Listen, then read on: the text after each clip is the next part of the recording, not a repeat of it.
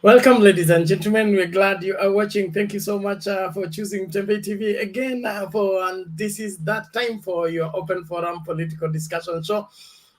We appreciate all of you for your faithful following and continued support. We look forward to enjoying every bit of this particular moment, even as we dive into the latest development on our political front. Baba lands in Iten amid controversy. I believe you have something to say about the same. There is finally a deal between Azimio and Oka. We need to get into the same and get to the nitty-gritty of what is cooking within those coalition. Kenya Kwanza is in Lamu, and of course, we are in that period of time when the nomination fever is rising and falling randomly for different aspirants, even as they pursue different tickets for different political parties to be eligible to be on the ballot, even as the time keeps on ticking. Thank you so much. Those of you that are joining us, please let us ensure that we stay within the boundaries and do what is required of us. Welcome to the show. The link to use to get into the studio is right now in the comment section, even as we give out shout outs to those that are joining us fast and furious. We apologize for starting a little bit late, but we are within the time frame.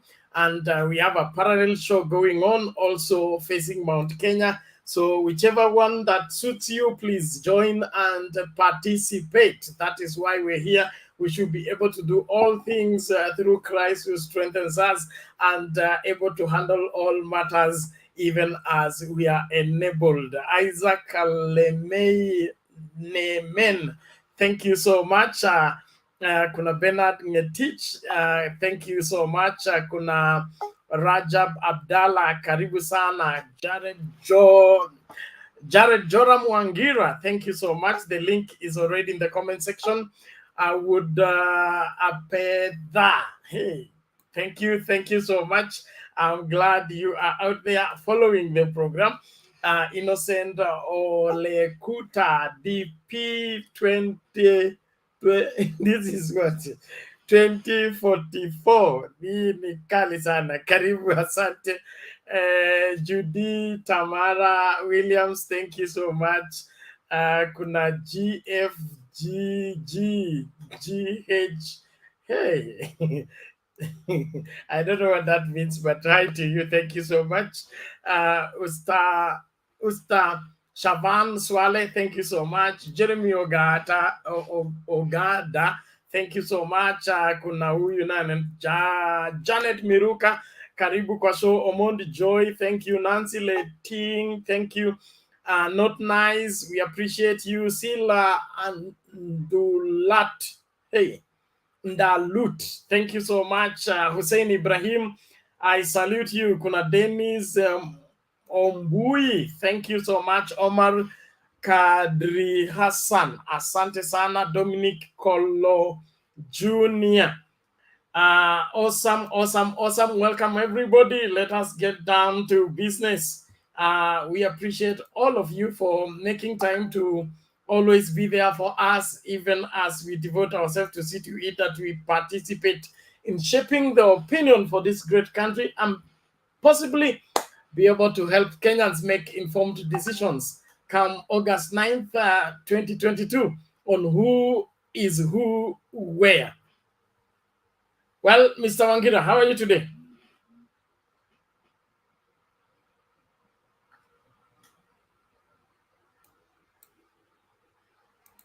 Mr. Wangira, unmute and talk to us. Are you still there?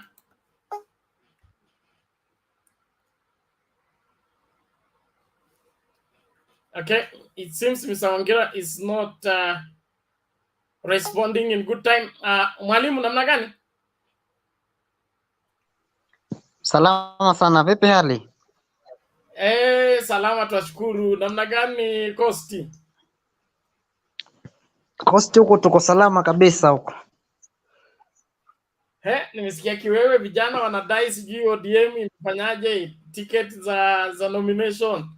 Nini kinaendelea huko? Unajua Zizi kama iko na dume wengi lazima kuna mtafaruku, hiyo ni kawaida.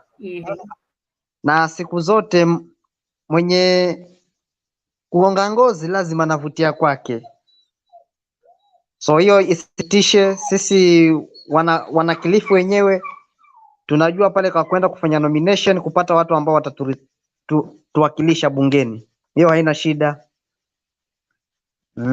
Sasa tuanze mambo ya leo.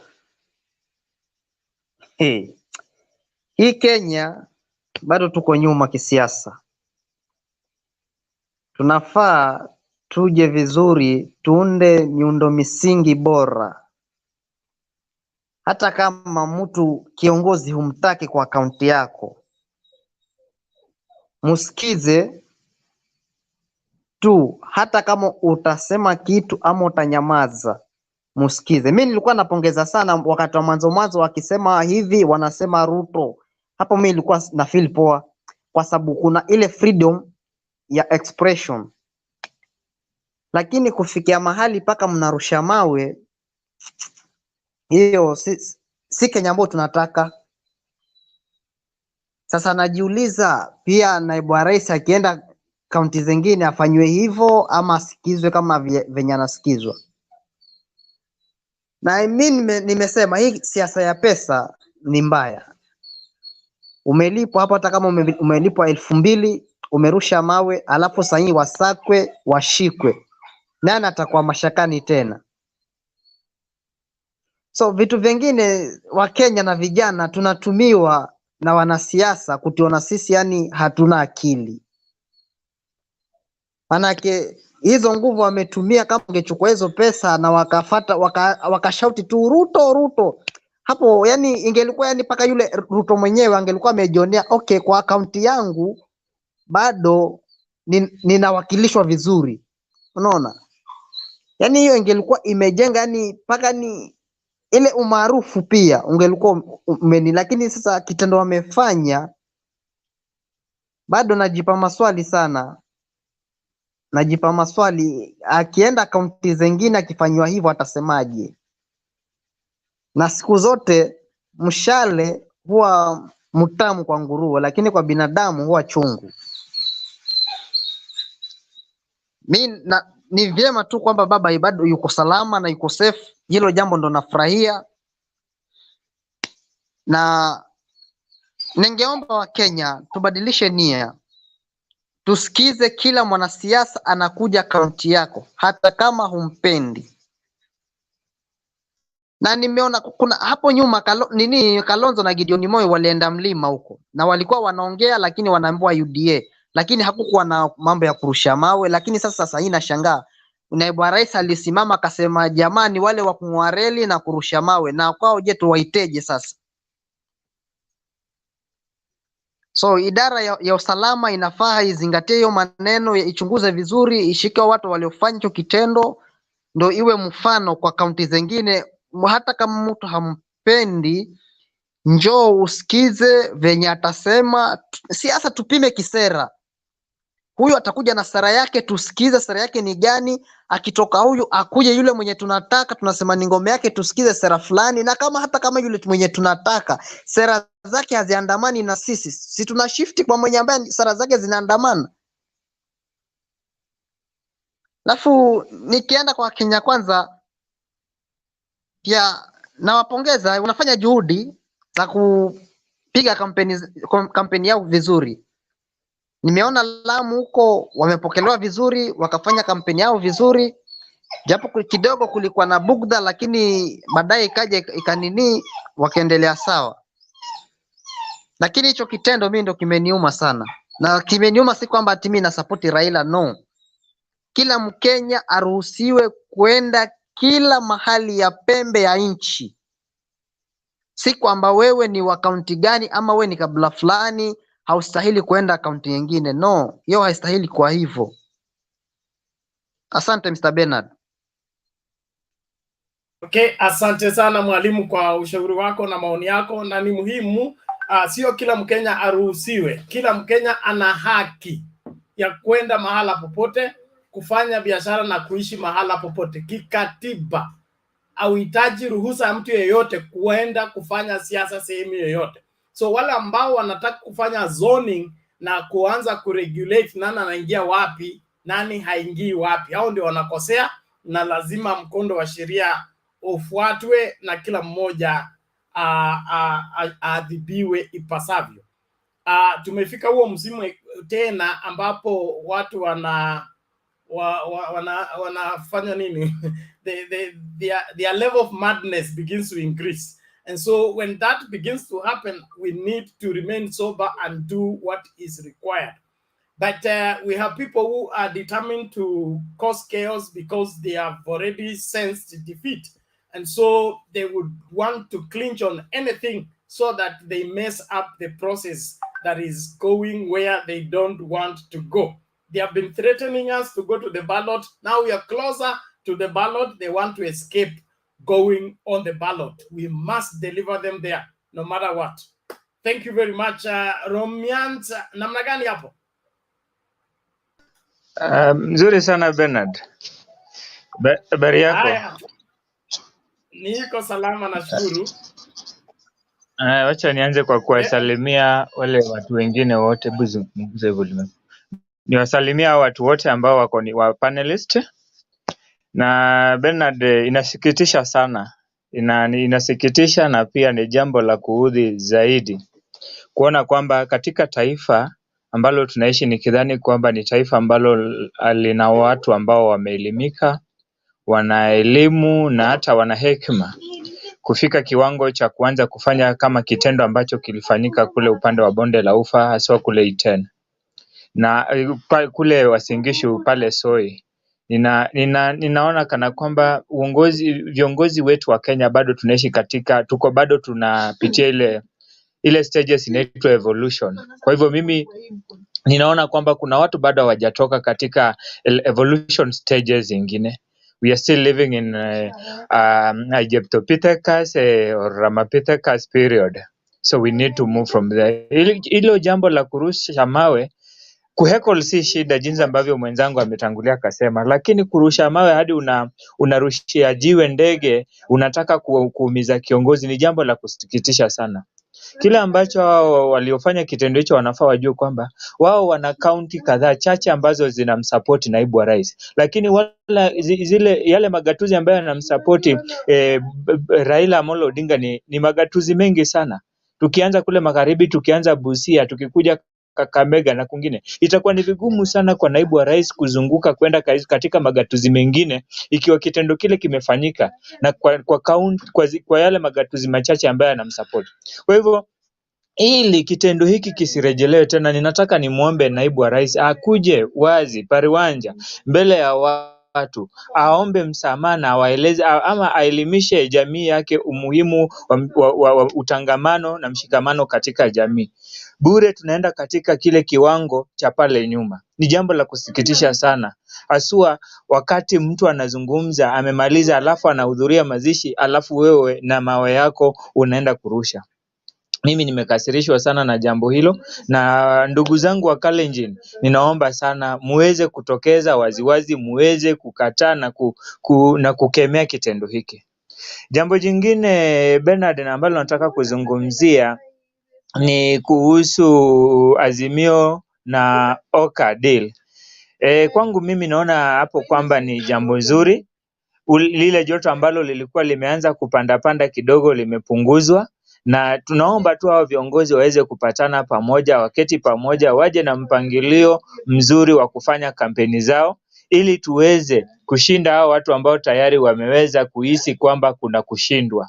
Na hiyo ni jambo la kawaida. Mara nyingi unajua yule adui akiona umeweza kumshinda, anatumia mbinu tofauti ili kuhakikisha kwamba amekuwa na kile vijisababu, si sababu, vijisababu ambavyo havina miguu wala vichwa. Kwa hivyo mimi nataka nimpongeze Kalonzo Musyoka kwa njia nyingine, ingawa ameshinda kidogo kwa kuhakikisha kwamba ile sehemu One Kenya Alliance imeongezwa pale. Amefanya vizuri kukuja pamoja. Alafu kwa haraka nataka niangalie Kenya Kwanza. Nitaanza na ile brief meeting walifanya ya media. Mimi namshutumu sana kiongozi mmoja wa Kenya Kwanza ambaye nakumbuka walikuwa viongozi wawili ambao wako katika Kenya Kwanza wakitia sahihi katika yale mapendekezo ya BBI mwanzoni, na nashangaa wao ndio wamekuwa kipaumbele katika kuweza kushtumu na kuzungumza mambo mengine. Kile ambacho nataka niulize wale wana Kenya Kwanza ni kwamba je, naibu wa rais ametajwa katika ametajwa katika kashfa tofauti zinazohusiana na ufisadi. Ni siku gani amekuja akaomba msamaha kwa Wakenya akawaeleza kwamba mimi nimetajwa katika kashfa hizi na pesa zile nataka kuzirudisha, pia mnisamee? Mbona amekuwa mwepesi sana wa kutaka ule mswada waliohusika katika kuleta huo mchakato wa BBI kuomba msamaha, ilhali mchakato ule ulikuwa unatusaidia. Na nakumbuka tukiangalia jana kile ambacho kilifanya ule mchakato wa BBI ukaenda chini, ilikuwa tu vipengee viwili pekee ambavyo viliguziwa, na vile vipengee vingine vitano vyote vilienda sawa. Kwa hivyo sioni ni kwa sababu gani atataka waombe msamaha ili hali yeye amehusika katika kashfa kadhaa ambazo zinahusiana na ufisadi. Kwa hivyo watu wa Kenya Kwanza wasiweze kuona Wakenya wamekuwa wapumbavu. Hapana, hivyo haifai kabisa. Mwisho kabisa nataka nizungumzie kuhusu mambo ya nomination. Bernard, jinsi ambavyo mwalimu amezungumza pale mwanzoni, amesema kwamba kila mwamba ngoma huvuta kwake, na hilo ni jambo ambalo linakubalika. Na pia akazungumza akasema zizi moja ambalo lina ndume kadhaa hapakosi kuwa na mtafaruku. Kwa hivyo pale ambacho nataka kuomba tu upande wa chama cha ODM ambacho ni miongoni mwa vyama katika muungano wa Azimio la Umoja wa One Kenya ni kwamba waweze kufanya mipango yao vizuri, alafu warejeshe kile kitu ambacho tunaita sanity, tuwe na kitu kama usafi fulani katika kufanya hizo nomination yao, ili mchujo usionekane kwamba kuna wale watu ambao wamependelewa. Ingawa kuna mahali ambapo nataka kupongeza ODM ambapo walifanya mchujo wao, walifanya vizuri sana kupeana direct nomination kwa Gladys Wanga. Mimi nataka niwapongeze. Kwa sababu gani? Kidero angefaa kupewa nomination pale, manake Kidero tunajua integrity yake, na hapo inamaanisha kwamba chama cha ODM kimeanza kuangalia ule usafi wa kitabia na jinsi mtu anakaa ili kuweza kutoroka mambo ya ufisadi. Bernard, mimi sina mambo mengi sana, ingawa bado nakashifu hicho kitendo cha Iten. Hao watu ambao walifanya vitendo hivyo na hata waliorusha mawe na kugonga chopa ya baba, ninawakashifu sana. Wakuje watuambie ni kitu kipi wanataka, manake naibu wa rais atakuwa na kazi ngumu kuzunguka kaunti za Migori, Homa-Bay, Kisumu, Kakamega, Busia, Migori. Achia hapo.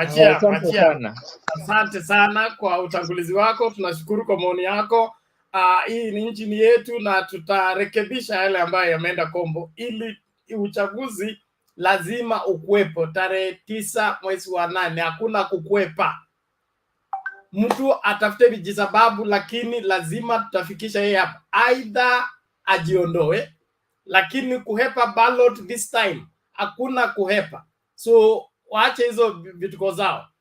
Mimi nataka tusimamie hapo kwa kuelewa kwamba tarehe 9 mwezi wa 8 kwa ballot. Kama uko na namba tutajua kwa ballot, kama huna namba jiondoe tu mapema, lakini kuanza kurusha mawe sijui kufanya nini ili kuinterfere with the electoral process, hiyo hatutawapatia. We will not give it to them. And this is nothing new. This is the old KANU book of rules, where cause chaos, create crisis, and then pretend to use the crisis to escape from due process. We have learned that for ages, and I believe we are in a good place to see to it that we read in it and correct it before it happens. And the other things, we leave it for the concerned parties. I'm sure we'll get to the bottom of the same. And the DP also knows that without the rest of Kenya, he can't be president. Without him campaigning every other places, if we zoned the Azimio zones, who will be limited? Who will be more limited in terms of where to go and where not to go? We can't even allow ourselves to think and get there. Mr. Wangira, namna gani sasa? Mzuri, habari ya leo? Salama, namna gani huko? Niko salama ndugu yangu. Haya basi. You know usalama wa baba unatishwa na nani? You know, I'm a very saddened. Funga blanco, funga blanco. I'm a very saddened guy today, Bernard. You know, to many people who don't know, oh, my family used to live in Washingishu County in my father's farm until when we were displaced in 1992. So when I see the things that are going on in Washingishu, they sadden me even more because we practically know what it means because that was our home until 1992. You know, for people to try to endanger the life of a leader like Raila Odinga, the way it happened today in Washingishu, you know, that's a matter of national security, a serious matter of national security. Because Raila Odinga is not any other ordinary leader. Raila Odinga is a senior member of this Kenyan society. Raila Odinga is a respected member of his own community. So if you try to endanger his life in the manner that we saw in Washingichu today, what are you trying to do to this country? Do you want to see havoc? Do you want to see chaos? You know, I just lack words to explain what I have just seen on social media. You know, it makes me saddened because having walked this journey in 1992, we as a family having lost properties worth millions of shillings, you know, it saddens me so much. And let me leave it to the police. I hope that they will go to the deep, to the deep length of this matter, and perhaps they will unveil those who are involved. But a few minutes ago, I've just listened to Junaid Mohammed, and it's also good that I say what I've just heard him say. He has said that when they visited Mr. Kibol's home this afternoon, uh, they were received by one Kositani and the Washingishu governor Mandagom. So when they were in the house, these two gentlemen kept going in and coming out, going inside the house, coming out. Then eventually they got a message that the pilot they got a message that the pilot had noticed that things were not getting on so well outside the compound because there was a group of around 300 to 500 young people who were surrounding who had surrounded the helicopter. And at that particular moment, there were around 2 or 3 policemen, perhaps, who had been deployed for the purposes of guarding the helicopter. And in that eventuality, they decided to come out and they moved slowly. And even when they managed to get into the helicopter, somebody stormed the helicopter and at the direct position where Baba was seated. So to me, this is a serious matter of national security, Bernard. I hope the CID and the police are going to dig into it because if we allow this one to go on, then you know we are treading on very, very dangerous steps, Bernard. This is not a country that you want to see degenerate into chaos. We want to live in a peaceful country where we love one another as brothers and sisters. Let me just leave it at that, Bernard. Then I move to the second point of Azimio One Kenya. Uh, Azimio One Kenya, today we have agreed that sasa hakuna makasiriko. We are moving together as a family. And even Kalonzo Musyoka was in Muranga today, and he affirmed that for the third time he has accepted to support Raila Amolo Odinga. And again, tomorrow we are sure that now we are starting that united journey as Azimio One Kenya with our first rally in West Pokot. So the way things are, naona maneno si mbaya sana katika Azimio One Kenya. On this Kenya Kwanza alliance, you know, I like KTN for I like KTN for putting it clearly that Kenya, we are not short of vigeugeu in form of our political leaders because not long ago Wetangula and Musalia Mudavadi were part of the team that was supporting BBI.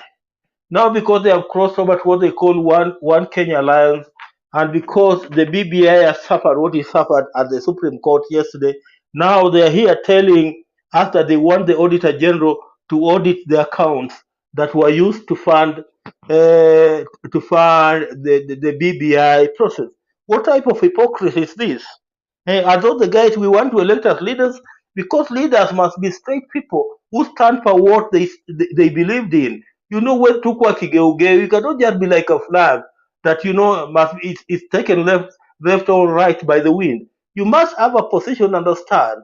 And even if you may, Musalia Mudavadi and Wetangula could have been what Wetangula and Musalia Mudavadi should be telling Kenyans perhaps is that they made a mistake in supporting BBI. But by trying to behave as if they were not part and parcel of BBI and now blending it on President Uhuru Kenyatta and Raila Odinga, they are becoming the biggest hypocrites in this country.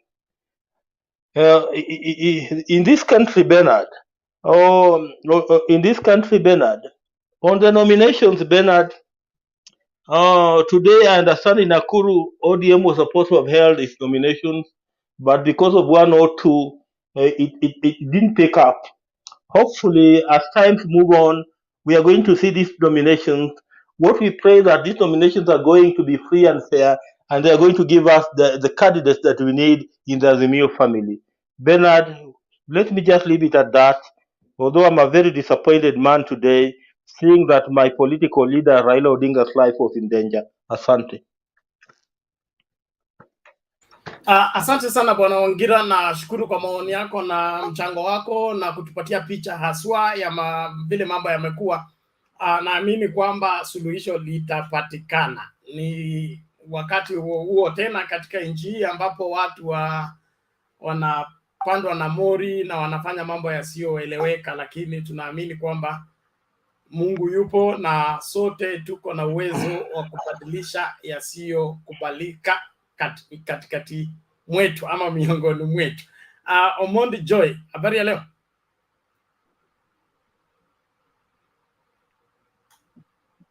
Niko salama kabisa Bernard, habari ya kila mtu?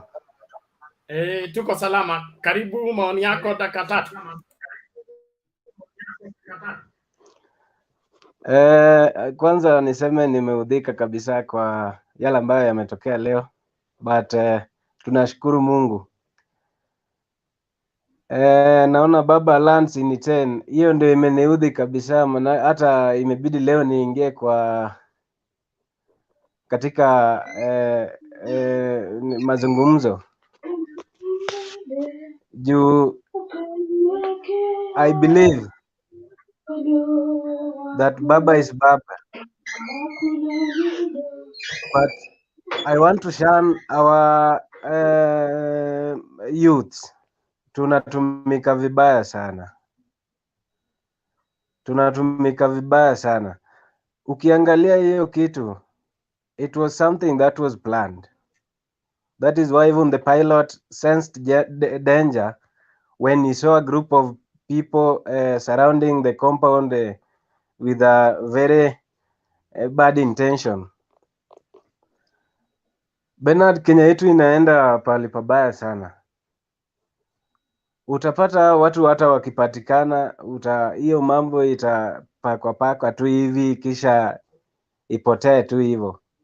Mengi yamefanyika, mengi yamekuwa yakifanyika, but hao watu wakipatikana hatusikii nini wao wanafanyiwa baadaye. Wanapigwa tu fine maybe ya 5,000, then mambo yanaisha hivyo, of which that should not be the case.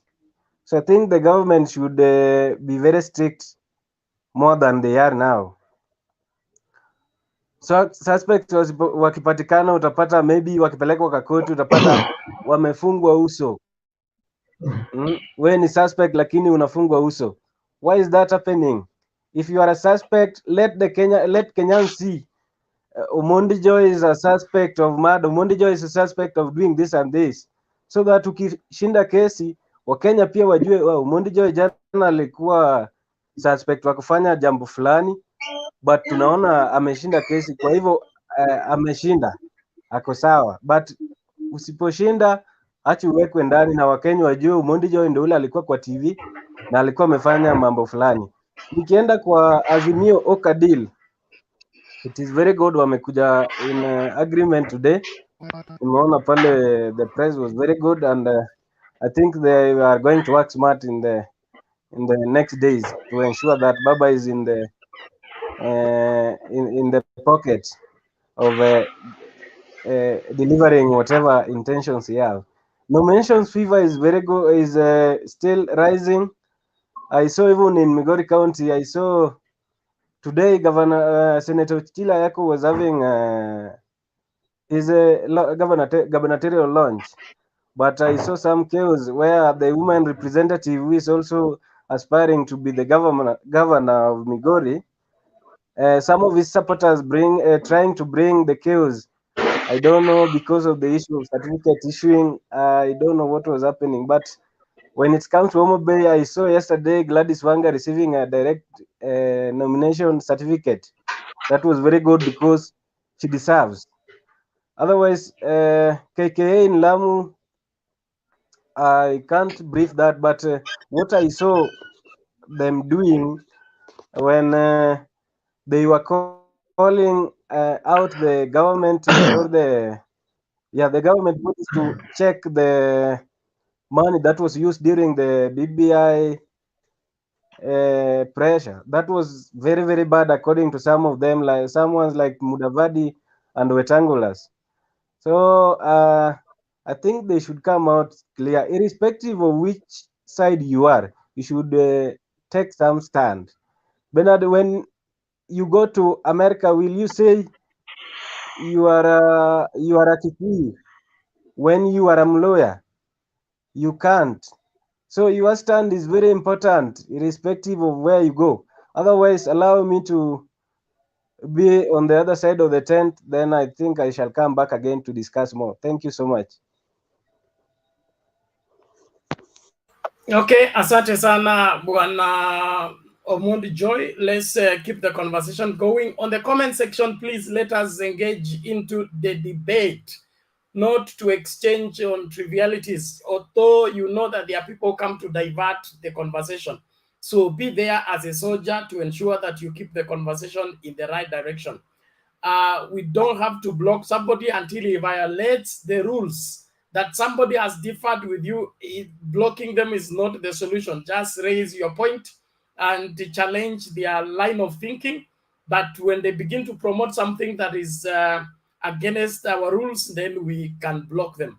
But let's not resort into blocking people simply because what they are saying is not whatever likable to you. There is one Evans Langat. I think he has an issue with himself. We have already blocked him.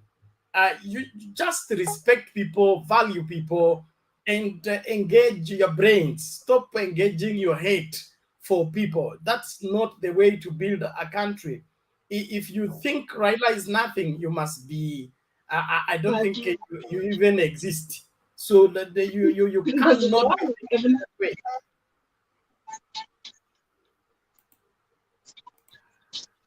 So please let us ensure that we do that. And then we are not promoting violence. We are condemning violence. And any motivating violence or resorting to politics of violence, I don't know. I don't know whether you are ready for what you are inviting, because I don't think you are aware of what you are asking for.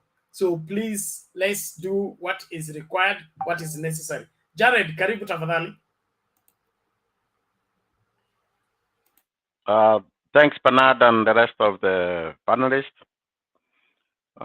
To start, I also joined the rest of the Kenyans in calling out the violence which was happening. That's not what we want to, but we leave it for the police and security agencies to do their work to bring those guys into book. And we hope that that happens very quickly so that these young boys, young men can understand that even if you are sent to do something, you are the one to face the consequences. We don't want to see that, and I hope that we can stop those things. Coming to what took Baba to Iten or to where this incident happened, it shows you who Baba is. If you are a friend, even if later on you change your course politically, he will still be there. What's surprising that this guy is not a small guy.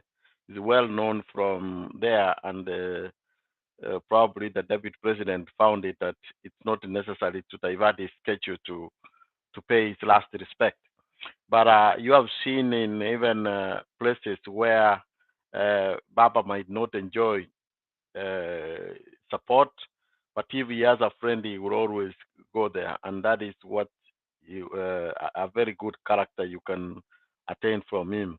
So I know that probably the rate himself was not good with Ruto. That's why maybe he didn't appear there. But I leave it for people to digest that.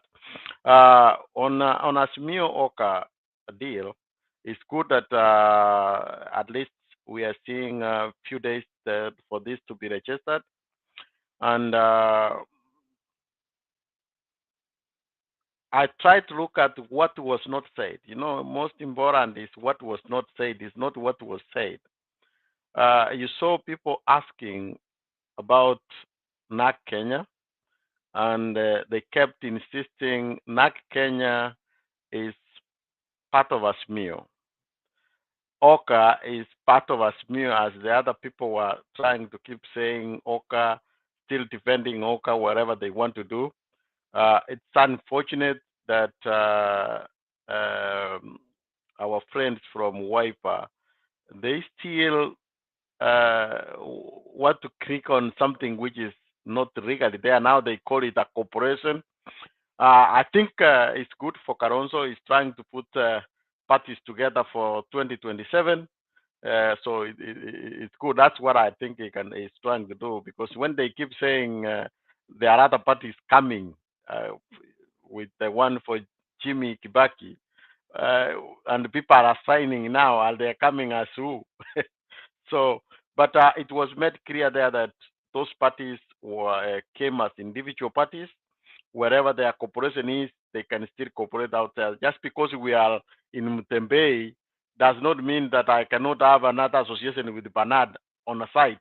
So that's how we can take it. So those are their own association, but I hope that that's the only thing which was hanging in. All that is a fruit which they had to send him to be happy, and then they move on. And that's why you have seen of late the probably they were struggling to make that planting, and maybe they are making new planting so that they can roll it out. On Kenya Kwisa being in Lamu, I didn't pay much attention to them because they are losing it. They have nothing to say. When they can't even remember what they said yesterday.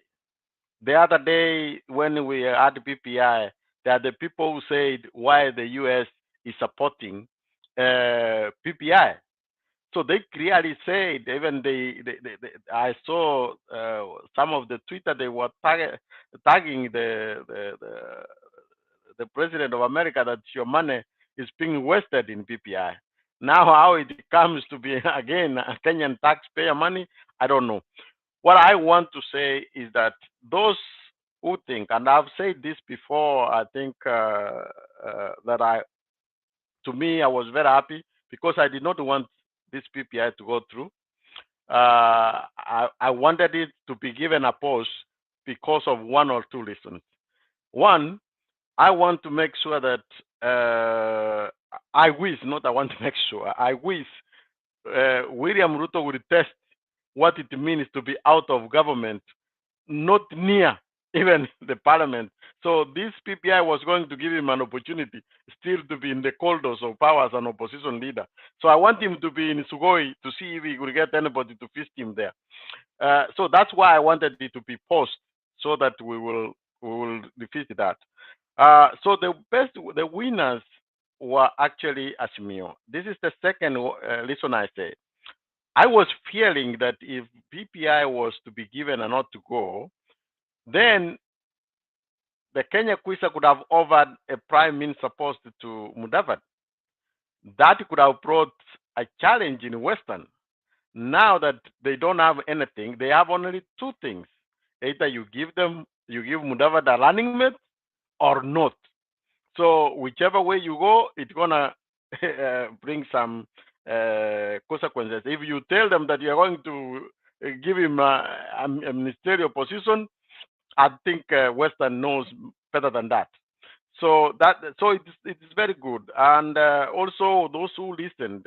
Not only what was important is the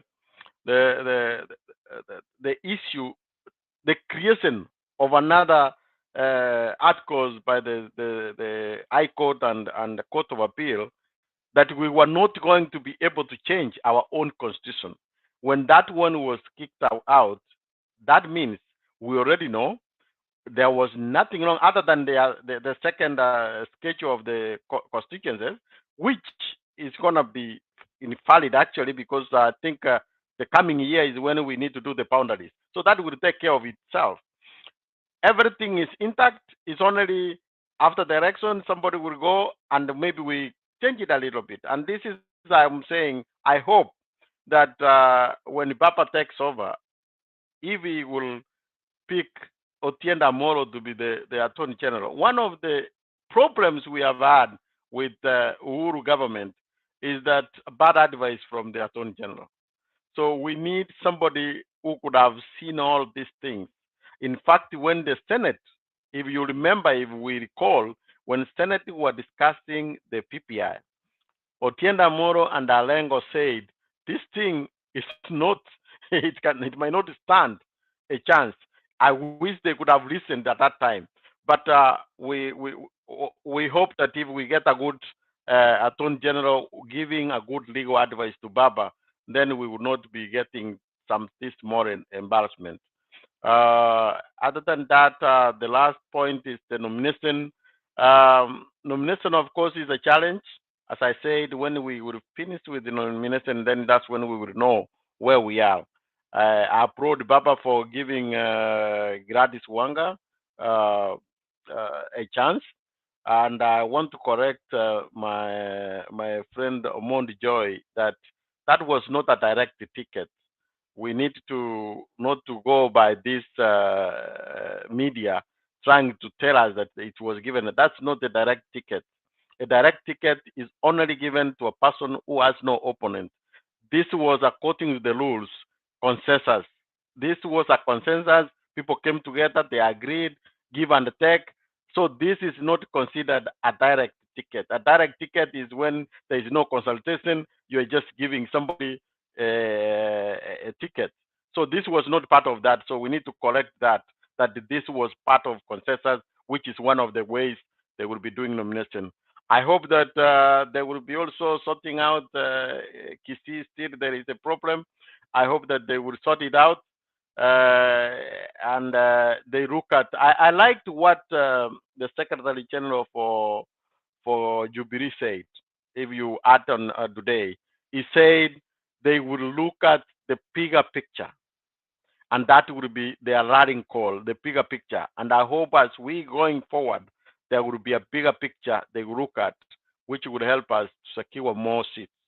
Thank you, Bernard. Okay, thank you, Jared. Before we bring in GOK, let's listen to this.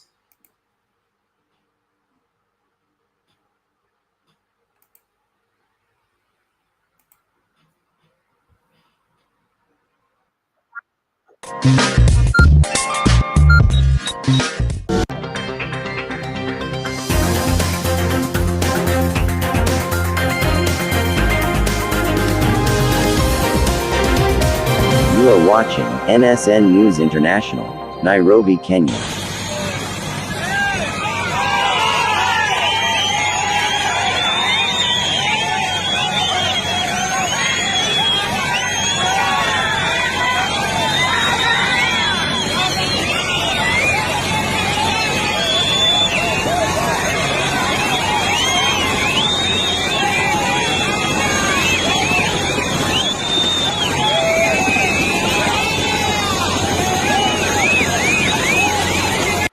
Pamoja na nyinyi tuko pamoja na nyinyi, na yale mabadiliko tutaleta kusaidia watu wale ambaye sio wafuasi wetu. Sawa, sisi tutaunganisha Wakenya wote na kuhudumia kila mtu.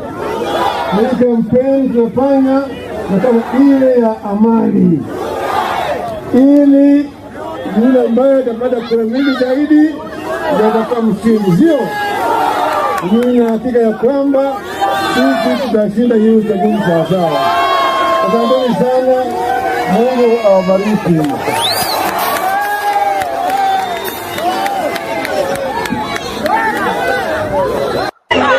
Semeni inawezekana. Azimio! Azimio! Azimio! Wangapi wananipigia mimi kura wa kupigia?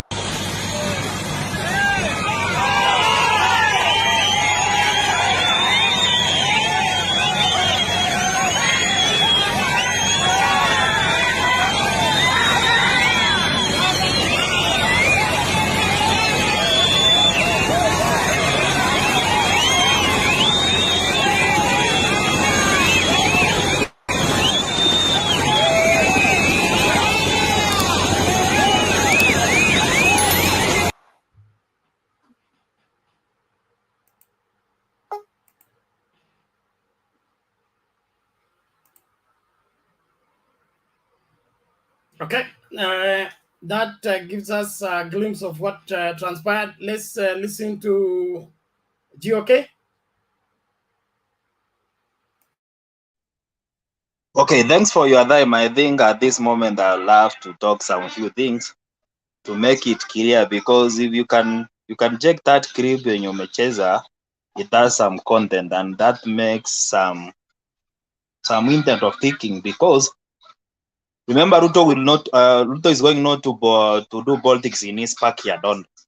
Will depend either to go outside of Uasin Gishu or outside of his backyard towards reaching more voters for him to get support. To me, I condemn what happened today, because if you can check it clearly, it's like a revenge of what happened to Ruto when he was in Kisumu at Kondere. But at that time, Raila himself came out and condemned what happened. And to my opinion, it seems that it somehow, if you have seen the article that Raila wrote on his page, it say that the people who are mainly behind these chaos that happened today and the destroy of his chopper is somebody by the name Kositani and Mandago. And I wonder, Mandago is the one, the only politician I do follow his manual of politics. If you check always, he says, siasa usiweke kwa roho sababu itakuumiza. And to an extent that I'm seeing is the one on the headline of the article that Raila wrote. And remember, if you can consider yourself well, if you remember well, Raila has never ever wrote something that is not sure. Meaning, he has the primary data towards what happened, and he knows who is behind about the chaos that happened on his rally today in 55. Let's be very realistic towards what is happening now. Remember, on Rift Valley is whereby we get more tension on always in election season is where we get more tension that they how to break over any spread out somehow the chaos mostly ukiangalia most spotted places yenye naangaliwa yenye vita inaweza anza ni Uasin Gishu. Then you come from that point unakuja kuja somewhere like Nakuru County, and that's the main. But mostly let's consider imeanzia huko. Do you think Raila akienda into backyard ya do you think Ruto akienda backyard ya Raila watamsikiza? I'm 100% sure ukiangalia mtu kama Baba Owino what he wrote, they are planning to revenge on about that one. Na itafika ukiangalia the other side of Ruto amekama out to condemn, but unaweza pata ni kitu ilipangwa ndio ifika wasema hiyo tutaicondemn na ionekane hatukuwa behind it. But that's very bad. To me, I condemn it in the highest way, because let's be very, very realistic. Even if we are in the political sides that we promote, let's give peace to waters, because kesho na kesho kutwa mwenyewe utaamua uenda kufanya biashara Eldoret. You have tension in a way that watu they have that ubaguzi towards a certain tribe. So no need to create tension in this country, because all of us we need the power, we need the peace. Of direction, we expect us to move forward. In that part, I condemn it in the highest way. Hata kama mimi si supporter wa Ruto ama supporter wa Raila, we have to condemn it. Then the second thing about nomination. Here, I'm going to be very, very realistic. Na nataka niongee ukweli Bernard, because in terms of nominations, on what happened on Homa Bay, I think Raila did the wrong thing, because if you try to look at all the analysis have been done for this, like Sinofed and Radio Africa, those bodies have done analysis, and they have somehow highlighted that Kidero is the reading in Homa Bay. And the mistake Raila did, to my opinion, is calling these guys who are behind, who are not so strong like Kidero, on a round table and agreed on how to support Gladys Wanga in a way that if you can see well and good that the former governor of Homa Bay was on that round table, meaning there's something they're hiding under that political government, the political county government, in a way that they put somebody who will be some kibaraka kwa kusikiza moyo mkubwa wao. If you can remember, kuna clip fulani mlicheza ya Wetangula reasoning to some guys wanamwambia Kakamega ni ya Barasa. Do you remember that? So if you can check out, if the narrative on Azimio will not change, we are going to lose some seats down there, but the seats of the president will get it. If they don't change that narrative. If I can talk about Kakamega, if you can see there are three guys. Kuna Marara, kuna Safura, na kuna Barasa. So Raila amesimama na Barasa. Remember Safura ako in between wapi? Azimio. So if you can remember what Safura said yesterday, me I support him, because Raila angefanya hivi, angerudi nyuma. There is a backyard of every political party. So if that backyard is for ODM, angesimama that in a way that ya kumsupport directly, angenyamaza in a way that could attain those 40 zenye zinakuja kwa president, because the main thing I think what we should consider most is the presidential ticket, in a way that Raila will repass. Then the other issue is that if Barasa is a real main thing to Raila, he should have given others like Safura wajiamuria wenyewe para kwa ground, either Safura waagiri na Barasa ako debut wake, ama wakutane kwa debe. Na wakikutana kwa debe, remember watawanya hizi kura. Safura mahali ametoka atapepa kura zake, Barasa mahali ametoka atapepa kura zake. Marara kwa sababu pale ndani unaona wameelewana, wamesimamisha Marara, wametoa Karware, Marara atakuwa na more votes than those two. Let's be realistic. Then I come to the other side, uangalie kama Kajiado County. Kajiado County, mtu kama Orerengu, in known where that watu wanaweza muoppose wasimrudisha kwa kiti. He was targeting to be part of into the parrot. That's why unaangalia the former governor of Kajiado alikuja Chupiri ndio wakutane na nani? Wana nomination na Orerengu amtoe mapema.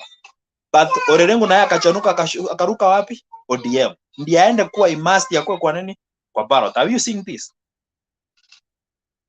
Then that's the main thing. Unajua there is some places in unaangalia Raila kuendorse some people in Nyanza, it has a reasonable thing, but angalia even the analysis of those bodies when wanafanya analysis wana direct nani ndio kwa the top.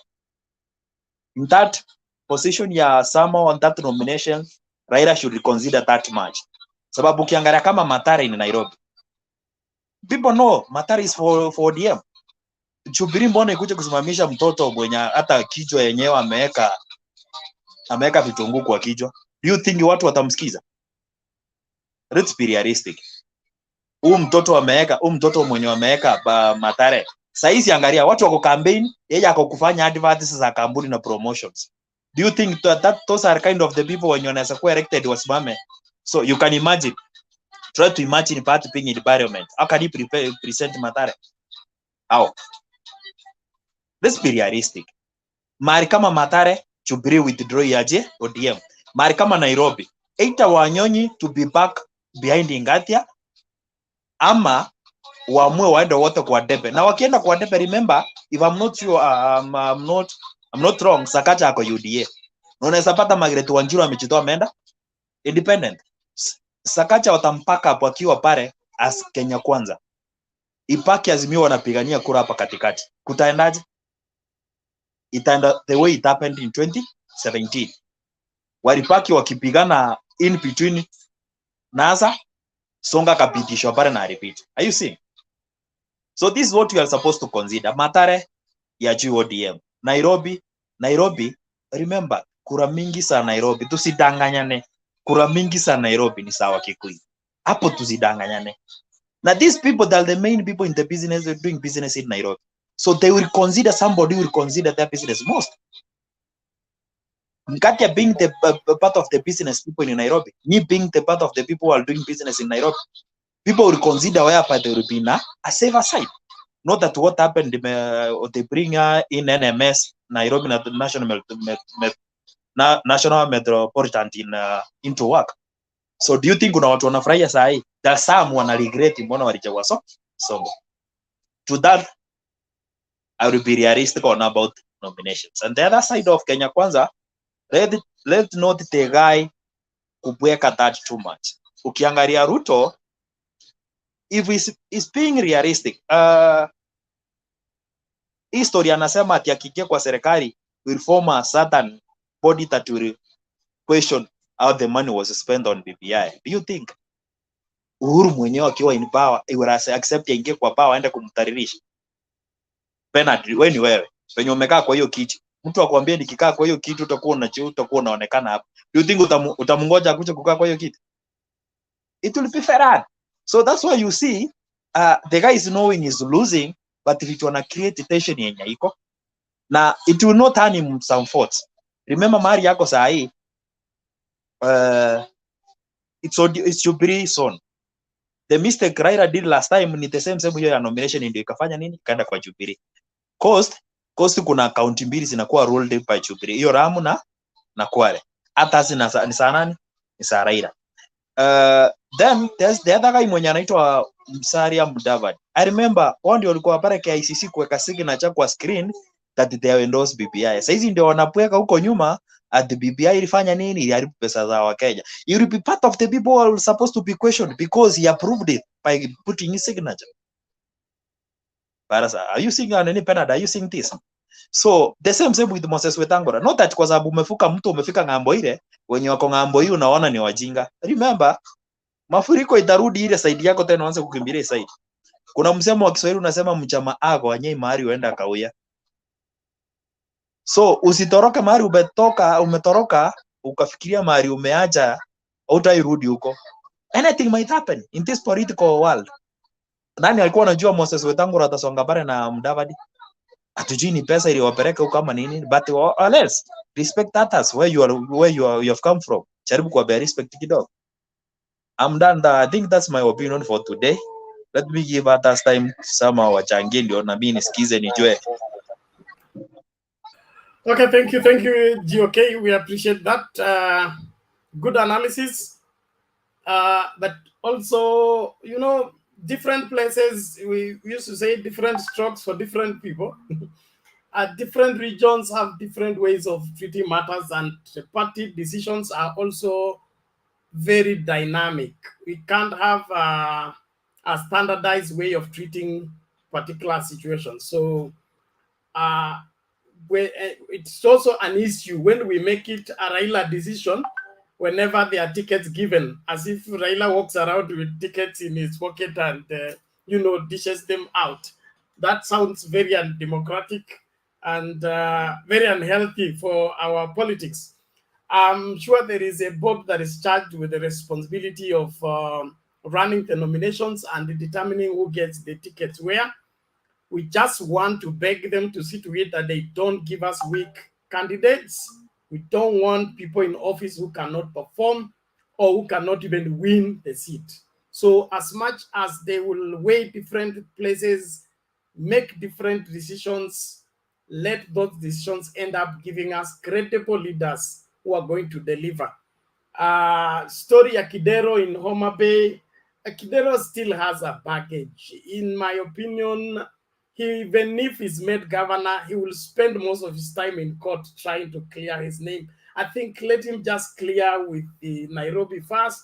When he's through, he can try another time. We need and Homa Bay has been on sleep mode for 10 years. It needs to wake up. So we need somebody who doesn't have a baggage to pick it up, get it running. We shouldn't bring in another person who will also be an absentee governor, and things will not pick up again. Homa Bay is one of my favorite counties and my favorite cities in this nation, but things there at times are very slow, and Owiti seem to have done nothing all the 10 years. Let's give the Homa Bay people to choose their leader and let their leader perform this time around. It is ni wakati wa WG, lakini naomba tumsikilize Sara kwanza for gender sensitive. Hatujasikiza mama leo, hata mama Selina sijui ako wapi. Tumsikilize Sara alafu turudi kwa WG. How are you, Sara? I'm good, Bernard. Karibu, karibu. So, good evening, everyone, or good morning, or good night. It's still evening in Nairobi. The other guys. Yes. Sorry, I was in yesterday, but due to some network problem in my county, I was in my county yesterday, so I didn't have enough network. That is why I jetted in and then I went off. I want to start like this.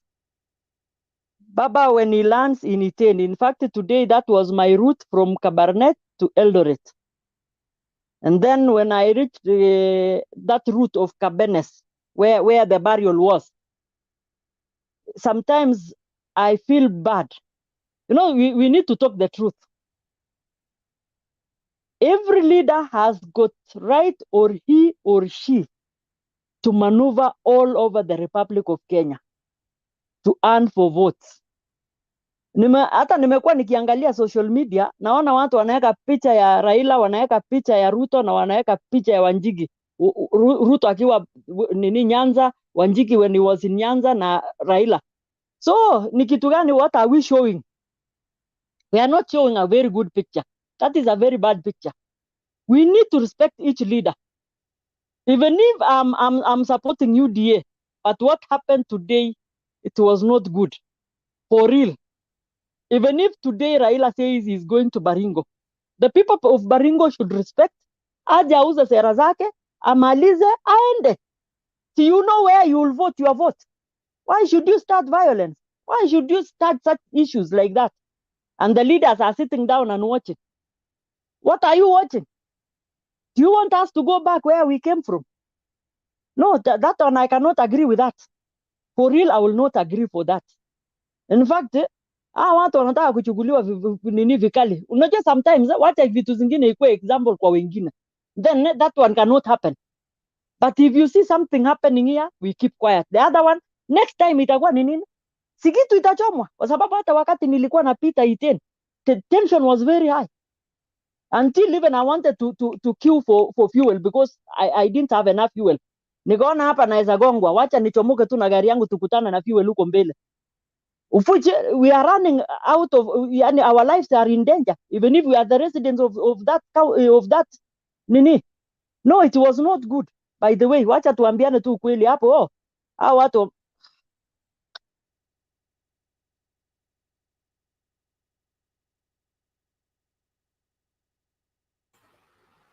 Sorry, Sarah, you nimepotea. umerudi sasa, rudi. Unanipata? Unanisikia? Yes, yes. Continue.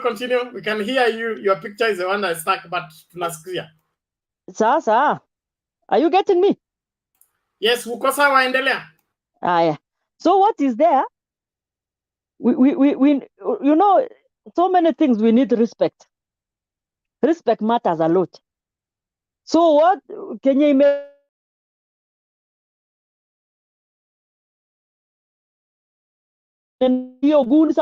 because Raila came there in the respect of the chairman of wanaume kupeana send off.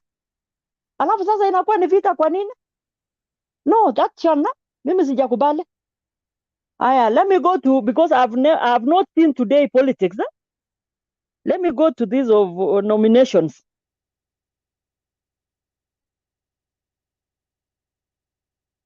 What is happening? You carry on. You had logged in with 2 devices. Just endelea, tunakusikiliza. Unanisikiza? Ninapatikana? Unanipata? Yes, Sarah, we endelea, can hear you. tunakusikia. Continue. Sarah, we can hear you. Just continue. Munanisikiza? Yes. Okay. Just give me a moment. I bring you with the picture now.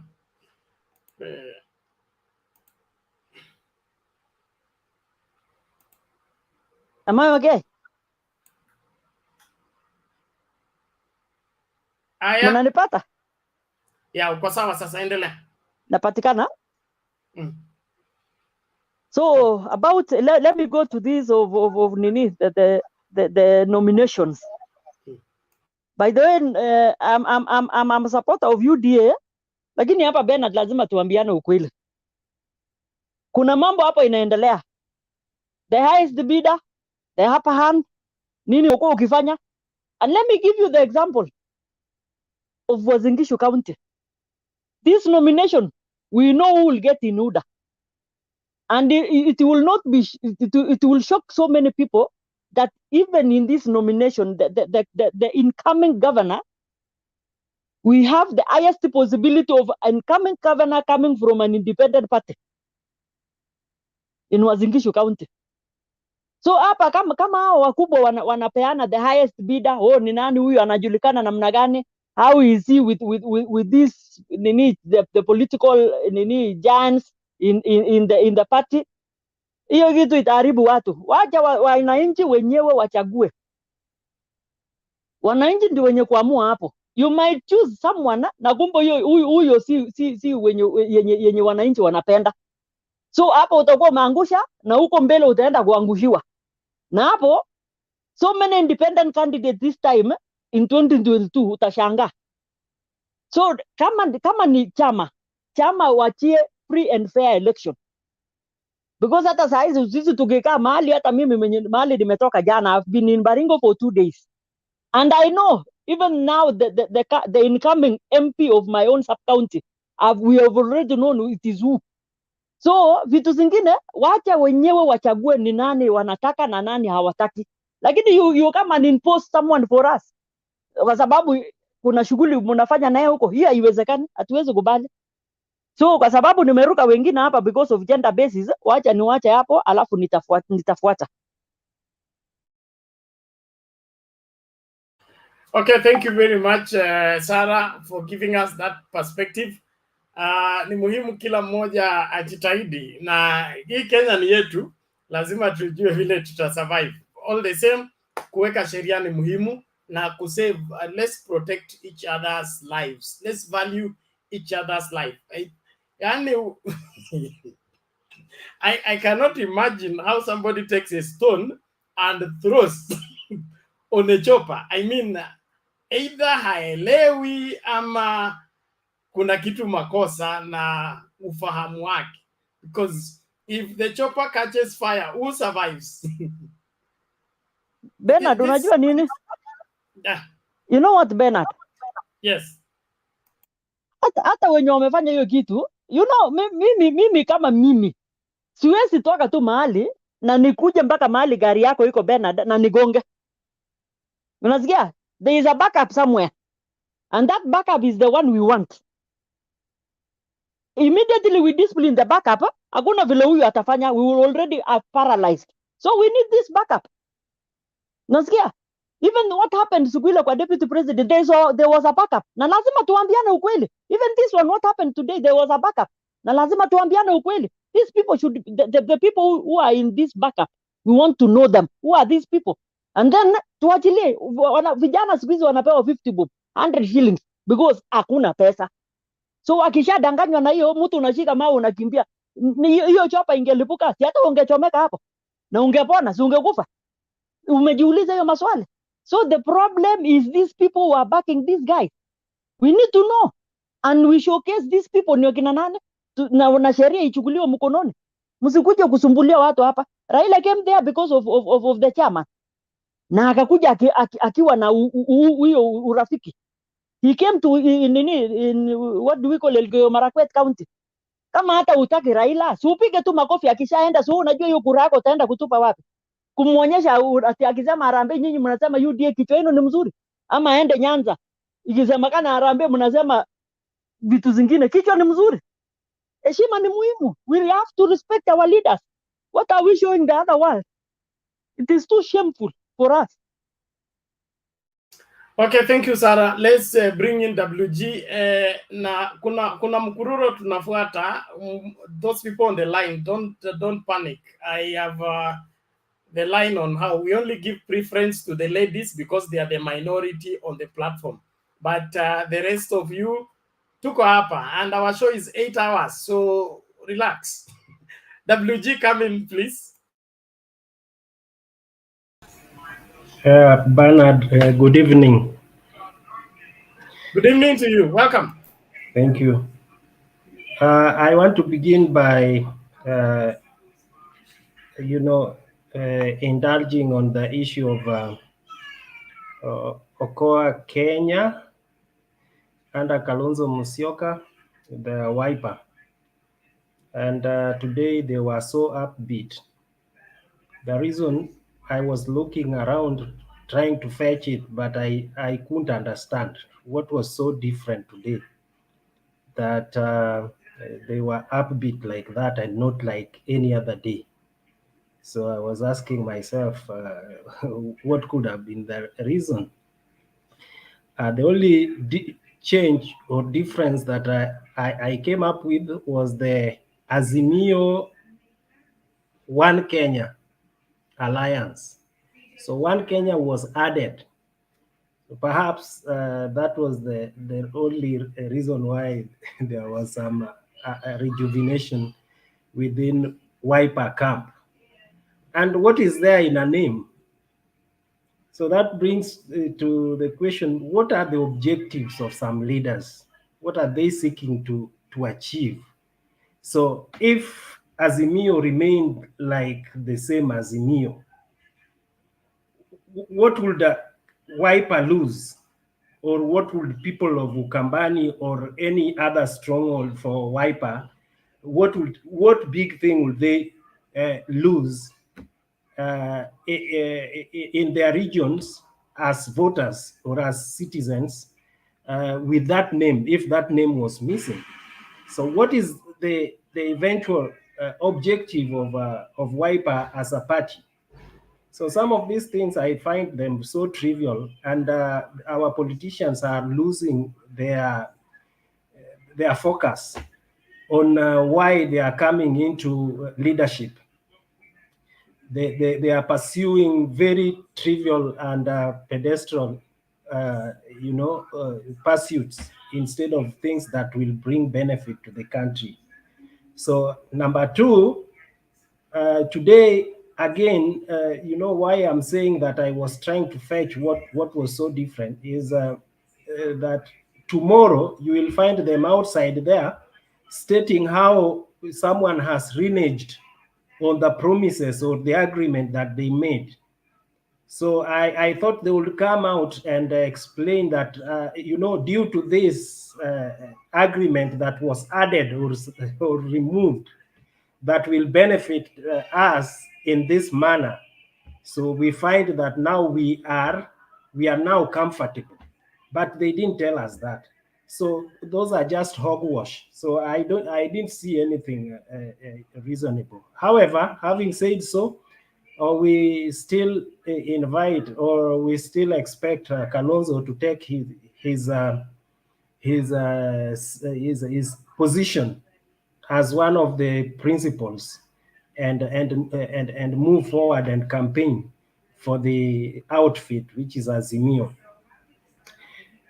Kenya Kwanza, or Kenya Kwisha, today woke up so early, and even before we washed our face, they were out in a pressure, trying to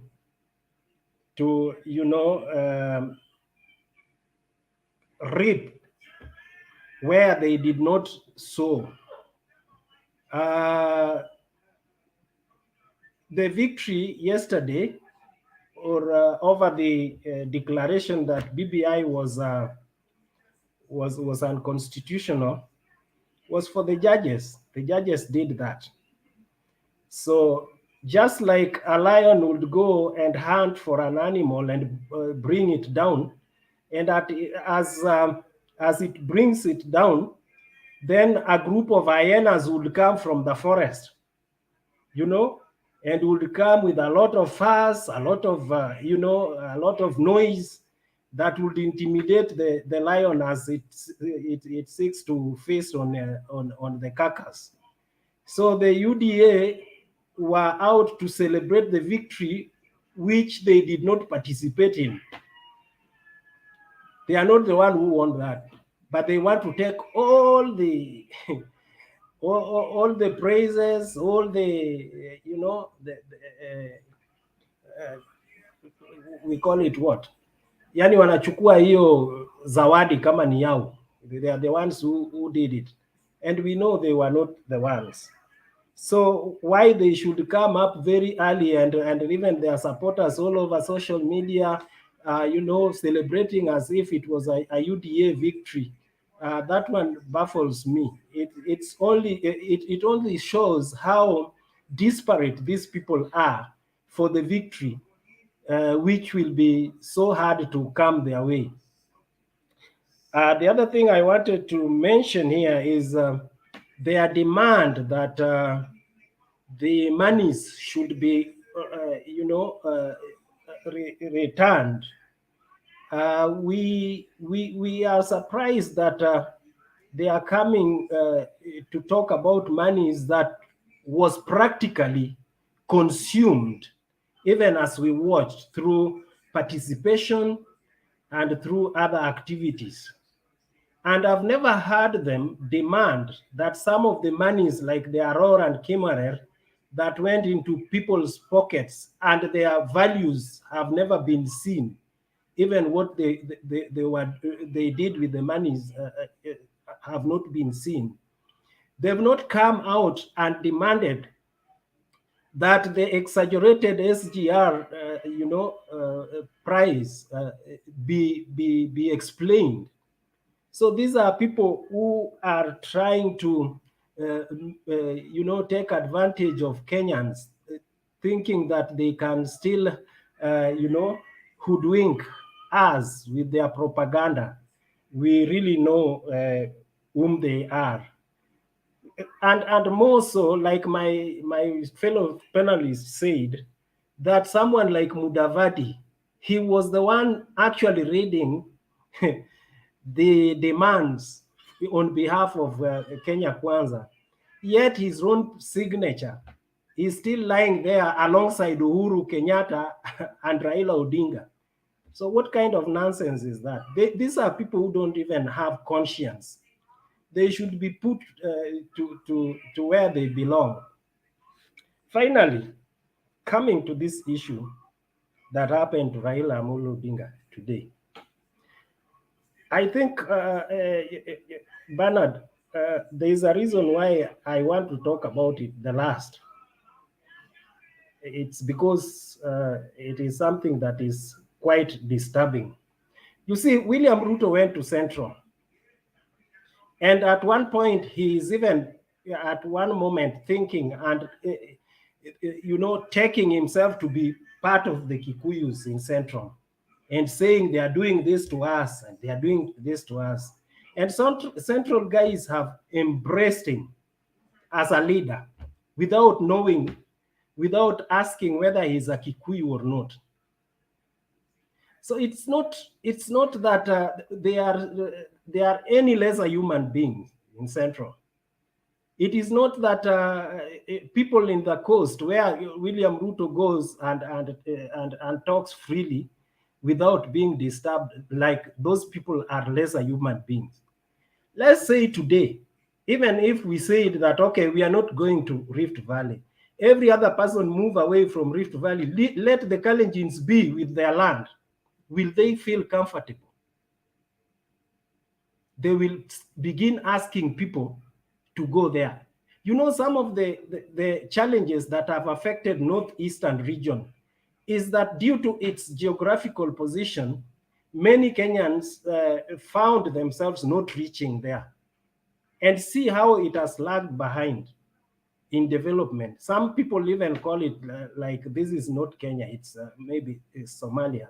It used to be like that, not until Kibaki came into power that some sort of development took place there. So if today people say that we are not going to the Rift Valley, let the Kalenjins be with their land, what would happen? They would require people to go there. Number two, just like my capable contributor, Sarah Carbon, indicated, I think it is time for Uhuru Muigai Kenyatta to come out and show to this country that he is in charge of this country. It is time that he should come out and show that every other person should know that there is a government in Kenya, and we are not a banana republic, because some other people have even gone to an extent that they are forgetting that their own physical might may change the narrative in this land. It is because of the understanding and coexistence that the Kenyans want that people have forgotten. And then also, as I am ending this, I want to remind people where we've come from and the history of tribal clashes.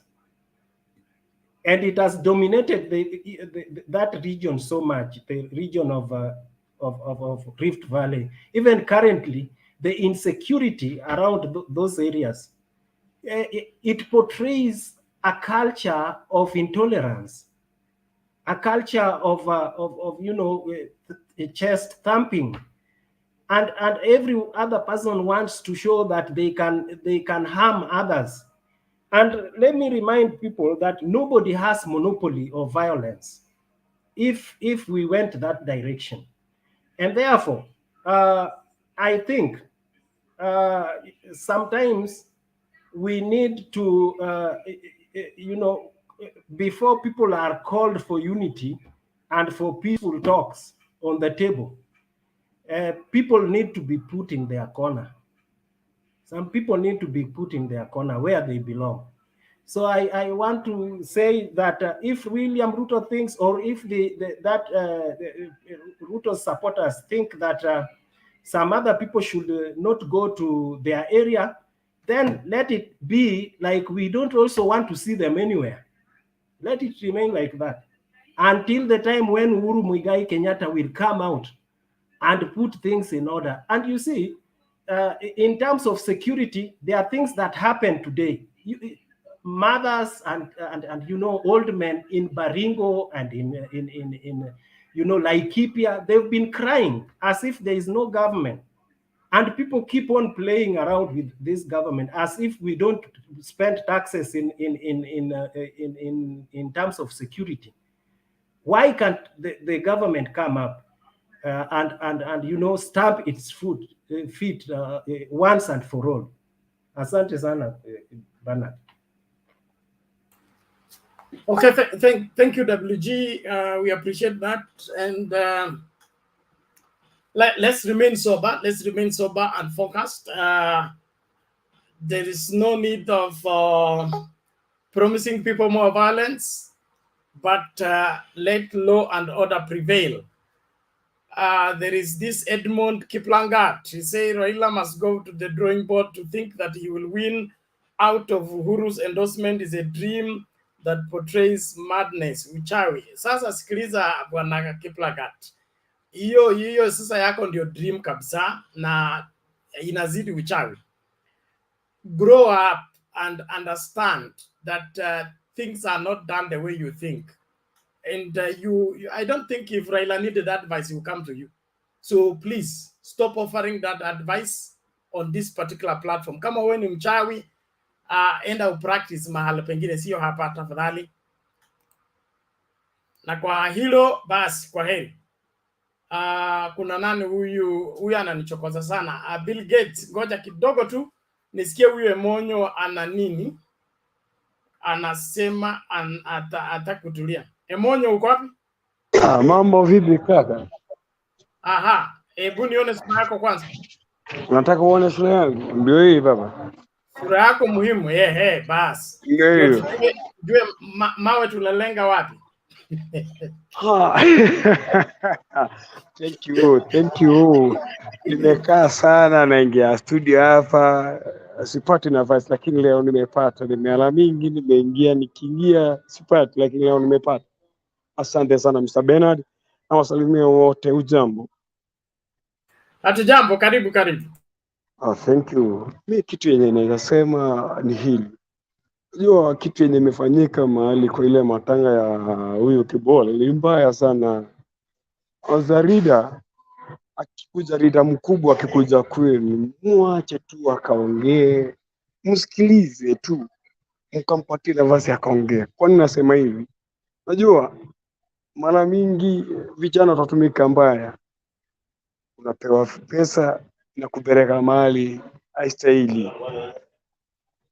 Nikuja kitu kingine, kuna mtu fulani lakini ameenda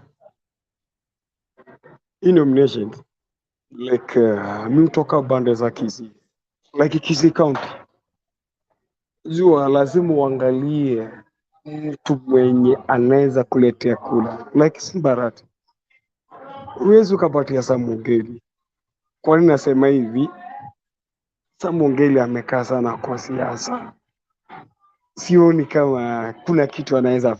Sisi watu wa Simiyu kitu tuomba amani. Amani ndio kitu ya muhimu.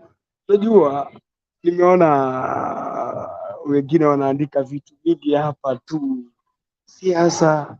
Sisi hapa wajili unaweza sema mwenye inasema hili, lakini kitu naambia ndugu yangu, kuna mtu ameandika hapo, my friend, hii ni Kenya na tunasa jua kitu ya kwanza, jua kiongozi ambaye anaweza kusaidia. Usiangalie chama ama uangalie kwa sababu ni Azimio. Angalia huyu mtu atakusaidia kivipi kama mwananchi wa kawaida.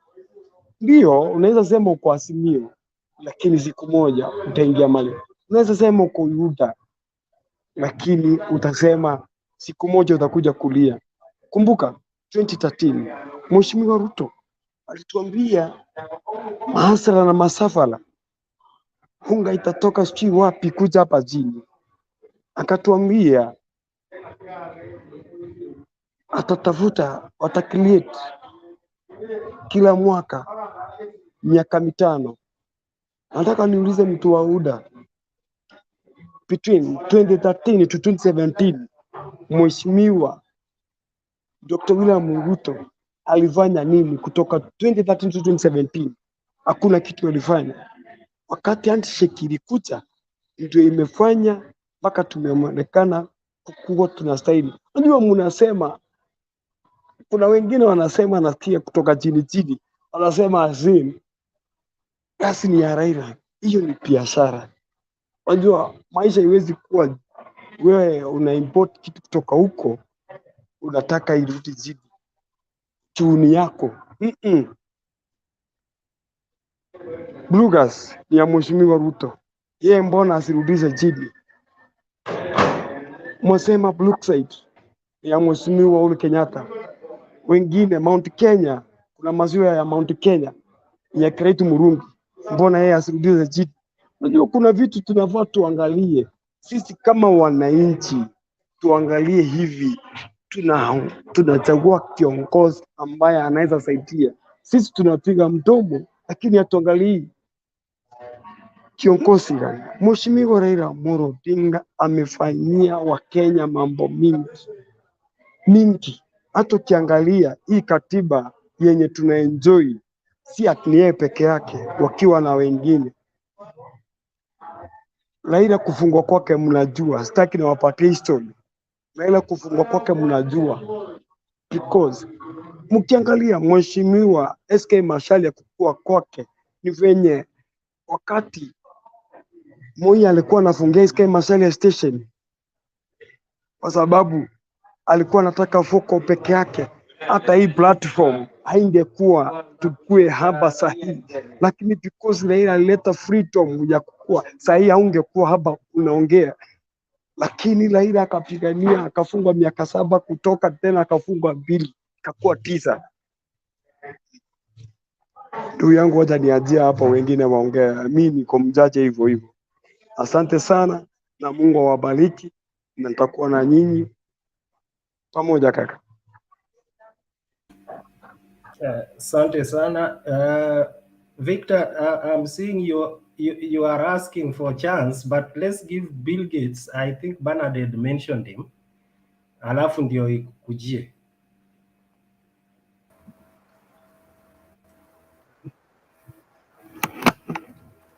Hello guys, mnaweza nisikiza? Okay. Yes, tunakupata Bill Hello. Gates. Thank you so much. Karibu. Oh, I was just testing my mic. Okay, nikodai kuongelea hii mambo ilifanyika huko Iten, hiyo kurusha mawe na whatever. No, it's everybody knows that supporters wa UDA ndo walifanya hiyo attack. What happened there? But me, I want to put the blame on the UDA as a party. They have been showing us a bad example, like supporters wake. They are the guys who have been very rowdy, arrogance inatoka huko, matusi inatoka side yao, in extent ya kutusi hadi president. You know, this arrogance, all these things that they are doing, each and every time kitu ikifanyika, hii ndio inakuwa agenda yao. BBI ikifail, hiyo ni agenda wanaambia watu. Yani like they don't have their own agenda, they are just saying bottom up. And I'm sure hadi huyo Ruto kimuuliza bottom up ni nini, siko sure kama najua tu ajui. Now this rowdiness that they are bringing among themselves, that they are each and every time if they go somewhere, wakienda kila mahali ni matusi. This thing is setting an example to their supporters. All they know is war.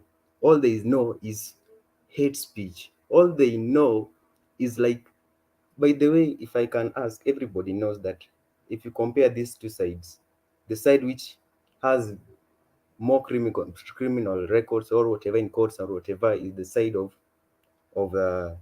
UDN. Now all these things, me, I can just say that they should change their way of campaigning. They should now focus on their agenda. They should now focus on now guiding us. How will this thing be implemented when I become the president? Not just all the time spitting, all the time kutusi president, kutusi Raila, kutusi like hadi wanasiasa wadogo wenye wana support Raila, him seeking the highest seat, anatusi mtu mdogo mwenye amekuwa nurtured na Raila. That is not someone mwenye ako wise anafaa kufanya. Like a leader should not do something like that. Okay, mimi natoka Homa Bay na hii situation ya Gladys Wanga nini nimesikia mkiongelea. By the way, she deserves it. if you see things running on the ground, kuna huyu nani Magwanga who last time lost, alikuwa second. This guy decided to become the running mate of of Gladys Wanga. Enye Gladys Wanga akiwin atakuwa deputy. No one forced him to do that. This John Badi said that he will focus on presidency of Raila. He dropped himself. Nobody forced him. Now the race now remains between two big people like Gladys Wanga and Evans Kidero, which I think Gladys Wanga is going to win. Now hii ticket hakupewa tu ati chukua ama nini, she earned it from my own perspective. Seeing what she has done in that county when huyu gavana wetu mwenye ako saizi akilala juu mimi sijaona kitu yote amefanya. Wanga, which we can point as a county that she did this and this, but I think she's the one who deserves everything. Everybody is not happy with what happened in Iten. Everybody is not happy because of the incident. I too am not happy, but as a whole, I'm not happy with the whole UDA because what they have been showing us ever since they started campaigning is rowdiness. In fact, you will hear from them tomorrow. You can even predict what they are going to say. They are going to blame everyone for what happened. They are not going to say any. The way they solve their things is not in an intelligent way. In fact, they have just that their boss, Mwenyeni Ruto, who orders everything, organizing everything. The people surrounding him cannot even mobilize campaign when Ruto is not around. When Ruto went to US, we saw that they cannot mobilize their people and go and campaign and tell people agenda because wamekosa matusi ya kupeana huko. You know, these guys doesn't have anything to offer. They don't have anything to say. They just say bottom up. Yet they cannot even explain what this thing is. This is just a campaigning slogan, by the way. Even me, I can come with the up, down, and bottom up. You know, bottom up is a term taken from computer science. This is a term used when developing a software. Yeah, when you develop a software, you can start from the top coming down, or you can start from the bottom going up. But these two things are achieving the same goal of building a system. Now they're just taking it to economy.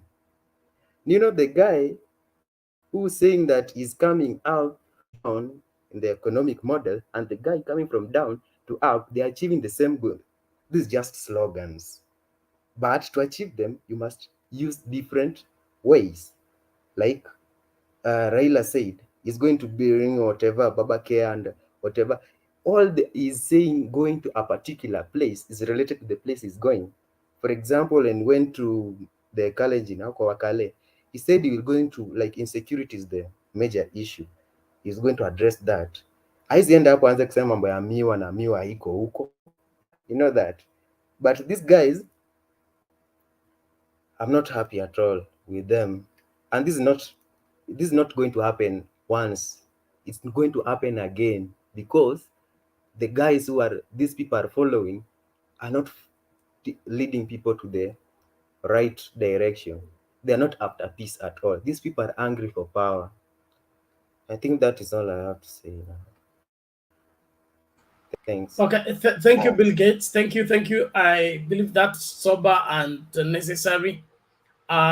It's good for us to think soberly and observe decorum. Political difference is not enmity. And then Kenya remains under one constitution, which is the law that governs the land. Let's not create our own law for ourselves. I see people in the comments says, tunawangoja. There is no waiting for anybody. We will do what is required. No tit for tat. Please cool down. We are here to see to it that we get to the elections. It seems there are people who are now afraid of the elections. That's why they want to divert us from getting to the elections. We will get to the elections, and the winner will win, the loser will lose, and we will move forward. Well, let's watch this and then bring in Victor kabla Murunga ameinua mkono. Ngoja kwanza ni tuangalie hii kwanza.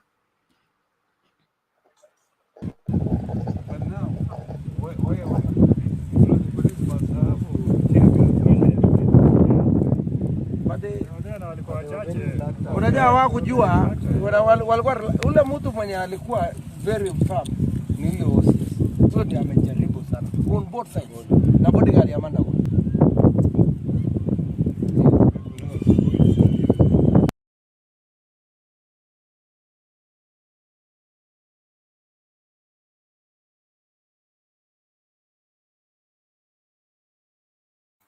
Okay, that is that. WG, I want to request you to do the prepaid ship for a while. Bring in Victor, and then after Victor, utamuruka Pasoro kwanza, ulete Mama Selina, alafu rudi kwa Pasoro, alafu hiyo mkururo iende namna hiyo. Sawa sawa. Okay, okay. Thank you. Victor Karan. Unmute, the mic is beside your name. You click on the mic beside your name kwanza. On the screen, on your screen, yes. We still can't hear you. Are you using her earphone? Toa earphone kwa simu ndio mic ishike vizuri. Sawa, I hope mnanisikia hapo. Yeah, that's better now. Go ahead. Thank you very much. Now, this afternoon, I'm not happy with what I can see my fellow Kenyans doing. Now, to what extent can somebody have the guts to go and attack the freedom fighter, the liberator? I'm not an Azimio fan, so to speak, but just to face things as they are. Baba has been there ever since. Some of us were born and got into politics, including Ruto to some extent. And I don't want to pinpoint or to point at Ruto. However, each region has its own guard. Now, one thing I want us Kenyans to learn that is that these politicians are in wanatafuta kazi. They are basically looking for the job. Just as sisi bilitafika, at some point you are sacked, you go to the ground and try to secure a job somewhere. And that's basically what these politicians are doing. So as Kenyans, as a point of correction, I won't be happy raising children, my own children, na sina comfort from my country. We have seen it happen in Somalia. We have seen it happen in very many parts of the world. And with this, it's not encouraging. Let's have political tolerance. Ni kazi wanatafuta. Once they get that job, my friend, utawapata, you'll only meet them after 5 good years. Ndo watakuja and they tell us their stories. So we need to be sober. We need to sober up as Kenyans so that they should also learn a lesson. The route we are campaigning for, Mudavadi or Baba, ni kazi wanatafutia mabibi zao na watoto zao and their family members. Sisi watakuja after this, after hii mambo ya kampeni imeisha, mimi na wewe tutabaki tukihustle. So let's be tusiwasupport sana wanapotafuta kazi. The other thing I want to talk about is nominations, especially in the ODM. I'm from Vihiga County. It's one of the richest counties, so to speak, in terms of agricultural and many other resources. You look at the governor, whom the ODM gave us to lead us, Mr. Otichilo, the guy is basically doing nothing. He's only like 6 months to the election. Nana ameanza kuja kutengeneza mabarabara and what have you. People are living in poverty. And this is not the Kenya we want. We want servant leadership. We want leaders who understand basically they have been put in the office by the residents of the specific county to serve that purpose. So the issue about nomination ODM, to some extent, they make wrong choices. This is the time to make right. We don't want to have such leaders. What are they? Why are they being paid for? So they really piss me out. Another point I want to point to His Excellency Kalonzo Musyoka, the Kalonzo effect kwa Azimio. Guys, Kalonzo is attention seeker. He seeks attention. And to some extent it may make sense. However, kila kitu enda na wakati wake. If you look at the entire region, so to speak, if at all we can vote based on our region, all the 3 counties, that's Makueni, Machakos, and Kitui, they're in the Azimio. And the Kalonzo effect has to be calculated. Either way, na hiyo kiburi can spell wrong as much as his political career is concerned. A good example is look at my DVD. It's from my area. But then the guy has no say, including his own county. The guy is being led by an ODM MCA, and yet he claimed. So there are choices. As much as you may venture into leadership, it makes sense. Like Kalonzo, you may seek attention, but in the long run, watu watakuzoea and you lose momentum as time goes, or which you have lost the ground. Out of the 3 governors, current sitting governors in the Ukambani region, all of them, now they have their own party. Look at Ngilu, akona Kenya. Look at Maendeleo Chap by Mutua. You also have that one for Kibwe, not who Mr. Who, Uzalendo party. I think it's Uzalendo or something, so to speak. Somebody can correct me there. So let's be Kenya. Let's be Kenya. We may have differences. This is Azimio.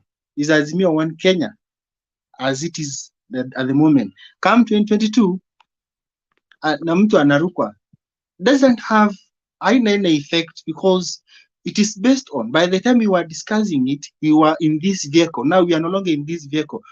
I'm not encouraging the act or where somebody, you keep on changing. As in, you have agreed on this one, after sometimes you've shifted your post to something else. I'm not after that. However, there has to be understanding.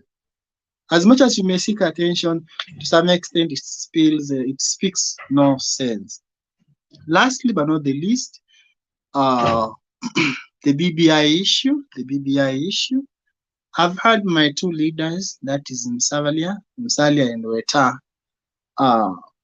voicing that they are going to push where the proponents of BBI, since it imekuwa nullified by the Supreme Court, that somebody should be brought to account for the loss. I don't know why these guys, I don't know, is it age or something? These guys were the key during the onset of the BBI. What has changed? What has changed from then to now? They should be ashamed. They should be ashamed. And somebody somewhere has to come to a point where and make sense in them. Yes, it's our money. We pay tax, by the way. And paying tax is not an easy thing. So mtu anapokuja with the emotions, it hurts us. Some of us, we pay tax because we've been mandated by the government. It's a must. And if you don't pay tax, at some point, somebody will be on your doorsteps, so to speak. So some of these things as politicians, that's why I usually argue that as we voters, let's come to a point where tuone tu ni kama ball, kama kandanda. Soka tumebaniwa, so it makes sense pia to abandon our politicians and make the right choices. There's no way you can lead us this way, we play with our emotions, then things go against, again you are still, that's reverse psychology. And as a people, I think we should come at a point where we address things as they are, so that when things go wrong, we should have a mechanism and somebody should be brought to account. My DVD was one of the person who was the forefront in saying, yes, this is after going thorough analysis, we found out there's a good thing. Now it has flopped. The guy has changed the post. We don't want such leaders in our country. We don't want such leaders. We want leaders who are able to stand by the acts. I was amazed by His Excellency Raila Odinga'S, and he congratulated the judges. Mind you, he was the key guy in pushing for BBI. So the guy was able to shield his gut and says, I'm happy, I'm okay with that. And then from there, what can we start? Tunaenda mpaka wapi? So Madividi and Wetangula, I think it's high time. That's why I'm a fan of Mr. Tuoli for my own reasons. Another point I may want to talk about is the issue of nominations. Though I've already talked about it, but there's this point about the goons. Like today we saw in Nakuru, some of the ODM zones where nominations were to be carried out. He said that guys were afraid it just caused chaos. As Kenyans, we have not come to that point where, as in, you play dirty towards your competitor. Remember, politics is just a game. And mind you, after this chaos, these guys, they usually meet somewhere in a hotel, they're having drinks, and just enjoying themselves. Just seeing how foolish we were, tarnishing each other's, our neighbors, and what have you. So let's be keen. Then if somebody comes and comes for your services, maybe he wants to hire you to go and cause chaos. Please, as a Kenyan, let's have a second thought. Let's have a second thought. Because whoever you're going to cause chaos is your neighbor. Tomorrow you have an issue, you'll be running to that guy.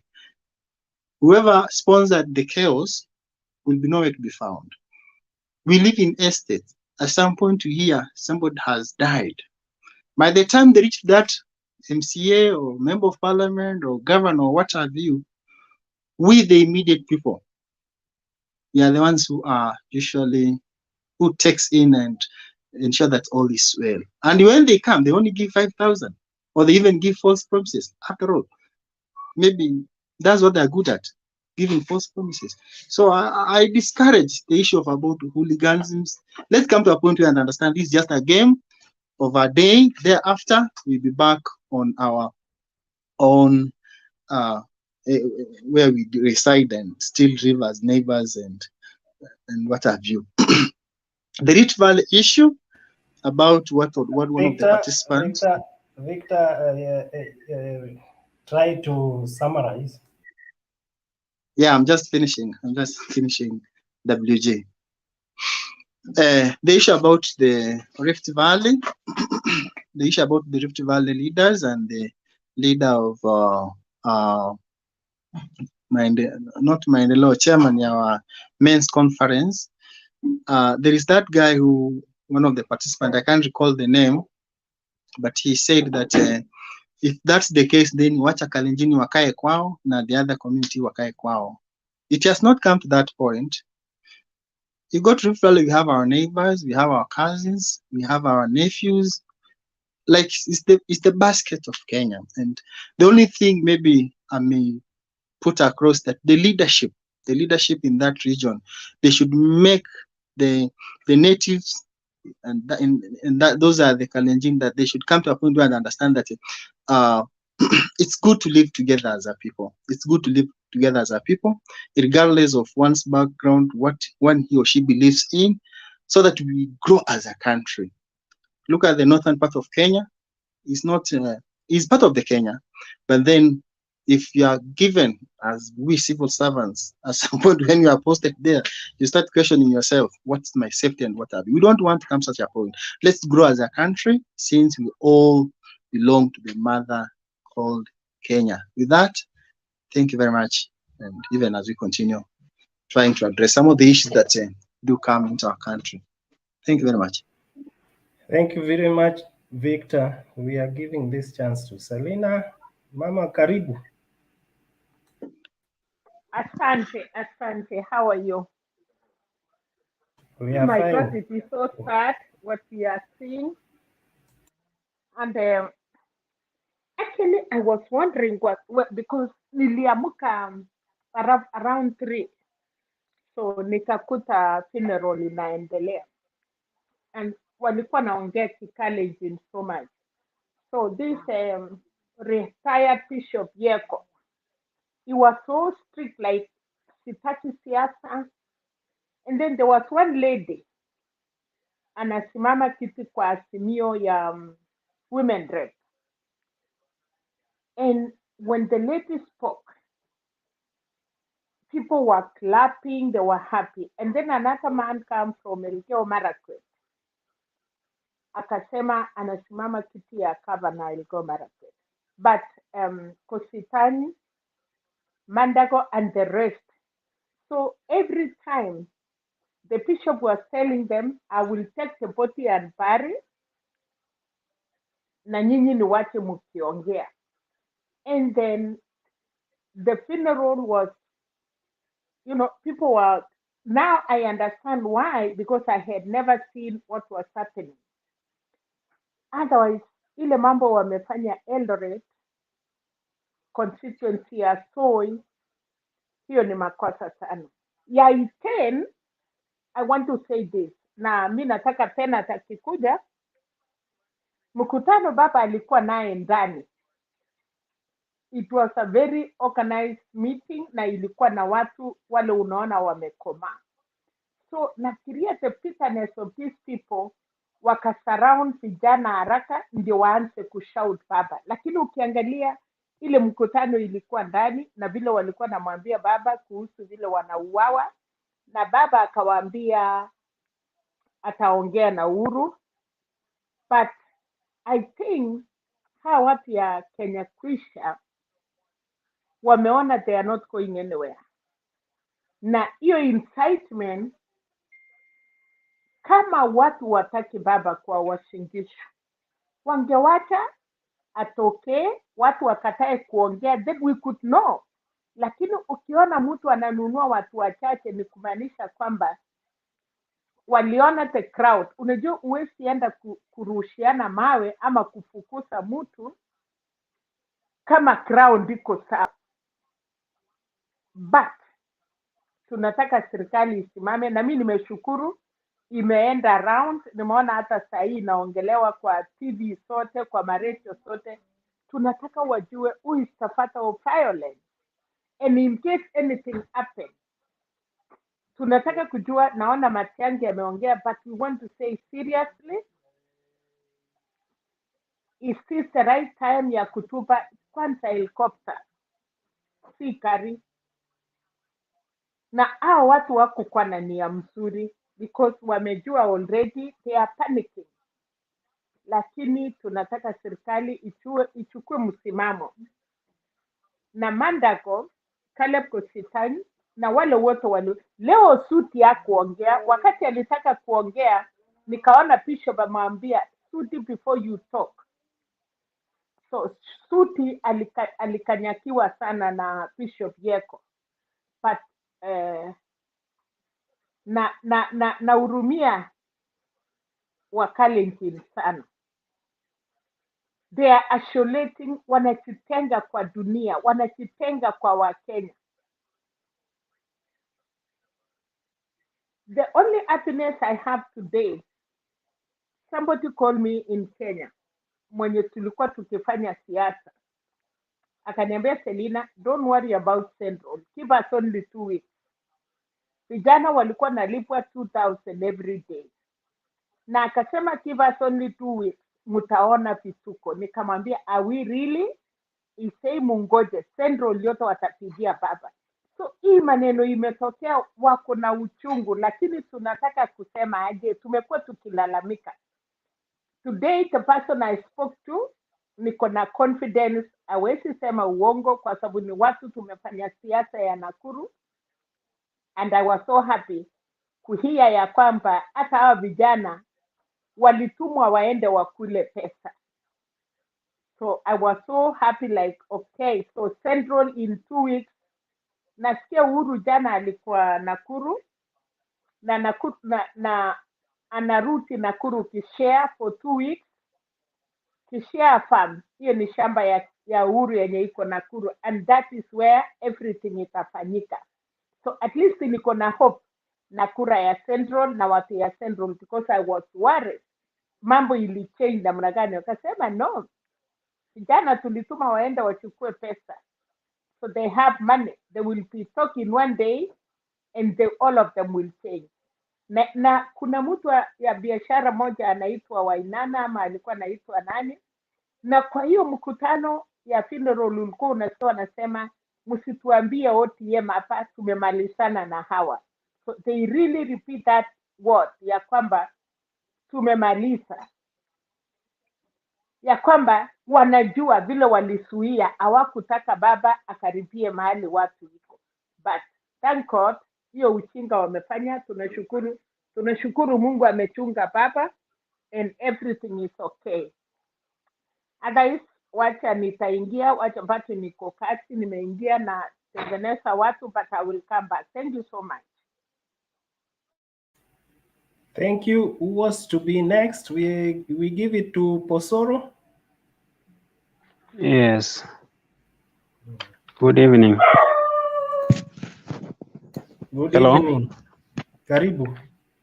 Yeah, so I can see there are a number of issues here which are being discussed. And I also want to say one or two things about what is on the table. First, one of our members here have said something to do with the Azimio-Oka, the one which was signed today. I think it was not Azimio-Oka, but Azimio la Umoja Oka. It was very clear that it's not Azimio-Oka. And let me now go to the issues that I think are supposed to be discussed here. I start with the chaos that happened today in Wasinigishu, in Soy constituency. I think that is very unfortunate, an incident that every other Kenyan who is peace-loving and somebody who is who cares about this country should condemn with the strongest words possible. Now, I want to look at it from the point of the government. When I looked at the way that helicopter was surrounded by those goons, I just asked myself, how come there were no police officers or security? Somebody said that there were only 3 police officers. Now, a man like Raila Odinga, who has been a prime minister, who is a brother to President Uhuru Kenyatta, how can he go to such a place which is very volatile, that is in Eldoret, in Wasinigishu, which has been known to be, the hot spot for chaos? And then Raila just go there with 3 police officers? Really? I think there was some security hitch for Raila at that particular point. I don't know who to blame. I don't know whether we should blame Matiang'i for not giving Raila enough security to when he went there, or the regional county commissioner of the Rift Valley. I don't know why they could not give enough police officers. Raila could have been lynched. I looked at that helicopter, the way it was surrounded, and then I just, shuddered. That was so bad, an incident that should have been avoided if there was sufficient number of police officers in that place. So now, Ruto, I want to believe that he's going to come out and take responsibility for what happened. Because if you checked from Iten, the boys and girls, I don't know whether there were girls there, they were chanting, Ruto, Ruto, Ruto, even when Raila was trying to address them. So it means that these are people that were supporting Ruto, and therefore there were people who were sent there by some people. And so Ruto should come out and take full responsibility of what happened and apologize to Kenyans for trying to cause a problem. Because I think Raila could have been assassinated in that kind of situation. So We don't want a situation whereby Ruto keeps on, doing these things, and he just escapes without even coming out to apologize. The other day, Moses Kuria, in a public forum, he told us that they stole elections. They have been stealing elections for Ruto and allegedly for Uhuru. He even the other day again, he insulted our whole community and said how they should not lead this country. He incited the Kikuyus. And unfortunately, Ruto has never come out even to apologize for all these things that are happening. So why should Ruto be left to continue not to apologize when his own people are causing a lot of trouble? So Ruto is actually coming out as the Lord of violence, and is somebody who enjoys when there is disorder, when there is confusion, when there is violence. He doesn't want order.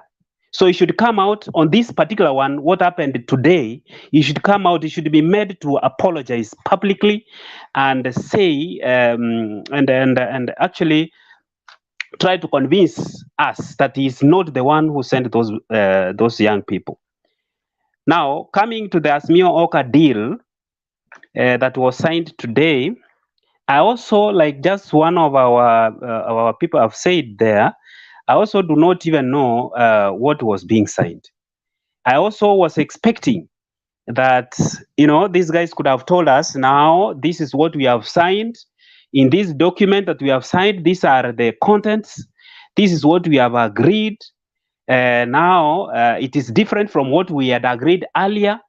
And so that us, as people have been watching them, we will see that they were not just wasting our time all along, but they had something that is solid, that they were waiting for, now that they have been given. But when they were signing that, I didn't see that coming out. So I just want to ask the Raila team to continue campaigning and not giving much attention to Kalonzo, because I've never seen Kalonzo coming out to campaign for Azimio candidate ever since he said that he has joined Azimio. Even today, when he went to Moranga, what he was talking about, he was just talking about himself and himself and himself. I didn't hear him talk as if he is now somebody who has joined Azimio and who is campaigning for Azimio. So I want just him to be ignored, not to be ignored as such, but to be assumed, and the campaigns to continue. Otherwise, if they keep on, giving him a listening ear, then they are going to lose out on time. Now, on KK in Lamu, I think these people, they don't have an agenda for Kenya. These are people who just wake up anytime, and they don't have any issue to talk about. They are waiting for anything that will happen on the other side so that they can pick it and start inciting people, those people they are talking to, about it.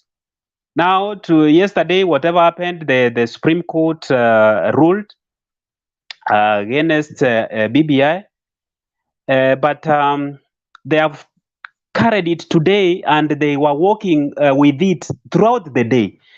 They were not talking about issues. What do they want to do to Kenyans? How do they want to change the lives of Kenyans?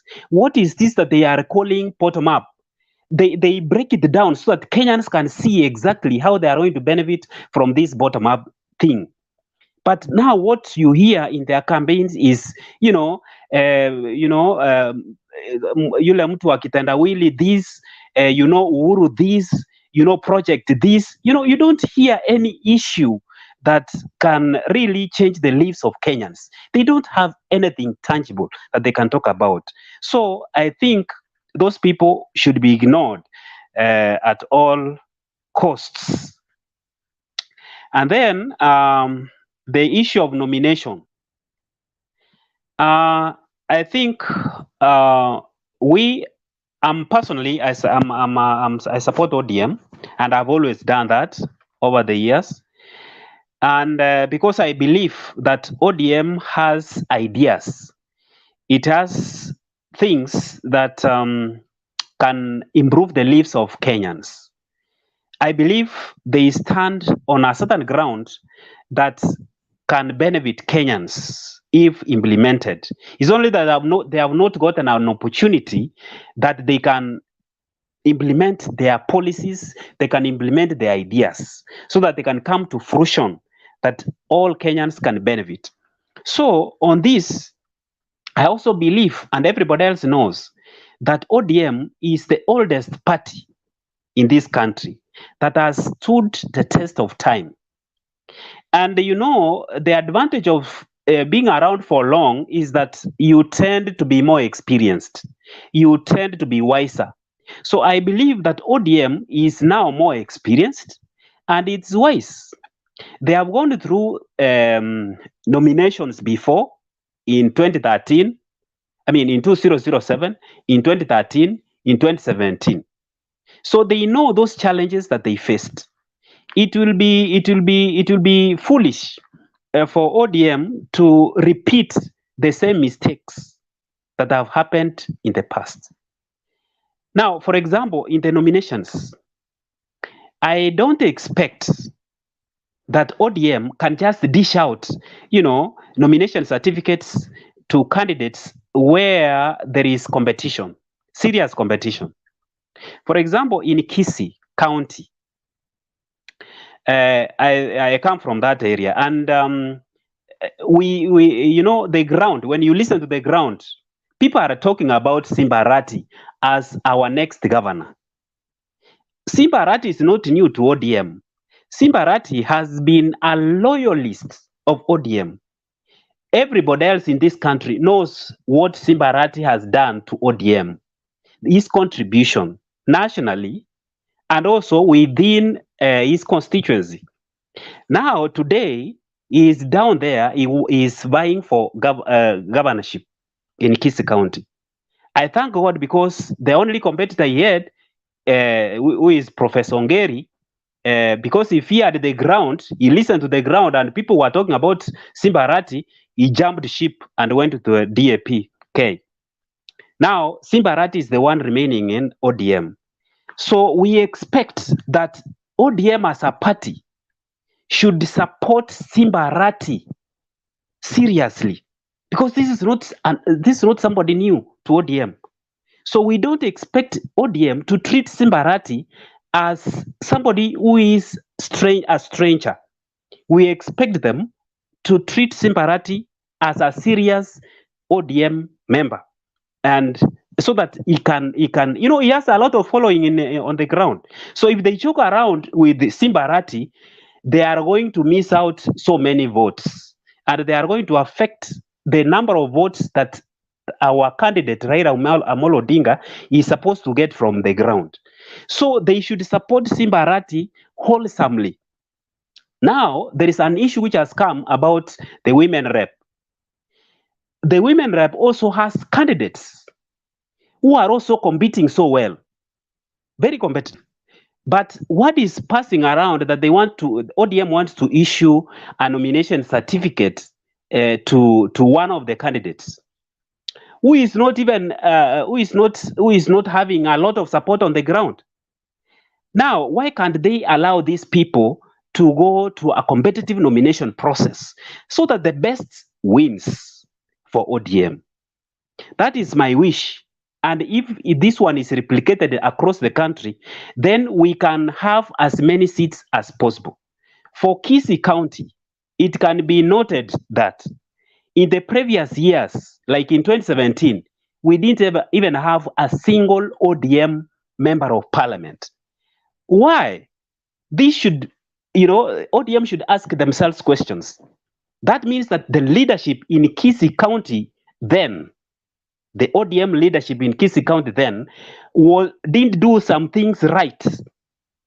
And so it's unfortunate that, again, these the same people who messed ODM in 2017, they are the same people again that ODM today wants to bestow powers to decide who is going to do what in Kisii County, unless they want again to fail this time around. So my wish is that ODM should carry out these nominations prudently, taking care of what the ground is talking about.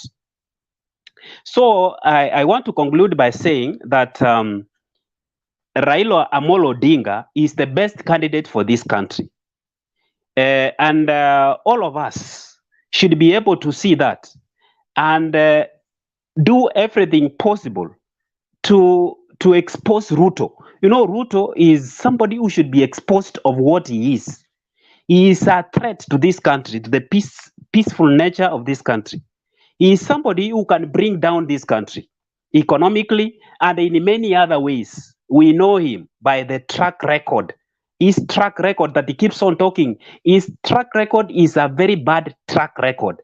And he should be exposed as such. So let all of us support Raila as much as we can in all ways to ensure that Raila Odinga becomes the next president. And now that the president, who is the current president, is supporting us, then we should use this as an advantage to ensure that Raila becomes president. BBI, personally, I was not very comfortable with BBI. I was one of those people who was somehow happy that BBI didn't go through because of one or two things. So when Ruto stands, out there and celebrates and says, "Oh, BBI has gone," so all those people celebrating are his. He doesn't know that there are so many people who are supporting Azimio candidate, who is Raila Odinga, including myself, who was not supporting that document. Otherwise, I wish you all the best, even as you discuss these issues. Thank you, Posoro. Thank you for your contribution. We are moving to Baz, and Murunga should stand by.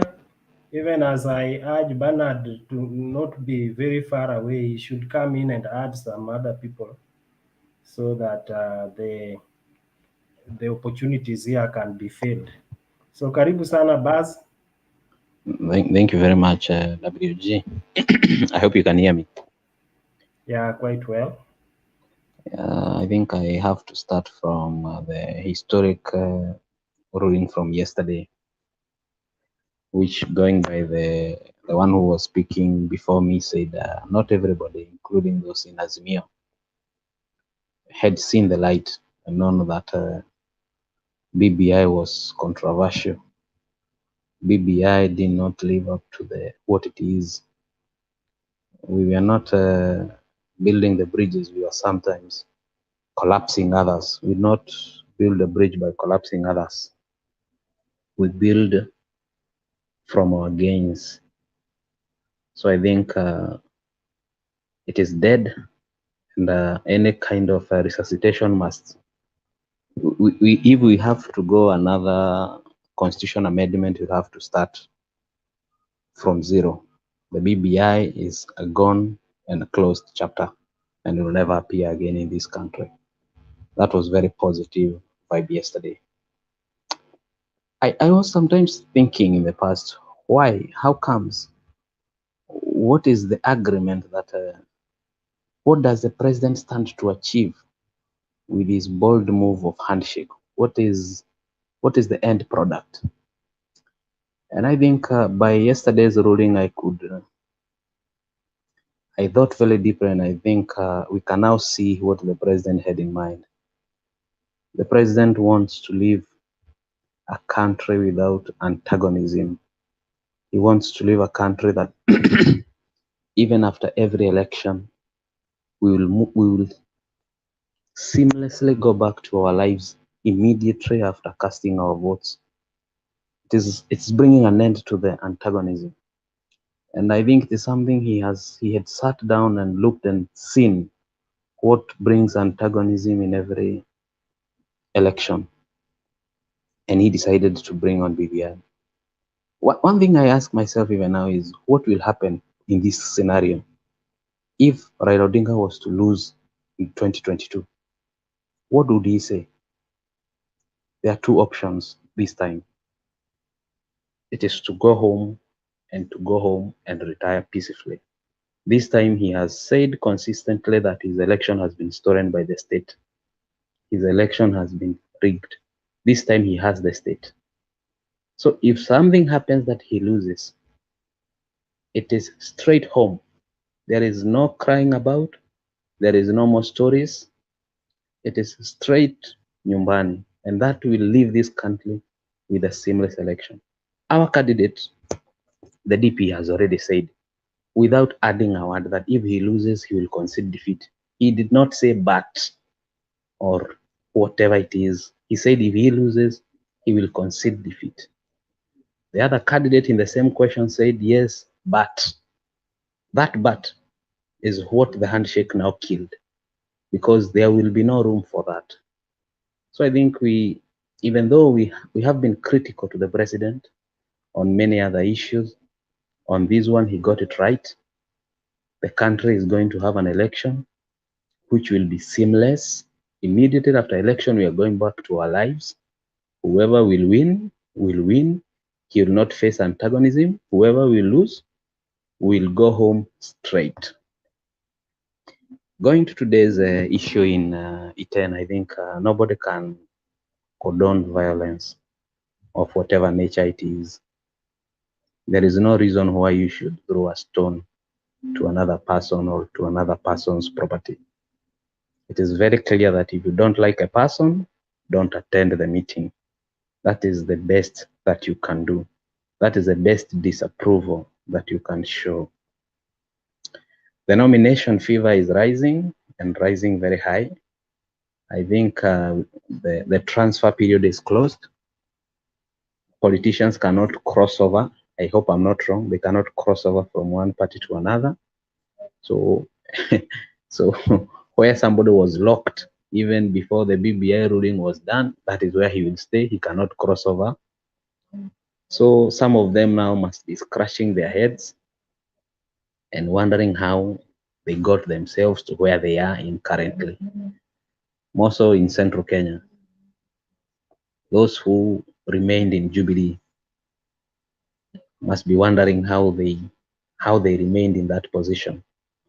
Actually, we are seeing posters, and it has been there all over the media, that they have removed the image of Baba and even the R.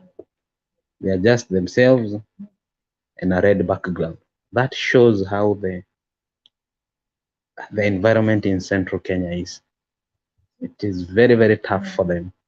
It will be survival for the fittest if you have to survive in that region with any other color other than yellow and green. The KKA in Lamu, this is just a normal campaign period. Rhetorics will always be there. And there is nothing more we can say to it. Let them campaign. And I wish all the best. I wish ourselves all the best. And the candidates who will win in the nominations, may they carry their campaigns in decorum and remember that we have a country beyond an election and even beyond us ourselves. We must bequeath this nation to the next generation in a proper shape than we found it. Thank you. Baz, I have one question. You are saying that there is no image of Raila or any sign of him in Central. I saw Mandago's poster and there wasn't any image of William Ruto. What do you say about that? and many other UDA candidates. WG, that's a very good question. You see, you can have you can see the image of the poster of Madago, but it is in green and yellow. That is significance. Those colors communicate. But when you see in central Kenya, they have only done the red. Actually, before those banners had the R, which symbolizes Azimio or Raila Odinga. That R has been removed. No, you are not answering my question. No, order. Bas, you are misleading the public and you are deliberate about it. The posters that are running right now are for people who are seeking nomination. They are party posters. Everybody has retreated in their parties. They are going for their party nominations. This is not for Azimio. So why are you people so keen on noticing ARA removed, color changed of a party you don't support? ODM is doing their ODM nomination, Jubilee is doing their Jubilee nomination, and then later on there will be negotiation of who's strongest, where will be left which seat. You people concentrate on yellow and wherever green. When you have finished, we'll meet on the ballot. We'll know who has numbers. 9th Bernard. of August so far. Bernard, there are some cases where there is no opposition at all. There is only one candidate in Jubilee. There are some cases like those ones. And even that candidate who is alone, his poster. That is exactly what I'm telling you. The underlying principle is that everybody retreats in their own party and their party colors. Then there is the coalition colors. You don't put coalition colors on a party. Like, what is your color for Kenya Kwanza? Do you have it? No, we don't have. So Kenya Yellow and Kwanza is green. UDA and UDA is Kenya Kwanza. You are deceiving Mudavadi, you are deceiving Weta, you are deceiving all these people all along. Hey. Baz, Bwana, you with the words, playing around with the words. Imagine if Bernard didn't bring that statement like that. Other people would have carried. Wait a minute. You see, because it is so mischievous for you to explain that there are no Raila or R nomination ya Jubilee. What has Raila to do with Jubilee? Really? So these are propaganda. Now, it's not just you doing that on this channel. Even Ruto is so busy doing the same kwa ile platform nyingine. It is not propaganda, WG. It is something that we have noted, Baz, which is Baz, weird. You know, Baz, I have high respect for you. You are a very intelligent guy. I don't know why you allow yourself to fall on these cheap propaganda things of reading what is not written and trying to make a mountain out of nothing. Parties have their colors. That is, in fact, it's a party requirement. Right now, if you identify with another party, okay, it's illegal. You must run on the party you're identifying with. That's where you campaign with. Then there will be coalitions. After the coalitions, everybody will now have the poster for the coalition and who they are supporting. The mountain is getting slippery. Kubali tu. Hii maneno yenu mlienda mkapaka yellow, mkapaka green. Kuna colors zingine, kuna black. Na black ukipaka juu ya yellow haitaonekana. Ukipaka black juu ya green itaonekana. So black imeanza kuja. Na kuna white pia, ukipaka juu ya green inameza. So whitewash inakuja. Relaxini, okay? Mama Selina amekuwa hapa, amewahimiza kila mara. Huwezi kutumia meno ya mwingine kucheka. That proverb, I can never forget it. Huwezi tumia meno ya mwingine kucheka. Relaxini kwanza, mbivu na mbichi inakwenda kujulikana. Olo had your hand up. And, Bernard, how are you? Can you hear me? Yes. I can hear you. I just want to talk to Baz. I want to talk to him as a Kenyan. You know, Baz, stop taking politics so serious. You see, and even if you're supporting those politicians, concentrate on your life more, on your progress as a person. You see, when you start saying here kimadharau ati sijui Raila akishindwa sijui ataenda home sijui kwani ataenda kwenu? Raila has a very, very beautiful home in Kisumu, in Mombasa, and in Bondo, and even in Nairobi. How many homes do you have? So mazee, wacheni hizo madharau zenu ndogo ndogo ati you like shaming Raila so much like Raila is a very stupid man. Ndio? Raila is smart, my friend. He's an engineer. So mazee, as mnaendelea na hizo madharau zenu, at least kuweni na creativity kwa madharau zenu. Usikuje tu hapa unaongea na kwanza you are just a Kenyan. Nani anakujua hii Kenya wewe? Who knows you?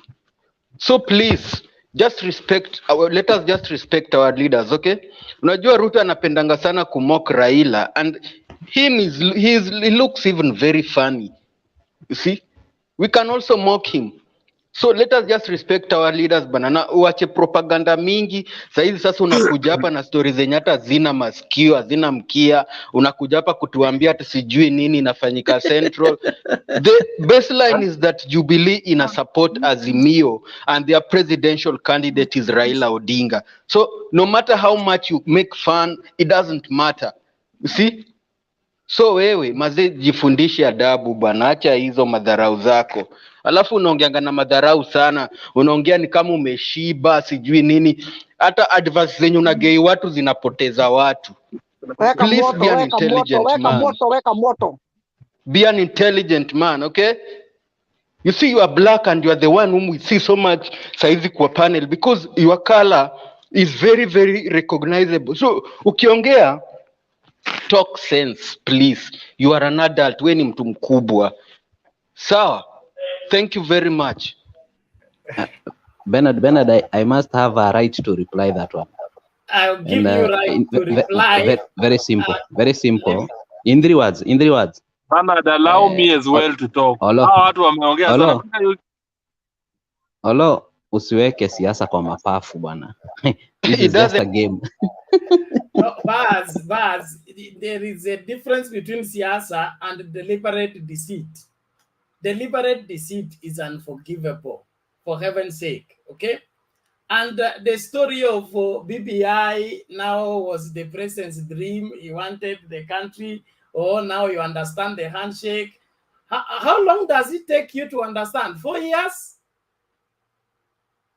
I mean, you people, what do you take us for? And of course, everything you claimed BBI has been defeated at the Supreme Court, except the 2 procedural things. So what is it? The procedural things will be fixed. BBI will be here. It's not dead and buried. And even if it's dead and buried, there is resurrection. We are Christians now. We believe in resurrection. Secondly, Baba, I'm sure aishi kwako, naishi kwangu. So sending him home, where? Let's take it easy. Tukue na heshima. Na tuheshimu watu. Biblia inasema heshimu uso wa mtu mzee, ogopa kichwa chenye mvi. Let us treat and talk about elders with some respect. Sending Raila home, where? He doesn't live in your home. How is he now making you uncomfortable where he lives? When he doesn't live in your house, you don't feed him.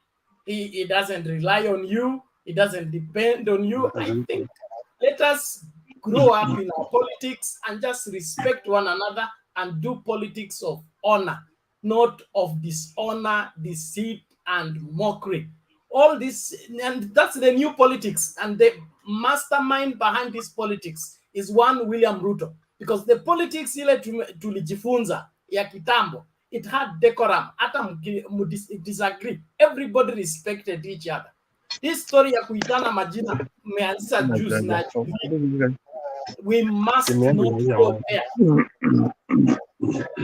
Thank you. WG, It's Murunga, mute your mic. Mimi sitaki kusema na kuonea. Ngoja kwanza tafadhali. Tutapatia Murunga. Ngoja kwanza tafadhali WG. Murunga, you are coming next. Let's listen. Mama Selina amenua mkono alafu tukuje kwako tafadhali. Relaxini. We are on the 3rd hour. The 3rd hour has not finished. Relax. Everybody's not dying in the next 3 minutes. Thank you. Okay, Bernard, thank you so much. Nataka niulize Pass. Unaona ikikucha kitu kama hii issue ya Eldoret ameichukua lightly. Alafu anakimbia anasema mambo ya Central. Wacha nikwambie sasa leo. I have peace, Bernard, niko na peace mingi sana. Ile message nilipata kutoka Kenya Central nilipata sana. Moja, niliuliza what is wrong with Central. wakasema mam, watu walikuwa wakilipwa 2,000 kila siku, na hiyo ni plan, ilikuwa imeplaniwa hiyo pesa isikuliwe. Akaniambia in 2 weeks amutaona hiyo mchezo tena Central. Second, jana Uhuru alikuwa Kilkil na he was supposed to meet people Nakuru County na Laikipia. Alikuwa anawamit kwa kishare pam, lakini kwa sababu leo alikuwa na ambassadors walikuwa wanakutana na yeye, so amepostpone, atakuwa Nakuru in 2 weeks and everything will change. Ile kitu alinifurahisha ni kwamba hizo pesa walikuwa nazo ndio hizo zimeisha, so we are safe. Baba atakuwa president, na ndio hiyo uchungu munaona vile imefanyika Eldoret, ni kwamba si ati baba hana watu, ni vile wamekuwa na hasira na uoga, na sasa wanataka kulete violence kwa sababu wamejua one, hawana pesa, ya pili hawachukui. Na hata ukiangalia ile mkutano ilikuwa kwa hall kwa Iten, ilikuwa ni mkutano ya watu matured, watu walikuwa nasikiza mambo, lakini ukiona hiyo vijana walilipwa. So good news is that wameanza vita wenyewe, na bado wako na vita ile ya 207, na ilianza hivyo kama mchezo. So I'm happy, kila mtu amejua. Kibor hakukuwa mtu, alikuwa mtu ya KANU, Moi akamtoa, akaweka vidole 2. Kibor mpaka wakati yake ya kulala wamekuwa na Raila. Hakukuwa mtu ya Huda, hakukuwa mtu ya KANU, alikuwa rafiki ya Raila. Na hata watoto yake, hata jamii vile walikuwa naongea na Bishop Yeko, vile alikuwa naambia watu mtulie kwa sababu kuna wageni wanakuja. My happiness is kuna msichana moja Mkalenjin anasimama kiti ya women rep, na mimi nataka pena tutatafuta hiyo clip. Huyo msichana wakati alipoongea na kusema anasimama kiti ya women rep, alishangiliwa, na mwenye aliingia alisema wachana na hiyo mambo ya ODM tumemaliza, juu walikuwa naongea Kikalenjin sana. But the crown, wale watu walikuwa wameketi kwa mashishi, kulikuwa watu wawili, kuna msichana alisimama women rep na kuna mtu alitoka Elgeyo Marakwet na akasema yeye ni mtu ya ODM, na watu wakafurahia. Na unasikia mwenye anaongea anamwambia wacheni tumemaliza hiyo maneno ya ODM. So baba hakukuwa pale, lakini kuna mama moja na mzee moja walisimama, na ungefeel hiyo crown vile watu walifurahia. Mimi nataka utafute hiyo clip Penat, alafu ile watu wanajaribu kutuongelesha hapa uone vile hiyo crown ilikuwa. Ya pili, kuenda kukonga hiyo helikopta mpaka inapasuka, na ukiangalia ilikuwa imetime mahali baba alikuwa. Wacha niulize hiyo watu leo, yes, what could have happened kama kitu ingefanyika? Saa hii Kenya hao watu wangekuwa wapi? Where could they be today? Walikuwa napembeleza baba kumwambia enda mwambie Uhuru ng'ombe zetu wako na insecurity, wameuawa na hakuna mtu anawasaidia. Na baba nikasikia akiwaambia amepigia Uhuru simu na kuna mambo inafuatwa. So nyinyi wenyewe they already wako in dilemma, wanauawa, wanajiua wenyewe. They cannot even, hata hiyo viongozi wenye wanataka kusimama, they cannot even stop hiyo mambo ya kuipiana ng'ombe. So ni mzuri mumejionyesha, I'm part of you, na siwezi kukua kabila ingine, I will remain a Kalenjin, but hiyo haibu mumeonyesha leo na kutumia vijana kulipa ndio watusi. Baba atakuwa kesho, atakuwa Pokot na ataendelea vizuri sana, na mutaona sasa nyinyi wa Kalenjin including me tumetengwa Naona watu wanasema tuwache hiyo kaunti 6 peke yake. Mtafanya nini peke yenu? Kwa nini hamkuacha? Na mnasema mnataka kupiga mawe ndio mkienda Kisumu ndio muende mfanyiwe hivyo. Mimi nataka kuomba watu ya Nyanza, please, hao wachokozi wakikuja, msiwatusi, msiwafanyie chochote, wacha wakuja waongee mpaka waende, na mchunge vijana yenu wasinunuliwe ndio warushe mawe, ndio waseme ati hata Kisumu tulienda tukarushwa mawe. Penat, we need to tell these people waongee na watu yao sana, ya kwamba amefanya hiyo Eldoret, na kwa sababu ni mcheuri huyu mtu, kama anatusi rais, nani mwingine Kenya ameheshimu? Raila ni baba 77 years, unaenda kumtusi na kurushia mawe ndege yake. Wakalenjin wamefanya kitu ya aibu sana, na hapa bila kuokopa. Kwanza wajue wamefinya kila mtu, hata wangejificha Wakenya wasahau. Kulikuwa na Kikuyu moja aliletwa hapo, na yeye akasema hata mkituua, hata mkitutoa nguo, sisi tunapigia Ruto kura. Ni yeye tu, Kikuyu ingine yote hawako. Yeye atatoa nguo, lakini yeye ni mdomo tu alikuwa anasema kufurahisha. People are conned.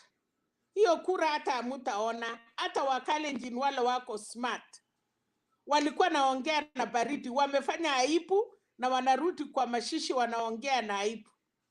So Penat, sitaki kuongea sana, lakini nataka kumwambia Pash, PPI Azimio kuna mambo 2 ilirekebishwa, ilianguka. 5 yote ni yao, wanaweza rudisha anytime. Nyinyi KKK walipata 2, 5 si yao. So mkikuja kutuambia ati wamefurahi, atungetaka. Pena tulikuwa umesikia vile nilikuwa nimesema, kama PPI ingepita, mwenye alikuwa nasema viongozi wanatafutiwa viti, saa hii angekuwa amechaza, ile angejua amepatia nani wapi. Hata nashukuru huyo mama Martha Koome, she's a smart woman, na walisema you can repeat it, unaweza kurutisha. Yes, baba atakuwa president, Uhuru ama wamama ama mtu yote wataanza kulete, na tumesoma na tumejua makosa. Kuteleza sio kuanguka. Katiba baba aling'ang'ana akapitisha, wenye anataka kulia sahi kwa katiba ni wenye walipiga no. Hata PPI wangeachak pile wanaachak wanawake.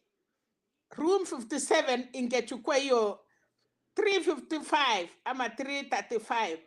Hata PPI wangeachak pile wanatoka wanaingia room ya wamama wengine, kwa sababu wamesoea tabia mbaya. So tunasema asante kwa BBI, wacha ipumzike. Baba akiwa rais tutalete, na watu ya Central nataka kuambia 70 constituencies, 1 man 1 shilling mumepoteza. Sasa in which hands are we safe? Kwa baba. Penat, wacha tuendelee, lakini watu ya UDA wakuja watoe maoni na to explain. Mi nataka mtu atuambie vizuri nini ilifanyika Eldoret. Hapana ruka na kuacha ile moto. Leo tunasema ile imepikwa. Chakula ile ilikuwa leo. Don't tell us about yesterday. Tulimalizana na hiyo. Kalonzo anasema kesho atakuwa Pokot. Azimio Kenya tutajifunza, kwa sababu sasa hiyo ingine mtoto ingine imeongezwa. As long as Azimio iko mbele Penat, hiyo ingine kwanza ama sijui ya nini, we are in Kenya. Kwanza mimi nina Kenya na si tunasema Kenya moja. So hata mimi nimefurahi kwa sababu part of my party slogan imeingia kwa Azimio. So sisi hatuna shida, kama ni China kuongeza hata tuongeze 100, as long as Azimio inaanza. Kama tungeambiwa okoa Azimio hapo ningesikia mbaya, but because our Azimio is still leading our firstborn, na niliwaambia mama akipata watoto, mtoto ya kwanza hawezi zuia lastborn kusaliwa. So hiyo mtoto ingine tumekubali amesaliwa, tuendelee, alafu tunasema bila condition, na ni sawa, wacha kura ishe, tuchukue nchi, lakini penat tunataka serikali kabla hatujaanza campaign.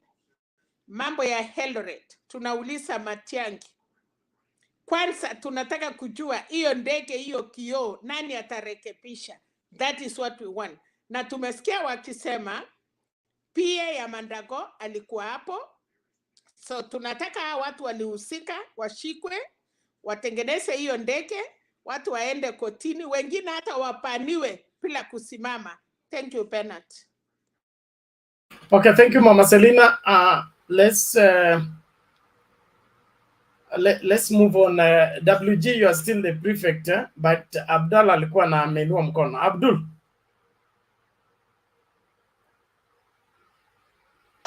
Thank you, Bernard.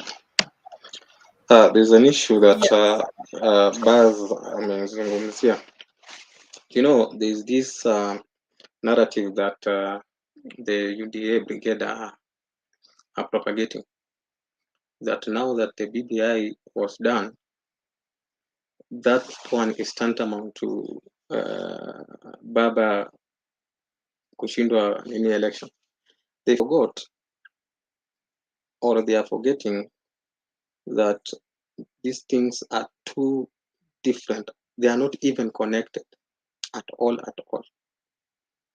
People vile hao kusema watu ndio wako na kura kwa mfuko yao, hiyo kura ya watu tarehe 9 ndio itapeleka Baba State House. But we should you know, the problem with Baz, he is repeating the exact words that the leaders are saying. I thought he should come up with his own. If he is creative enough, he should come up with his own. Don't just repeat exact words that the politicians are saying. Wanasema kila siku kwa TV tunasikia sisi wote. So give us another different narrative at least, so that tuione. Perhaps we might change one or two people here. Lakini if you repeat the same things that they are saying on television, then what value are you adding? That's all. Thank you. Okay, thank you, Abdul. Nataka tusikilize hii video, but I'll say something on the narrative being created. The narrative of the project imekataa. The narrative Baba anachezwa ilikataa. Narrative ya hustler against the dynasty ilikataa. Narrative ya Wakenya wanateswa na Uhuru pia hiyo imekataa. Let the DP and his team go to his think tank and allow them to think, because it seems like it stops them from thinking, and so they come up with flopping narratives. Losing a case in court has no bearing with losing an election on the ballot. There is no bearing. They are not on the same rule. They don't obey the same rules. They are not prosecuted the same way. If we went for a referendum and the majority of Kenyans voted against the BBI, then you can say this is a pointer to the election. But hii maswala iliamuliwa kotini. Wewe unasema itakuwa hivyo kwa ground. How? It is trying to take Kenyans for fools. And this is one of the things that we cannot tolerate. Let Kenya Kwanza come up with something serious. Kenyans will listen to them. But this shifting of goalposts is even selling them badly. They should grow up. In my list, wherever. Wacha tusikilize video alafu tusonge mbele.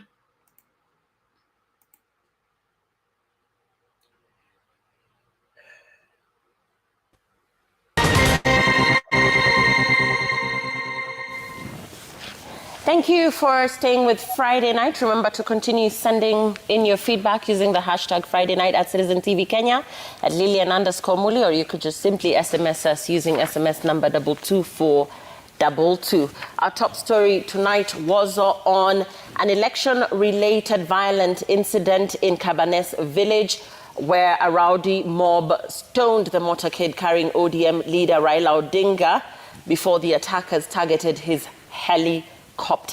We're now joined by Suna East Member of Parliament Junet Mohammed from Eldoret, Uasin Gishu County. Good evening, Mheshimiwa.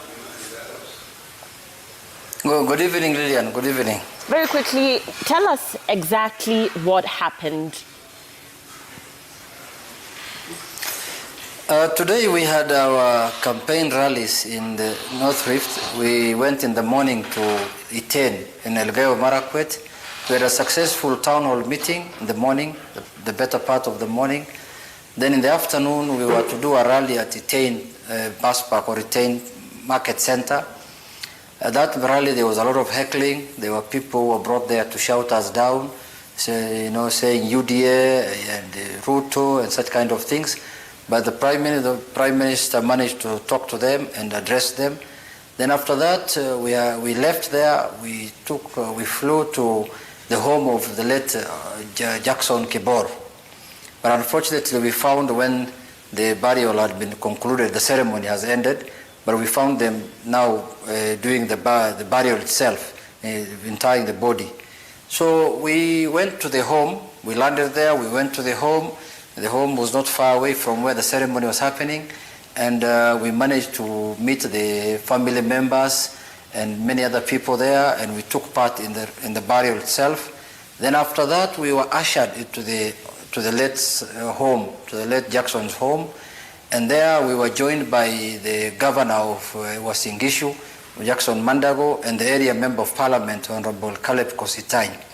So we also addressed people in the home there, gave our condolences, but I could see some movement when I was in the home. I could see the governor going out, the Honorable Caleb Kositany going out together, then coming back, sitting with us inside again. So when we concluded, we went out. Now we went into our car. We were now driving to where our choppers were parked. But before we finished our business in the home, our security team had came and alerted us that the pilots are saying that there is commotion there is some chaos going on. They have already, started the engines, so we needed to come out early from the home. So we left immediately. When we went out of the gate, driving to the place where the choppers were parked, it was raining stones. We were bombarded with stones from all directions. It's like there was a group of 200-300 youths who have been assembled there. Because the burial ceremony was over, everyone had gone home, the youths were brought back, they started pelting stones on us. We couldn't get out of our cars. So we had to drive slowly up to where the choppers were. Then we waited, the police were there, there were not many, there were I think 3 or 4 of them. They started disbursing them, but they were overwhelmed. The youths were almost 500 people, I think. Right, and before we got out of our cars. Yes. Before we get to who exactly was involved, or at least who you think was involved, was anyone hurt in all of this? I'm not sure. Our security people remained there. Some of them went to Eldoret town. But ourselves, we were not hurt. But it was a serious attempt on our lives, for sure. And did you file a formal? Did you file a formal report with the police? We will do it in the morning because we are to run for our safety in the first place. We went out of our cars. We went into the chopper. When we sat inside the chopper, before we could belt, stones came also now raining on the chopper. And one of the stone that hit the windscreen of the chopper, it is where the Prime Minister was seated, and we were all shaken for sure. So the pilot tried to lift the chopper so that we can run. He couldn't do it because stones were coming fast and furious. So God saved our lives today, for sure. So And we've just now seen a the statement. We've just seen a choppers- statement by ODM party leader Raila Odinga, and we read that statement out to our viewers. And it talks of youth paid to cause mayhem. And I quote. The statement reads in part, in the run-up to August, someone seems to be assembling a ragtag band of extremist youths radicalized by lies and handouts to zone the country before pushing us into mayhem. So just referring to this statement, Jeanette, how could you tell your attackers were paid? Yeah, you see, we have been campaigning for the last 3-4 months in all the parts of the country. We have been even in Uasin Gishu before. We've never seen an organized, gang like the way we've seen today. This ones were a gang that was prepared, basically waiting for us to arrive. So that's why we feel that these were people who were paid and organized properly. Because we did a mammoth rally 2 months ago or 3 months ago in Eldoret town itself, and there was nothing. But these ones were people who have been organized, and looks like, we were supposed to attend that burial in the morning. It's only that we delayed in Iten. So it looks like they have been waiting for us since morning at that burial, and they were organized by certain leaders in that county. And But the leaders who were there were the governor of Eldoret, Uasin Gishu, and the area MP. But now, yes, and in that most bizarre thing statement, is- Jeanette, allow me to ask a question. In that statement, it also accuses the Uasin Gishu governor, Mandago, and the Soy member of parliament, Kositanyi. Why, and you've just mentioned his name there, why does this statement mention these two names? Yeah, because they were there, they were present physically. You could see the way they were behaving in a very suspicious manner. We were inside the home of the late Jackson Kebor. They were going out like people who are, organizing something while we are inside. They come back, sit with us. They stay with us for 10 minutes. They walk out again. They were very suspicious.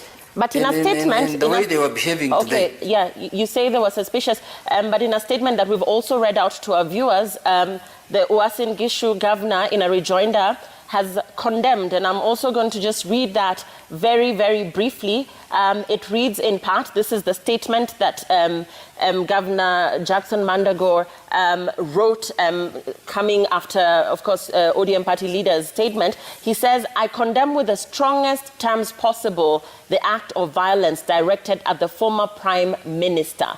And so, in as much as you are saying that he might have been behind the organization of these persons, he has distanced himself from this by actually condemning this violent In my act. view, if you look at the text, of that statement of the governor, it's just a statement of guilt. He's just condemning something that he knows something about it, because you could see we were there. We have all the intelligence, reports from the ground. We have our supporters there also who are talking to us and who have told us what is happening there. And these were people who have organized this criminal act and they were expecting us. They were waiting for us. It is very clear that this was an organized criminal offense today, that what happened in. Okay, and with 129. But this is a very cowardice act. Yes, and exactly, we're going to get to that. In terms of hooliganism and political intolerance, we've seen several cases. We have at least 129 days to the August election. And even as you talk about the persons that you've highlighted tonight, and then also there was incidents. Mheshimiwa, give me a minute kindly. There were incidents that you could have called out as well. This is previously. We saw Ruto's convoy attacked in Kondele. We also saw Jimmy Wanjigi facing similar attacks in Migori. What would be your view on anything that is violent related ahead of this election, irrespective of whatever side of the political divide? Before I comment on that, we were told by the people who were there that this act was organized, this criminal act was organized by the area MP Caleb Kositai. Categorically, they told us. People who reside in that place, people who live there, told us that this thing was organized by Caleb Kositai. But having said that, as we will condemn any act of hooliganism, we don't want anything of that kind to happen anywhere in the country. We will not associate ourselves. We will condemn it with the strongest terms. We want to have a peaceful, free and fair elections, and we want our opponents to campaign anywhere in any part of this country peacefully. The deputy president was in my county the other day for 2 days in Migori County. There was no single incident, and he went to every village in that county. Nobody even threw a word at him. Nobody even booed him, leave alone throwing stones. So these are people who have sensed defeat. These are people now who are preparing themselves for other actions that when somebody loses an election and he doesn't want to accept the results, this is how he wants to behave now. And these are people who have sensed defeat and they have panicked. Okay, and we thank you so much for talking to us, Suna East Member of Parliament, Junet Mohammed. Of course, these are allegations.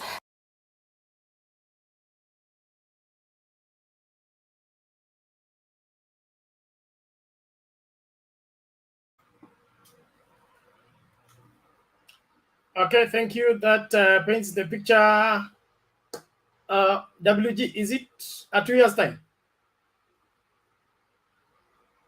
Yes, Bernard, it's supposed to be a 2 years time, but remember Rose also arrived earlier, and by virtue of what you know.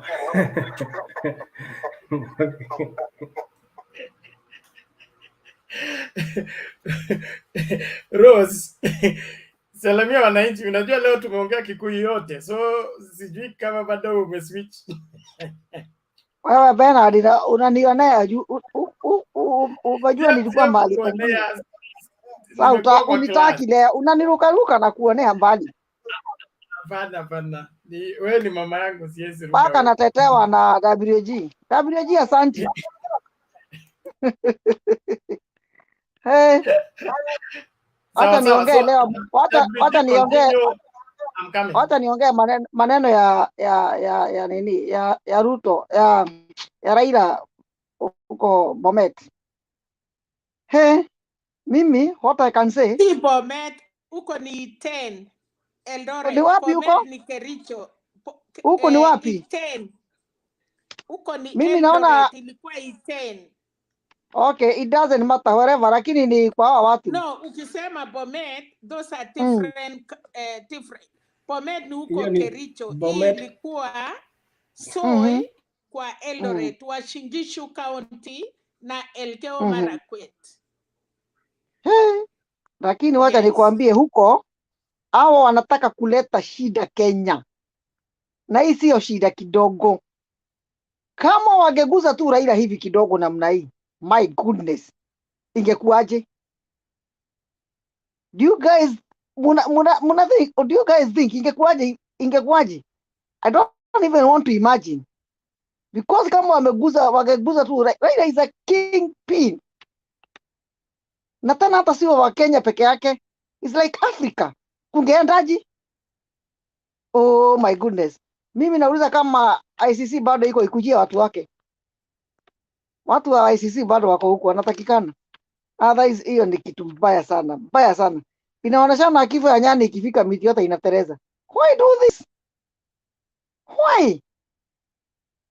These people, they don't want us to do a fair, free election. My goodness. Sasa hiyo ingine mimi naweza kusema ya kalo. Huyo msee, hiyo mashishi, huyo msee alikuwa rafiki. Na mjua ule mzee alikuwa kwa mzee mzuri sana. Hakukuwa anaenda funeral kwa sababu ni funeral. No, ni rafiki yake.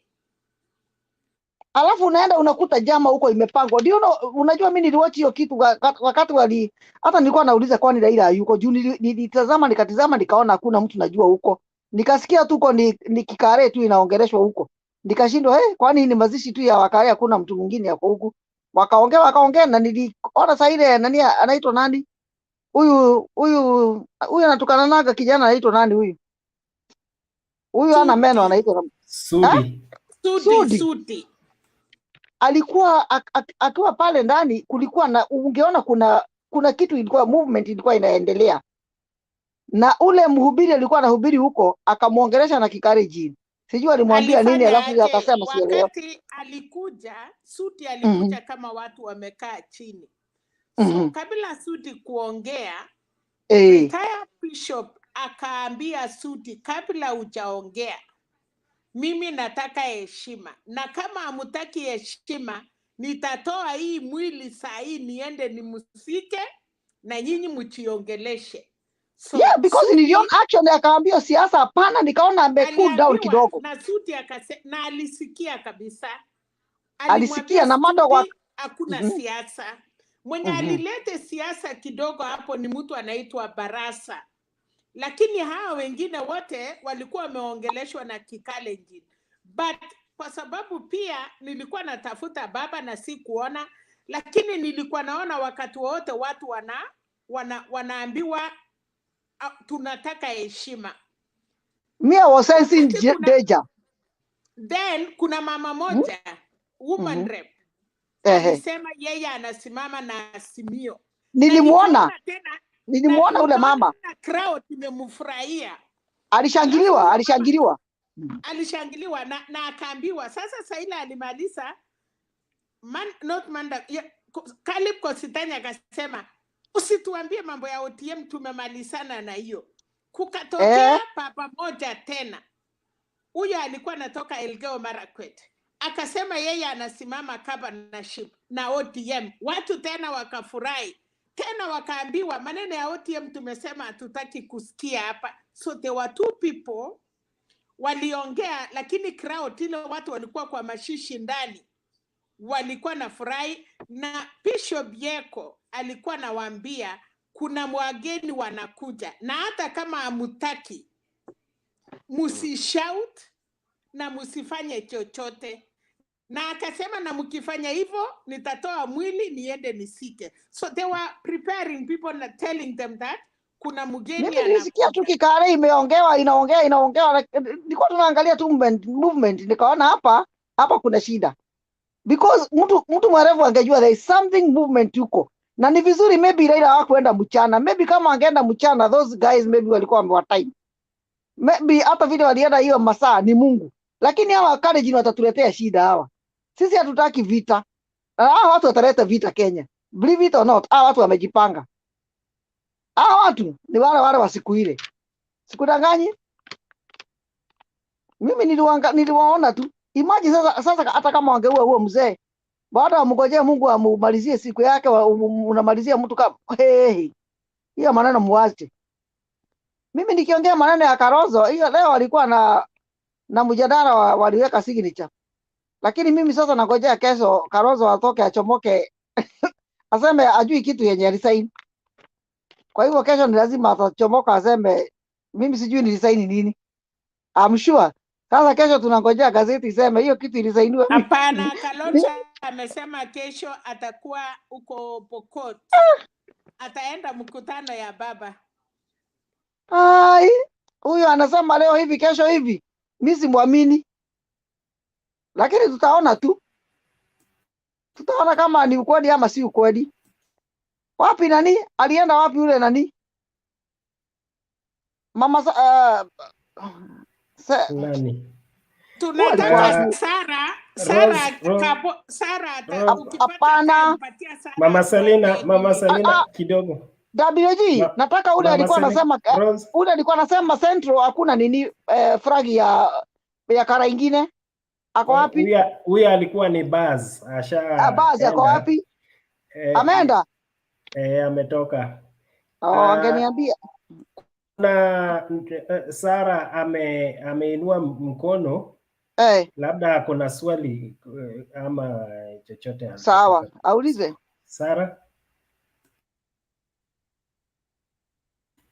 Sara, you are mute still. Sijui ni microphone ndio mbaya.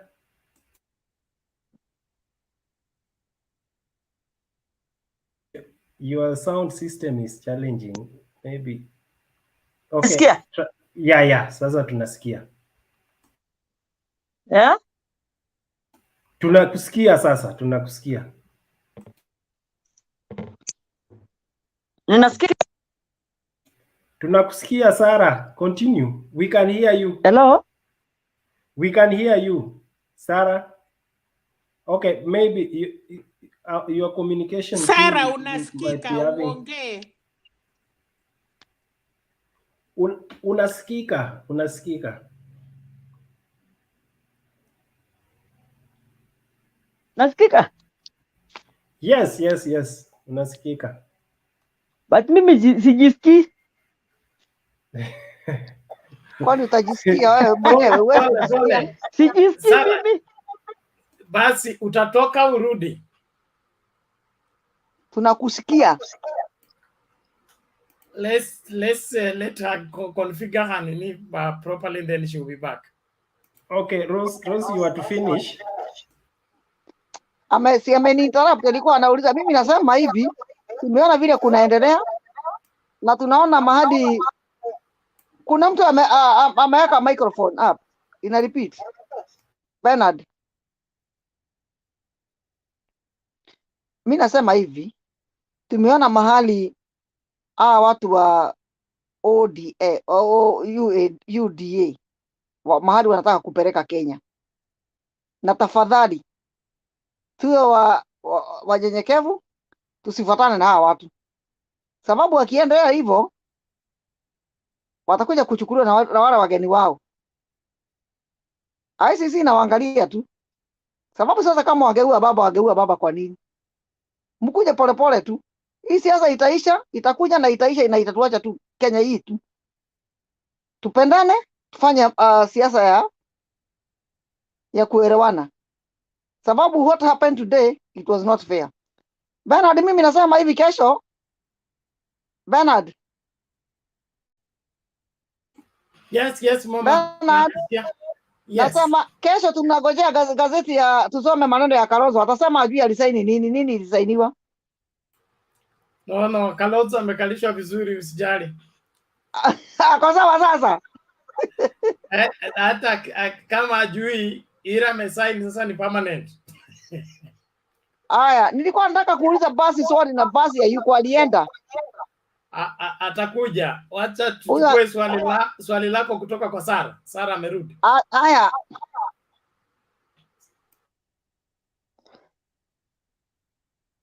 Yes? Yes, go ahead, Sara. You had a question? Unmute. Hapo iko sawa? Iko sawa, Sara. Endelea. Sasa niko I wanted to interject something about these things of the late chairman ya wazee. What happened today? Unaona kila mtu anaongea yake. Naona kila mtu anachanganywa akili. Some of us tulikuwa kwa ground and we will tell you what happened. When mzee alikuwa anataka kuua baba basi. Kwani umeniandika nikuwe security yako? Order.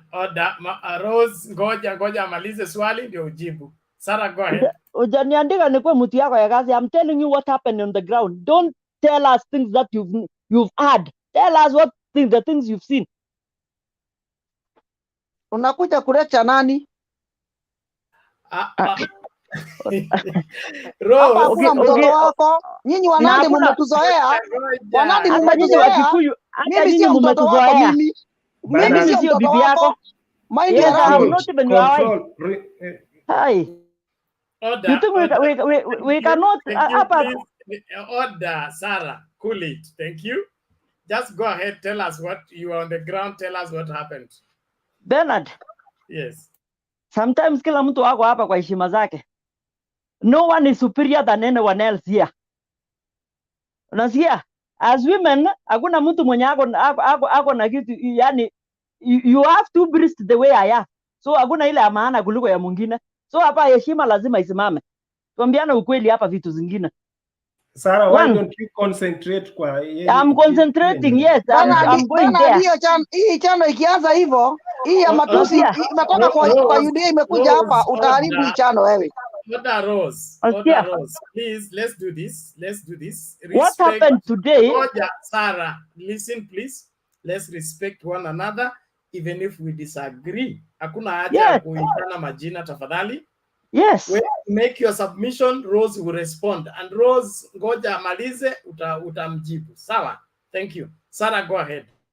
What happened today, Bernard? Mzee Silas, the Reverend Bishop, he gave time wakati mzee alikuwa anataka kuzikwa, because alisema ikifika saa 8 tumemalizana. And then he gave out lecture that siasa, mtu amka, sema jina yako, sema ile kiti unaomba na ukae chini. And then there is this guy the aspirant mwenye anaitwa ambassador. Ambassador, one of his blockers alikuwa hijacked 3 days ago, na alikuwa anataka kuleta hiyo maneno kwa hiyo shughuli. And wakati alipoanza kuongea kuhusu hiyo jamaa anaitwa Barmuriat, so wakati alipoongea watu wakakuwa violent because wanasema one of the aspirants also ndio the team wenye wali hijack hiyo jamaa. So that is why mzee Silas akaamuka na akasema mukiendelea kuongea hivyo nitachukua mwili mubaki peke yenu mukingangana. Unasikia? And I told you earlier before kina Mama Selina came, kina Rose, that thing happened. Sisi hatufurahi. We are not happy about that. And I even told you Alex, no Bernard, I was coming from Baringo nikipitia Iten nikitaka kukunywa mafuta, but when I saw the mood ilibidi nichomoke. So lazima tuambiane ukweli. And I said, I think those things what happened in today in Iten, the other time when happened in those other 2 places, there is a backup somewhere. Why don't we deal with this backup? Watu wa kutumia vijana kwa tabia mbaya.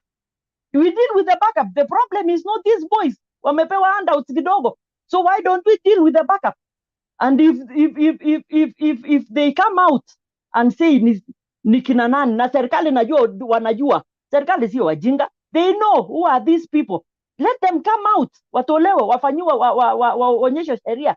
And then president should come out na aseme hiyo upuzi kama hiyo hatutaki, is the head of the state, na tuambie vitu zingine. I'm not happy mtu kama nani akuja ombe kura hapa Wazingishu kama Rose na agongwe. I'm not happy because also I might go to her county niende niombe kura, nikigongwa will I be happy the way I'm happy mwingine akigongwa hapa? So that is uncalled. Na si ati tuwekelee jamii, sisi hatujafurahia na hatutaki vita, tunataka amani. Na kama kuna hao viongozi wako they are backing these things, watolewe na wastakiwe, wafunzwe adabu. Let them be the example to others, ndio wengine wakitaka kwenda wagongwe. That is the thing. So hiyo ndio yenye wakati by Bishop Silas Yego akisema mukicheza nitatoka na mwili, it was the scandal came from Ambassador Bitok akisema ati mtu yake bloka yake aligongwa juzi. So kutolewa ndio hiyo tension ikakuja. Ndio mzee akasema mukicheza nitachukua mwili mubaki hapa mkigongana na siasa yenu. Hatukukuja hapa siasa, tulikuja hapa kulia. Na akasema all the aspirants mameni ni waombe, sitaki maneno mingi. So that was what happened. Na tuambiane ukweli kwa vitu zingine. Okay, thank you. And that's clear enough.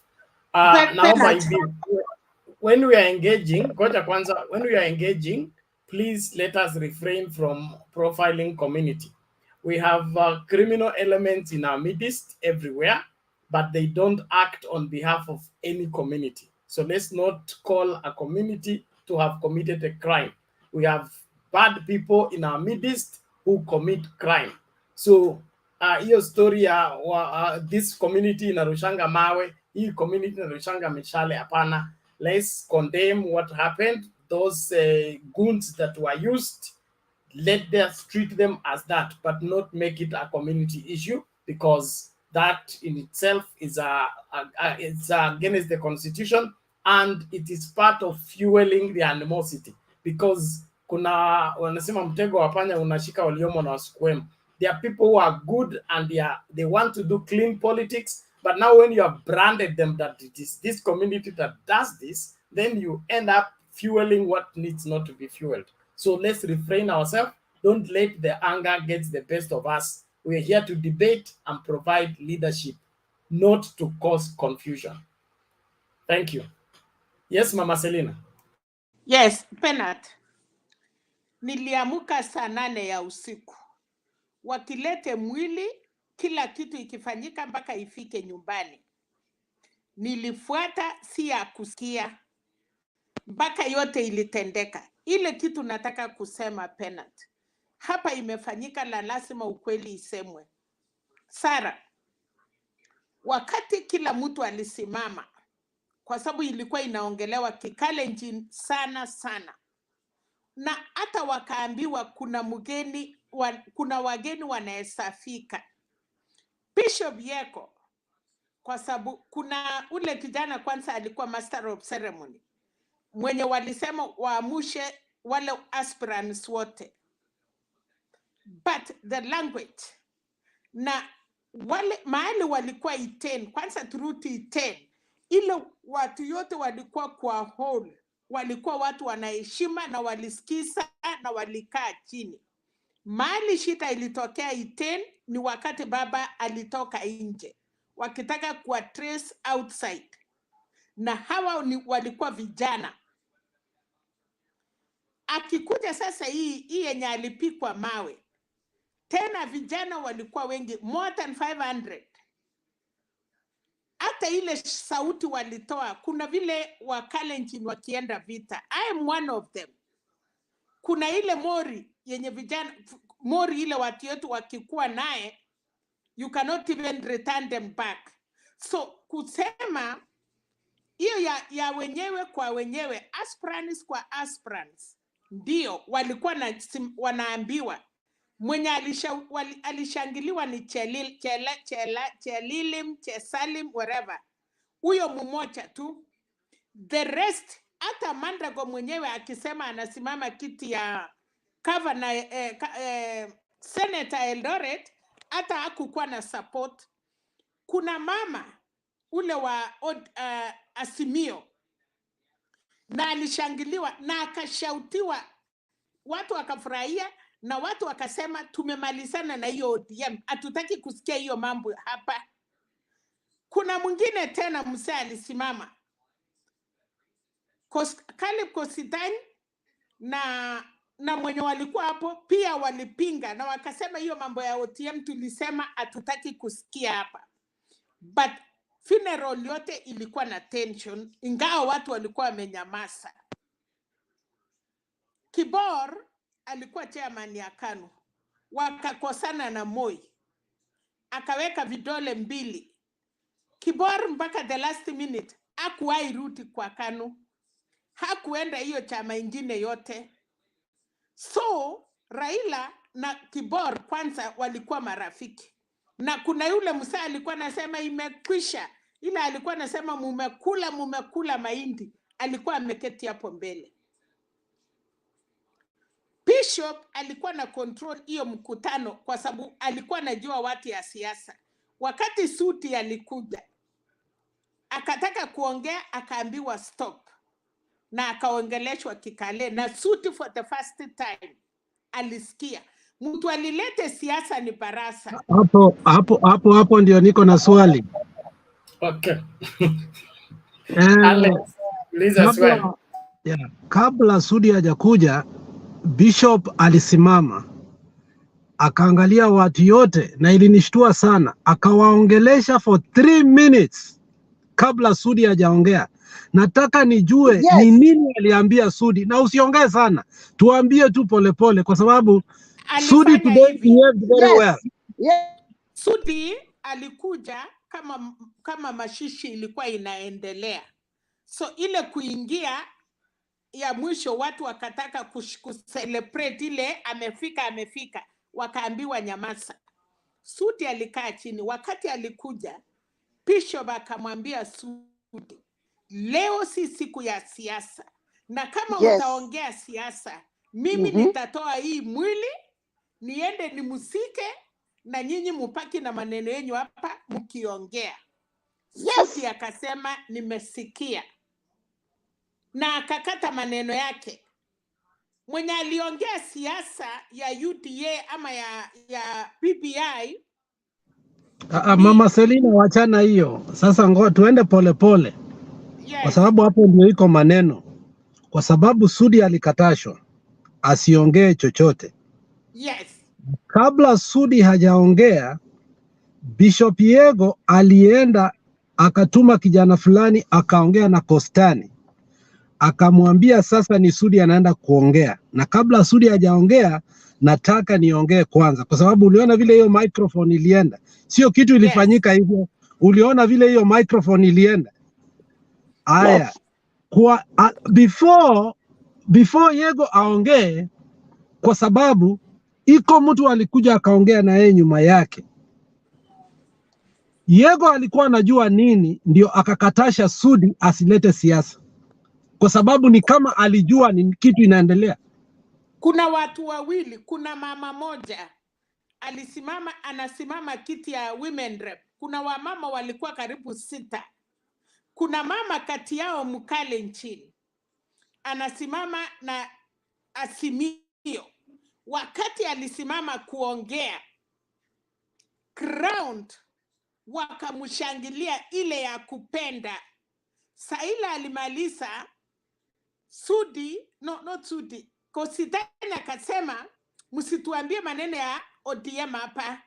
Watu wakalalamika huko nyuma, wakalazimishwa wanyamase. Basi wamama wakaongea, wakaketi chini. Kuna mzee moja tena alitokea ya Marakwet, hapo hii kwa Marakwet, akasema mimi ni ODM na mimi nasimama kiti ya governor. Watu tena wakafurahia. Sasa hapo ndiye Sudi Barasa akakuja. Barasa aka-incite. Sasa vile Barasa ali-incite, ndiye Sudi sasa akuja afanye nini? Ashikilie. Hapo ndio wakati Bishop yako alikasirika.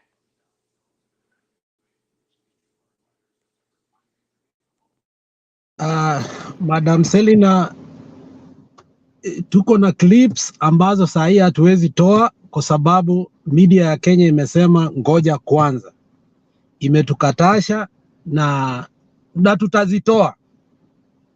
tutazitoa, hatudanganyi, tutazitoa kwa maana ngoja Mama Selina, tunataka itolewe kwa sababu hii ujinga ndio Mutahi Kagwe last time alisema the media has been ganged after 2007. Wakenya mpaka leo hawajawahi jua nini ilifanyika. We ganged the media in 2007 until today. Iko watu wanasikia tu ni kanisa peke yake iliungua. There were so many clips zilikuwa. Nobody is going to gang us this time. We will respect kesho report yende, because hiyo ndio kitu ya kwanza. Juneta ameulizwa, amesema they will go there in the morning. I hope he goes, because if he doesn't go, if somebody ambaye ako na bodyguards, if somebody ambaye ako na watu ambao wanamsurround wengi hivi ambao wanajulikana can be peddled stone like rain, how about mtu ambaye tu anakaa tu kule ama popote katika inchi, tuseme ni Migori, tuseme ni Kisii, ambayo watu wengine wanaweza mpiga, ataenda wapi? Where will he go? Because the prime minister could not even go to police. He had to save his life first. Wote wakatoroka. So that is the question we must ask. Leo hakuna kitu ya Azimio, hakuna kitu ya Kenya Kwanza. We have hooligans within us. Ndio Martha Karua alisema, we have good people and bad people in both sides. Though he singled them, I say, it looks like many are on the other side. But we must acknowledge hata sisi tuko nao hawa. Now we must make sure hata sisi personally tutoa wajinga na hao pia watusaidie tuende uchaguzi. Lakini tusipofanya hivyo, ndugu yangu, kuna mtu ataumia kule vile leo tumeona, na hakuna kitu itafanyika, na tutasema ni siasa, wanaume wengine waendelea wao kutembea na chopa. This was not about Raila. This was about your brother and sister who is somewhere whereby he cannot exercise his democratic right. And we have seen that. So let us unite to condemn it. Atuya ndugu yangu, Let us unite to condemn this. It is not a Kenya Kwanza. It is not an Azimio thing. Bernard, can I say something? Short, briefly. Please make it brief. We have put Atuya on hold for too long. To add on what Alex has just said, you know, like I had said earlier, it's becoming a tendency where everybody else, especially in Uhuru Kenyatta's government, is just not concerned about the job they took. You see, and nobody is holding them responsible for anything. Kenyans are so disparate in terms of security, in terms even this BBI thing for it to reach that that kind of embarrassing collapse. Someone had slept on the job. In fact, as a matter of fact, the AG Attorney General today, I'm so surprised that he's still enjoying that seat. What for? You know, Uhuru Kenyatta must put sit on his seat and make heads roll. Now imagine, even in this circumstance of Raila Odinga today, if he was surrounded by the security, that kind of security that surrounds William Ruto, and such a thing was happening somewhere in Migori or anywhere, and they were confronting William Ruto like that with the stones, what do you think would have happened? People, there would have been bloodshed, a lot of bloodshed there. So I'm just wondering, even Raila Odinga's security, what were they doing? Does he even have security for him to be exposed like that? Okay, thank you. Rose, half a minute, please. Bernard, unaniambia half a minute na huyu Sara, si amesema kuna jambo alikuwa ananiuliza ati naongea uongo. Ni uongo gani nimeongea Bernard? Everything was in the camera. Ni nini nimeongea uongo? Sara, unaweza kunijibu ni nini nimeongea kwa uongo? Mimi nimeongea everything yenye nimeona kwa TV live na kila mtu Mkenya ameona. Ongea kwanza, mrelax. Ongea kwanza. You know, ladies, you relax. Nini nimeongea uongo? This is true. Sawa, asante Rose, thank you. Sarah, what is it? Unajua mimi vitu zingine huwa naangalianga mpaka nasema sitaki kuongea mbaya. One, let me add something on Lex. Lex, before you came here, I talked about the same thing.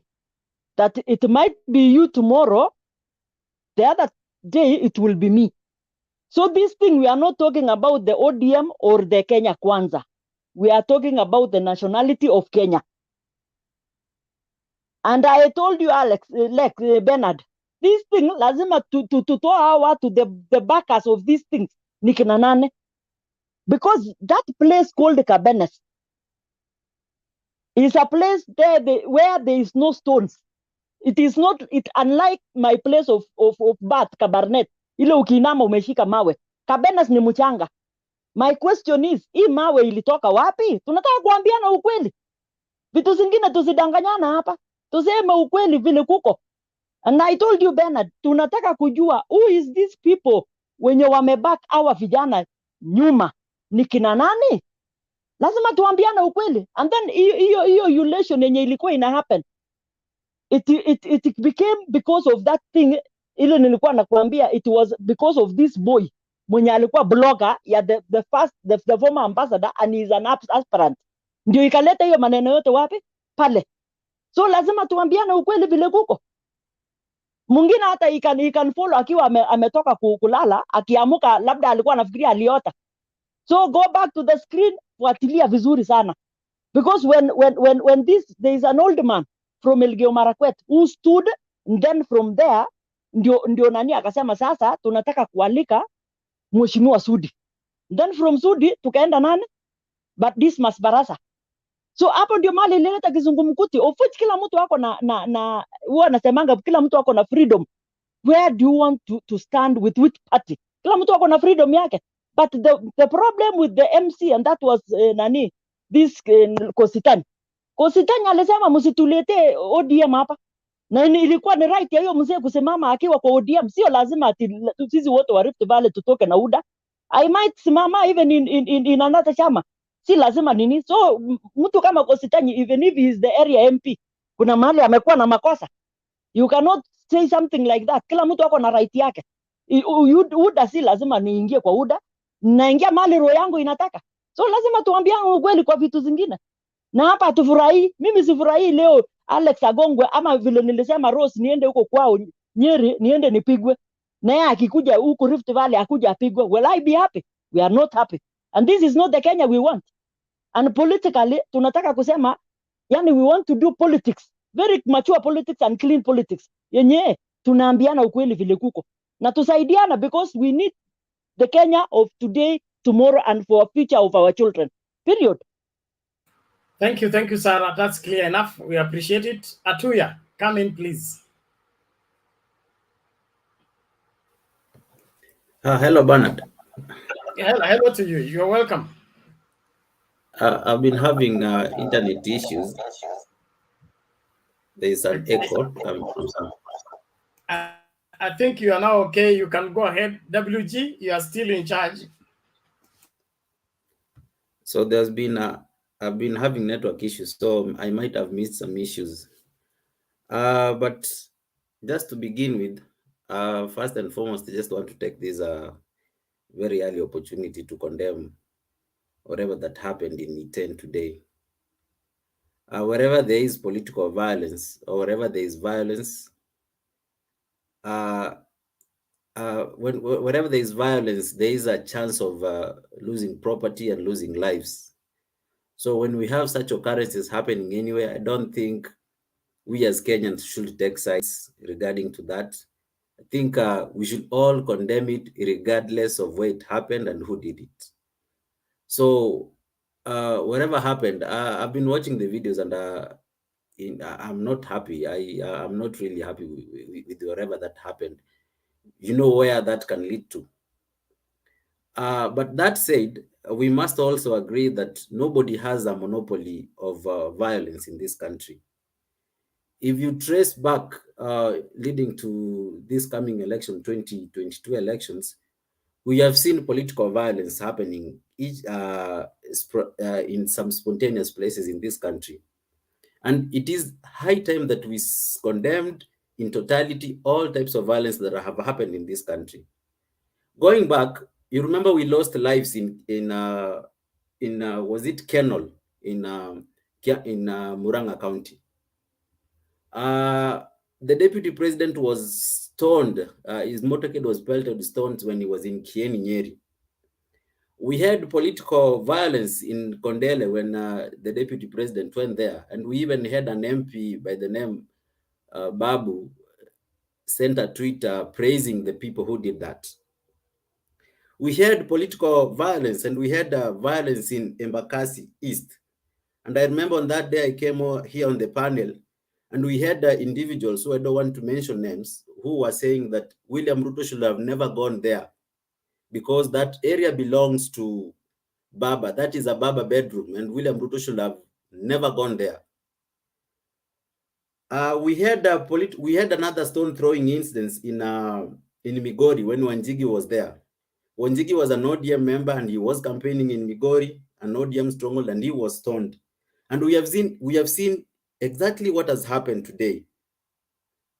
A chopper being stoned, a former prime minister's life being in danger, and we cannot take political sides. We cannot start name calling. We cannot take tribal inclination when it comes to matters to life. I've heard some very unkind words in here, people saying that tribe, this tribe. It should never boil to that. We don't have we are Kenyans and we share common problems. I don't see why I should see that me being Kisi, maybe a Kalenjin being stoned, I get happy, or maybe a Luo being stoned, I should be happy. We should condemn all political violence, starting from what happened to the deputy president, to what happened to Wanjigi, and to what has happened to Raila Odinga today. If it continues, all of us know where it is headed. Nobody will benefit from political violence. At the end of the day, if it happens, these leaders will unite at some place, have a handshake. But me and you, we might suffer economic problems. We might fight. We might lose lives. If violence happens today, I don't think William Ruto will lose a relative. I don't think Raila Odinga will lose a relative. But me and you, we might lose one. So political violence in this country, it is not something that we should take political sides about. I think Alex was asking me to speak about that, and I think I'm categorical about that, and we should never entertain political violence on that. Reversing back to the political scene today, I've seen there's a topic about Azimio-Oka New Deal.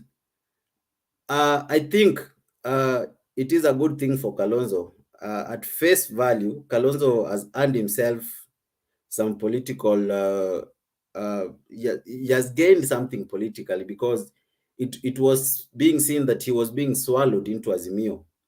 So by the virtual that he has now joined the coalition is Azimio, One Kenya Alliance, it looks like they're equal principles.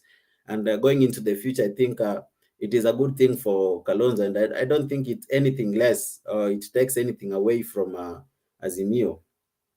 Going on, I can see another topic was the nomination fever. That is always, it happens, it will happen, and we will have casualties. We have heard already Kidero is the first casualty. We will see many more to come, and it's bound to happen when it's the political season. I was not in here yesterday, so I think I just want to comment a little bit about yesterday's ruling. And to some extent, it was a good ruling. It was a win-win situation for Kenyans. But I actually do feel, and I actually could want us to evaluate that. The issue about the basic structure of our Kenyan constitution. I think the High Court and the Court of Appeal had set a high bar. They had set the right kind of momentum for the Supreme Court to rule.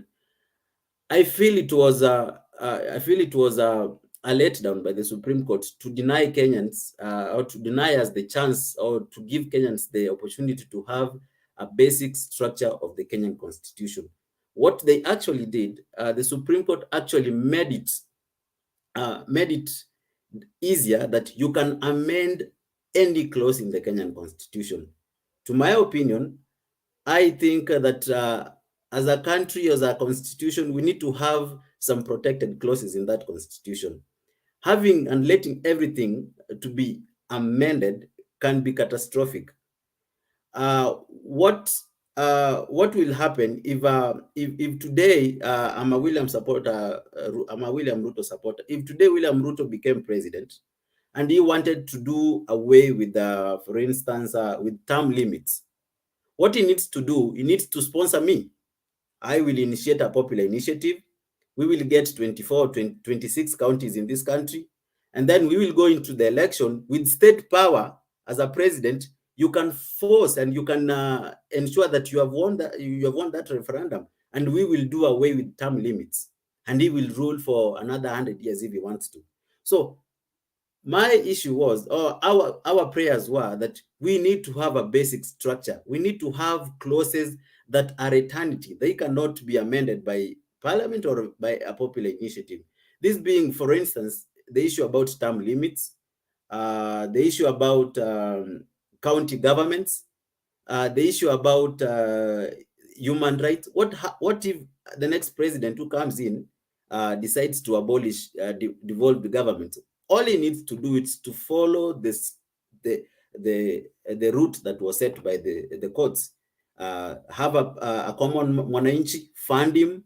He will come up with a popular initiative, say that we don't want counties, come up with it will pass in 24 or 26 counties, go to a referendum, bulldoze it on the people, and it will pass, and we will no longer have counties. So I think, and I don't know, maybe the legal minds in the house can tell me, if we still have a chance of having retaking that case back to the Supreme Court, and that we need to have a basic structure of our constitution. We need to have clauses that are protected, that any rogue president or any rogue government that comes in has no chance of mutilating that constitution.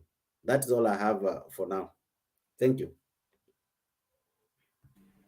Asante sana, Atuya. Is there any question directed to him? Yes, Abdul.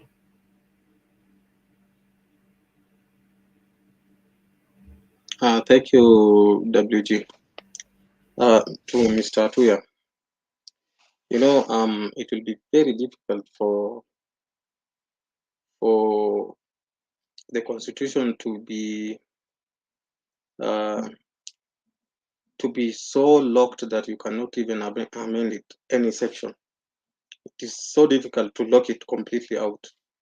That's why you see the Supreme Court judges had a hard time explaining or even understanding.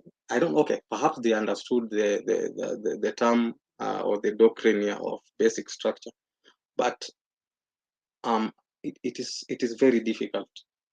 That's why you see some sections they've like put stringent measures and processes that for one to amend a certain section, like for example, Bill of Rights, it has been made to be so difficult to amend it in such a way that it must undergo referendum. You know, so I think that is the threshold that you can only put, but you cannot like lock a section completely out that it can never be amended, because you know, constitution is a living document. Today it is like this. After 50 years, there might be some other things that might be basic that should be put in the Bill of Rights. So if you say that for example, that section be locked out completely, then you see it will mean that we change the entire constitution so that we bring in new ideas and all that. That's all. Thank you. Abdul, I think on with my understanding, I thought what Atoya meant was that the basic fundamental issues, there are basic fundamental issues, the ones that are core, you know, that should not be tampered with easily. I think that is what he wanted to bring up. So, thank you. No, Guru. WG. Yes. Excuse me. I understood exactly what he meant.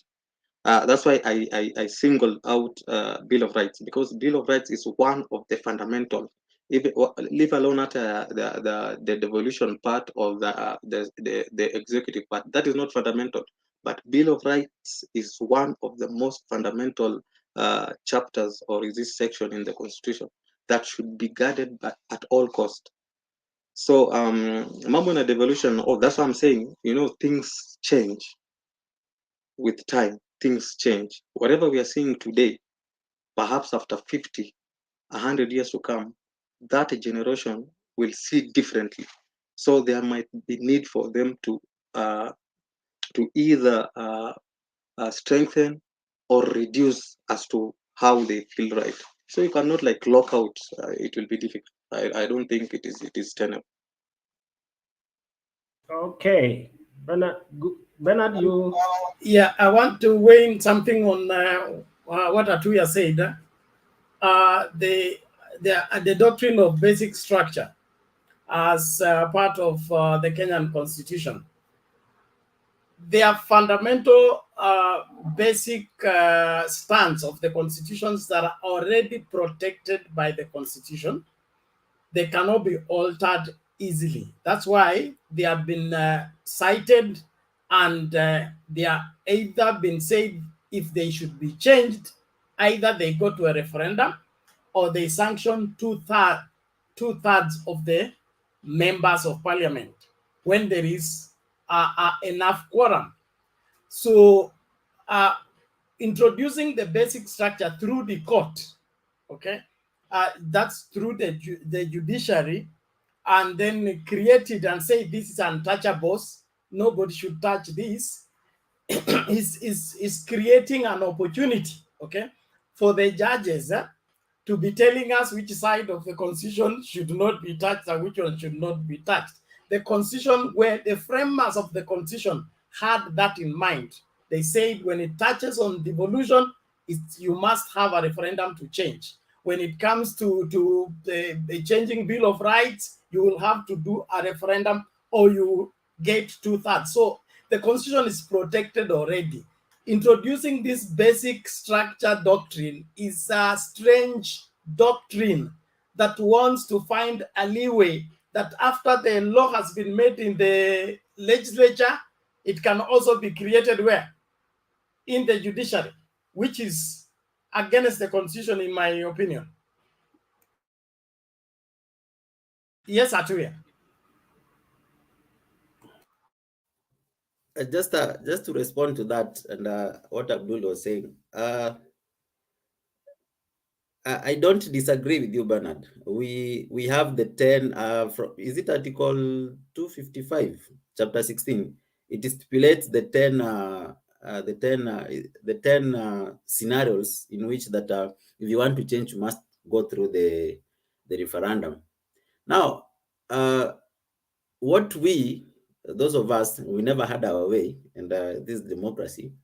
What some of us were advocating for is that we need to have some clauses internally locked.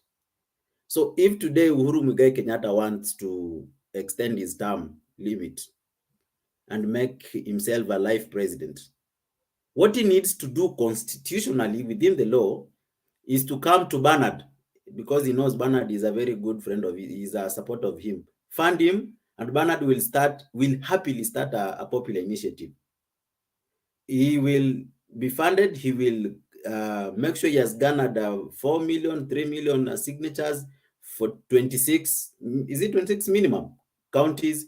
And then when it goes to a referendum, as the president, he can ensure that they have won that. Now, to prevent rogue governments from actually mutilating the very basics of our constitution, for instance, that on term limits, to me, county governments, I don't feel like in 100 years there's somebody who might want to do away with the county governments. I think they need to be protected. With Abdul, he was speaking about in another few years, we might want to add to the very basic human rights. That's a nice angle. But what if we opened that with the human rights, we can only add to it, but we cannot subtract to it? If we can put that to law, that it is a locked clause, but we can add to it, but we cannot subtract to it. What if today President Uhuru Kenyatta decided that you can be arrested and detained without trial? All he needs to do is to follow the legal channel that the court put down. And if he wants it the way he wanted it for BBI, why it not for the court? If he wants to do it, he can do it. So for us to be safe, I think the basic structure, there are some fundamentals like right to life, That one should be basic eternally.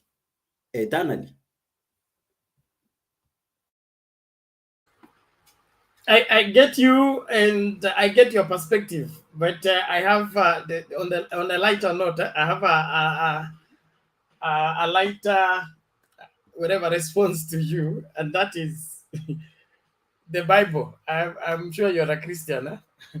The Bible is cast in stone. It cannot be revised. It cannot be, improved on it, and it is supposed to be followed without being questioned. Okay, but do we still have people who violate what the Bible says?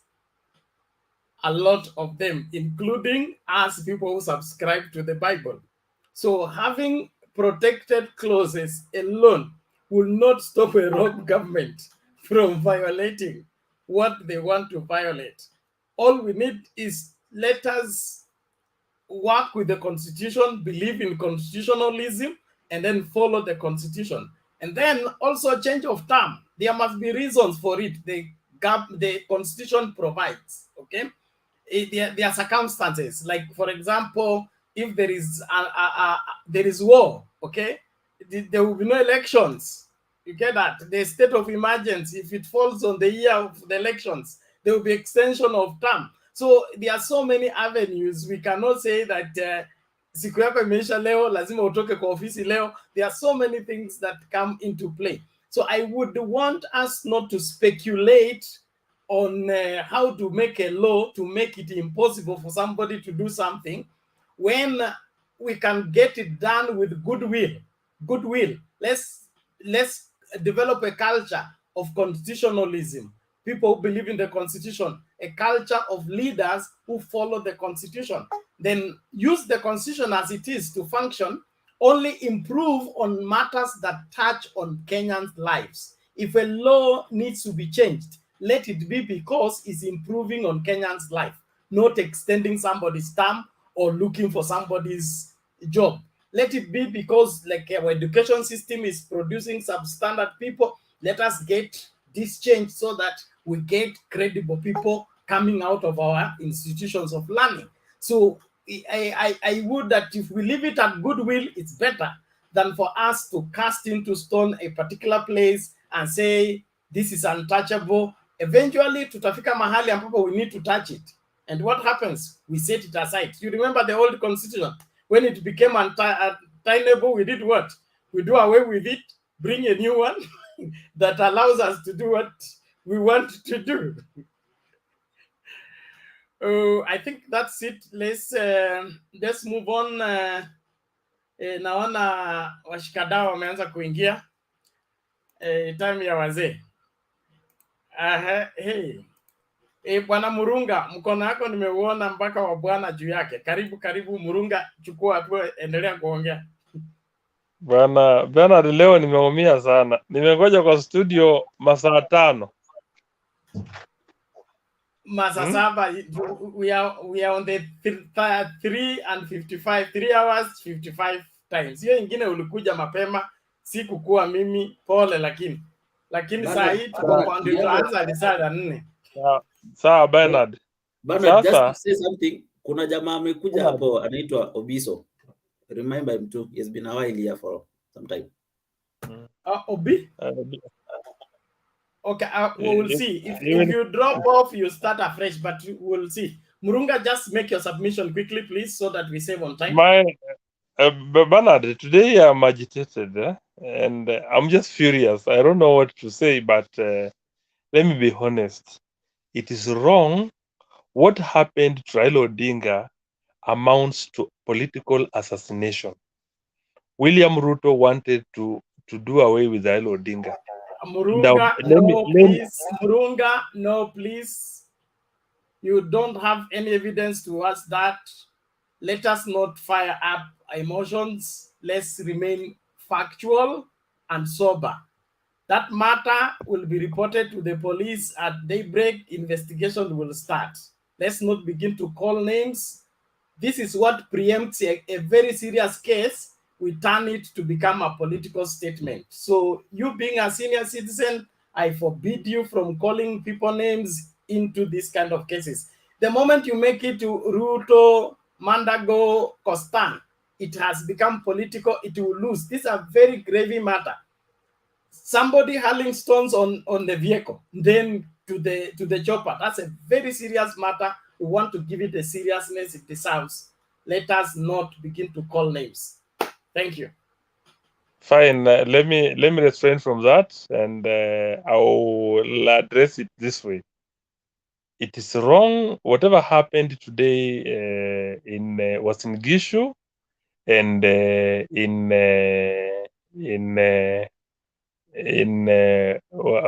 is Elgeyo Marakwet was not good, and I will say that whoever who is actually doing that must also be prepared to face it on the other side, because it's likely to affect them as well. Because Murunga, don't say that. Murunga, don't say that. You are an elder. Wewe ni kukavane, okay? Talk like a kuka who knows Your daughters are married all over this country. There is no side that you are not represented. Sawa. Let us Yes. condemn evil and not incite the other side to do the same. There is no revenge in this one. We'll investigate, get to the bottom of the matter, sort it out. Sawa. There are many angles to look at it, but please, let's not fire it up. Thank you. Fine, Bernard. I get your point, but it's agitating, and we must call out some individuals who are really doing this thing. Bernard. When you look at that clip, it really portrays a picture of warlords, warriors, people who are ready to do anything, for political survival. But I'll say this: I will not call names. I will only say that it's unfortunate that it happened to Raila Odinga, somebody who has fought for that freedom, and that he's actually the one now being targeted by those the lords of impunity in this country. I will say this. Since the days of Angomoi, I had never seen something of this nature. It's only today that I've seen an attack on a helicopter. You can imagine, were it not for Oparanya, who was close at Lukuyani, what would have befell? Would actually have happened to Raila Odinga? It is barbaric to say so, and I'll be very, very specific on this. The people who planned and did what they did today should actually think and actually reflect on what they were actually on, what would have happened today, assuming that this probably the stone or whatever object that was used to actually attack Raila Odinga landed on him. What would have happened today? Would be talking of a very serious thing in this country, Bernard. And to be honest, it would not have been easy to resolve it. So let's actually think about a country that we have, a country that we need tomorrow, a country that we need for our children. And whoever, and as Raila Odinga put it, he actually mentioned names of individuals who he believes that were behind the attacks. And these are attack dogs for a specific candidate in this country. Let me not mention the name, but it's very clear they are attack dogs for a specific candidate in the presidential election. Tuwe na mwelekeo ambao unaweza kujenga nchi. The country needs peace. We saw what happened in 2007, 1992, the years back, where we had the people coming to mediate, to have peace in this country. The country is not ready for war again. Hatuko tayari kupigana na mandugu zetu wengine. Mr. Bernard.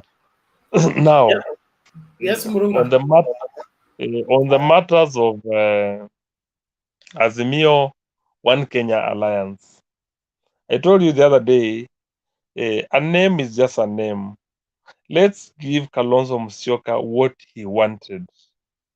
You can hear that that is the Oka presidential candidate, the lead contender, that is Kalonzo Musyoka, is going to lead the campaign tomorrow. Is actually going to be the campaign manager in charge of the campaigns for Raila Odinga as from tomorrow. Reason being that he has been allowed to have his name included in the One Kenya Oka One, that is the Azimio One Kenya Alliance. it is not, as I told you the other day, it is not a big thing. It's something that you can, it's a give and take thing.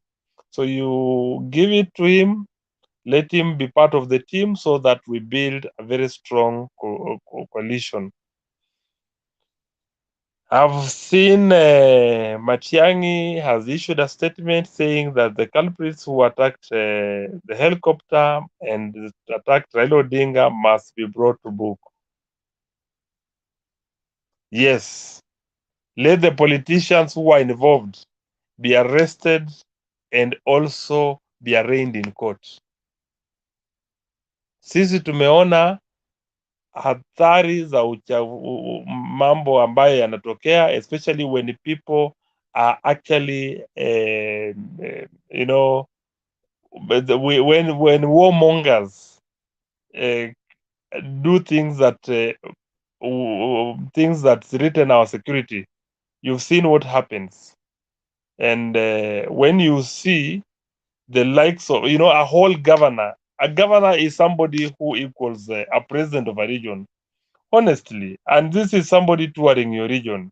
When your name is being mentioned among the people, the key people who organize the chaos, what does it really portray? Bwana Murunga, I don't want to guide your debate, please. Let the matter be investigated. Let's not preempt it. Okay, just make your points. Let's move on. Let's not try to implicate anybody. Hatujafika mbele ya judge. Even if we convict the person here, nothing will be done to the person. Let it be. It is alleged he has done this. The investigation will prove to us what happened. Please save time so that we go to Obiso. Thank you. We are discussing a very serious matter. Let me not get into the serious part of it. And I think it's late for some of us. Most of these guys who are debating with us are abroad. Au masaa yao sasa ya mchana ni mchana kwao. So we'll let them continue with the debate. I'll be joining you later. Bernard, I stand Murunga, leo guided. inaonekana uko na usingizi, enda ulale, tutakuamsha baadaye. Asante. Sawa, Lakini Ben. Obiso, vipi leo? Bernard, sorry for that. Today I haven't given my submission. I was just asking questions, and I came way before Obiso. Who is Anyway, speaking? Abdul. yeah. Abdul, sauti yako tumesikia mara 3 mara 4. Hata kama hujafanya submission utasubiri. Naomba tumsikize Obiso. Obiso amekuwa hapa muda mrefu. Naomba tumsikie sauti yake, hatujawahi sikia. Tumalize kwanza, alafu tutajipanga. Unajua sisi ni wenyeji. Thank you. Obiso, namna gani lakini?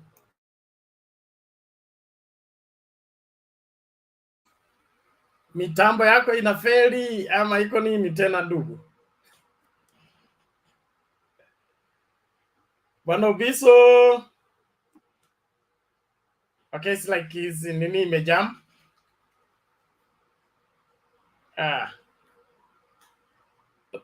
All right.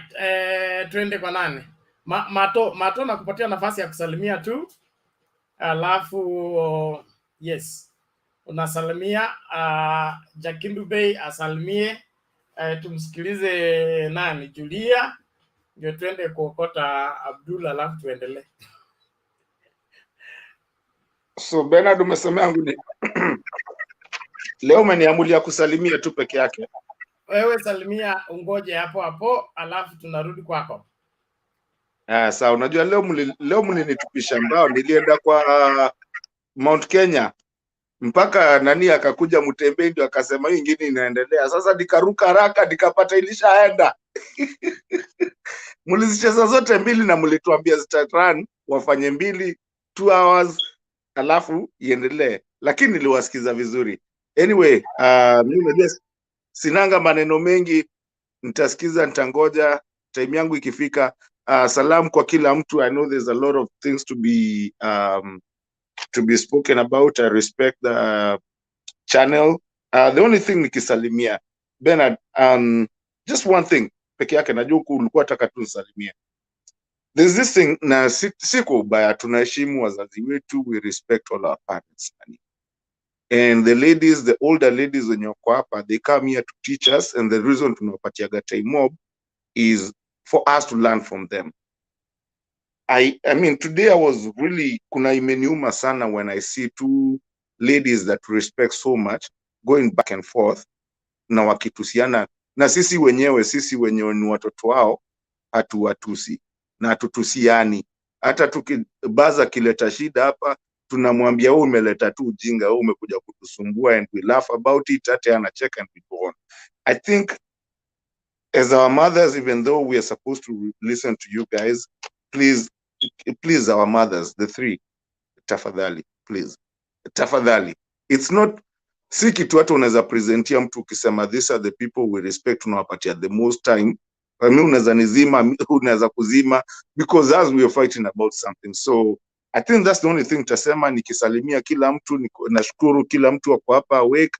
Everybody is here, is giving their nini. We are here na tuna support Mutembe TV, and we are here to talk because this is our future and our kids' future. So umeniambia tu nisalimie, karatasi zangu ziko hapa, tutaongea baadaye. Thank you. Wewe prepare kesi yako, na nashukuru sana for bringing up that.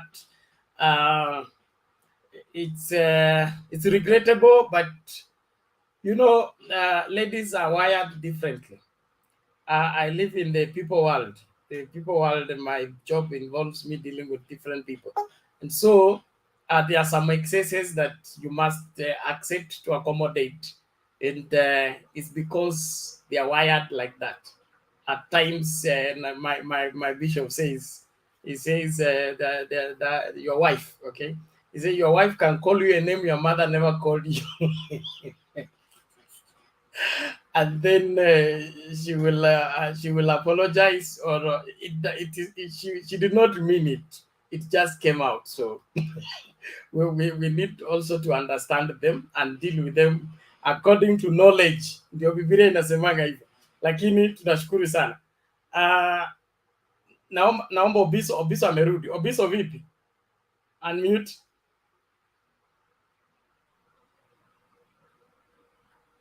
Oga Obiso, you click. Yes. Salama sana. Network ilikuwa imepotea kidogo. So, kuna kitu ningependa tuongee.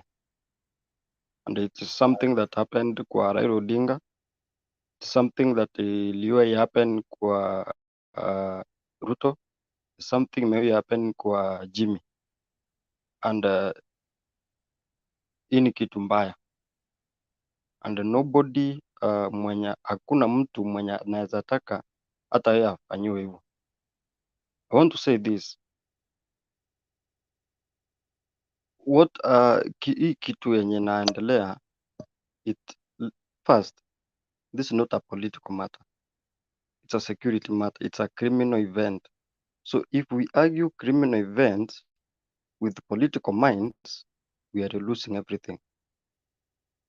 And that means that tunaweka hii nchi into chaos.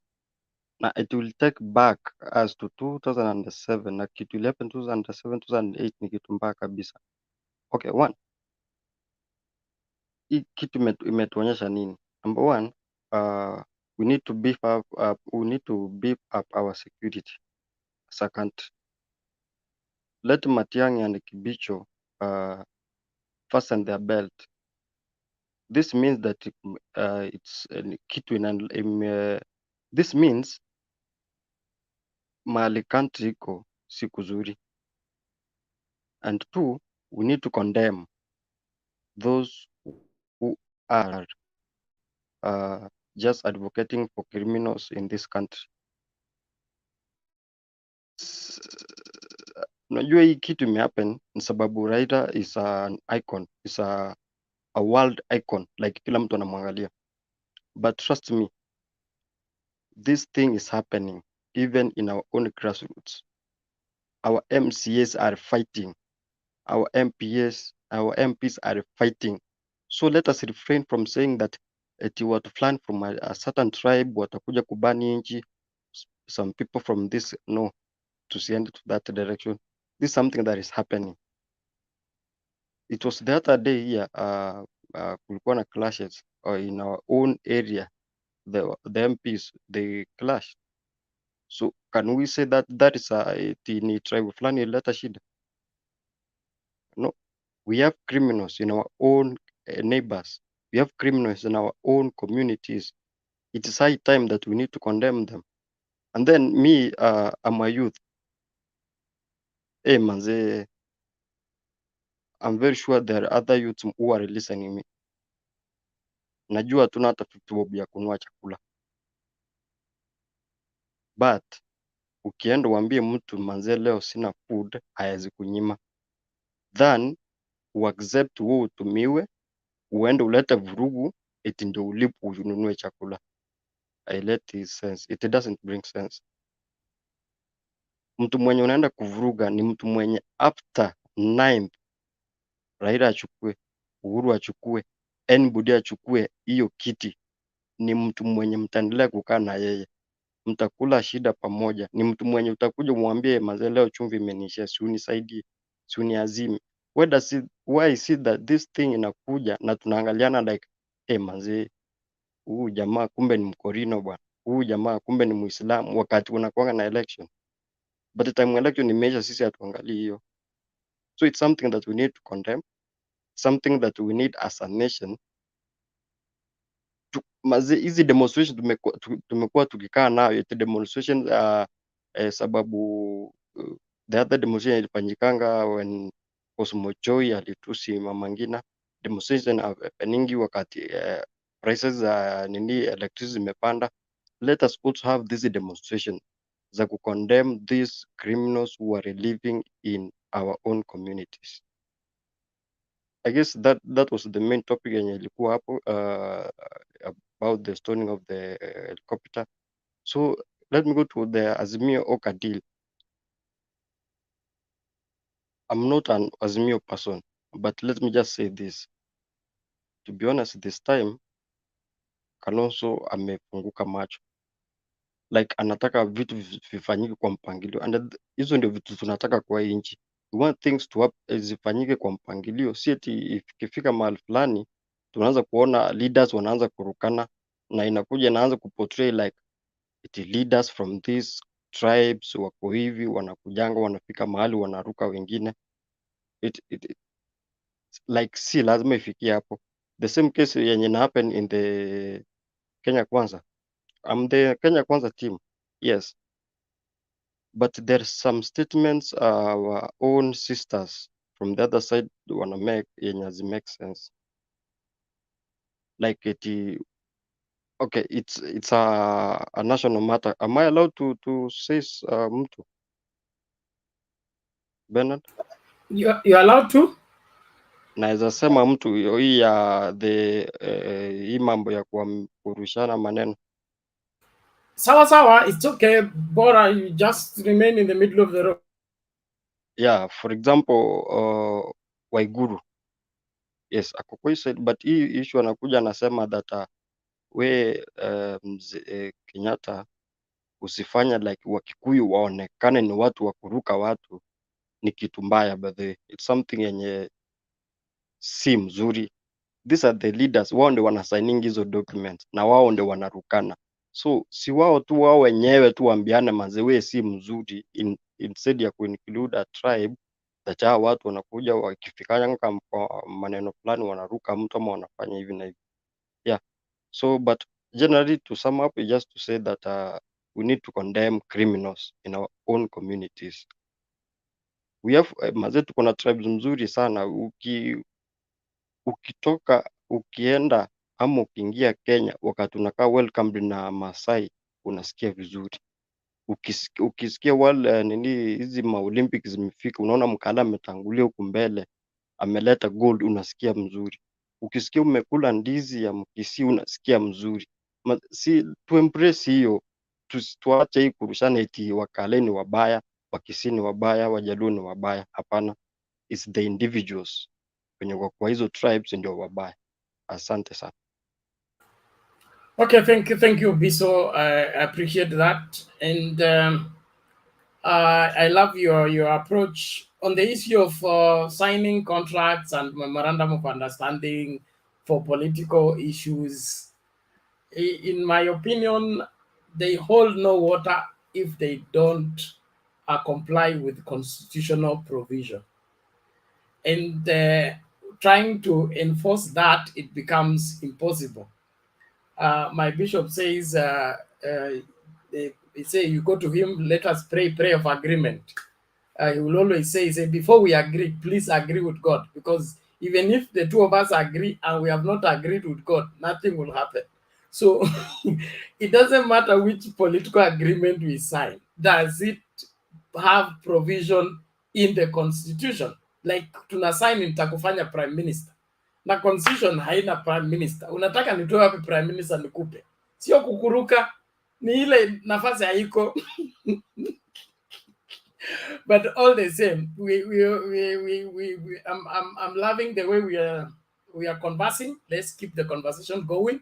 Let's not just stir up smoke. Let's provide solution and be sober. Understand that democracy grows, okay, and so does constitutionalism growing. There are things we don't have now, we'll have 10 years from now. There are things that are not possible now, they will be possible 30 years from now. So we should give them time to grow into it. Young people should understand that you cannot have everything now. There are things you will grow into. So let's have that appreciation that hatuwezi kuenforce vitu. These tantrums we're beginning to throw around and say we must get it, oh, at Pangwingwi, sisi nini. We can't make those things happen now, even if hakuna mwanadada na get pregnant leo na nazaa kesho. Gestation period has to be 9 months. You cannot accelerate it.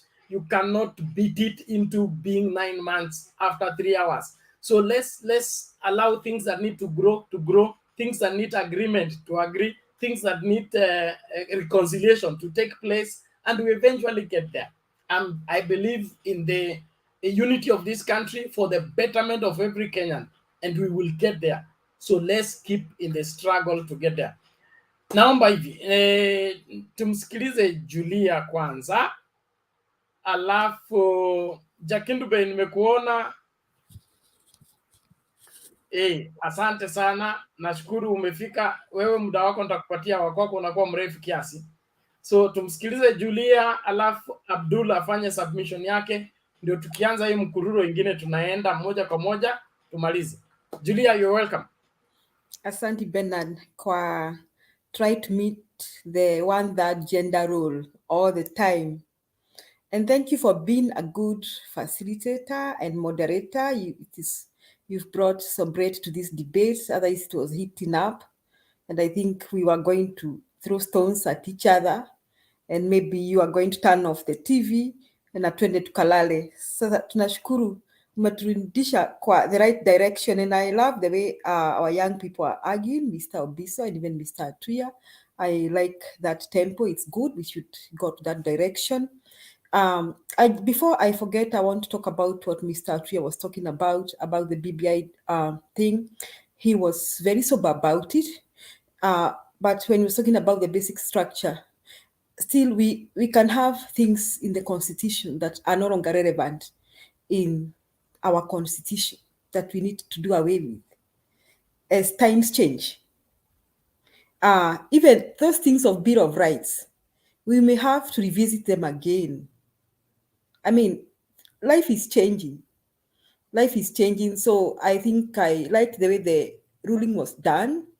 And earlier I heard somebody called Buzz talking about that the BBI is dead and buried. That is not true.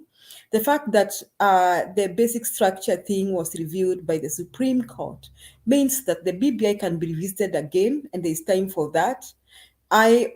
However, I'm not saying that I agree with everything that was in the BBI. For example, I belong to the school of thought of people who did not agree with the creation of the premier post and I don't know how many deputy presidents and all that, blah, blah, blah. I don't think that was going to help us improve our democracy. My take on that was that we needed to empower our governors more and make sure that we provide more funds to our counties. That was my take. I do not think we need more. I do not even think, okay, about the members of parliament. I looked at it again. I thought that we need to revisit representation, because it's not fair to have the same members of parliament representing Kiambu as the same members of parliament as those representing a place like Turkana County. It's not fair. That I think places like Kiambu are experiencing what we call underrepresentation. So the BBI had good things and things that we did not agree with, whether we were on the Azimio side or UDA side. So when I found people celebrating Eldoret, I thought that was a high level ignorance and people who don't even take time to read what was in the BBI. And I think as Kenyans, we should deviate from that ignorance and debate the way we are debating here. So I think next time we need to take time and read through the draft and see what do we want. And my take is, if it is brought back, we should go to a referendum where we are allowed to vote for various clauses. Like Kenyans should be asked, do you want a premier or not? Then we can say yes or no. Do you want us to reallocate constituents according to this formula? We can say yes or not. Do you believe in the thing of one vote, one man, one shilling? We can vote yes or not. Do you want us to increase the funds to the counties this much? We say yeah, we should not be given a referendum where we are voting lump sum for everything. I think Kenyans should be given the opportunity to decide what they don't want. In that case, I think we are going to be fair to each one of us. So that's my take on the BBI. About Raila's Odinga chopper stoned, that was very bad. Now, these things have happened, I think, to several politicians, like many of us said here. Now, I don't know the motive of the stoning. Maybe I don't know. I don't even want to talk about it. But I hope that the police are investigating this and these people should be brought to book. We hope Matiang, I think somebody said Matiang has talked about it. Those people are on camera, so we hope to see them arrested and arraigned in court of law and jailed. And if there are people who are funding them, we hope to see them arrested too.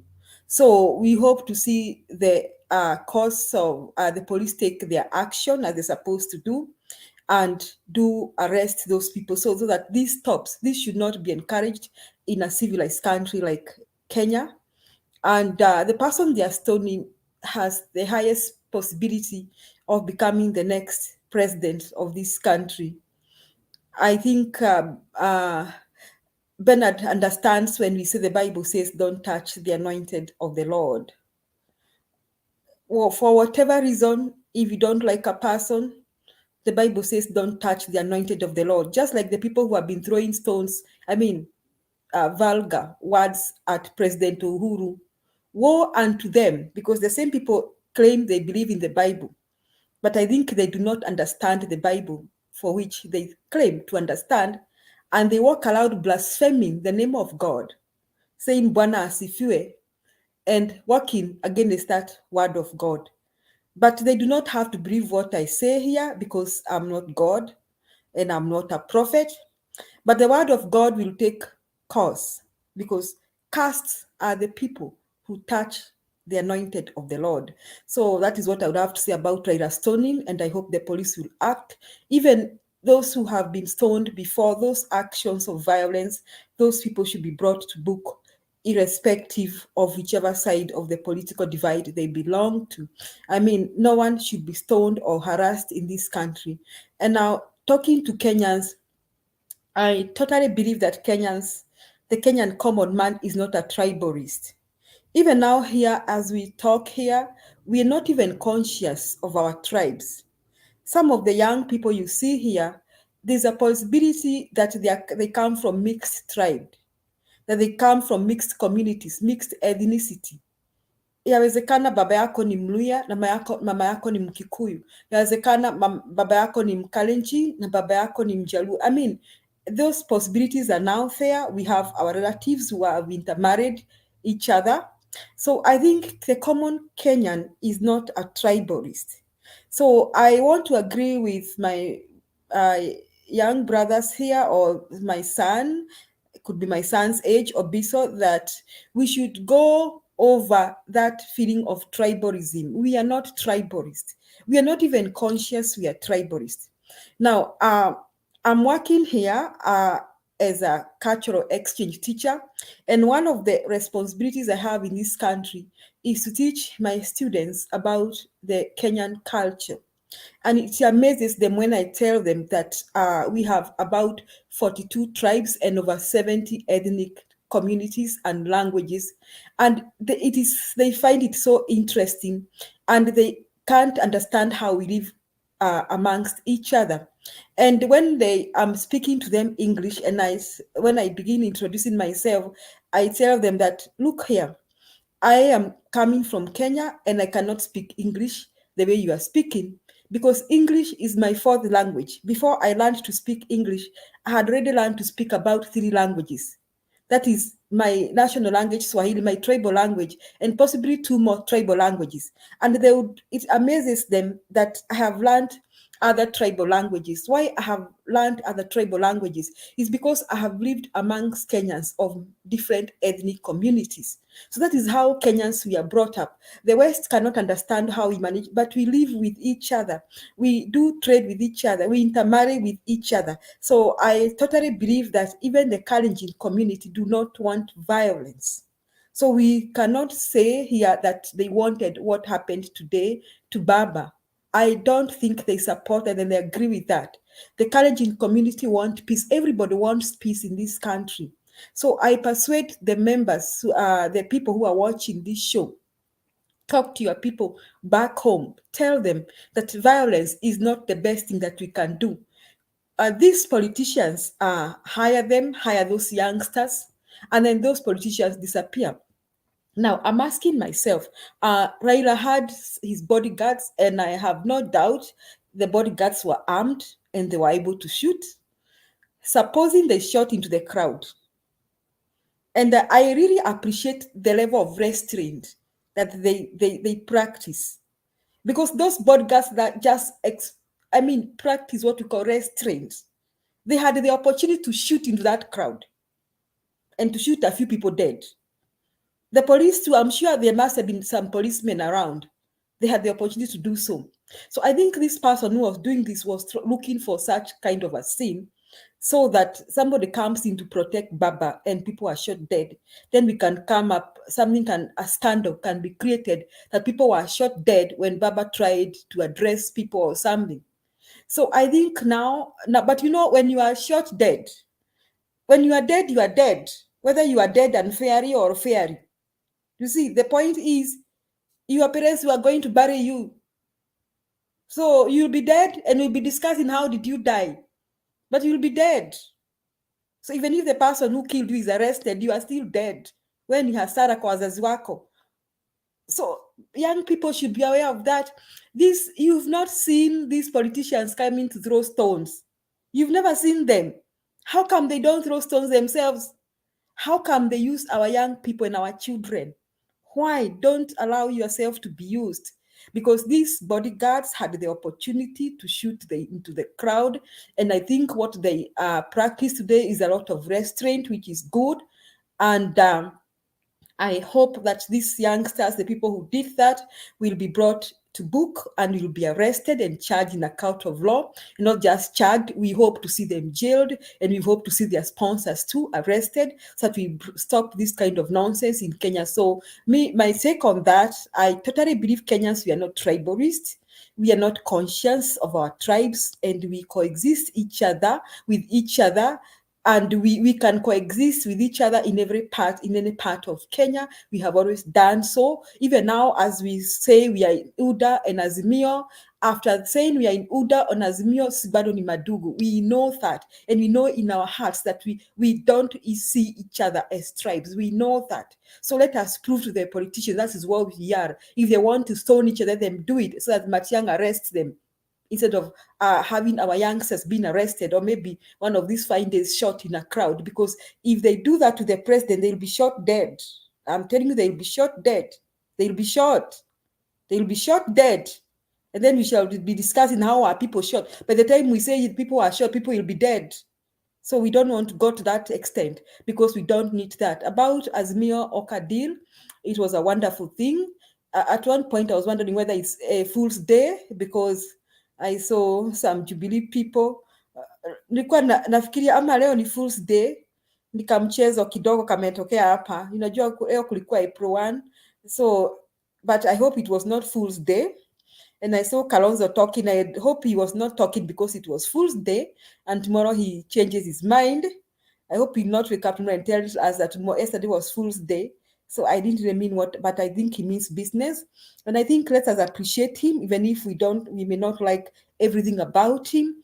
Let us work with him. I think we are all learning now to practice wisdom, patience, and tolerance and restraints as we work with each other, and this one will drive Azimio to another level. About the party nominations, I think parties, especially I support Azimio, so really I don't care what's happening with KKA. They can do their nominations the way they want to, and I hope the Azimio team, they are going to agree on a formula, especially in areas like Nairobi. Because if they don't do that, they'll be giving UDA a chance. But if they agree on a formula, like they decide which part to have which constituency to have which party, who is which party to give us a governor, or I mean, who is his running mate and all that. If they do that, I can see Azimio taking Nairobi. I can see Azimio taking the places like Coast Province. I can see Azimio having more members of parliament than UDA if they agree. So I had some discussions about Kisii. I don't know why this Kisii thing is a big deal. I think we should not pay attention to them. Finally, I didn't make it to the Mount Kenya thing, but I just wanted to wind up by telling people, I had Buzz talking about Mount Kenya and Jubilee. And if Buzz is listening, I want to remind him that Mount Kenya is in Kenya. Kenya is not in Mount Kenya. It is Mount Kenya that is in Kenya. So Mount Kenya is not the only region in this country. And Mount Kenya is as important as other regions in this country. And those people who are in Mount Kenya are still bragging that UDA is in control in Mount Kenya. I want to tell them that this is the first time they'll be so shocked with having a president whom they didn't fully back winning for presidency. And I look forward to 10th August to seeing the faces of people from Mount Kenya region when they wake up from their deep sleep to find that somebody else won, Baba won, without full support from Mount Kenya. Sasa nawaomba wenzangu kutoka Mount Kenya region, hakuna haja ya kupiga kura na unapoteza. Kupoteza ni kumaanisha voting for somebody who is going to lose. Na waomba mvuke sakafu mje pande hii to the winning side. Thank you, Bernard. Thank you, Julia. We appreciate it. I believe wamekusikia na wanavuka sakafu. Wanakuja polepole lakini watafika. Mwenda pole ajikwai. Waswahili wanasema. Abdal, naomba ufanye submission yako mbio mbio, tulete sasa tufungue kurasa mpya. Thank you, Bernard. And salute to all the panelists. Well, yesterday was somebody had coined Thursday being Black Thursday, but Friday was almost turning out to be another very, very Black Friday. But we thank God it turned out to be better after the stoning. Yesterday, for those who are in the studio, I had said that Raila chose the wrong time, or perhaps it was coincidentally, to go to the Rift Valley. Why? After as much as it was planned earlier for his trip to the Rift Valley, but the ruling of the BBI yesterday and the way we saw people celebrating and cheering all over Western Gishu and some other sections of the Rift Valley, that one was a key indicator from my point of view to what happened today.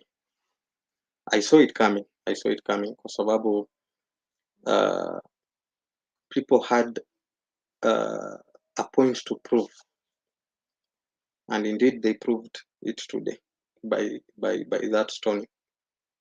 You know, we've come to a point where we cannot tolerate another person's opinion, for that matter. So if you start having a divergent opinion, then immediately you're tagging an enemy, for which should never be that way. Because as humans, we all have choices. And when it comes to making decisions, it is an individual. So you should respect an individual's opinion, and we learn to tolerate it. You see, and I'm sorry to say so, there's this tendency, I take it as a provocation, when somebody says that wale ni watu wa kurusha mawe na kung'oa reli, that is condescending to a certain, community, and in a way, it is like trying to provoke them so that they react in a certain manner to prove a point that, you see, I was right. This is how they will behave. So this thing has been going on for some time, but well, if we take the Kondele and the issue of Jimmy Wanjigi in isolation, kwa sababu the way it happened, for me, I wouldn't say it was planned. I wouldn't say it was planned. Something that happened, pockets, so it was not something planned per se. So somebody is really, really working hard to provoke the other side so that they start throwing stones as they have been, said to be, so that will help in decampaigning one camp. That will prove a point that at that side, they are very intolerant people. They cannot allow others to come and campaign in their backyards. So that one, I believe, sitting back and looking at what happened today, it is part of that plan to, to provoke the other side. But I hope and I pray they should not buy into this thing. Actually, they should be the ones wa kukaribisha many other people kabisa. Let them come and let them sell their ideas, and at the end, let them go, so that they prove a point that they are not as they have been painted in this in these campaigns. So well, Kenyans, we are very funny people. We only become enemies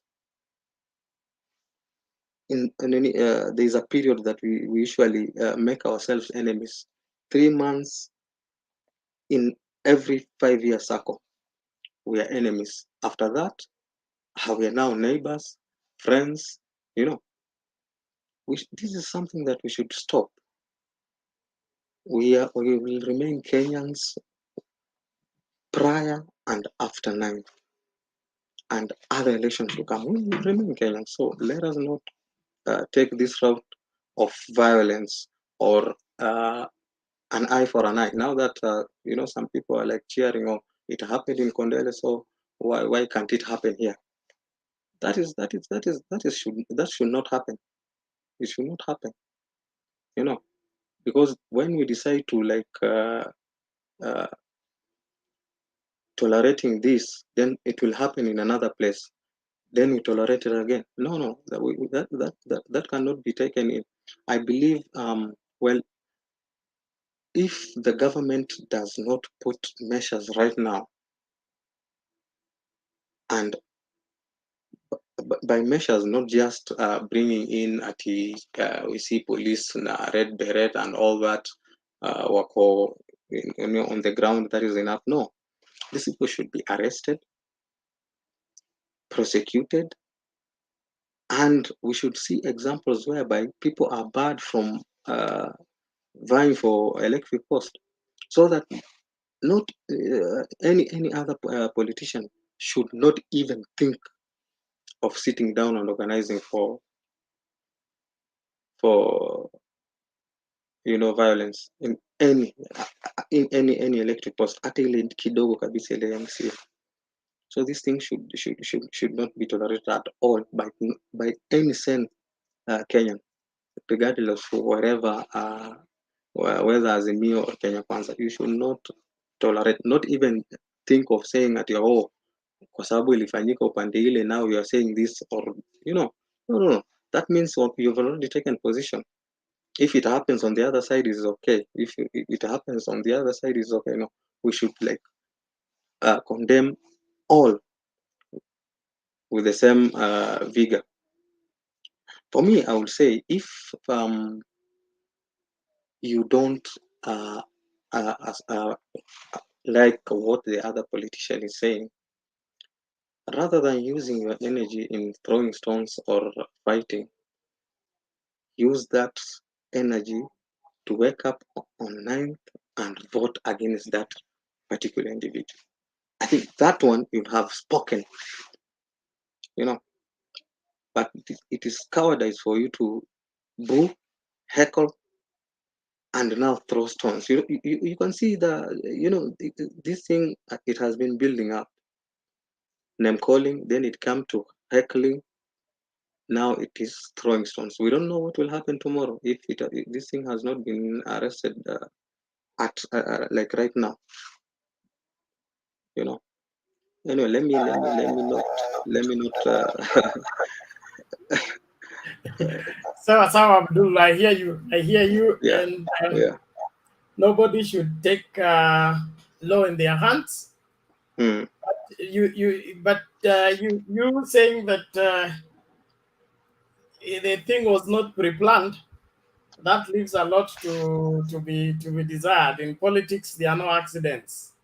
You hardly have. For example, the thing took place in the evening. No, you didn't get me, Bernard. Probably, and that's why Yeah. let's do this. Let's do this. Julia says he's rushing to church. Sasa nipatie dakika mbili asalimia ongee, alafu tu mwachilia ende church. Bernard na panelist, mjambo.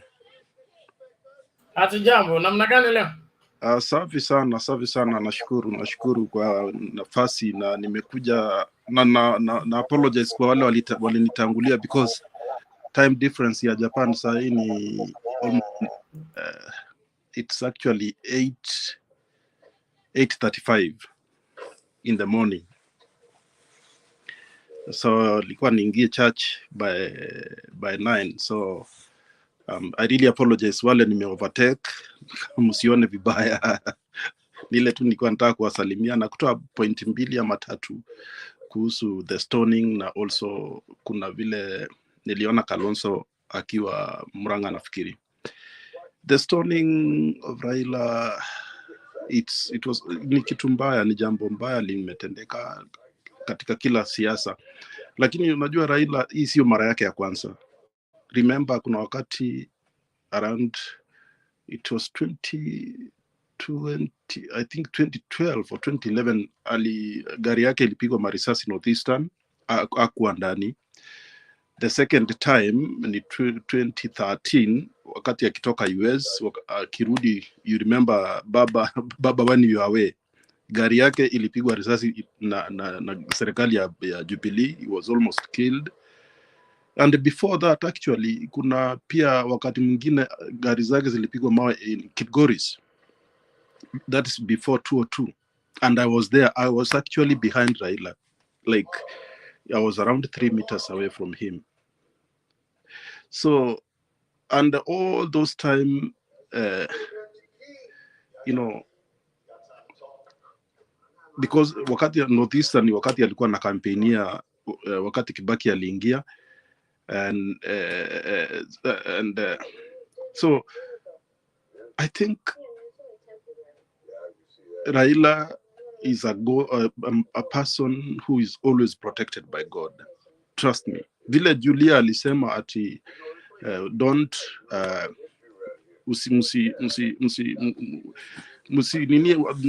msicheze na anointed one. Raila is anointed one. Kama Moi akummaliza, many people died. They did not survive. Lakini Raila alisurvive. So I think it's a high time that we take things seriously, and because unajua hizi nini wengine ni wana stage manage ndio onekane ati wamepigwa mahali fulani. I think it's known because tumeona kwa news investigators wanasema they stage managed. But here Raila mpaka wanapika chopa, seriously it was bad. But anyway, that's what we can say. And after all, you know, najua watu saa zingine mkiendaga opposition that is the one sign of going to opposition. Trust me, that's one sign of going to opposition. Kutupa mawe. Secondly, nilikuwa nataka kuongea kuhusu Kalonzo. Alikuwa Murang'a na the way he was talking, I did not like it.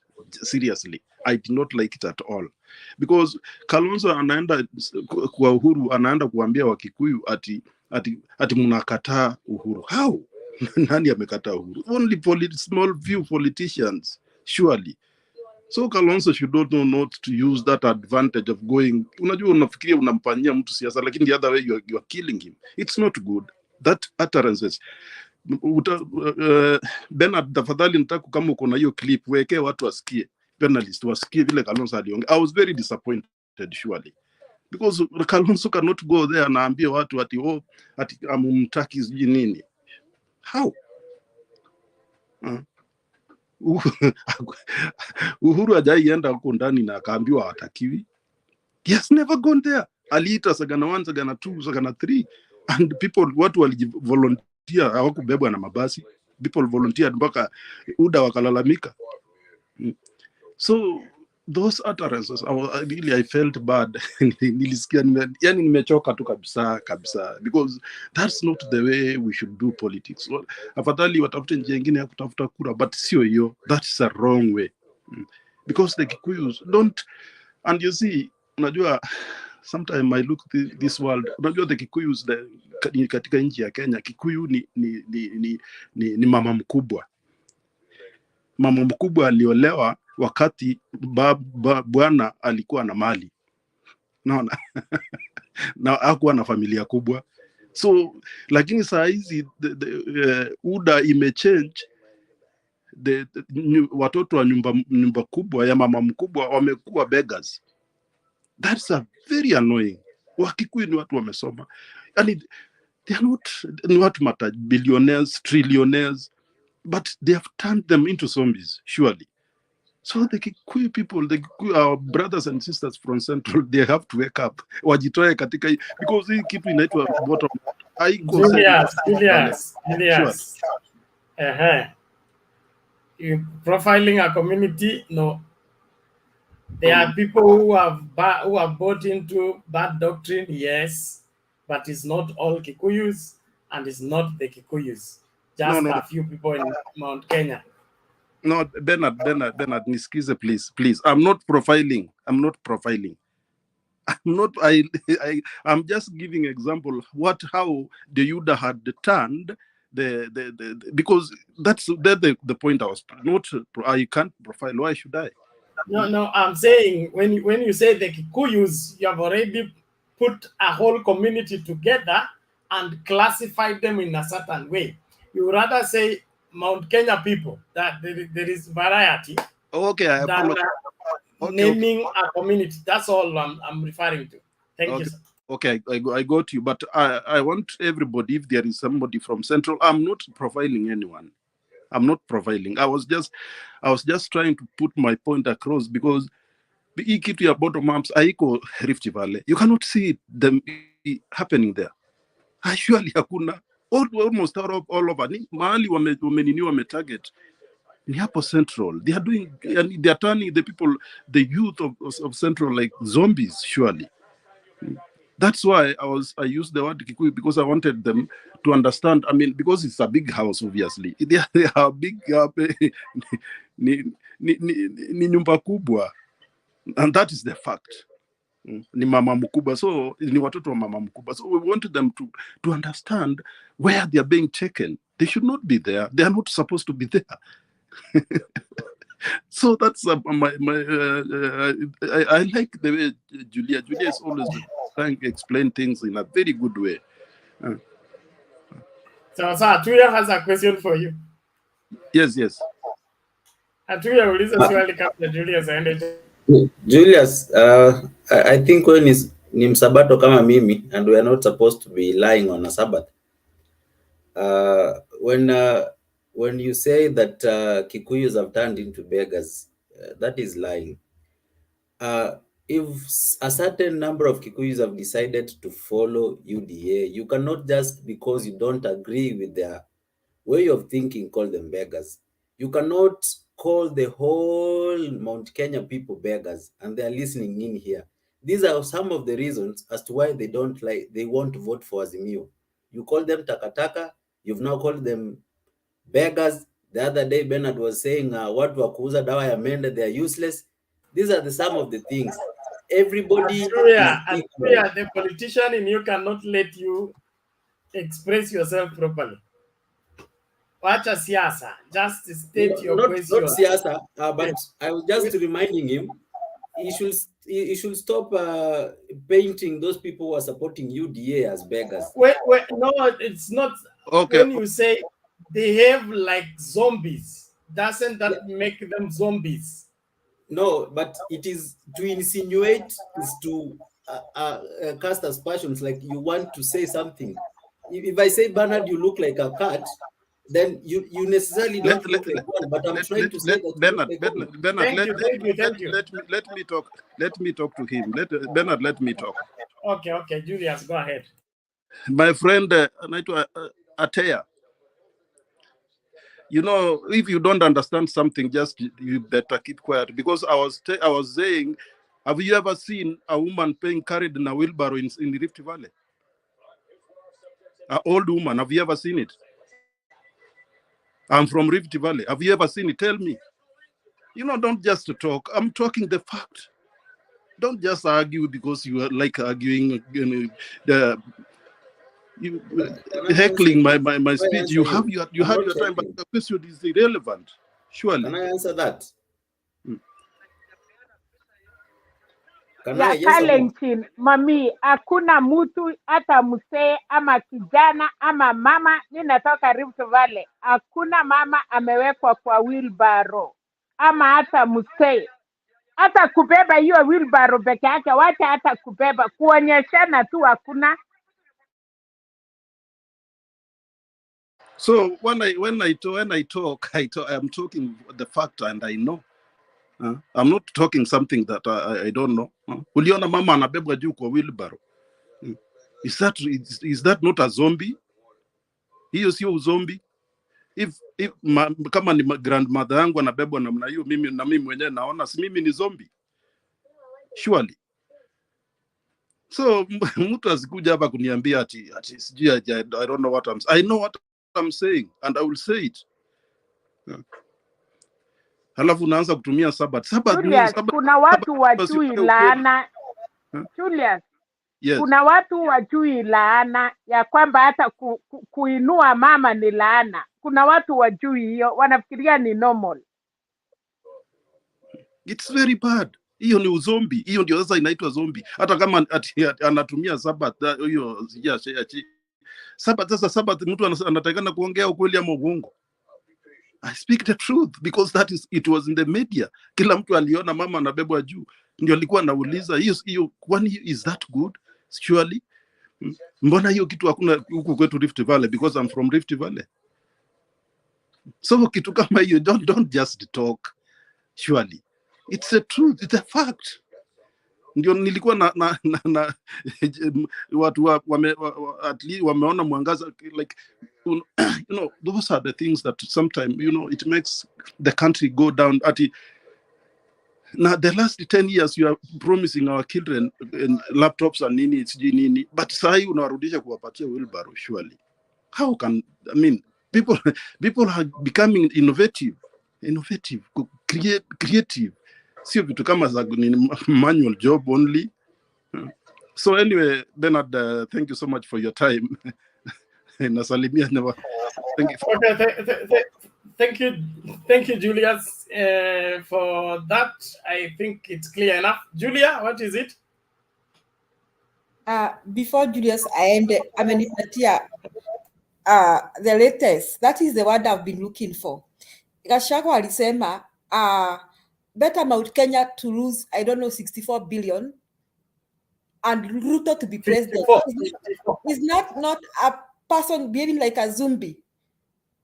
Yani alisema alikuwa anasherehekea BBI kuangushwa, that it is better Mount Kenya to lose, I don't know, 64 billion for us to have William Ruto as president. Is that person not behaving like a zombie?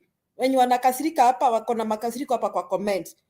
Wasn't Gachagua not behaving like a zombie? Paka nasema afadhali Ruto for president na tupoteze hii pesa. Seriously? Asante Bernard. Thank you. Now. I must balance the question here. 1, 2, 3, 4. Tofik. When you masafa marefu ama mafupi? Okay. Probably you're not there. Naomba sasa nimlete Jakindu Bey alafu Mato. Karibu dadi, namna gani leo? Salama sana Bernard. Na wasalimia wote, amjambo. Hatujambo. Yes. Siku nyingi tumemiss Mama hiyo sauti. Selina, Julia, amjambo. Mimi Tuko nataka wasima ni kulia tu, tunasikia ni tu. nataka kumwambia Atuya, nashangaa kwamba Atuya anasema yeye ni msabato. Na ameenda kwa curtain. Anasema yeye ni msabato, ni Mkristo.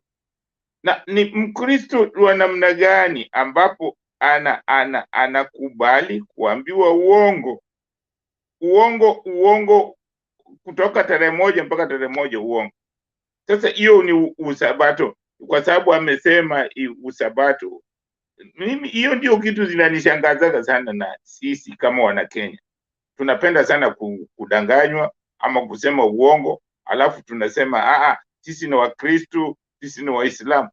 Waislamu na Wakristo mbona tunapenda tu kusema uongo?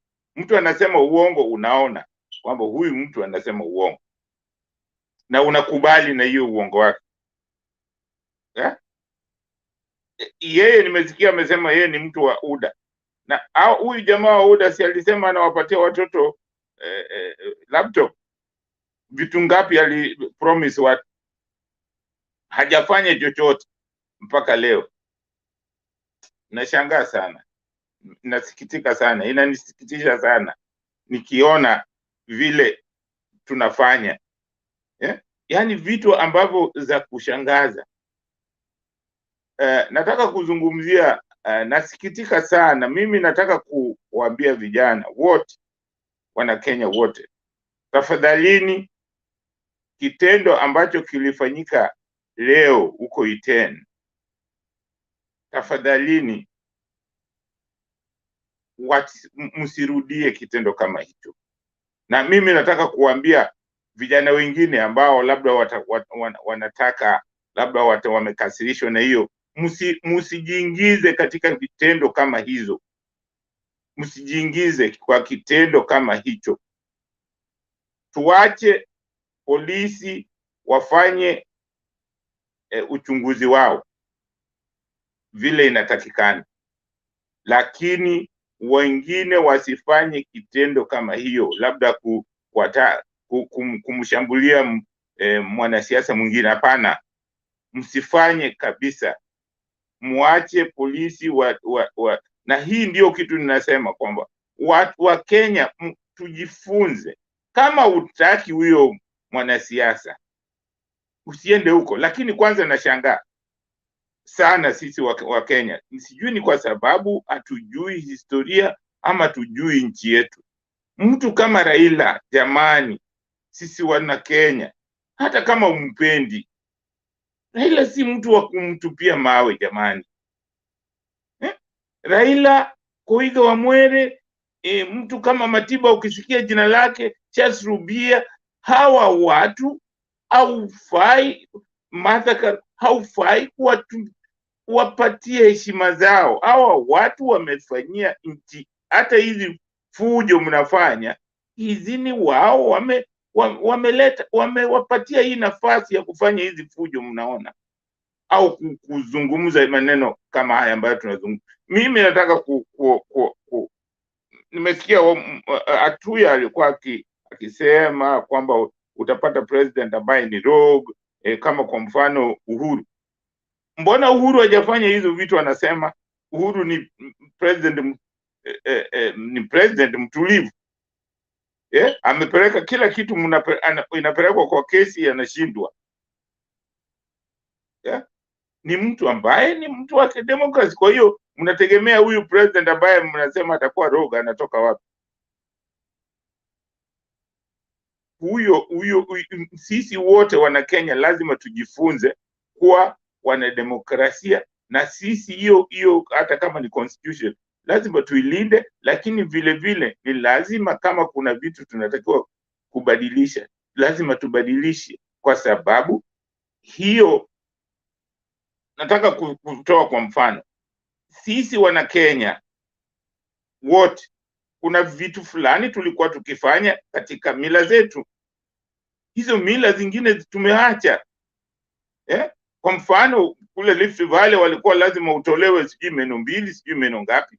Kuna sehemu zingine kama Ukambani walikuwa wanachongwa meno, Wajaluo walikuwa wanatoa meno 6, kuna wengine wanapasua masikio. Hizi ni vitu zilikuwa ziliwekwa kwamba sheria, lakini zimebadilika, na hivyo ndivyo hata constitution ni sheria ambayo tumejiandikia sisi wenyewe, na inafaa tunapoona kitu fulani haifai, ni vizuri tuitoe, tuweke ile ambayo tunafikiri ni nzuri, na hata hiyo tukiona ni mbaya tunaitoa. Isiwe kwamba ni kama imeandikwa na mawe, na hata jiwe linavunjwa. Kwa hiyo ni jambo la muhimu kwamba vile majaji walisema, mimi nawaunga mkono, sikupendelea, lakini nakubali na uamuzi, ingawaje naona kwamba mambo mengi wanaingilia mambo ya politics, na politics saa zingine nchi yoyote ambayo haina political stability haiwezi kuendelea, haiwezi hata mkifanya hiyo. Ndio maana sisi wa Kenya tumepiga mark-time mahali tuko, kwa sababu hatujakuwa na political stability. Yani sisi wenyewe ni watu wa kuzozana, watu ambao hatuna msingi wa siasa. Kwa hiyo ni jambo ambalo ni la muhimu, na hiyo ndio maana President Uhuru na Raila wanajua, na mimi ninajua, problem yetu number 1 ni political stability. Hizi mambo yote watu wanasema wa Kenya, sisi tuna njaa. Nchi yote ina njaa, dunia nzima sasa hii ina njaa, si Kenya tu. Si kwamba eti Uhuru ndio amefanya hiki. Nchi zote ziko na problem, nchi zote ziko na problem kwa sababu ya corona. Ndio imevuruga vitu vingi katika nchi zote tu, nchi zote za ulimwengu, nchi zote za ulimwengu. Lakini Wakenya wanapozungumza wanazungumza ni kama Kenya, nchi zingine zote ni nzuri, Kenya ndio mbaya. Nchi zote ni mbaya. Uchumi hii corona imeleta shida dunia nzima, lakini Wakenya tunapozungumza tunazungumza as kama kama Kenya ni peke yake ndio iko na hiyo shida. Shida iko kila mahali. Bei za vitu zimeongezeka kila mahali. Kila kitu imeongezeka. Ile vita inapigwa kule Ukraine imefanya bei za mafuta kwenda juu. Sasa watu ni kama Uhuru ndio amefanya hiyo. Uhuru apigani huko kwa vita jamani. Sisi wa Kenya tuacheni kuongezea chumvi vitu vingine ambavyo lazima tujue dunia nzima iko na problem, na lazima sisi wote kama wa Kenya tufanye kazi kwa bidii, tuone tunatoka katika hiyo shimo ambayo tuko namna gani. Sio kumlaumu tu kila kitu unamlaumu. Ni kama president ndiye amekuja ameenda kupigana vita kule Ukraine. Hiyo vita ya Ukraine imeadhiri kila mtu. Imeadhiri Uingereza, imeadhiri Ufaransa, imeadhiri Ujerumani, imeadhiri Amerika, wote. So watu wasiseme tu Kenya, watu mtu ni kama Kenya nchi imebomoka. Hiyo ni ufedhuli ambao haifai. Jambo lingine ambalo nitaka kuzungumzia kwamba mimi nasikitika sana. Nilisema siwezi kusema, lakini nasikitika sana kuona viongozi wengine ni watu ubinafsi. Ni watu ambao hawajitolei muhanga. Kuna watu wengine ambao walijitolea muhanga lakini hawataji hata zile vitu walifanya. Hawataji, lakini ukiangalia ile muhanga wamejitolea ni mara, yani ulinganishi na zile pain ambazo wameenda juu ya hizo, yani maumivu ama madhara ambayo wamepata katika ile hali ya kujitolea kwa sababu ya nchi yetu. Lakini watu wengine hata jina tu analeta fujo. Ambiwa tukae hapa tu, jina ina maana gani? Jamani, hiyo ni kuonyesha ubinafsi. Na hao watu ambao ni binafsi, mimi kwa maoni yangu, mimi niliwaambia siwezi naangalia kwamba mtu ambaye ni binafsi ni mtu ambaye hawezi kuangalia nchi nzima kwa ujumla. Anajiangalia yeye mwenyewe kwanza. Hapana, inatakiwa tuangalie nchi yetu kwamba inaenda upande gani, ni kitu gani nafaa mimi kama mwana Kenya nifanyie nchi yangu. Si kila kitu tu nchi yangu inipatie. Sisi tunatakiwa, hiyo nchi inatuhitaji kuijenga. Lakini utakuta wengine wanataka jina. Inafanya sasa ufanye kitu ambayo unatakiwa kufanya. Bwana, mimi niliwaambia hiyo sikubaliani nao, na ni watu ambao siwaamini hata kidogo. So hiyo ni maoni yangu, siwaamini. Hata kama watu wanaoamini wanasema wamefurahia wamekuja, ni sawa, lakini mimi kwa maoni yangu siwaamini, kwa sababu ni watu ambao ukitembea wanafikiri hiyo mkono wako utaanguka wachukue. Hawataki kuwa na wewe pamoja pale mfanye hiyo kazi mmalize. Kwa sababu kama walikuwa wanataka, kama wangekuwa ni watu ambao wanajitolea mwanga, hii sehemu hatungekuwa mahali tu Kenya ipo. Tungekuwa tumepiga hatua kubwa sana. So mimi naweza kusema kwa ujumla, nasema tafadhali naomba vijana wote kokote nchini tusifanye fujo ile nimeona ilifanywa kule Iten. Ni Iten, sivyo? Mtu yoyote asiige hiyo. Mwache hao wamefanya, wakiwa wako mahali wako hao ambao wamefanya hiyo, tusiige. Kijana yote asiige au Mkenya yote tusiige. Tuwache hayo maneno, polisi na serikali ifuatilie, na hao ambao wamehusika waadhibiwe. Kitu ambacho nilikuwa nataka kusema ni kwamba kuna kijana mmoja hapa alisema kwamba sisi wa Kenya sio wa kabila, hatuna ukabila ndani yetu, kwamba tuna ukabila tu wakati wa uchaguzi. Hapana, tunajidanganya. Wakenya ni wana ukabila, ni watu wanafiki. Sisi wote wa Kenya ni wanafiki, tunadanganya. Kama tunachukia ukabila. Nataka kuambia wakati Mboya alipouawa, wakati wa Mboya alipouawa, Wakenya wote walishtuka. Kenya nzima Wakenya wote walilia, lakini baada ya hiyo Kariuki, wakati JM Kariuki aliuawa, hakukuwa na maandamano popote, hakukuwa na maandamano. Wakati huko aliuawa, hakukuwa na maandamano. Hata juzi nani alipouawa hapa, Oki aliuawa, hakukuwa na maandamano. Yule Msando, hatukuwa na maandamano, kwa sababu Wakenya ni wakabila. Mtu kama huyo anauawa kwa njia ya ukatili, na Wakenya hawala, yani si kabila letu. Unaona, hiyo ni kuonyesha sisi ni wakabila, tuna ukabila mwingi. Kwa hiyo ni lazima, mimi nawaambia, lazima sisi Wakenya tuokoke, tuanze kuona Wakenya wenzetu sisi wote ni Wakenya. Tuanze kusikia uchungu Mkenya mwenzetu akipatwa na shida. Kwa mfano sasa hii, kama vile mtu anamtupia labda Ruto mawe au Raila au Uhuru, inatakiwa sisi kama wana Kenya tukatae, tuandamane, tuseme hatutaki kitendo kama hicho.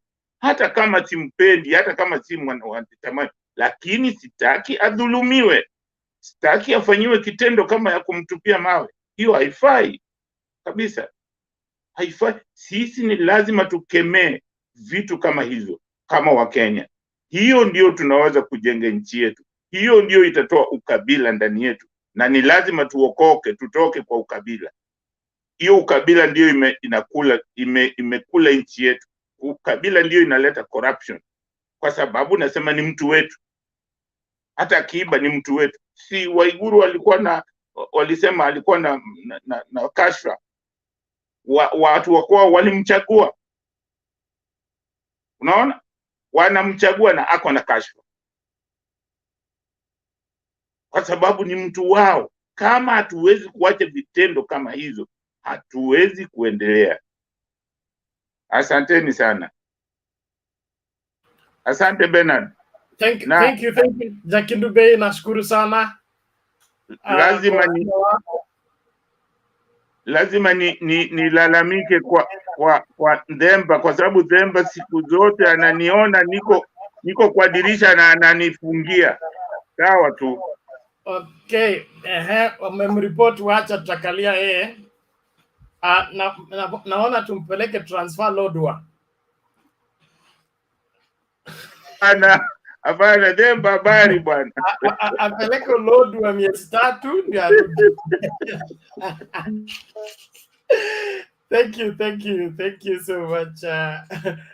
Bwana Temba, karibu. Asante. Yani Bernard, yes. Sijui nimekuwa ni bahati sina ama nini. Nini kilifanyika? Hebu kidogo mute niseme. Jana nimekuja nikagongwa na anaitwa nani? Na Alex. Leo nimekuja hata sijasema neno, nagongwa na Jakindu Bey. Hivi hawa watu ambao ni veterans wana shida gani na mimi? Wewe inaonekana umeanza kuacha kusubmit your quota. ile pesa ya wazee utoa. Bernard, umeanza kunionea siku hizi. Unaniachaga mpaka Themba, ama unatakaga tu nikusaidia Themba? I mean, time ya Themba. Nimekaa nimengoja. Labda Temba umekuwa baba mkate somewhere, ama wewe unafamia wapi? Haya basi, kesi ndio hizo zimefunguliwa mashtaka Supreme Court. So Temba, wewe utajitetea, umekuwa baba mkate, umeacha mama na watoto waka complain kwa wazee, so wazee wameamua kukureprimand. Mato, wewe umejitetea vizuri, nashukuru, lakini unajua sisi ni wenyeji. Ilikuwa tuende hiyo mkururo kwanza tumalize, ndio ukuwe na muda mzuri wa kufanya submission, na kwa vile ni wakati wa wazee, mimi naomba niwaache na Temba niende. My day begins very early today, and then of course we had double meetings ile ya Mount Kenya I had to drop out nikuje kuanzisha hii kwa sababu ile ilikuwa it got its own life, so we could not stop it until it has exhausted whatever it was supposed to address. But all in all, ni wakati wa Mato, alafu ukimaliza Mato utaenda kwa naitwa nani, Tofik, alafu ndio Rafael. Hao wengine washaongea, wapatie muda wao vile unachagua wewe mwenyewe. Usikimbie kwanza wewe kwanza umekuwa mtukutu sana kwangu. Unajuanga mimi ama patient person, so unaniekaga huko paki na alafu unakuja unaniachia Themba. Hata ujuangi vitu nimesema. This is almost like 4 times. Yani story yangu najuanga tu. It is not you now. It is time. I thank you brother, I appreciate that. Wacha Themba kwanza afungue, alafu I always respect the channel. I respect what everybody says. Wacha Themba ataniambia sasa nitakuja. So Themba, you should make your submission while I'm still here. Yeah, because when you go, these people will not allow me to talk. They are usually, especially Mato, you see that behavior. That is the behavior that he brings here every time. Jana alinizomea hapa akaniambia sijui nikamwambia Mato atuya anakuwa jamaa mzuri na wengine, but anyway, yote 9-10 ni kwamba at least nawapenda nyote na mnajua kwamba I try to be as fair as it can get. And Jakindube, what happens Bernard, so that nijitetee hapa kwa Jakindube. Ikifika the 7th hour, normally I prefer not to admit other people, because at that time watu karibu wanaanza kuexplore ile mapoints ambayo imekuwa hapo, and ukileta watu wengine, what tends to happen is wanafungua mjadala tena. So wakifungua mjadala tena, you are likely to go past the 8th hour, the 9th hour, na unajua hata mimi pia nahitaji kupumzika nianze siku yangu. So we take those who are there in the forum by the 7th hour, na ukipatia Mato afunge, brief yake ni 10 minutes. Sasa Mato peke yake akifunga na 10 minutes, you can imagine ukileta wengine hapa. So that's why I usually encourage those who are coming, they come in before the 7th hour. After the 7th hour, nafunga. Anyway, that was to tell you the reasons why Jakindube haukuweza kuletwa, na wengine wengi tu pia wanajua. Actually inakaa wewe ni mgeni kwa the evening session. Wale watu wa evening session wanajua. Uliza Julia hapa, uliza Martin. Wanaelewa.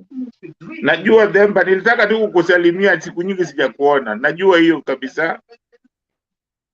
Hivi ni uchokozi tu. Jakindube. Anyway, wacha nitoe maoni yangu kabla Bernard aende. Mimi kwa Raila being stoned, I think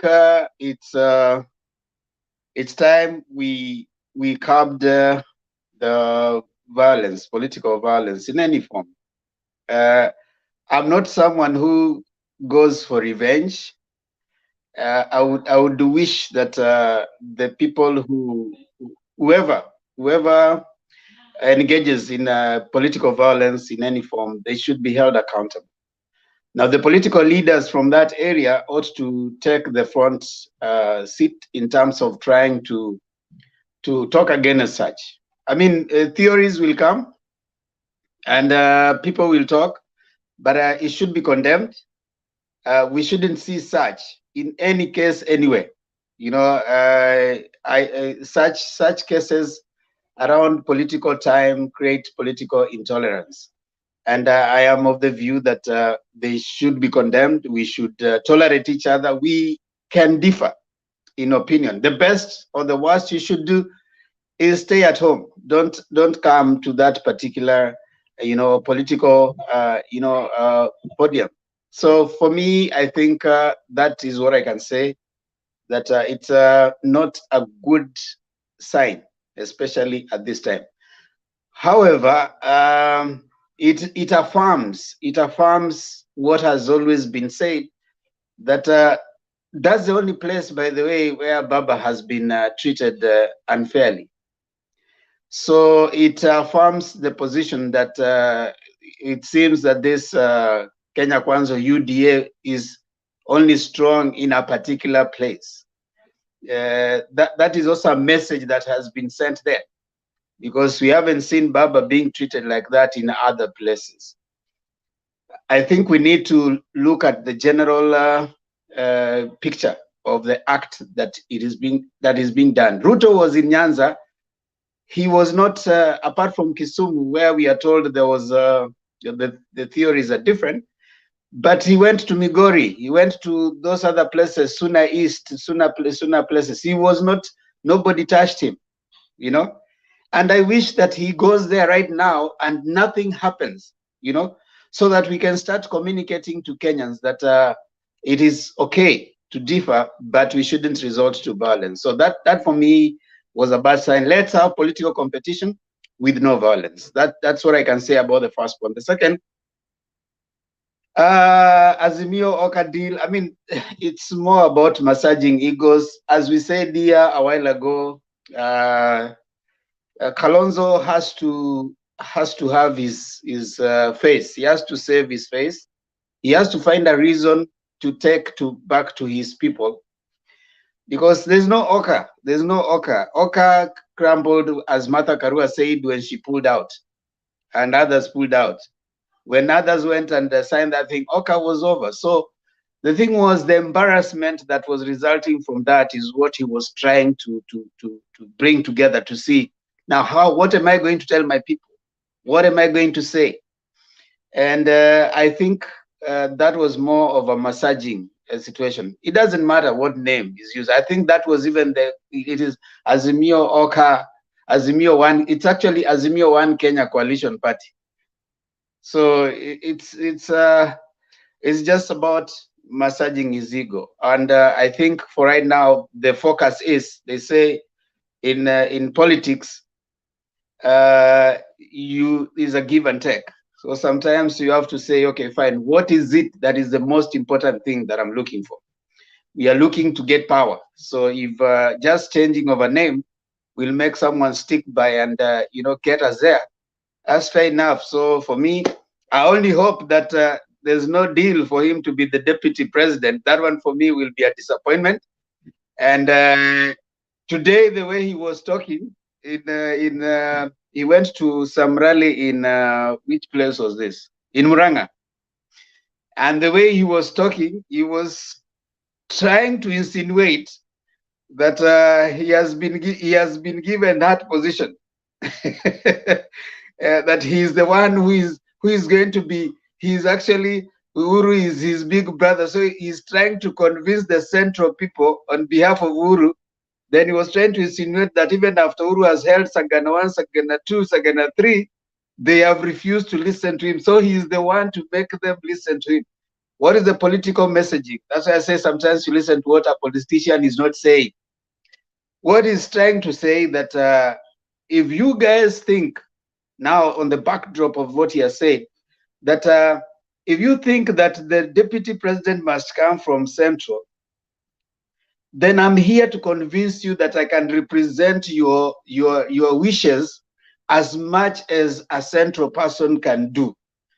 So I'm here to tell you that Uhuru Kenyatta is my friend, and I'm going to convince, because he has refused. You have refused even after he has tried to convince you 3 times. You guys have refused. Now I'm here to tell you that I can actually do that. And if you read his messaging, that is what you're picking. And then he even said that tomorrow I'm actually going to do that. I'm going to be in West Pokot. I'm going to be leading this team.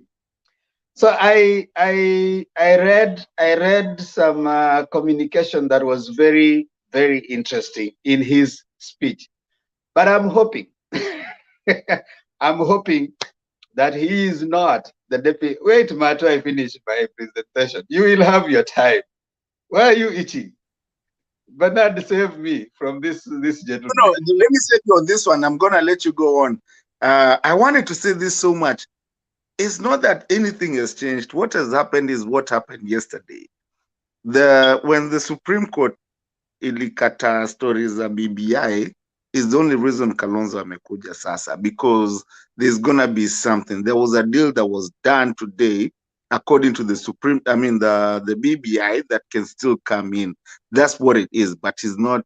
That's what is happening right now. He came in today, na leo wakakuja wote, not because he's gonna be the vice president, but because of what happened yesterday, the Supreme Court, that it got a nod to go on. And that's what is happening, because itakuja tena. So that's the deal there. It's not that the vice president. I'm sorry. Demba, you think like me. Now you see, Mato is not allowing me. He's going against my presentation instead of waiting for his time. Disagree, Namibi. I know you don't listen. So that for me is what I read from what he said, and my hope is that he's not gonna be the deputy president. But even if he becomes the deputy president, I'm saying that as long as Baba is the president, they can call it any name. They can twist it. They can call it One Kenya Azimio. They can call it Moja Azimio, One Kenya, as long as Baba is the president. Yeah, so that is for me where I am as far as that is concerned. KKA. Now, I want to pick one thing though that I liked about what Kalonzo said today. Kalonzo kind of went on a rampage, and he attacked the KKA. He actually told them that the deputy president should be resigning, which I found that was a positive thing that we can pick. And also he told Madividi that he had not even read the judgment, and then he went ahead to comment. That was also very, very, very strong messaging which came out, and I think that was a good thing to have happened at that time. So I think as far as the topic for today is concerned, I will leave it at that, and of course now I'll throw it back to the members as we move on. Now, unless there's a question, I think I'll take it back to Bernard and then to Endele. Thank you. That is a very interesting angle to look at it. But it appears to me that Kalonzo has never changed his style of politics. He's always offering himself as the solution, and that sells him badly as a politician. And kujipendekeza, it is not. If the mountain has refused to listen to who, is it now you they will listen to? Is he not committing the same crime that the DP has committed? So he needs to take his notes at times and be the senior counsel that he is supposed to be. Okay? Mama Selina Seva. Sasa Bernard, kama bwana ako na bibi mbili na mwenye alikuwa ametoroka anarudi, si anasemanga hata hii nyumba ilikuwa yangu, hata chakula msee anakula ni yangu. Anataka sasa mungetaka afanye nini? Hata ukiona ile Secretary General alisema maneno na Salata akamwambia wachana, na akarudi akasema no, Oka is there. So ilisemekana Kalonzo kila chama imeingia Azimio kivyake, na wakati waliuliza Martha Karua, wakasema Martha Karua ni member, aliingia. Sasa Kalonzo amekuwa na unajua, aliringa. Unajua kama umeingia kwa nyumba na mwanaume, sasa hata maringo inaisha penalty. Niliwaambia mara ya kwanza, ukiingia kwa nyumba bila chochote, sisi wenye tuko nje tunaamini ilitendeka. So ana kitu ya kusema. Kuna kitu moja tu nilikuwa nataka kusema kwa hii mambo ya Eldoret, nini mambo ya Iten ni afadhali juu baba alikuwa akisema mtanipigia kura, wanasema Ruto. Ni vile walikuwa na mshout, lakini ile the worst ni hiyo ya kwenda kupiga mawe. Lakini Iten ni vijana tu walikuwa na, akisema Azimio wanasema Ruto, akisema nitawasaidia wanasema Ruto. That was better. Hata hiyo ya Eldoret wangefanya hivyo, sisi hatungechali, lakini mawe. Alafu hapa watu wanasema tusiseme kama makosa imefanyika penalty. Kama uko na usaa kwa mkuu, isipofinywa hiyo usaa, mkuu haitapona, itapiti imekatwa. Alafu makosa imefanyika, watu wanataka kurifaa. Kwa nini? Unajua hii ni kama kutudanganya. Huwezi kuniambia mambo ya last year ati hata siku ile ilifanyika. Can these people tell us really? Baba, hiyo vile walifanya hiyo chinga, penalty ingekuwa bahati mbaya ama siku ya baba ilikuwa imefika, ama mmoja ya hiyo watu. What could have happened now in Kenya? Unajua watu wawache kukuwa na uchinga. Sasa ni huwezi kuombea hiyo maneno na vile ingefanyika. This is the man. Dunia mzima hata wasungu wanamngoja, and then you come and play with him. Raila si Uhuru mnamtusi. Uhuru wametulia.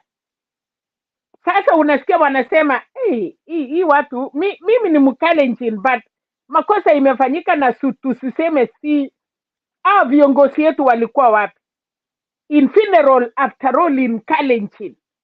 Hiyo ni tambi kubwa sana. Uwezi fanya kitu kwa funeral. Kuna mali ingine unaweza chezea. Baba hakukuwa na attend funeral kwa sababu ya kwenda, ni rafiki ya hiyo boma.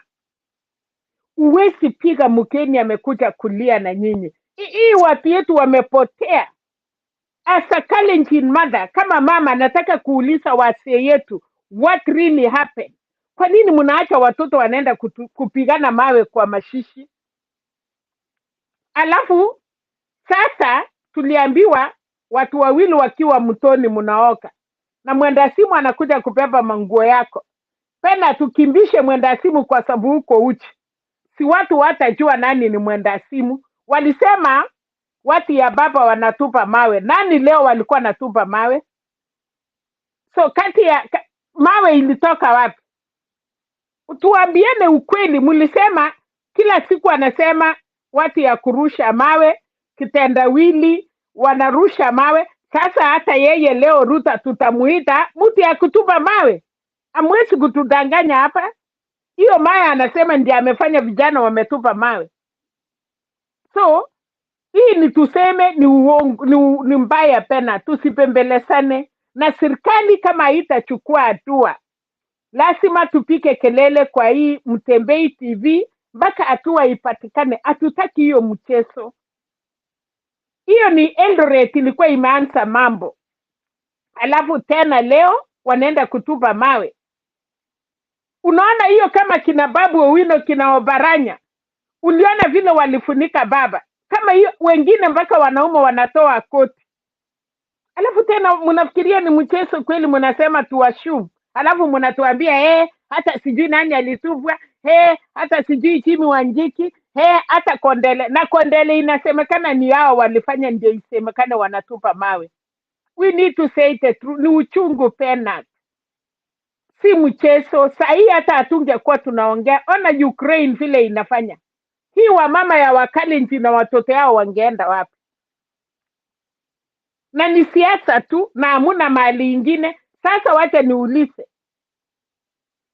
baba anapendwa sehemu ngapi? Wacha Nyanza. Kama kila mtu sasa watakataa Okoa Kenya, wataenda wapi? kwa sababu baba ako na watu kila mahali. Aende Mombasa afukuswe, afanyiwe vile amefanyiwa, atafanya campaign. Na saa hii Mandako anasema hata mimi nilikuwa naambia watu msichukue. Alifanya nini? Mimi waliongea, kwa nini wako mwambia vijana? Kuna mtu mmoja anaitwa Bishop Yeko aliwaambia hiyo tabia yenu. Ninasimama na huyo bishop. Alikuwa nakasirika na every minute alikuwa ana intervene kumwambia watu muwache hiyo maneno, kuna wageni watakuja na msiseme kitu, because they knew baba ataenda juu alikuwa rafiki ya Kibora. Watu tunataka kuona hao wakubwa wameshika. Kuna Mkale nimesikia akiongea hapo akisema askari alijaribu sana, kwa hivyo kuna kitu mbaya ingefanyika. Tusichukue hiyo maneno cha Kindupei. Hakuna ya kupananisha. Ile mtoto yako akifanya makosa na yangu alifanya makosa, tusiseme ikue tro, haifanani, na kuna damu ya watu haikuswi. Leo tuambie watu ya Wakalenjin na Eldoret Mungu anawapenda. Otherwise ile maneno ingefanyika leo hamutaamini. Hata wenye walikuwa nasema wataki baba, mungejua sasa baba ako na kila mtu. Hiyo ni maisha mbaya. Mtu ya 70 years babu yenu mnaenda kupiga mawe. Kwanza hiyo wote walifanya hiyo kitendo na ni siku ya mashishi. Wote utaona ile kitu itafanyika. Wewe sienda fanya vituko kwa mashishi. Mungu wangengoja barabarani. Mtu ameenda kwa boma ya mtu, amepigiwa kwa boma ya mtu. Hakupigiwa barabara pena. Walipigia kwa hiyo boma. Hata hiyo mzee amekufa, ameona rafiki yake amefukuswa. Wakalenjin hiyo tabia si yetu. Lakini kama mumeamua na kwa sababu mnataka kiti, hata pinguni imefunga hiyo, mshindwe kabisa. Okay, sawa Mama Selina, thank you for that passionate appeal. We must correct ourselves or else we get into problems. I want us to leave it there as Mato comes. Themba, you take charge. We'll see you later on in the day. Okay. Tukutane kwa kipindi cha Penzi Kona. Hebu weka hiyo kitu hapo. By the way, Penzi Kona, hey. Unanifanyisha kazi.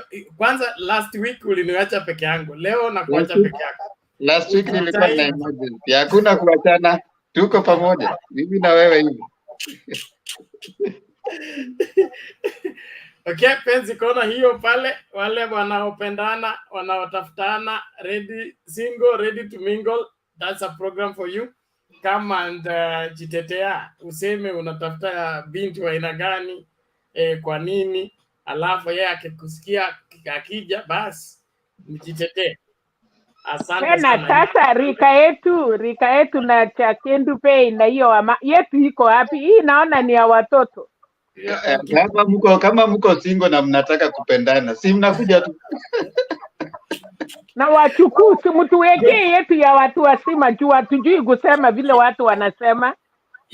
Yenu tawekea late night. Yes. Late night tutawekea, usijali. Acha hii shike alafu tutafungua ile mpya. Asante sana. So saa 2 Kenyan time, East African time mpaka saa 3 tutakuwa na single ready to mingle, Penzi Kona. Apply yourself to the same if you fall in that category. Wale walikuja juzi wakasema wanatafuta mke wa pili. Hii si ya kutafuta mke wa pili. You are single, you are ready to mingle. Thank you. Themba, carry on. Okay, thank you so much Bernard. Selina, kuja kama uko single ready to mingle, kuja hapo. Unaweza patikana ama unaweza pata mtu. Who knows? Siku hizi hiyo ni ya vijana, hiyo ni ya vijana. Hiyo vijana wanataka kukula wa mama, hapana. Sasa mimi nataka ile ya rika yangu. Selina, mapenzi haizeeki. mapenzi haizeeki, watu ndio wanazeeka, mapenzi haizeeki. Ni kama hasira, unajua haukasiriki ati Tulia, kidogo kwa sababu umezeeka. tulia. Hii watu watupatie waserika yetu, waache kutudanganya sisi. Masaa yetu imeenda jioni. Selina, utoto mwingi Selina, kama uko single, hautaki mzee kama wewe, unataka kijana ambaye atakusaidia kukumbusha siku zako. Hapana Selina, Demba wewe mkorogi sana. Achia hapo tafadhali. Hapana Lazima tuweke mipaka, tulinde mipaka. Hapana Selina, usisikize Demba. Anataka kukula pesa yetu. Unajua ile wanasema wamama wako na pesa, si mapenzi, ni pesa. Si saizi mapenzi ilikwisha, ni pesa. Wewe ni you give you take. Anyway, tuende kwa Martin.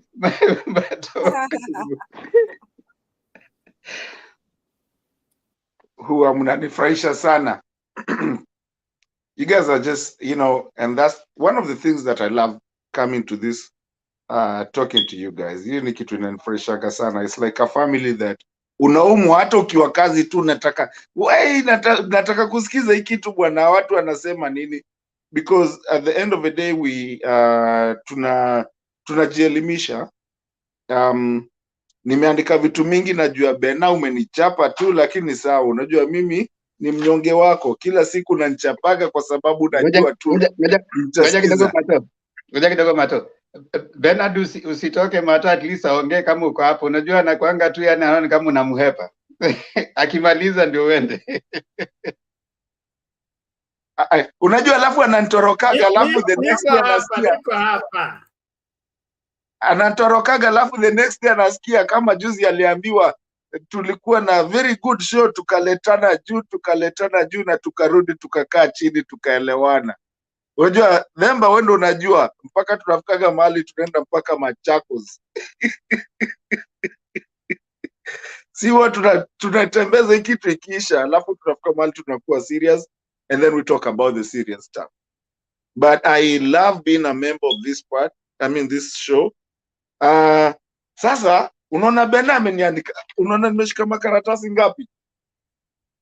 Na wengine nilikuwa acha kuwa miguna tafadhali. Kwanza nilienda nikaanza na ya Central, nikaingia huko Central, nikarudi tena hapa, nikapata kumbe hii poleni.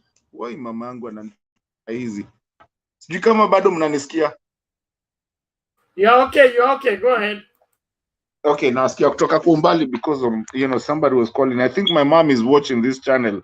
Ananipigianga tu nikiwa hapa when I get to it.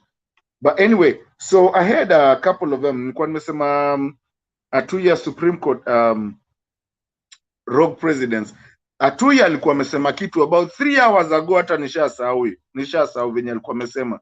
But there was something about having a rogue president. This is a thing, if you remember very well, nilikuwa nimeianzisha the other day, and I was talking about the constitution and about if we get a rogue president, what do we have? Because, na nilisema kitu kama please, I'm sorry guys, I'm so sorry. Kwa sababu siwezi wasikia saizi since my mom tried to call my phone, alafu sauti imepotea. Can I please pass it to someone else and then I come back? That's okay, Mato. That's okay. Sasa inamaanisha kwamba nani hata kusikia Bana, lakini hopefully atakupata. Haya, twende kwa Bena. Ulisema Andrew ama Raphael? Okay, Andrew. It is Raphael although. Alikuwa Tofik. Tofik. It was Tofik, then Raphael, then Andrew. Tofik, karibu. Na huyu Tofik ni picha tu inazunguka. Toa sauti, kohoa.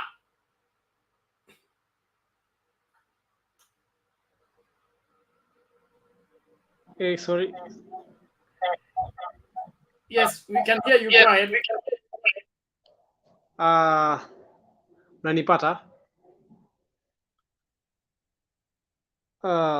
Sorry. I think I had dozed off, so nikapotea kidogo. So I also wanted to changia kidogo about the theme today. Number one, first, I also wanted to join others in condemning whatever happened today. Hiyo kitu yenye ilifanyika, was it in Iten? That thing was so absurd.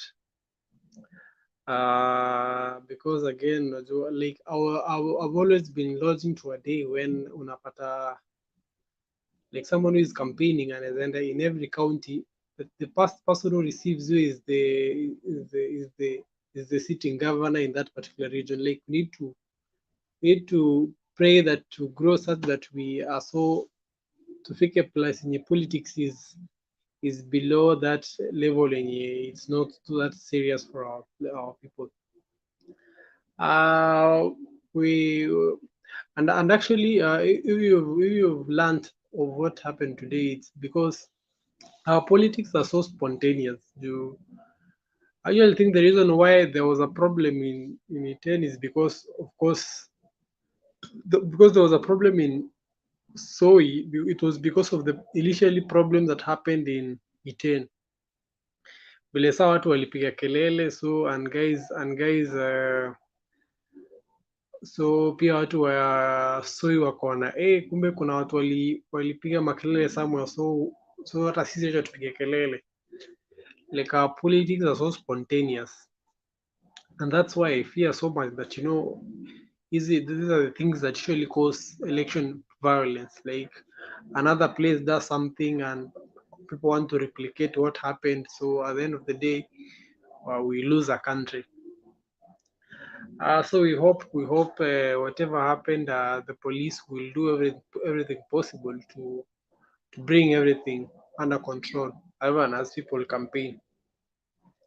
The other thing was the Azimio-Oka deal. I think all of us were lodging to see that the Azimio camp had agreed on this nitty details about the name of the camp, the name of the union, because pia unajua even the Oka guys were insisting they want to be part of the three-legged story about they were talking about. So I think for now we have dealt with those sticky issues. So we hope to see the likes of Kalonzo and Gideon enter into the campaign, so that was idea. But I need to see like most of those people who are strong, like in Gideon, like campaigning more even than the presidential candidates like Raila, so that the campaigns they are visible in all campaign networks. As well as we are also seeing the nominations are also with us. So we are, of course, all by this is the month, all the camps are holding their nominations. So we hope both camps are well prepared. Because nominations again are not easy, because everybody has an interest. So that's another part somebody can sabotage so that they are not done well.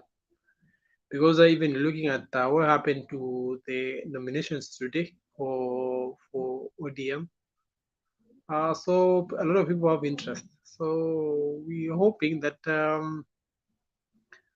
they are peaceful and they all end well. And actually, real politics will begin after we are done with all this nomination, because now we'll be having candidates. Now we have a place, people having aspirants, even 20 aspirants for an MP seat. So after the nominations, at least now we can have real candidates, and now we have 4 guys, and all these guys are running to be an MP for this particular place. Si makelele mingi itapungua kidogo, so that now the rubber meets the road. That's what I'm lodging for easy nominations issue, so that now we can begin the real politics and our campaigns for the elections. So okay, pia ukiangalia Kenya Kwanza, what shocked me today, niliona the Kenya Kwanza had actually had what do you call it, they had a press, then they were asking for the audit. Eti wanataka audit ya elections zifanywe, ya pesa zimespendiwa. You know, that was weird because Musalia nimetangula not long ago wa campaigning for BBI, so I don't know ilifika time gani wakata kusupport BBI, so that was a bit confusing again. Alafu pia sasa, you know, they are asking for audit karibu na mtu mwenye pia akona scandals za dams, so do we have audit for the dams? People watu wamepoteza pesa, watu wamepoteza kwa dams, ama do we have audit for BBI?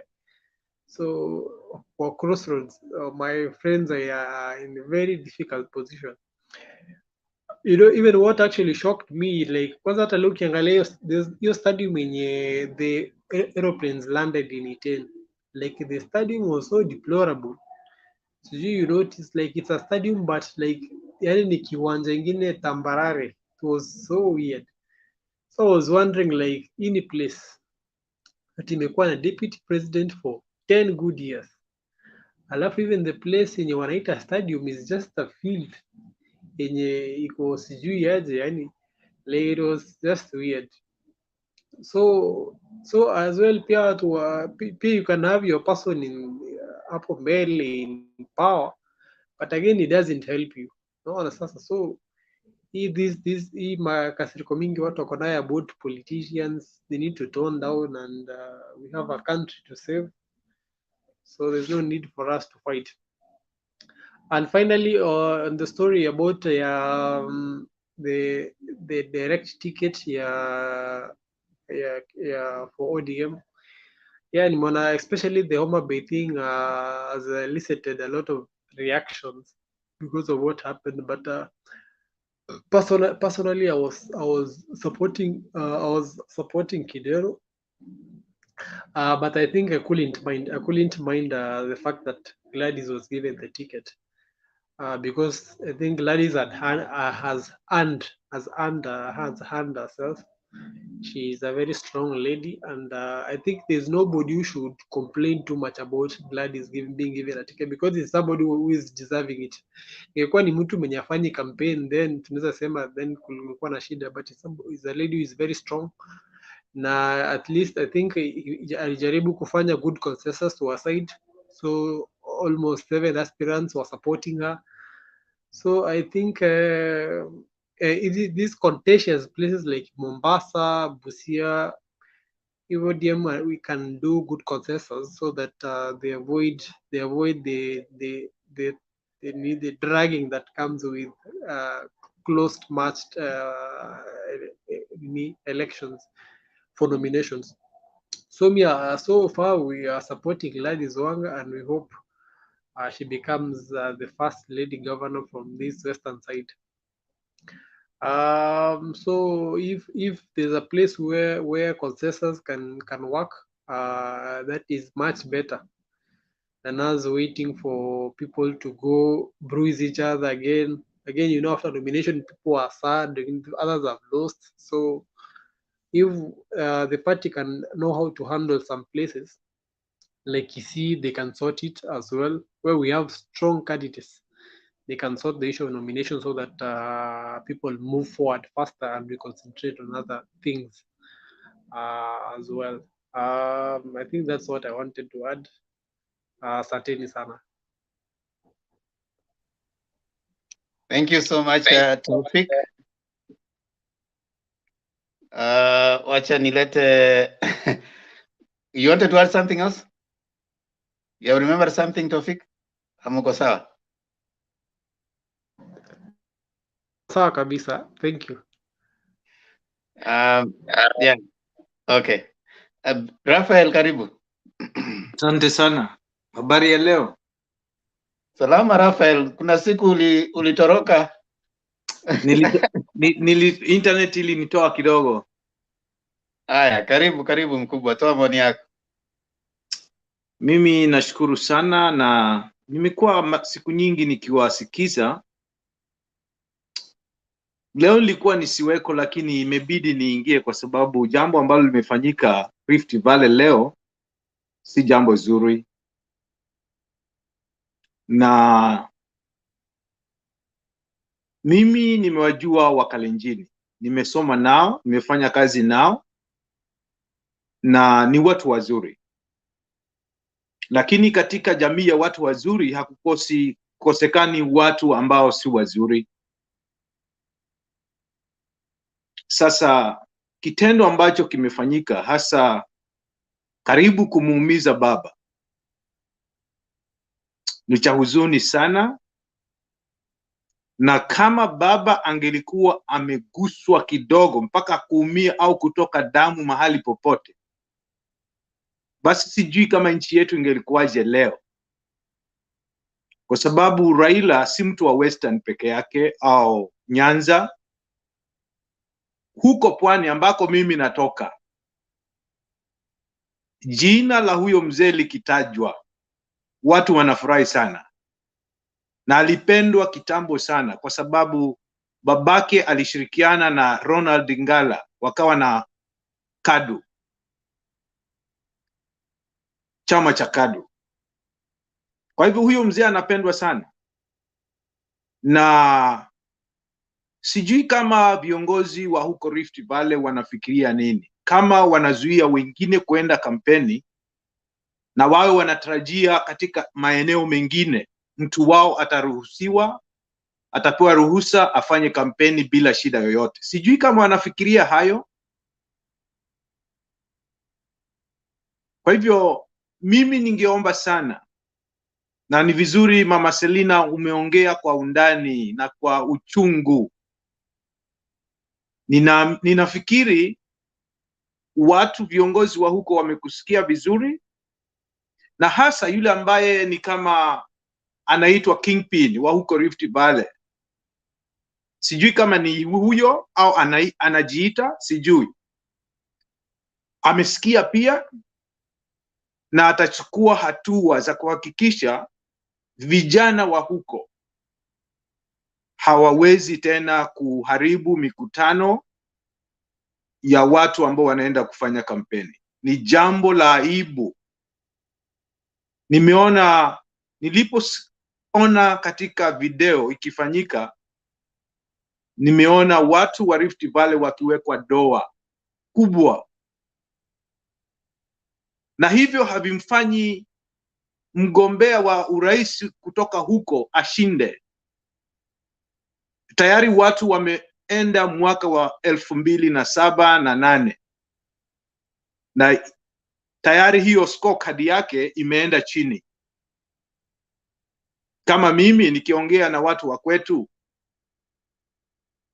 na niwaambie, mnaona vilivyofanyika, huyu kweli ni mtu ambaye anaweza akachaguliwa kama watu wake wanazuia watu wengine kuenda?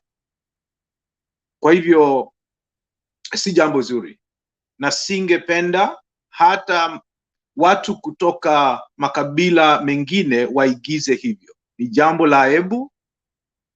Inathibitisha kwamba watu wamefika mwisho wa mawazo, hawezi kuwaza tena jambo zuri, wameishiwa, wamekauka. Na kadri tunavyoona kiongozi wao anaongea matusi kwa mikutano, imethibitika hata chini pia. Kwa hivyo si jambo ambalo la kufurahikia, tulikemee kabisa. Kama ni shetani ameingia vijana, ashindwe na kuwe na mwanzo mpya. Kwanza waliofanya hivyo, mimi nimeandika kwa message ya kwamba askari wafanye uchunguzi. Kenya kungelikuwa kuna waka moto sasa, tungelikuwa tumeshika roho zetu mikononi, kwa sababu hatujui watu wetu watafanyika nini, kwa sababu ya watu kidogo ambao wamechochea kumvamia kiongozi. Mimi naomba sana vijana wetu, hasa kutoka mkoa huo, tafadhali sana wasirudie kitendo hicho. Ni cha aibu na wameleta aibu huko. Narudia tena, Wakalenjin ni wazuri. Wakalenjin ni wazuri. Mimi nimeoa kutoka Rift Valley.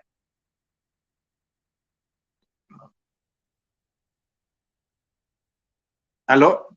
Can you hear me? Nasema mimi nimeoa kutoka Rift Valley. Si Mkalenjin, lakini Tunasikia. haya vizuri. Na si Mkalenjin, lakini karibu na huko.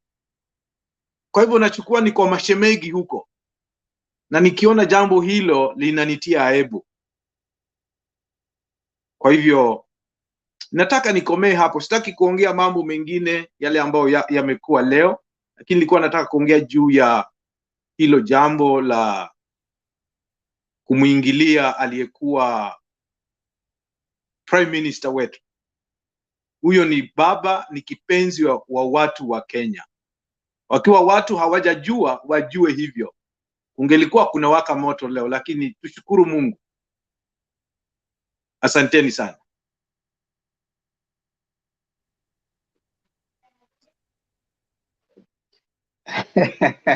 Kuna jambo umesema hapo Rafael, ninge kuuliza ujaribu kufafanua kidogo.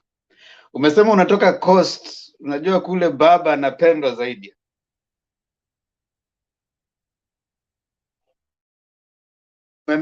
Umemute. Baba anapendwa sana. Si mchezo. Jina Raila likitajwa huko, hakuna mwingine anaweza akatajwa akasikia. Hata ile mikutano unaona ya UDA wakienda. Uliona mkutano wa mwisho wa juzi walienda, wanasema kweli jamani, mtampatia mtu wa kitendawili, na watu kama na kwamba wamenyeshewa na mvua hawasemi chochote. Sijui kama mliona. Kwa hivyo huyo mzee anapendwa, ni kipenzi cha watu wengi. Na kabla mtu afike huko Kilifi ni wapi, si anapitia Mombasa. Na hapo Mombasa tuombe kusiwe na vitu kama hivyo vya kwamba wanataka kurevenge. Kusiwe kabisa na vitu kama hivyo. Kwa sababu najua huyo mzee anapendwa. Hata kama utasikia there are some pockets ambazo wanasema Raila si mzuri, majority of them love that mzee. Yeah. Na Kalu, kwa sababu wewe unatoka huko Coast, tunapoongea na watu labda watu wa nyumbani vile ambavyo wanasema kulingana na hao kwa jinsi ambavyo unaweza kutabiria kura ambayo inakuja. Kura hiyo ni ambao unaongea nao wanasema Azimio ama wanasema kidogo kile kiko ni hivi. Kura viongozi wengine wachache watachaguliwa na hiki chama kinachoitwa PA. Lakini si unajua chama cha PA kiko katika Azimio. Sijui kama umemsikiza Amazon King leo, alikuwa anampigia debe mzee. Anasema wapatieni kura kwa PA hawa viongozi wengine, lakini pale juu ni baba. Na MCA wangu ni wa mtu wa Azimio. Kwa hivyo hilo eneo hilo kama ni kupiga kura, MCA, MP, hata yule mama alipata kwa sababu alikuwa ODM. Kachaguliwa akawa ODM, sasa ametoka, sijui itafanyikaje. Lakini kutakuwa na mwingine ambaye yuko katika ODM. Huko wanapiga the six pieces. Kwa hivyo hayo ndio matumaini yangu. Watu wanasema ground bado ni nzuri. Wako some pockets unasikia kwamba ni Ruto. Some pockets, but majority ni huyo mzee. Haya, asante sana. Najua wakati tusikia maoni kutoka sehemu tofauti, inakuwa vizuri kidogo, tunapata picha kamili. Kama sasa wewe unajua kule watu wa pwani mnasema nao kila siku, sasa labda wanakuelezea, wanakupatia pia changamoto wanazopitia ambazo unaweza kuwa pia unaona okay hapa, lakini tukisikia hivyo tunaona kweli safari si mbaya. At least safari sio mbaya, hata kama watu wa Kwale kidogo huko watapiga, lakini pigia UDA, that's a small percentage. But majority of the people at the coastal region, kura ni za mzee. Kura ni za mzee. Kura ni za mzee. Tunataka siku moja tuwe hapa tuongee manake kumekuwa na watu tunaongea mambo ya the mountain. Sasa the lake tunajua the lake iko tayari, hiyo iko locked. Western pale tunajua Oparanya anafanya kazi. Tujaongea mambo ya the ocean. Hapo sasa coast yote, coast region tuweze kupata picha kamili. Sasa jaribu kupiga nao simu mara nyingi, ndio ukija hapa saa zingine pia tukutumie kama mtu ambaye ni mshauri wetu kutoka upande huo, tupate picha kamili. Hakuna wasiwasi, hakuna wasiwasi. Kuna jamaa mwingine ambaye anatoka Kwale. Aha. Na leo tulikuwa na mazungumzo, tunajaribu kuangalia rahamani iko namna gani Kwale. Na pia kuna profesa mmoja ambaye anasimama ugavana na Azimio. Unamjua, sijui kama umesikia Profesa Boga? Namjua Boga. Aha, basi huyo. Na huenda akapata kwa sababu amefanya mambo mengi, amewasaidia watu. Na unajua gavana akipata hata rais hayuko mbali. Hapo kweli kabisa. Tunataka tunapoendelea kusonga na kwa kura tunapoendelea tukisogea ili kura siku ambazo zinakuja, tunataka kuanza kuchambua counties, tuone counties zipi ambazo labda Azimio inafanya vizuri zaidi kuliko wapi, ndio tuone tuweze kusaidia hata watu waweze kupata picha kamili. So tutaanza majadiliano na mijadala yetu kujaribu kuangazia makaunti hivi karibuni. So itakuwa vema hivyo ambavyo unasema kuja na hilo wazo, na pia unatuelezea ni wapi ambapo unaona kulingana na watu wadau ambao wako huko wanakupatia habari ili tuweze kuona ni wapi tunafanya vizuri zaidi. Asante sana Rafael. Kaa hapo kidogo. Nani alikuja kwanza, John ama Richard? John. Haya basi John, karibu. Okay, thank you so much Mr. Tempa. Nasalimia Julia, Rafael, Mama Serena and Richard. Niko na vitu mbili ya kuongelea kwa siku ya leo. Kitu ya kwanza is about what happened in Iten. Hiyo ni kuonyesha venye vijana hawana kazi na wamaadiri kwa wazee. You can't do that. That is somebody's, in the first place, that is somebody's property. According to the law, if you fundraise somebody's property knowingly, unastahili kupatikana jela, unastahili kuwalk free. Secondly, that is like attempting, you are hurting somebody knowingly. Ungerusha hiyo mawe imgonge ama igonge mtu mwingine atoke damu, hiyo ni hatia kwa sheria na kwa Mwenyezi Mungu. So kwa hayo yote mimi I only blame two people. There is a MP I know, sijui ni wa Soi, that is Kareb, and sitting governor, that is Mandago. Those two people, hao ninasema they were the cause of everything there. So another thing about on that, kama baba anaenda kwa strongholds zake anaambia watu maintain peace even if we have differences politically, but nyinyi wasikize, wakikuja waende. In the other case, wao wanamrusha mawe. So it means sisi hatuta impress what they did. We will do the way Azimio does things. We need peace. That is what we will spread. Secondly, Kalonzo today, I guess, now ako settled kuingia Azimio because what he was yapping for, he has been fighting for, I guess, now is a signed coalition, like he is totally in Azimio. Let's give him time. I know atajoin for campaign, for those campaigns, and we know hata wengine mnasema ako na kura ndogo kutoka Ukambani. No, I guess he has an impact from Ukambani. Lastly, na pia mimi ningekupea Mr. Temba the picture from kwenye ninatoka. I know huko sita make na Azimio because that is yo mune ndani kabisa. Mimi tunakaa na wakali.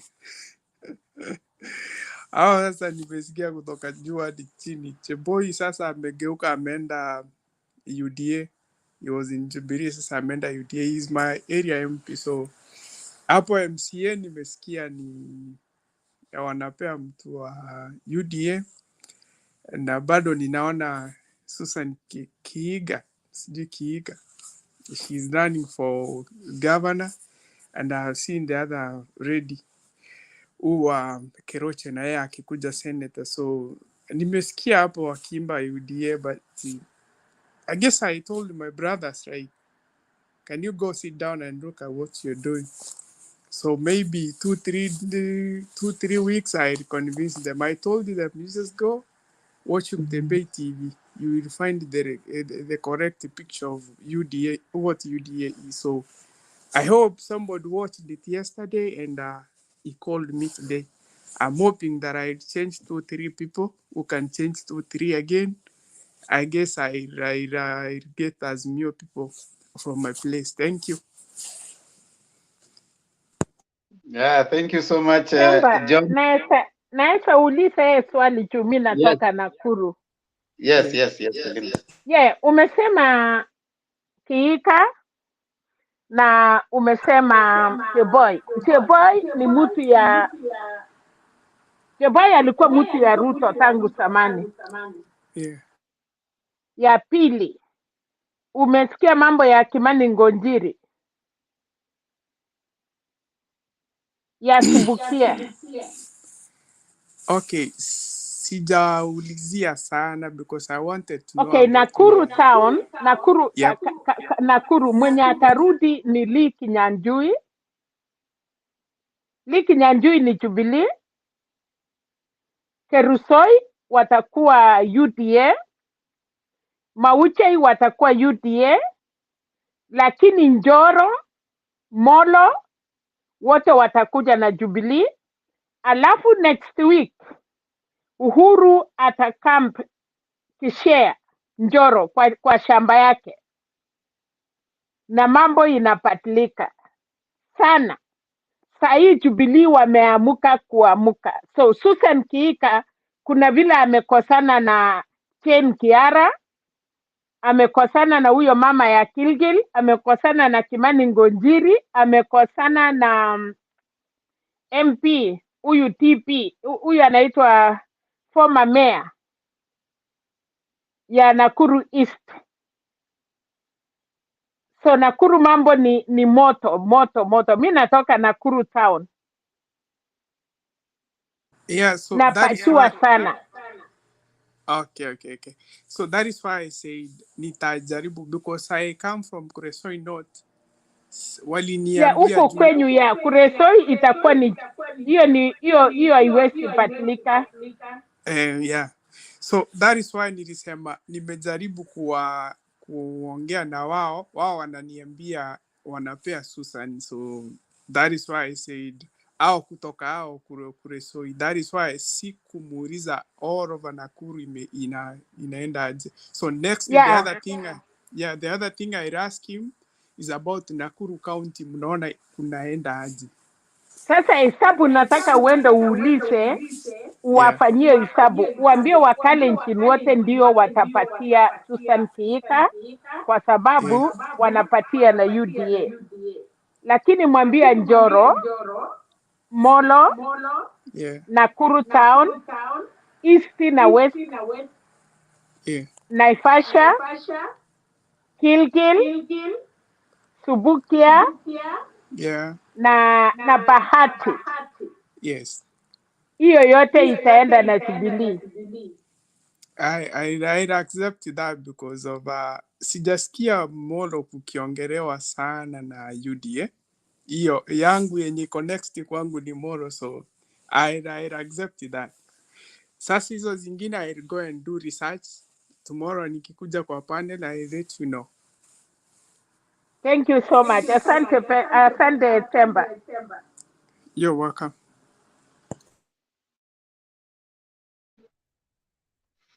Thanks so much Mama Selina, unajua kuna vile unatusaidia na habari za Rift Valley vizuri sana. Wewe ni mtu wa maana sana hapa Mama Selina, unatusaidia na habari kamili. Karibu Richard. Thank you so much, Demba. It's another good day we meet here to discuss the political happenings in Kenya. And I'll just go straight to the point, and I'll start by talking about the incident that happened today in Eldoret, I believe, Soy constituency. I think it was very unfortunate that this was allowed to happen. I believe Raila went there to mourn his friend and to see him off. It was so unfortunate that when he was leaving the scene, I mean, when he was leaving the home of Mwendazake chairman, there were some hired goons, because I believe this is not a coincidence, and I think people knew that Raila would be there. So these were people that were organized in some form or manner for the purpose of stoning his convoy, and to an extent of even going ahead and stoning the chopper. I know we've not once but many times condemned the hooliganism, political hooliganism that has been happening in Kenya. And I believe, notwithstanding the political affiliation that one has, it is always a good thing to condemn violence, regardless of who you support. So today's incident was so unfortunate. And I believe as we continue to wait on the investigations to continue, we will know what really happened and who were the people that were responsible for organizing this heinous act. It was so unfortunate that from the reports that I hear, that the chopper had already taken off, and somebody was able to, throw a stone and hit the windshield. So we don't want to speculate on what would have happened, but we thank God that they all left that place safely. And I hope moving forward, I think it is important to enhance the security of all presidential candidates, so that we don't have an incident like the one that happened today, whereby people are saying that it took the intervention of Mandago's bodyguard and I guess the OCS to rescue Raila from the hooligans that were throwing stones at him. So I would urge the government to reinforce the security of presidential aspirants, just moving forward, so that at least we have a secure campaign and that such incidences would not happen again. Moving on to the Azimio-Oka deal. I said here yesterday, and I repeat again about Kalonzo. I speculated, it was a speculation that Kalonzo was waiting for something, probably from the BBI at the Supreme Court.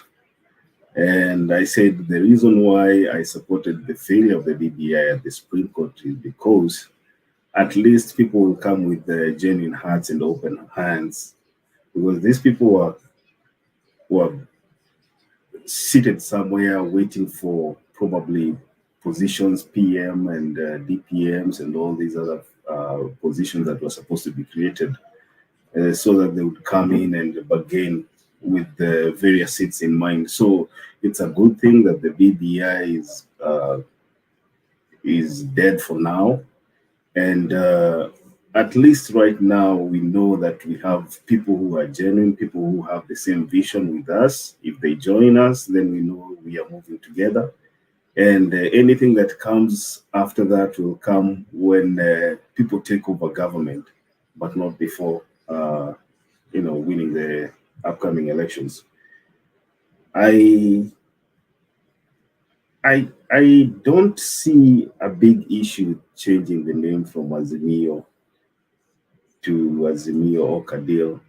My belief is that regardless of what we call the coalition, as long as we have a broader understanding and we have the same vision and we share the same manifesto, then it should not be important what the name is.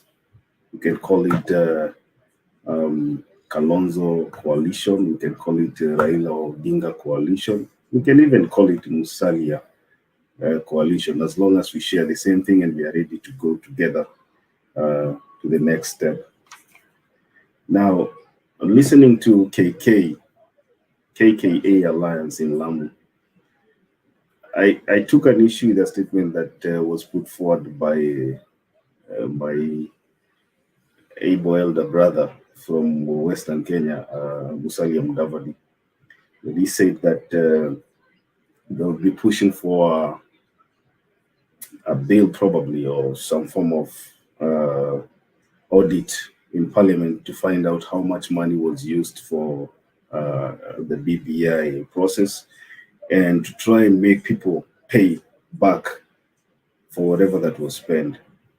I would also urge him to continue and also try to push another process of trying to find out how much was spent on Kimwarer, how much was spent on Aror, how much was spent on the Hustler jet, and why people have not paid back for money that Kenyans have not received any services or benefit from.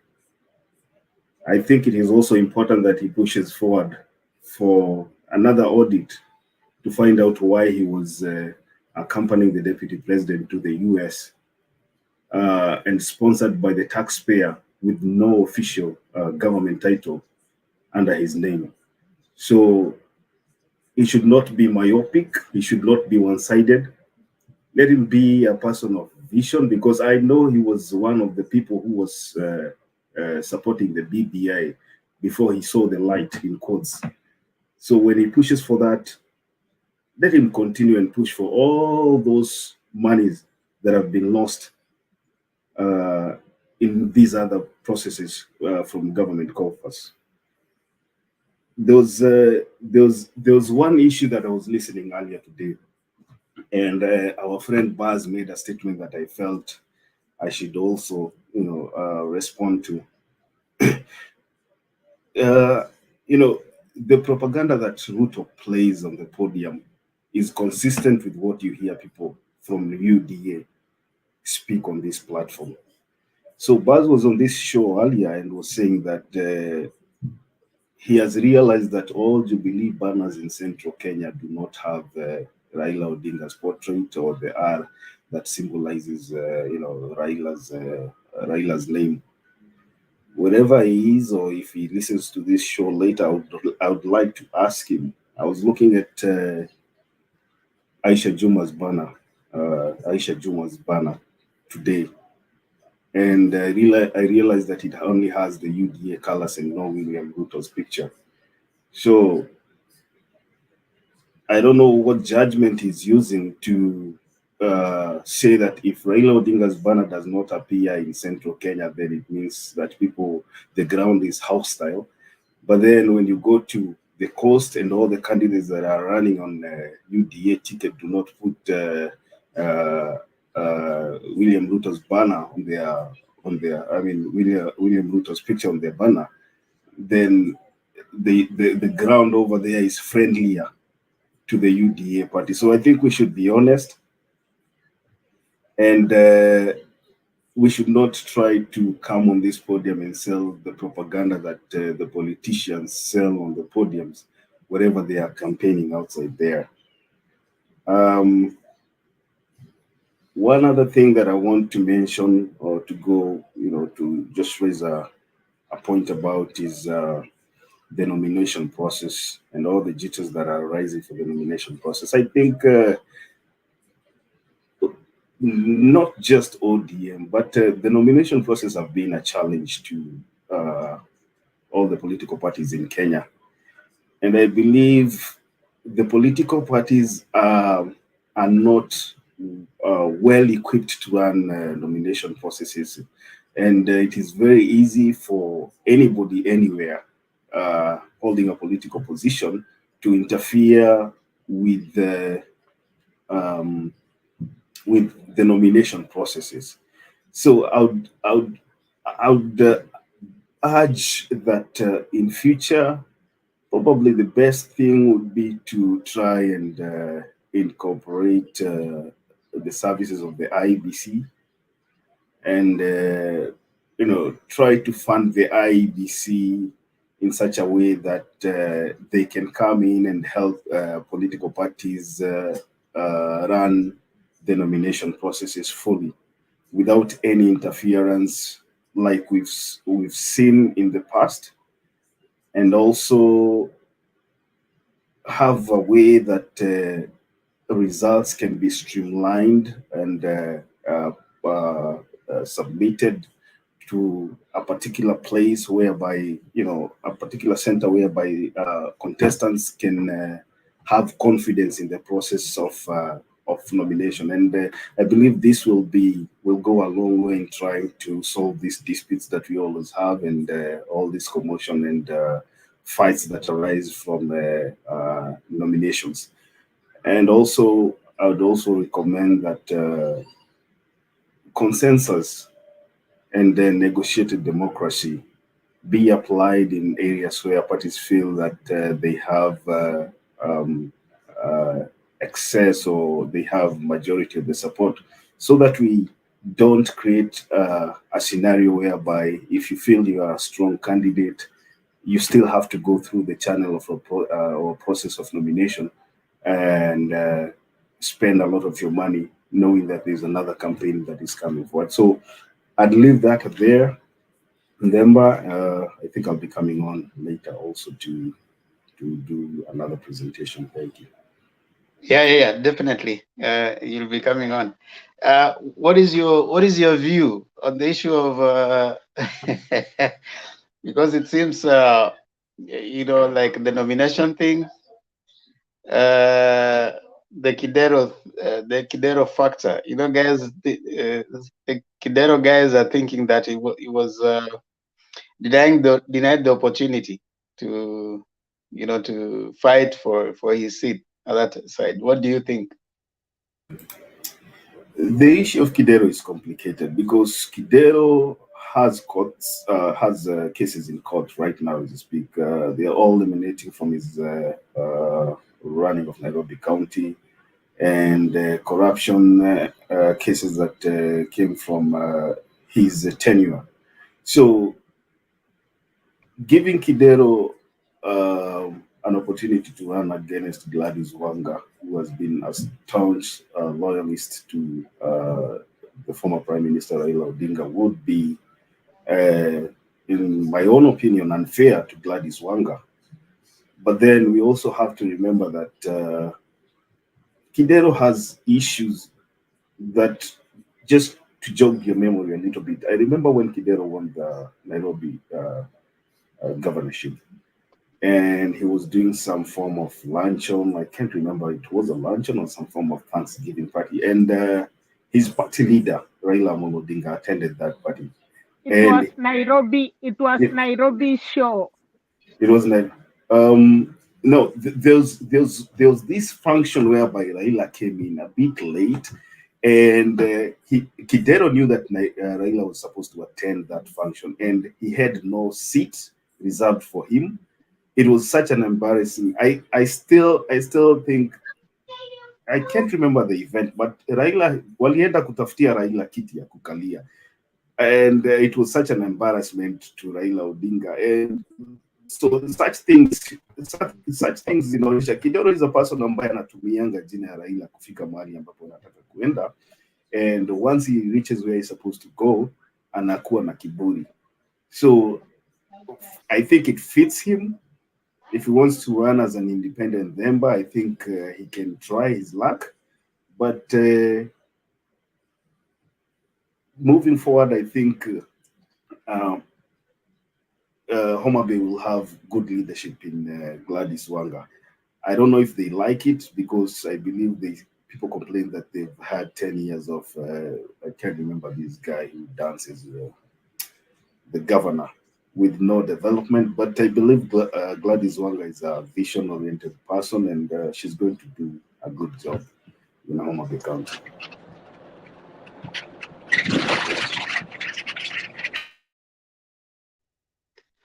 Okay, thank you so much, Richard. As you join in, make sure you mute so that your noise on the background does not interfere with the ongoing proceedings. Andrew, now you are here. Karibu. Yes, bro. How are you doing? I'm doing good. Nice to see you all again. Nice to see you, man. Karibu. Yeah, I've been behind the curtain for some time, been watching. There's been awesome, yeah. Yeah, okay, now you are here. I'm back because of what happened today. Are you upset, disappointed, or you're just easy? Oh man, this is not good. How can you throw stone to a president? You throw stones to the president. A stone and a bullet. This is mad. It is wrong. Even the security side, there was a breach, and it should not happen. Actually, our young people are being misused in the sense that you will find that maybe guys are educated. A parent has used more than maybe 500,000, and you are going to die, and you are forgotten. So anyway, that one we will talk later on the security of the president, of the coming president. And then we should not want to go back to those days that when things could have happened. So today we could be talking about maybe who want to a parent want to lose his children to do burial again. And the burial is very expensive. We have been from a pandemic. So as parents, we need also to talk to our children. It's very expensive to bring up a child, and all of a sudden you lose him in a second. A bullet and a stone, it takes life in a second. Who does not know the bullet will throw a stone? Please, let's try to refrain ourselves from that. And the question is why some of the big leaders did not attend this party of the many conference. Because they knew they are planning something, that's why they did not attend. Because they will be condemned for that. And one thing I could only say is that let's pray for our young people. And we want good leadership for them to be able to have jobs, so that they will not be able to be interested to be put 500 for such a sad thing that happened today. And you see, it was risky. A chopper which has already been broken, the grass, you know, the wind enters in and it will sway, and it could have gone down. Actually, even the security made a mistake. He couldn't have taken the flight. He could have gone by road. Because now, if already the chopper has been broken, the glass, and the wind is going inside, that was very risky. Actually, I went away because we are working on the security issue. So there was an emergency. That's why I went back. I didn't even say it. But that is very, very wrong. Number two, our media is lying to us. Look at that lady from Citizen is talking with Jonette. She's questioning and doing real contrast. Why do you do contrast? The other day they were wearing yellow colors. So what does he talks volumes. So what is that the what we want to go in 2007? And the media was also contributed to that.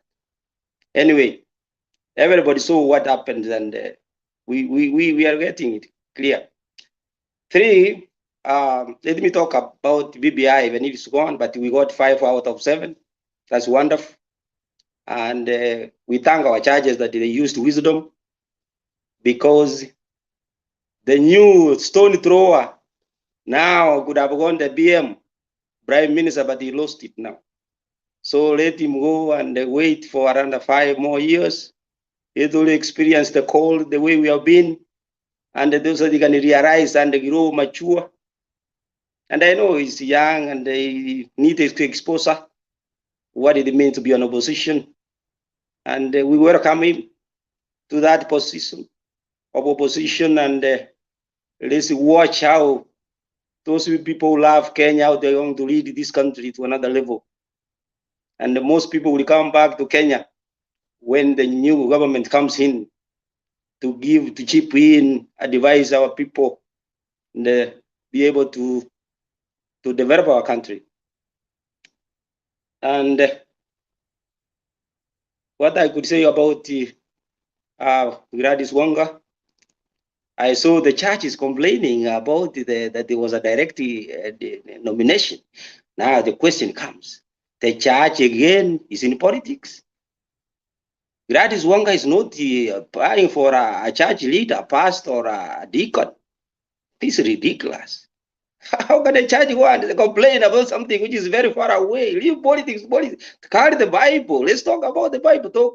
Talk about praying for these leaders. Why they just not complain about the other things which they are supposed to do? Now they are number one complaining of things which they are not even supposed to do. They are supposed to pray and guide people to the right direction according to the Bible. Anyway, they need to understand what is going on behind the scene. Let them ask Baba to tell them what is going on. Sometimes people need advice, and this is charge. You know, we are human with this perception and all these things. We all agree, and but the most important thing is that, and also about Kedero, I don't have to comment about Kedero and the Kosonko. They are in the same family, so no, don't talk about it. Leave about that. Alonso is a senior counsel. Why the juniors are advising too much?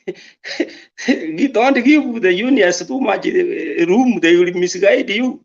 In our language, we say the young boys may spoil your sitting when you are sitting with the wazees. So don't entertain them too much. Give them distance. And I know what I mean. The other day you saw what Sakaja and the juniors, what they do. They do that, you know, they need their space, but they need to listen to the old people first. And what else?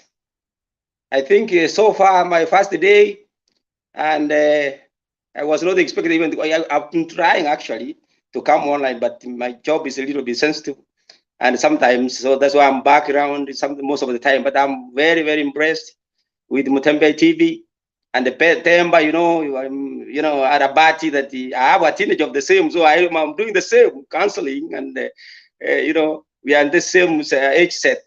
You can understand from where I'm talking from and how expensive we see to have a teenager who's going to throw stone, and how expensive it is.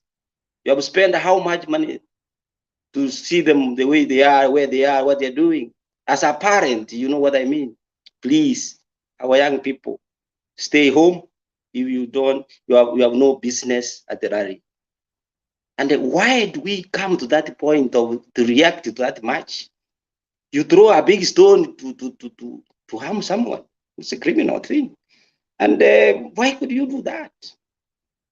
And even leaders are there who need to talk to these people. And the security, I still point a finger. Because the interview with Junaid Muhammad, there was suspicious going up and down. Then that's already showing that there's something going on. So how do you wait until the last minute? You know, we call, you know, proactive. You need to act faster before you are caught. If you see a sign that things are not good, don't. So anyway, we know what happens, but we wish the best. And we see each other. We have to vote.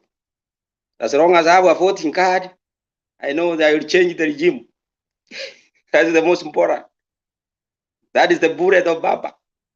And I'll come home when Baba is the president. So, Temba, for that, if you remarks, I will wind up here and say thank you so much and most welcome. Still appreciate Mr. TV for this platform. Awesome, Andrew. Thank you so much for your maiden speech. You're saying it's your first time. Karibu tena, karibu kila siku when you get time. Those are the times watu huwa wanajaa ikianza. So normally around this time, the studio is fairly relaxed. Hakuna watu wengi, so you can come on. Wengi unajua wala naingia mapema. Most of them are in Kenyan time. This is the time for wazee now, so that we can talk in length and exhaust our. That's why we give them time. Let them talk. Talk. This is a time to talk. Mm-hmm. To talk and exhaust and try to get more information, and then we, like now, you see the other people.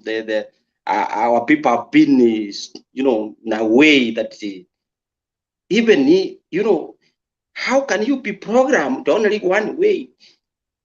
You see, and even what is blocking you don't have to worry about what you just move. They can't maneuver themselves.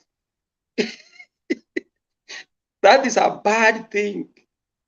You are put somewhere you don't know how to get out of it, and that's very risky. But yeah. So I know as parents we have a big job to do. So, but we know with God's help, we will be able to move forward. And the best thing is to put God first. And as one of our friends, they say, yeah, sure. We go through a lot of dangers surrounding us, but we are able to move. So it's not a big deal, but our people should know that please, those a bullet and a stone, they don't match at all. They should keep away from that, because if Baba said no one should die because of election, and that's why those police officers could not fire. But when they threatened the safety of the president, then that's another story. Please, I think that is they knew, and even Papa, you could see now it was chaos. It should not happen. But because Papa said clearly, one should not die. And that's very important, actually. Okay. Thank you so much, Andrew. And indeed, thanks for the insights. Now, Thomas Babu, how are you? Mzuri sana Mr. Temba. Okay. Nafurahia sana. Mimi niko kwa barabara, niko kazini, niko kwa barabara. Kazi yangu sana kila wakati niko kwa barabara. Inaanzanga masaa ya jioni, inaenda kumalizia asubuhi. Lakini kwa barabara masaa marefu. Kwa hiyo sasa nikionekana niko kwa giza, sasa unajua kwa truck siwezi weka mataa na nikidrive mbele. Usijali, wewe toa maoni tu, tunakuelewa. Bora uwe safe, angalia barabara, usiongee alafu traki. Ninaangalia, ninakuwa lindo kabisa. Sasa mimi kitu cha kwanza, ile kitu ningeongea kwanza ni kushtumu kile kitendo ambacho kilifanyika huko upande wa Kebenei, ambako ule mzee alikuwa mwenda zake, alikuwa anaitwa Kibora, alikuwa anazindikizwa. Wakati wa kutupa mawe ama wakati wa kurusha mawe umepitwa. Saa hizi watu, ukiwa kama wewe hauna haja yoyote ya kwenda kusikiza mwenzako ama kuona mwenzako afadhali usiende huko. Kwanza kutupa mawe pale, chochote ifanyikie ule mzee, anything, if God forbid chochote ingefanyikia yule mzee, ni kitu gani ingetokea huko Kenya? Ni kitu gani ingetokea huko Kenya? Ile pesa nani ile watu wanapewa ile shilingi kidogo, ile watu wanaendana wanapatiwa shilingi ya 250, Arabu unaenda kuanza kuheko kiongozi kama yule, na pengine hata wewe hauna kura. Hiyo wakati umepitwa. Na ile kitu ningeliomba kwamba ni kule kwamba inaweza kuwa ni ule ni mtego, na ni ule mwenzetu huyo upande wa UDA anafanya, alikuwa na test, alafu baadaye ndio ukute in 1 week time umuone akienda Nyanza, afanye ile kitendo ndio aende Nyanza, ili ndio aende kuprovoke, yani ameprovoke para aende kuprovoke watu wa Nyanza, aone the reaction, and then from there atumie hiyo excuse kusema kwamba you see, unaona ule wale ile jamii, unaona ile vitu tumeenda huko, tumeenda kutafuta kura, angalia sasa ile vitu huwa tunasema kila wakati wao ni wakurusha mawe. Na hiyo kitu kuna something inaniambia ni kwamba wiki moja kuanzia sasa pengine utaona Ruto akielekea huko Nyanza. Lakini ningeliwazii watu wafuazi wote wa Azimio, all the supporters of Azimio, wachukulie hili jambo, walichukulie jambo kubwa sana, na wasikuwe na wasiwasi wowote, na wasijaribu kujibu ama kuretaliate, sababu wakretaliate huyo jamaa atapata, watatumia na ile propaganda zake, atapata sasa na jinsi ya kukampeni, iwe ni campaign tool yake. Kwa hivyo wakati wa kurusha mawe, wakati wa kufanya nini umepitwa. Ikiwa wewe ujisikii kwenda kusikiza mtu fulani, ama utaka kusikia, ama ukisikia mtu akiongea unataka kutabika, usiende huko. Wewe kaa kwako, wacha ule ako na watu wako wa kumsikiza, wacha yeye aongee, alafu na wewe utakuja kusikiza mwenzako. Ni kama sasa hata hapa kwa hii channel kwenye mahali tuko hapa za hizi, ikiwa wewe uko na hakika unajua kuna jambo lolote mtu ataongea hapa ambaye alitakufurahisha na utasikia vizuri, afadhali uzuie, usiingie, ukae kando. Sababu ukiwa uko na ile unaona ni kama mtu mwingine akikuja kuongea ataongea vibaya, na alafu ukute ni roho yako inaudhika, afadhali usikuje ndani, wewe kando kaa, ama sikiza kando. Ukiwa kando huko ni kama kwetu hapa, ukiingia kwa Fox News ukipata kama Tucker Carlson ama Sean Hannity ile wakiongea, ikiwa kama wewe sio mtu wa kufumulia hiyo Fox, hakuna haja utuni kwa hiyo channel, kaa kando. Ukiwa ni mtu wa kufumilia ndio ingie, lakini usione mwenzako akiongea alafu wewe uanze kukasirika. Kwa hivyo tunashtumu ile kitendo ambacho kilifanyika huko pande wa Washington Gishu, na chenye kilifanyika huko Elgeyo Marakwet, na tunawasamea hao watu na tunaombea Mungu awaguze, ndio tena wafungue macho, waone chenye wanafanya sio kitu ya kufurahisha, and at the same time wajue kwamba hawa viongozi ni watu wanapendana. Nyinyi mnatumika hapa, mwanza kupigana hapa saa zingine, kesho utakuta wengine wameanza kuchotwa, kurogotwa pale, sababu kuna cameras, kuna video zilichukuliwa pale. Unapeleka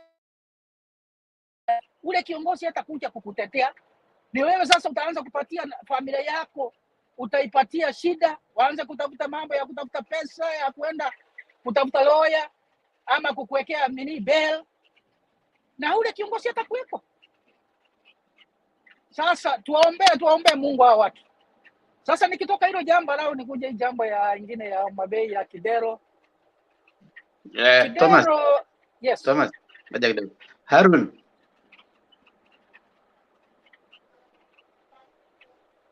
Yes, Mr. Themba. Utaleta Omar alafu wewe. Good. I'm stepping out briefly. It's okay, it's okay. 10 minutes. Okay, mambo ya Kidero nikimwangalia alifeli watu wa Nairobi. Na kama alifeli watu wa Nairobi akimbie huko upande ya Homa Bay, na ukiangalia ile vitendo zake hata wakati alikuwa gavana wa Nairobi, hajakuwa ule supporter sana wa ODM. Na wakati mwingine alionekana ni kwamba wakati alikuwa gavana alianza kuegemea upande wa Jubilee, akasahau kwamba yeye alikuwa amechaguliwa na ODM. Sasa kwa hivyo na zile nini shutuma ambazo zinamfuata hizo ambayo mambo ya corruption, waje adili nazo kwanza. Sasa lazima tuangalie ni supporters gani ambao wale wamekuwa nyuma ya hii chama ya ODM. Mmoja wao amekuwa ni Gladys Wanga. Na tukiangalia upande wa jinsia, yeye ni mwanamke. Wacha tupatie mwanamke. Ukienda saa hii upande ya Homa Bay, ukiangalia huyu gavana mwenye alikuweko, hamuna lolote alifanya huko Homa Bay. Ukiangalia Homa Bay, ukiingia Homa Bay tu pap, hakuna yani muda wake wote. There is no development unaweza angalia uone huyu jamaa alifanya. Kwa hivyo tunataka angalau huyu mama aingie pale, at least afanye different, abadilishe maisha ya watu ya Homa Bay. Kwa hivyo ile kupatiwa direct ticket, alafu at the same time kupatia Magwanga, hiyo mimi napongeza. Hii mambo ingine ya Kalonzo tusimuue sana. Kalonzo unajua ako na bibi yake ni mgonjwa. Bibi alirudi nyumbani. Na mnajua bibi wa Kalonzo amekuwa akiugua kwa muda mrefu. Hata wakati wa baba ile ya swearing in, bibi alikuwa still ako huko Germany. Sasa bibi amerudi nyumbani, na unajua lazima unaangalia mambo ya familia kwanza. The family inakujanga mwanzo, halafu hivi vitu vingine inaanza kukuja baadaye. Pengine tuombe tuone ni kama saa hizi kama atakuwa serious ama ataendelea kuwa bado yeye ni mtu ule wa kutaka kupita katikati. Lakini kwa vile niliangalia leo kwa akiwa huko Murang'a, na vile wamesema sasa wataingia kwa kiwanja, wacha tuombe tuone, wacha tumpe muda, lakini tukae tukijua kwamba ako na mgonjwa kwa nyumba, and the family comes first. Alafu hii mambo ingine, mimi ningelitaka watu wa Azimio nao waangalie, wakuja na response yao ambayo itakuwa kali sana. Waangalie zile vitu ambazo zile pesa zote zimetumika.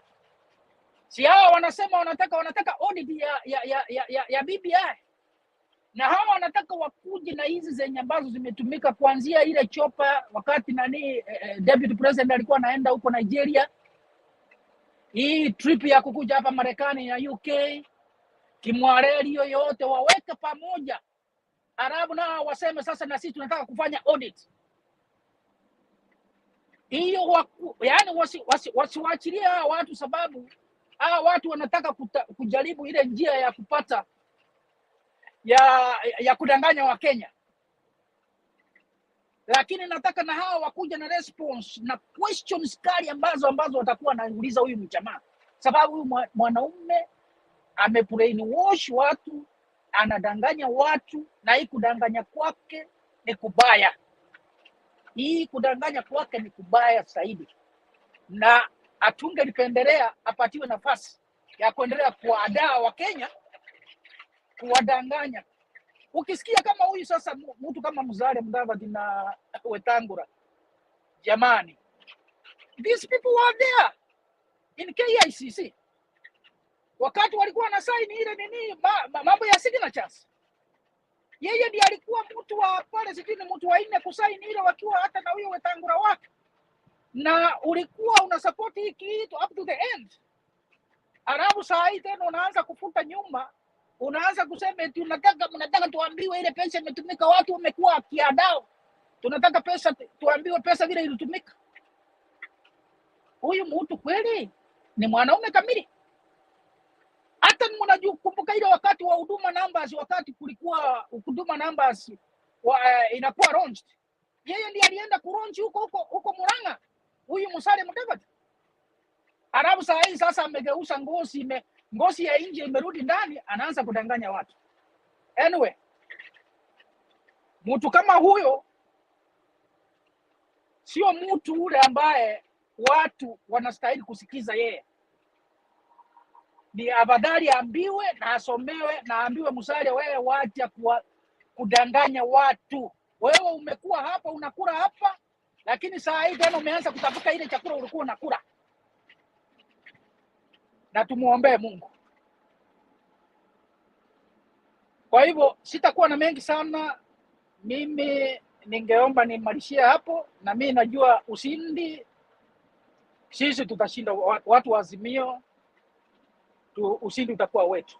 Asanteni sana, and I thank everyone ambaye ako kwa hii mjadala masaa hizi za usiku. Asanteni sana. Yeah, thank you so much, Mr. Thomas. Naomba then you mute your mic as I bring on our brother, Mr. Omar. Mr. Omar, take the podium. Habari zenu?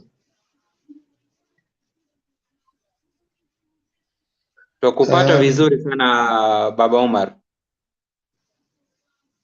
Leo nimeingia late na leo ndio tunaamkia kufunga mwezi wa Ramadhani. Wakati imefika ya kufunga, leo ni siku ya kwanza.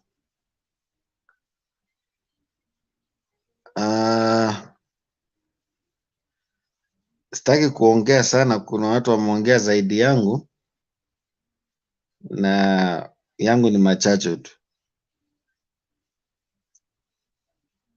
Tukianzia upande ya Uasin Gishu jana, ni sad sana kuona huyu jamaa anasema watu wa kutupa mawe, wale watu wa kung'oa reli, na maajabu yeye ni mtu wa kuvunja ndege za watu na mawe. Huyo mtu anasema watu wa kutupa mawe na watu wa kung'oa reli, na yeye anafanya nini? Yeye tabia yake si ndio mbaya zaidi, anavunja ndege. Wacha kuvunja gari, yeye anavunja ndege. Huyo jamaa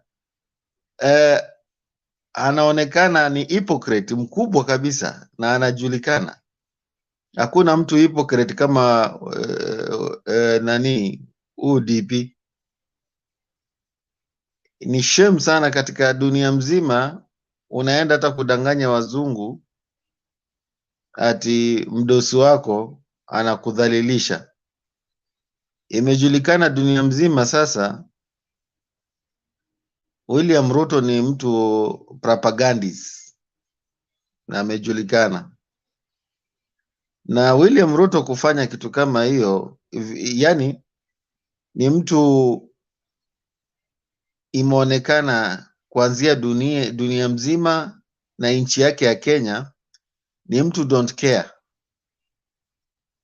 Ni mtu akifanya kitu ni ile tunasema ati mtafanya nini? Yani huyu si mtu wa kupatiwa power. Na huyu mkimpatia power, Wakenya tutatengezwa vizuri, na tunaomba Mungu pia hiyo power asipate, achukue ile nafasi tulikuwako sisi ya matiagas. Tulirushiwa karibu lori 5 ya tear gas container. Sasa yeye tumemwekea lori 10, achukue nafasi. Na mimi nashangaa na wale wako nyuma ya William Ruto wote ni kama tabia moja, ni kama yeye tu.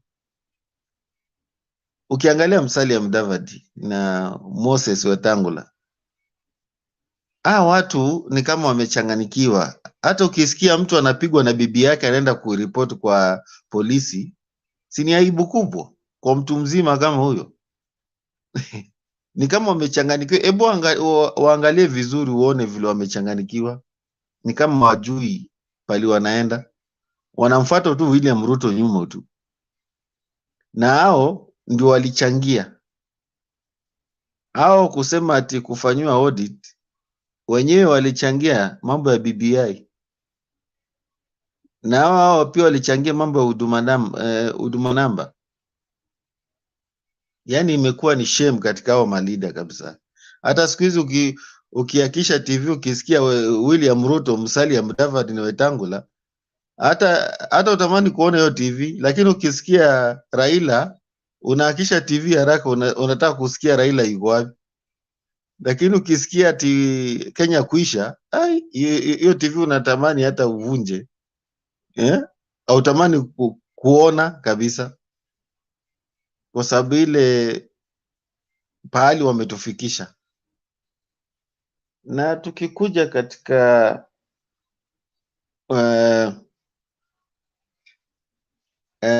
Kalonzo Musyoka, Kalonzo ni senior politician, na nilikuwa naambia watu kuanzia kitambo, Kalonzo Musyoka ni mtu mzima sahii, ni age kama Raila, anamfuata Raila. Na huyu sahii tunamuita mzee, si kijana. Sasa mzee kafaa apatiwe nafasi yake, apatiwe heshima zake, ni kumpatia time. Na naona Kalonzo akicheza vizuri after mzee kutoka, hii kiti tumwachie tu. Ikitoka kwa mzee, ule mtu favorite best, tunaweza kumwachia Kalonzo, kwa sababu kulingana na heji yake amestick kwa baba kwa muda nyingi sana, hata Wakenya wanaona. Na kitu ingine, nimefurahi hiyo agreement wamewekeana jana, na sasa tuna hope mambo itaenda sawa. Na nasema watu wa Azimio wasikae sasa, waanze campaign. Hakuna kukaa, kila pale anazunguka huyu jamaa waingie. Sasa wako na Kalonzo akienda upande ile ingine, au wengine wanaenda upande hii, au akienda upande hii, au yani wanajigawa. Sahii wasikuwe wanalala, wakuwa wanafanya campaign usiku na mchana. Ile tukifanya campaign, watu hawataweza kupumua. Hiyo miaka sijui ngapi wamefanya campaign. Sasa kafaa tuwafundishe adabu. Hii ni lala salama. Tumebakisha mwezi kidogo tu twende election, na sina mengi sana, na nawatakia la heri wa Kenya. Na sisi tumeanza Ramadhan, tunaanza leo kufunga.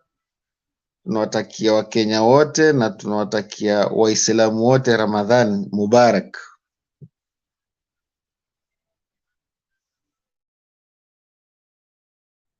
Yeah, thank you so much Baba Omar kwa mawazo yako matamu na ya kupendeza sana. Hata mimi ningechukua fursa hii kuwatakia ndugu zetu na dada zetu wa dini ya Kiislamu, Ramadhan, mfungo mzuri wa Ramadhan. This is your time. Hata nyinyi wakati mnapoenda kwa maombi, mtukumbuke sisi ambao tunashiriki other religions, kwa sababu Mungu wa Waislamu, Mungu wa Wakristo ni Mungu wa kila mtu. So tunawatakia mfungo mzuri sana. Basi baada ya kunena hayo, ningependa kuchukua fursa hii hata mimi angalau kutoa mchango wangu kwa mada ya leo. Kwanza kabisa ningechukua fursa hii kumwambia Chebukati has really failed us. Chebukati wa kualao William Samoei Ruto kama rafiki yake kufanya campaign from 2018 up to huu wakati, ni Chebukati amesababisha haya mambo yote. Kwa Chebukati kama angesimama kabisa hivi kidete wakati aliona William Samoei Ruto ameanza kufanya campaign, angemwambia you have to stop, la sivyo kama 2022 wakati nitakapo kuwa napeana certificate za all aspirants from presidential mpaka pale chini kwa MCA, I will not give you. Lakini yeye kwa sababu yeye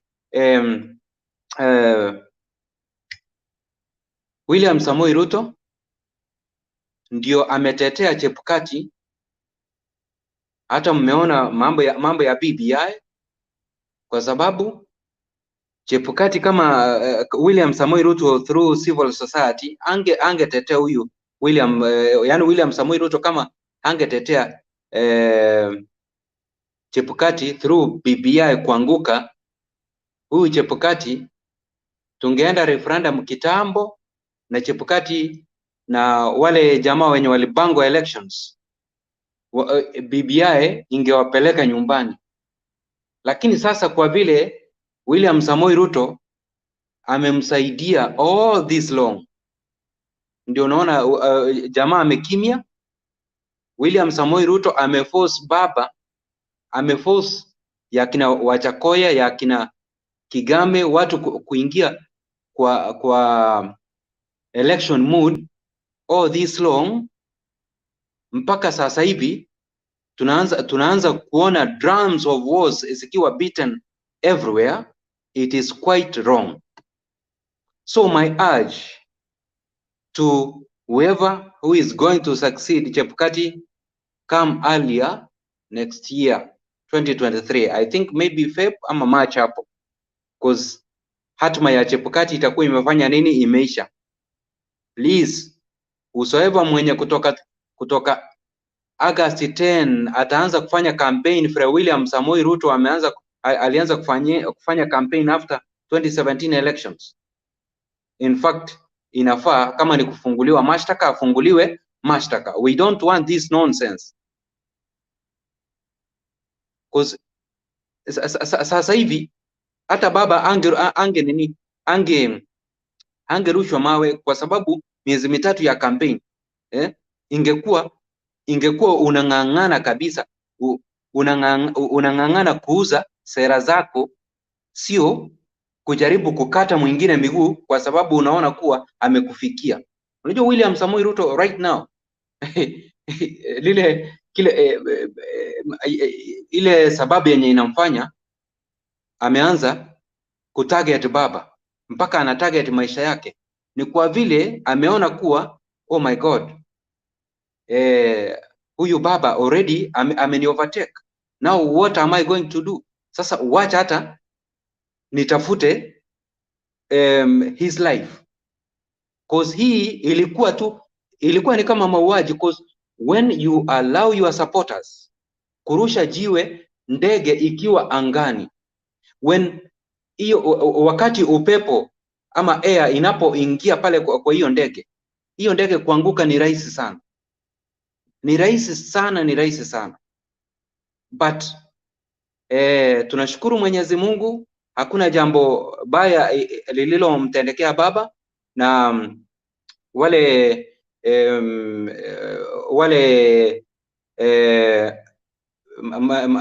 mandugu zetu, the likes of Babu Wino, the likes of Junet Mohammed, but truly hii haikuwa jambo ambalo limefurahisha Wakenya, ama si jambo ambalo limefurahisha ulimwengu. It is quite wrong. Alafu ningependa tena kusema namna hii kwa baba sasa. I know baba, you are a well and a disciplined general. This is my message for you. I know instinct zangu zinaniambia tu kutoka when I did my last statement, niliwaambia kuwa huyu William Samoei Ruto anytime mtamuona Kisumu. Hii wiki yenye tunaenda, I'm seeing this guy going to Kisumu. So baba, I know any general, by the way, it was yani William Samoei Ruto kama general wa Kenya Kwanza angeambia watu wake, cause he saw this happening kwa uwezo mwenye alituma kwa ground akamobilize hawa vijana kurusha mawe. Wakati waliona kuwa baba ameamua kufanya nini, kuweka mikono yake chini na kutaka kujitoa, awangemshambulia na mawe. Lakini sasa ishatendeka baba. William Samoei Ruto atatembea kwa base zako. Ninajua your supporters wameudhika na wamekasirika sana kwa lile jambo ambalo limekutendekea kama wewe general wa Azimio. Kindly tell your men and women ambao wanakusupport, never revenge. Wasituputu kuchukua sheria mikononi mwao, kuwa William Samoei Ruto kwa vile amekutendea hilo jambo kupitia kwa wale mobilizers wenye walikuwa pale kwa ground, iwe ni chanzo ya kuambia kuwa your supporters wamvamie. No, ile kitu yenye iko, umevumilia vya kutosha, umeforgive mara mingi. This is the right time tena na kuomba, forgive William Samoei Ruto, forgive wale wenye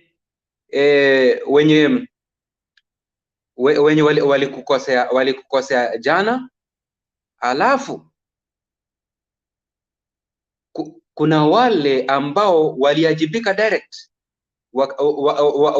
wakaonekana kwa kamera. Hao asasi za kijamii inastahili zichukue mkondo wake, wakamatwe, wapelekwe kituo cha polisi, wapelekwe kotini, wafunguliwe mashtaka, kwa sababu I know your supporters si eti watashindwa ku revenge, wako na nguvu, but hatutaki kuona furugu ama mambo ya machipizano kwa hii nchi yetu ya Kenya. Na William Samoei Ruto nawe, let this be the last scenario ya wewe kumobilize wale watu wenye ulimobilize pale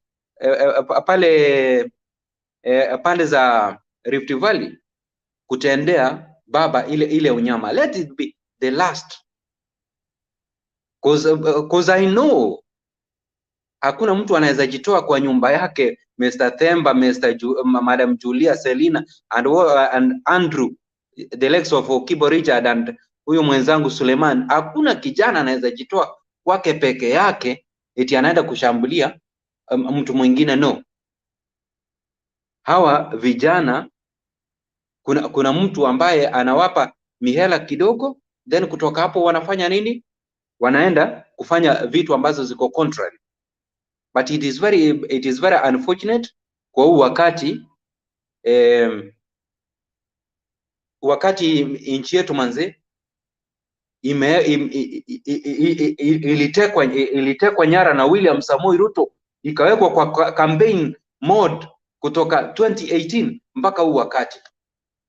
Cause mkiangalia kuwa vijana wengi already kuna kitu fulani wametiwa ambacho wakikuwa triggered namna hii, then huenda hatutakuwa na Kenya. But we don't want to go that route.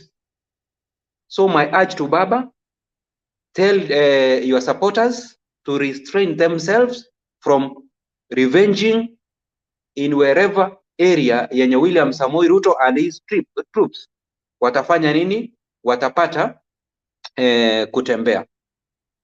Na lastly, cause naona speaker amerudi, ningependa kuambia William Samoei Ruto kuwa I know najua sababu yenye ilikufanya maybe utake kutendea baba hao yenye ulikusudia, kama ni kurusha mawe kuzisha tendeka, ni kwa sababu ulikuwa unaogopa kuwa maybe baba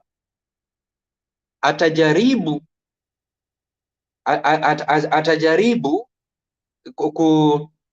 kuendeleza ile momentum yenye aligaining last time when he visited Eldoret. You remember, nakumbuka muliona hiyo rally ya Eldoret ya baba vile ilikuwa. So this time round William Samoei Ruto huenda hakutaka hiyo baba aendeleze hiyo momentum, cause baba juzi alisema kuwa already 7 ziko kipindoni, 7 regions ziko kipindoni, imebaki tu moja. Huenda sasa hiyo moja ilikuwa ni Rift Valley. But wacha tufanye siasa zetu kwa njia ya usarabu, cause this Kenya is for us all. I gonna say thank you for listening to me. I now officially give the chairmanship of this panel to the able man, one and the only Mr. Themba.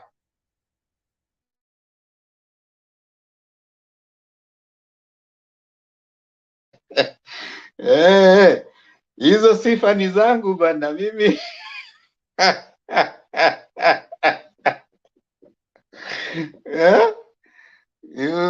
Unanisifu, naweza ingiwa na kiburi bwana.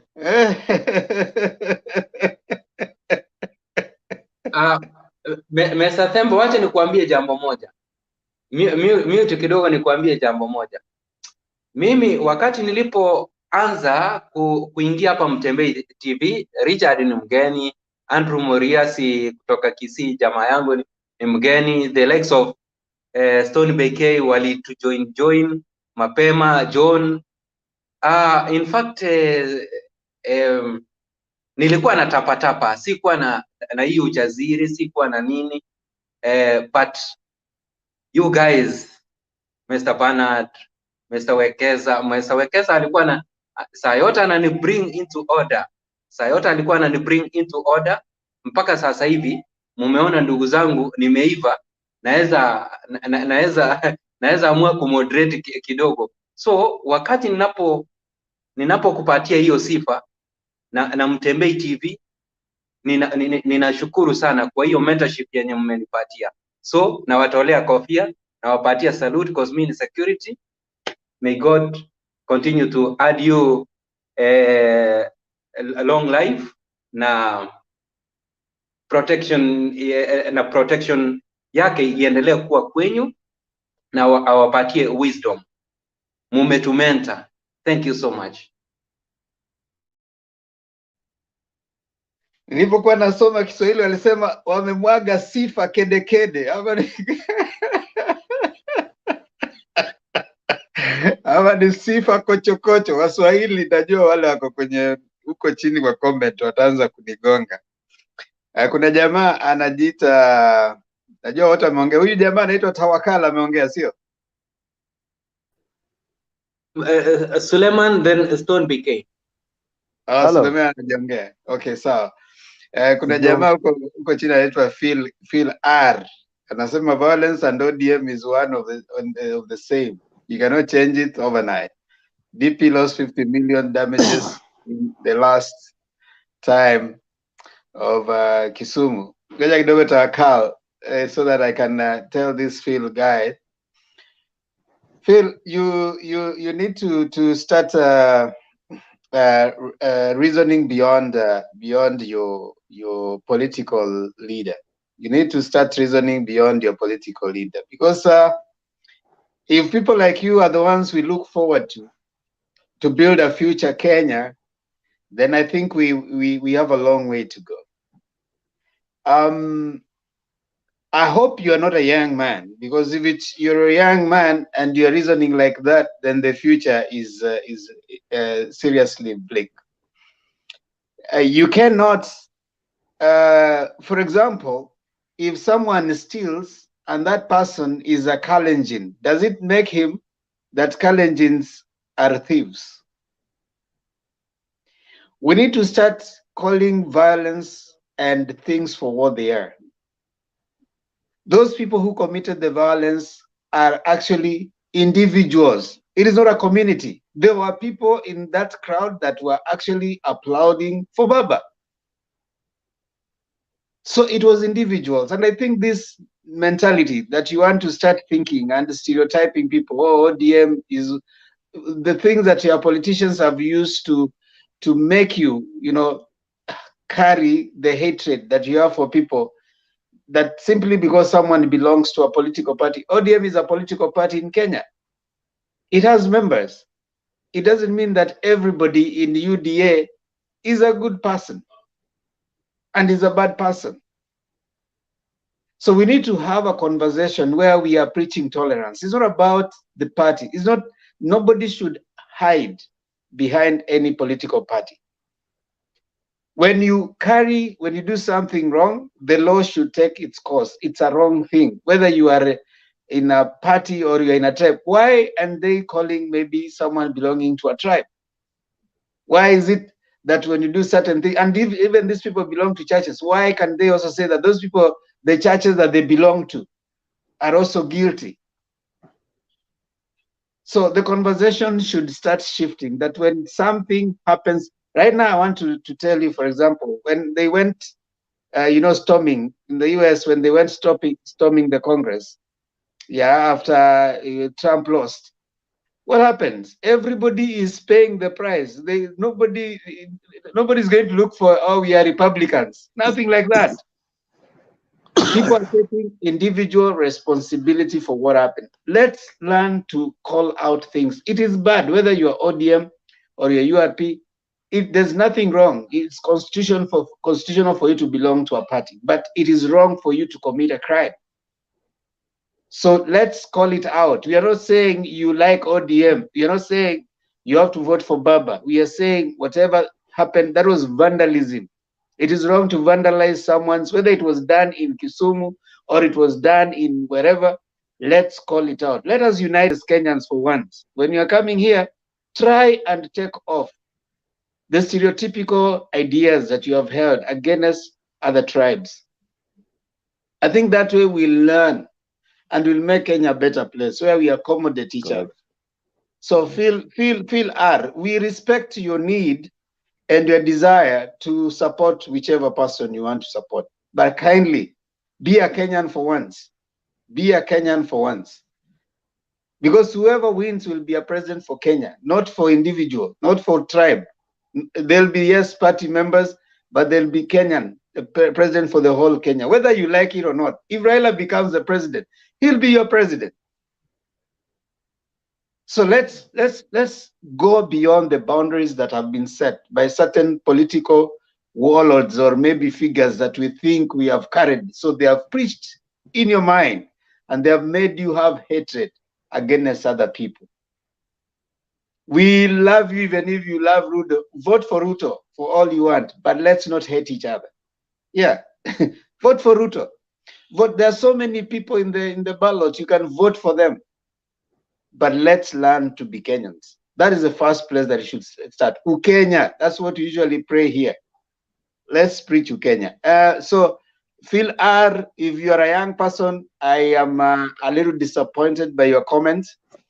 If you are an older person, I understand where the damage was created. So, thank God you are moving away and soon we will have no people like you. But if you are a young person, I'm worried for the future. Because we are trying to build a future for our children. Can you imagine if you are passing a future with this young person and this is a person that is going to be there in the future? The future is bleak. I want to bring in Tawakal. Karibu mkubwa. Asante sana. Asante sana kwa yale mawaidha mazuri ambayo kwamba unapatia wasikilizaji.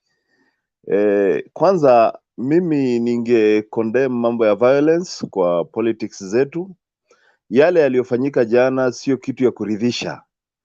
Ni kitu ambayo kwamba tuliona wakati kampeni inaanza, ilifanyika Kisumu, imefanyika Busia, na barabara hii sisi kama Wakenya hatutaki kwenda huko.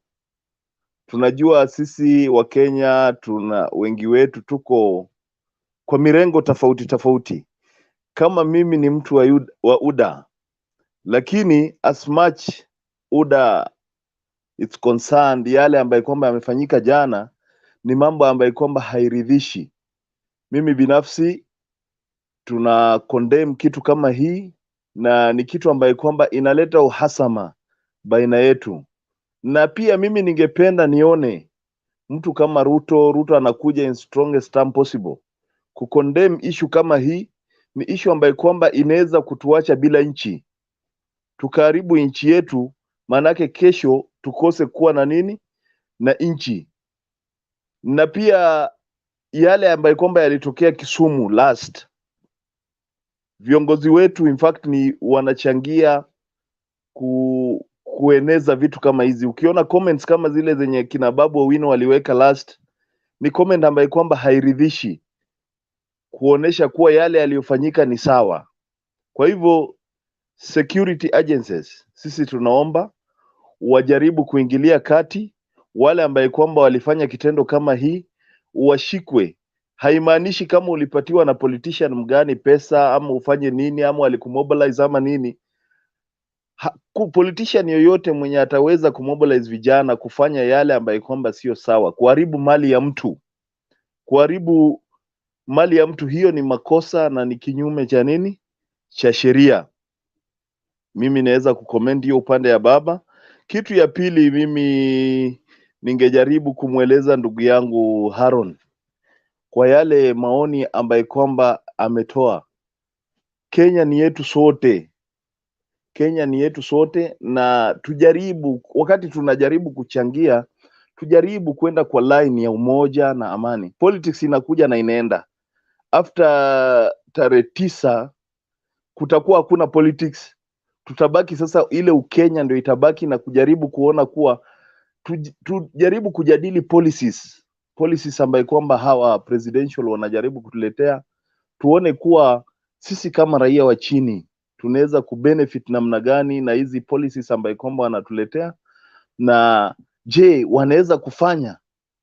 Unaona, ndio baba amepita all along, amejaribu kuleta democracy, amejaribu kutusukuma mpaka tukapata katiba mpya. That's why unaona katiba iko strong yenye even Supreme Court imeshindwa kuirudisha chini kwa ajili zile pillars ambazo kwamba katiba yetu imejengeka nayo. Unaona, we need country ambaye kwamba sote tutakuwa tuna focus mbele, tuweze kuangalia kuwa uchumi, create uchumi namna gani, vijana wetu watapata kazi namna gani. Unaona, tutoke kwa hii mambo ya kucreate chuki na ukabila na nini. Unaona, in Kenya we are not talking about 2 or 3 tribe. Kuna tribes ambaye kwamba ni ndogo kama kina Ogiek. Unaona, tribe ndogo kama kina Ogiek wata benefit namna gani? Unaona, kama wa Kenya, those are tribes ndogo ndogo zenye ziko ambaye kwamba sio moja. Tribes ndogo ndogo Kenya ni mingi ambaye kwamba hawana usemi politically kwa ajili hawana numbers. Unaona, wakati sisi when we are talking about tribes, we are talking about maybe Luos or Kikuyus or Kalenjins. Unaona, wale those small tribe wao wana feel namna gani kama wa Kenya? Unaona, we need to shift our attention tuweze kuona kuwa tunaweza kujenga nchi yetu namna gani, tuweze kufocus, tukuwe na maoni ama tukuwe na maoni ambayo kwamba tunaweza kuhakikisha kuwa Kenya ikuwe Kenya, kitu ambayo kwamba unaona, like now I can tell you maybe recruitment yenye imetokezea juzi ya polisi. Unaona, unapata kuwa zile tribes kidogo kidogo utapata kuwa hawana hata percentage ndani ya hizi recruitments. Unaona, na watoto wao wako Kenya, wamesoma Kenya, they have kila kitu wamefanya Kenya, lakini wanalipa ushuru kama watu wengine, but wana benefit aje? Unapata? Kwa hivyo sisi mbali na siasa, tusiangalie tu siasa. Siasa inakuja, at the end of the day siasa inakuja na inaenda. Unaona? But Kenya ni yetu, we need to protect Kenyans sote, tuweze kuangalia mbele. Yale ambayo kwamba yalifanyika jana, we condemn it. Na even I need to hear from Ruto. Unaona? Na likes of kina Murkomen na watu gani waweze kuona, waingilie kati, waseme hapana, yale yaliyofanyika pale sio mzuri. I'm happy nikisikia kuwa maybe Mandago alisaidia. Unaona, like me nasikia vizuri kusikia from opposition wanasema Mandago na huyu mbunge wa Tarbo alijaribu kuingilia kati, wakasaidia ile situation kuprotect. Unaona, that's good. Hivyo ndio tunataka tuendelee kuona vitu kama hizo zikifanyika. Even Ruto akienda Kisumu, intakana akuwa allowed aende Kisumu aongee na atoke bila mgongano yoyote. Kila mtu aweze kufanya politics yake kwa njia yoyote ile, azunguke nchi na afanye siasa kwa njia ya amani. Otherwise mimi nawishia wale Waislamu Ramadhan Karim. Sisi tumeamkia saumu leo, tunashukuru. Kwa hivyo narudisha kwa mwenyekiti. Yeah, asante. What is Murkomen's tweet? I don't know what Murkomen's tweet is all about. But I urge us, thank you Tawakal for your kuna swali kutoka kwa or comment. Richard akona comment kabla sija na pia Harun. Haya Richard. Tawakal, wacha nikusomee tweet ya Murkomen kuhusiana na ile incident ya leo. Amesema, my friend at Raila Odinga, Kenyans are still waiting for you to condemn the same incident meted on our DP at William Ruto and team in Kibera, Kondele, Keno, Embakasi East, etc. Please compare them also to 1992 and 2007 violence. You must be a statesman and bipartisan in condemning violence. Richard, unaona, if tunaweza kufuata likes ya kina Murkomen, kina Babu Owino, hao ni watu miongoni mwa watu wenye wanaharibu hii nchi. Comments zao, they are leaders, they need to know that wao ni figure katika hii nchi. Unaona, mtu mwenye atakuja kuumia kwa hii sakata yote ni raia wa chini. Wao wanaongea bila kumesha maneno yao, bila kupima. Unaona, now issues kama kina Murkomen ni issue ambayo kwamba need to be condemned. Wao wakuwe condemned kabisa, waelezwe kuwa yale ambayo kwamba wanafanya sio sawa. Same not even Murkomen, even Babu Owino at that time kwa Kisumu aliandika pia something kwa Twitter, pia same need to be condemned. Unaona, na their masters pia ni lazima waseme vitu kama hizi, unaona, kusaidia Kenya kwa ajili what is happening now inaweza kutuletea vita ambayo kwamba itakuja kesho, ambayo kwamba tutaharibu hii nchi. Hatutakuwa na time ya kukaa kwa social media na kuongea hivi. Asante. Yeah, thanks Richard for reading that out. I had not read such, but you know, when you hear someone like Murkomen, you know whom he's talking for. And when you hear people like, you know, there are people that when you hear them talk, you know what their interest is. Their interest is to please their master, so that they, even if possible, they get the free nomination. You know, like if that is what they want. Right now, it's about me, I, and myself. You know, so the more you shout about a certain thing, probably is how you're probably going to be considered on the table. But at the end of the day, like Tawakal is saying, I think this is a point in which we agree, because Tawakal is mtu wa UDA na sisi hapa ni watu wa Azimio. But I think he has spoken so well, especially in terms of you know, us uniting as Kenyans and respecting every person's choice to vote for the person they want. I wouldn't want anyone to be forced to vote for anyone. You know, that is not democracy. Democracy is choose your leader. Let's differ with me.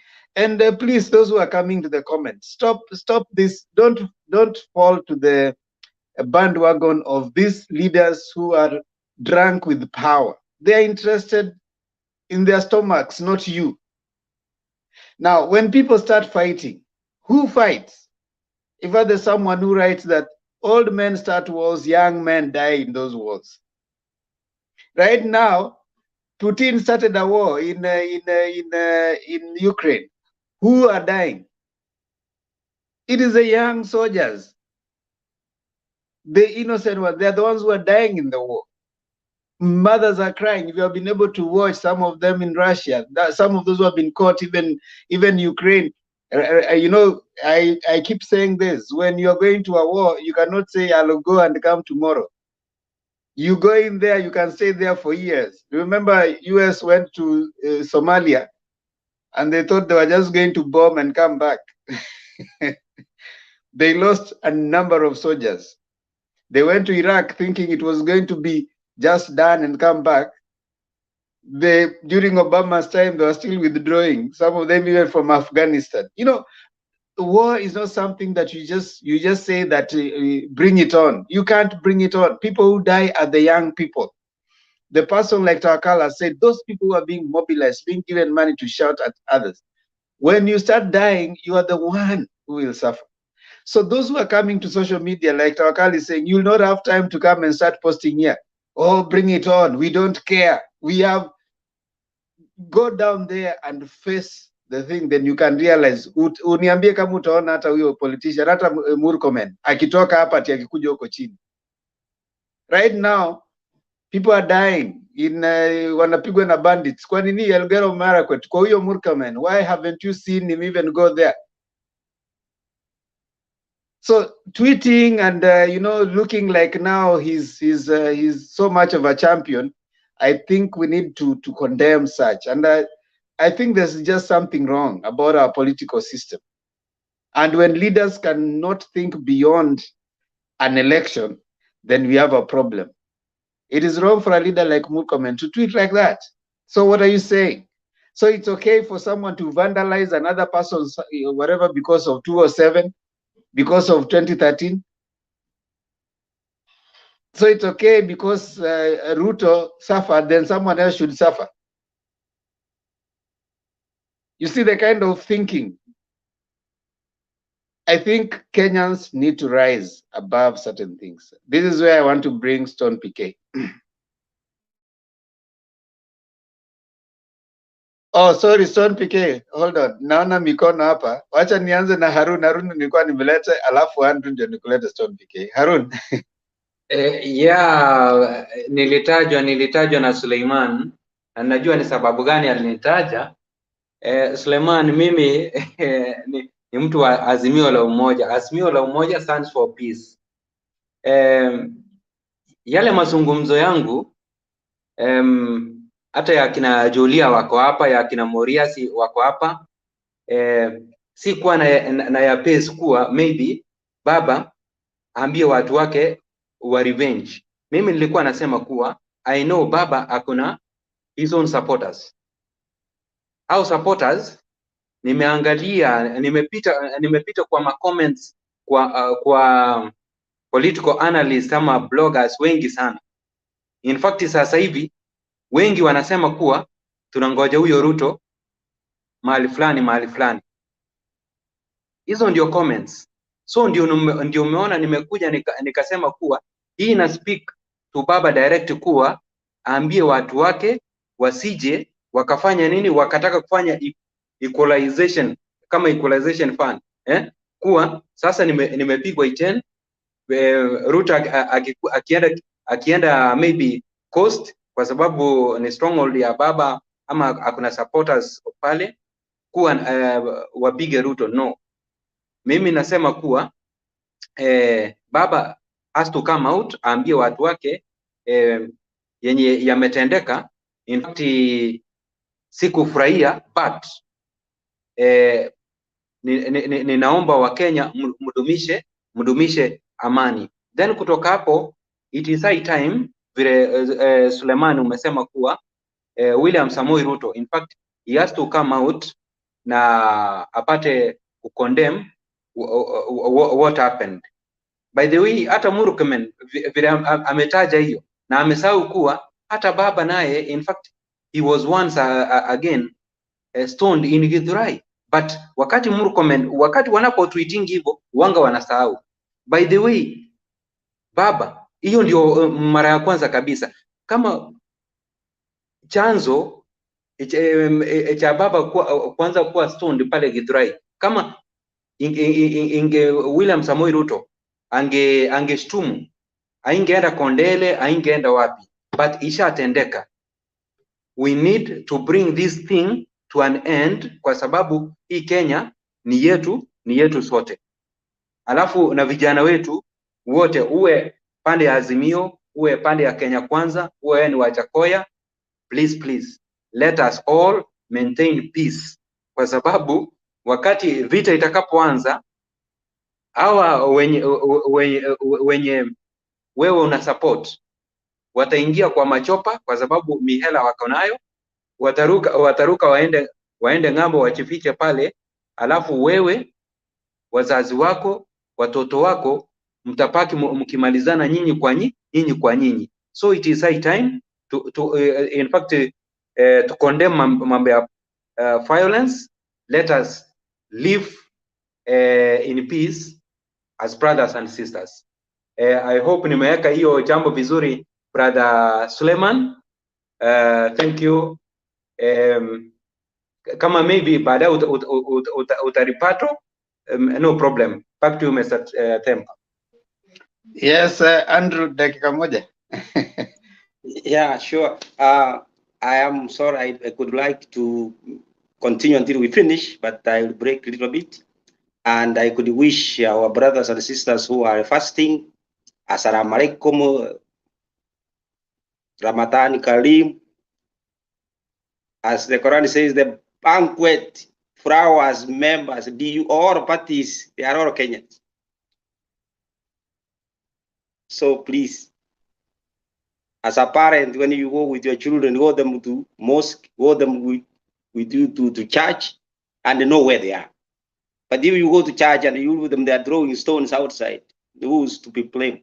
Even if you are cousin, please see where they are. Let's be a keeper of our neighbors, our brothers, and let's pray for them. And the more so, please, they say, it is a very strong word. If you have not seen a grave in your backyard, you don't know what is dead. Please. That is the end, and God bless you so much. See you. Okay, see you later, Andrew. And it was nice having you today. Karibu tena wakati mwingine. Stone PK, ndio tuanze kuchukua closing remarks kutoka kwa Julia. Haya, Stone PK, karibu. Asante ndugu Themba kwa usimamizi mwema na kwa kunikaribisha. I also thank Harun the ancestor namuona pale, nilikuta akiwa ameshikilia usukani, Tulia John, Richard Luambo Luanzo Makiadi. Na redio iko hapo nyuma yako inapiga kelele kidogo. Hiyo reduce. Yeah, pole about that. Yeah, wote nimewasalimu and good to see you. Now, the danger of coming at this hour is you find people have debated, wameongea, mpaka wamekasirika, wakafurahi, waka-exhaust. So I don't want to come and bore you people, but I will register my personal feeling and take on the trajectory, the political trajectory in this country. It's not anything to write home about. This country of ours looks like we don't learn. We don't really learn, and if we learn, we forget very, very fast. Those of us who have been here a little bit, who have seen several elections, we can tell you the pattern is the same. The pattern, vile inaenda, is the same. In fact, this one is even worse because as a voter, I don't feel secure. I don't feel safe. There is nothing being done or said for me to feel like nita attend campaign rallies.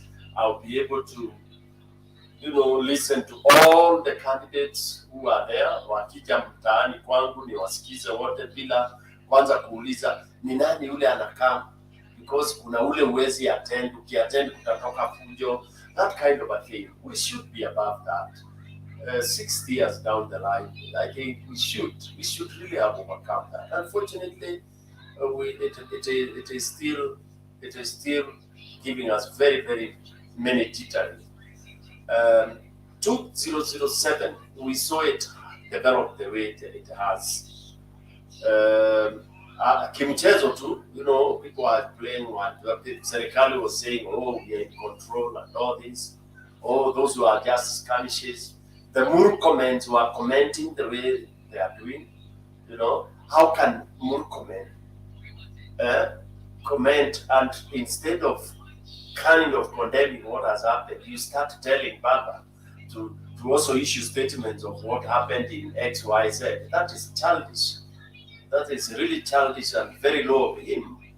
Remember, he had tweeted that had Baba informed him earlier that he was going to that place, he would have helped him mobilize. Who told him Baba wants people to be mobilized? Baba doesn't want to be mobilized. Hataki watu wa mobiliziwe. Baba wants to find people. Wakienda market, akute hao watu wakiendelea na shughuli, ama akienda kwa kiwanja wakijua anaenda meeting. People go there. People take themselves to Baba's venue to listen to him. And Baba doesn't have to have those crowds that are meaningless. Yeah, he wants to have genuine, organic crowd. Hata kama ni watu, a handful of people, their votes. Talk to them, aendelee. And that was the Baba's plan for that area. So claiming that Baba should have talked to him for him to mobilize, that is mockery, and it is stupid of Murkomen. Honestly, sorry to use that term. These guys are they're annoying us. Now, after the incident happened, and this is one of its kind, it's unique. We have now started to see people who are very brave, thanks to UDA, thanks to Mr. Ruto. This one, I'll take it like it is not accidental. I'll blame it on the entire UDA. Okay? There is no way you would have such a big group daring to stone a helicopter. Kwetu helicopter ikiland kwetu mbele. Yeah? People will run there to go and see. Kufurahisha macho na to be wowed. nobody can dare throw a stone. It's value. Helicopter imeland huko, people will go, akina mama, wazee wataenda hapo karibu kuiona, to admire it. Also they will go there when it is taking off. Hapa imekuwa you dare stone unarushia ndege mawe, na ni ndege imebeba rais wa Kenya mtarajiwa. Sincerely speaking, whatever that crowd was, it is something that requires some psychiatrists to analyze.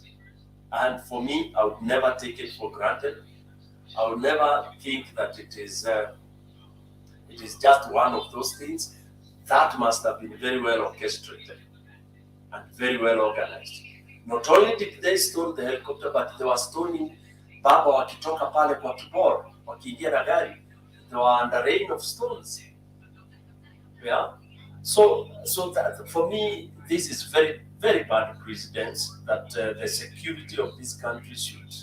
By tomorrow, we are expecting serious statements, condemnation kabisa, kabisa, kabisa. It's not a joke. Hapo panapoficha moto, panapovuka moshi panaficha moto. We have seen it. This is how it happened. If I were in position, I would hit it, not with a hammer, but with a gun, with a bullet. I would try to sweep those small elements there. All of them should be behind bars. It's not a joke. If that helicopter, if those stones had landed on any of those planes, then irudi chini, what would have happened? What would people be talking about? Then the other thing on that, I would also want to blame Baba's security. There was laxity. Baba doesn't have to go to every other function. I monitored Kibor's function since morning, and I listened to all the speeches because I had interest, because I knew Baba was going there, and I know that area very well. I know who is the member of parliament there. He's a very bitter guy. Yeah, I know. Kituni is a bitter guy with Baba. You know, I know that is Murkomen, not Murkomen. What do we call it? Mandago's area. So I had a lot of interest, and I monitored that. I listened. I do understand Kalenjin quite a lot. I've worked there for a very long time. I listened their talks. And because they knew Baba was coming, they were preparing. They thought he would arrive early. In fact, thank God he didn't find them there. He would have been embarrassed in a way that he had never seen had he found them, or had he found the function really, in the middle of it. Because they were really, really kind of what we call it, geared to show, to dress him down. Thank God he arrived when they were throwing the body was already whatever. So the intelligence, the security, the advanced team, if it had gone there, it should have been able to tell Baba to abort that trip, because he had done his rounds in Iten and all that.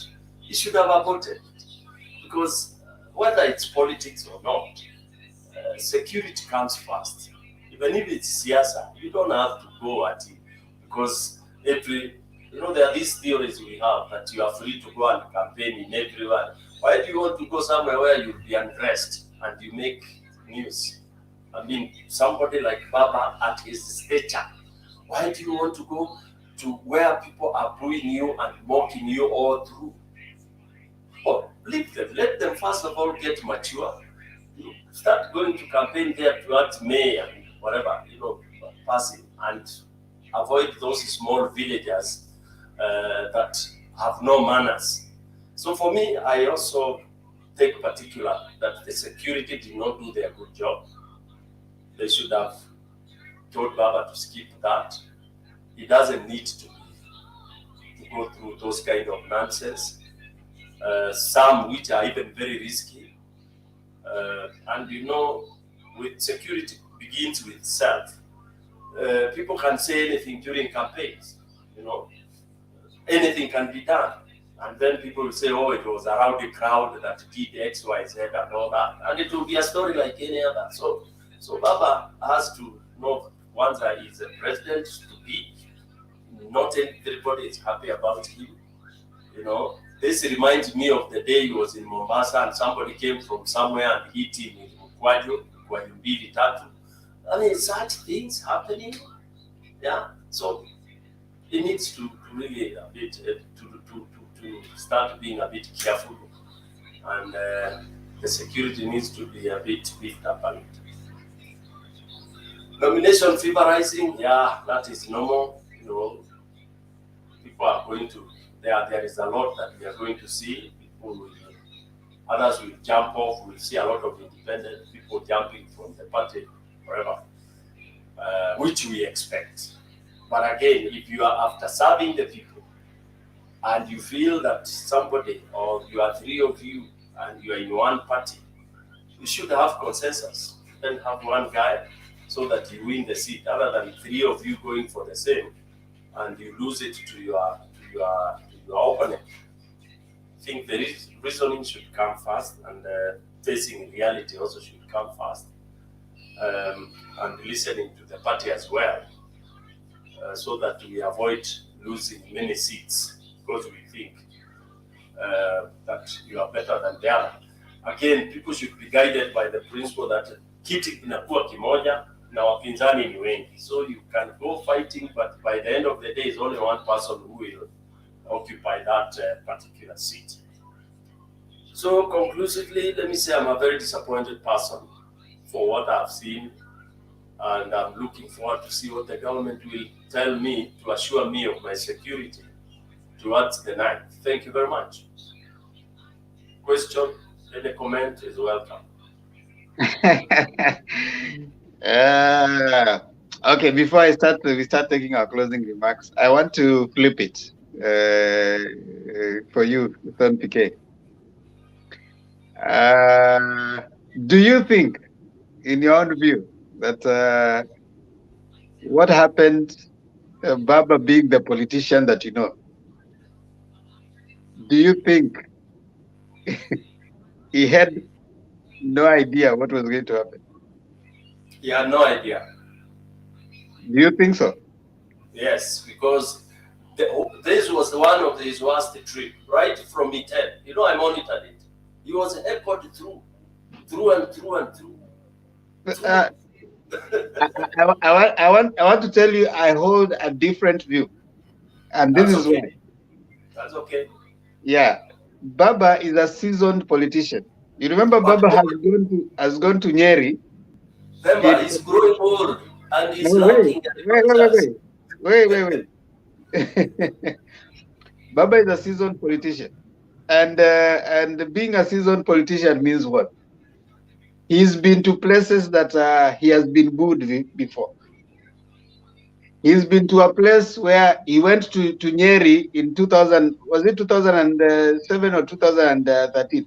He went to a place and the person refused to serve him tea. You remember the lady who threw him out of a hotel? Yeah. So this is a person who knows. He's aware. He has people from actually the Elgeyo Marakwet governor. Is it Elgeyo Marakwet governor? Yeah. No. Elgeyo Marakwet governor. Tolgos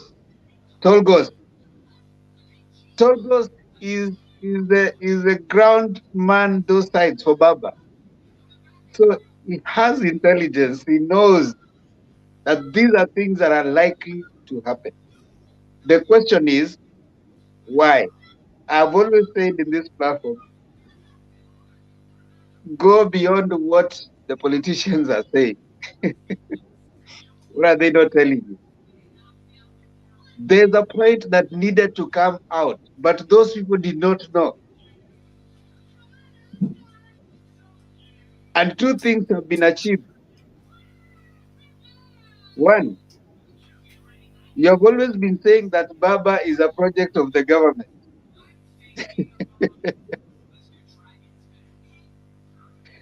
So, number one statement that has been made that actually this person, because I've heard everybody saying, oh, his security needs to be beefed up. What are you there for saying?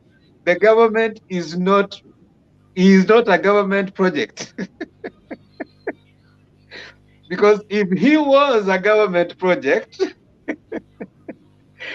the security would have been beefed up. You see the way now between him and the deputy president, who is a government project. No, Themba, you are wrong. We are not. No, hold on. Hold No, on. you are wrong. Because Turn PK, Raila just has calm down. Calm security. down. I'm No, you giving are you. wrong.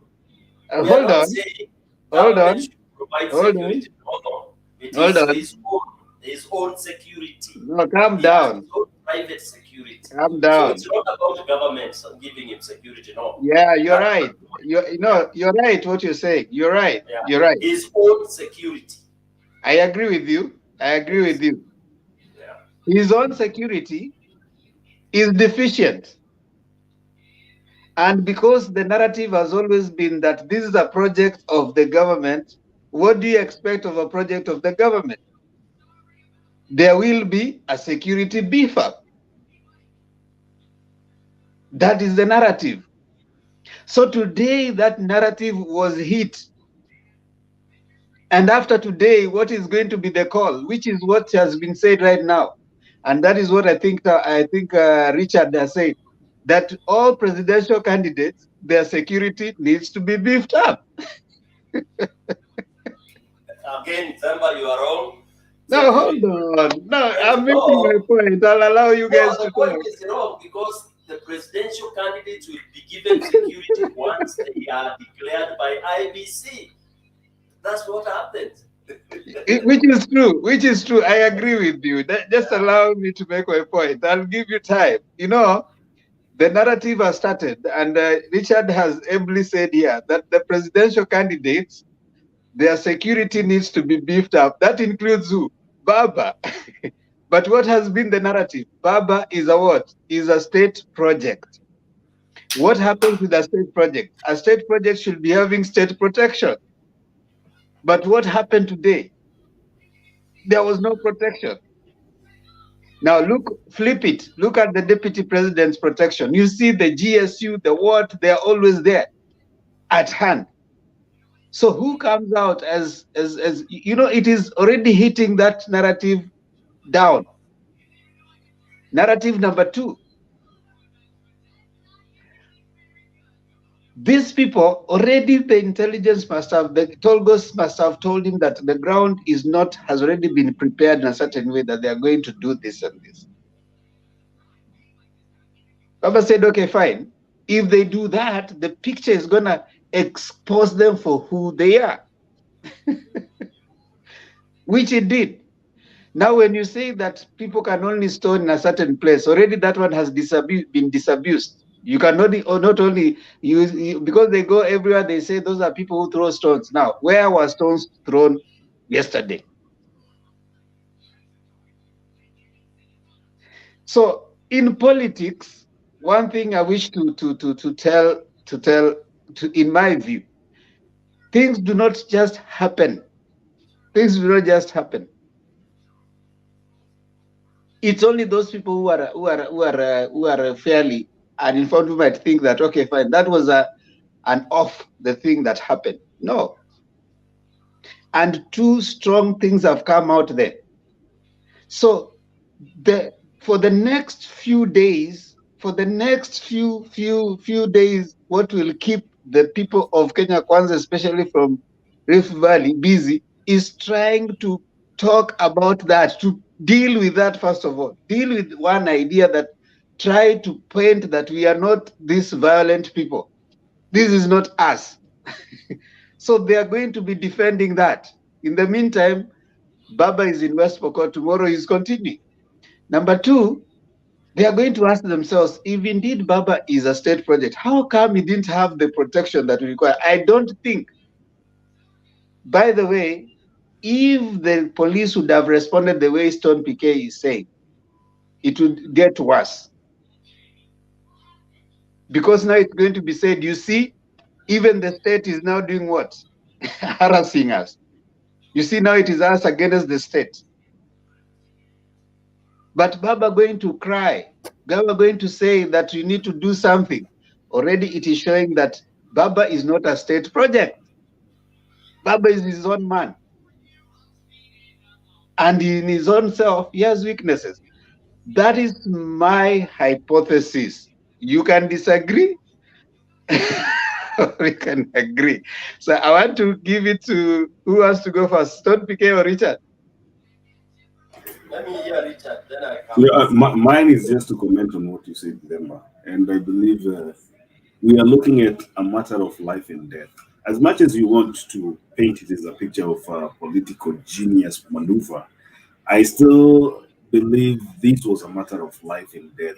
I would not, if I was the one running for a position, I would not hire people to the extent that they stole a chopper when I'm taking off, I'm mid-air. I mean, if it was an impression that was supposed to be created, I have read comments. No, listen, Richard. I didn't say he hired them. He didn't hire. You're getting me wrong. There was already intelligence that these guys were hired. Probably there was already, the ground wasn't, and like Stone PK said, that he had even in the ground and the way people were preparing that Baba would come. There's a reason as to why he didn't come early. He didn't come to the place. He came later. That was intelligence. He didn't just delay somewhere and then came late. He had already been told the people in the ground were majorly waiting to embarrass him, to speak. And so he delayed the idea of coming so that he just comes to the graveside later. There was a reason as to why he did that. It was the intelligence. The ground told him that those people have planned this and this and this, So it is not him. I didn't say that. All right, so let me go. You know, the impression that you're trying to talk about, there's a narrative that people have been sold. That there's a narrative that has been sold to people, and there is a perception that cannot just merely be changed by this one incident. I can even quote just one comment here from the comment section here, and you can hear there's somebody who says Raila deserves it, and Raila deserves it unless he stops his followers to call the Beruto Mwizi and Shetani. So, I mean, if it was a thing that would change a narrative, then we would have seen his convoy in Iten without any police officers. The convoy. I think he was trying to address. When he got board in Iten. There was a convoy. There was a police. There were several police cars accompanying him, and there was police officers on the side. Raila has always had protection because he's a former prime minister. He has had protection. We know that he has had a Cheska, I think, and few security personnel from the government. Kalonzo has the same. That's something that is known. So, for him to put himself in a risk to the extent that somebody stones his chopper when it's mid-air just to change a narrative, I think that would be stupid. And I think he's been in that game for a long time, and he knows the limits that he can go and where he cannot go. So I won't disabuse your notion. Okay, thank you, Richard. You are allowed to disagree. You don't have to agree, by the way. That's my hypothesis. That's why we're having this debate. Disagree, it's okay. Yes, Tom PK.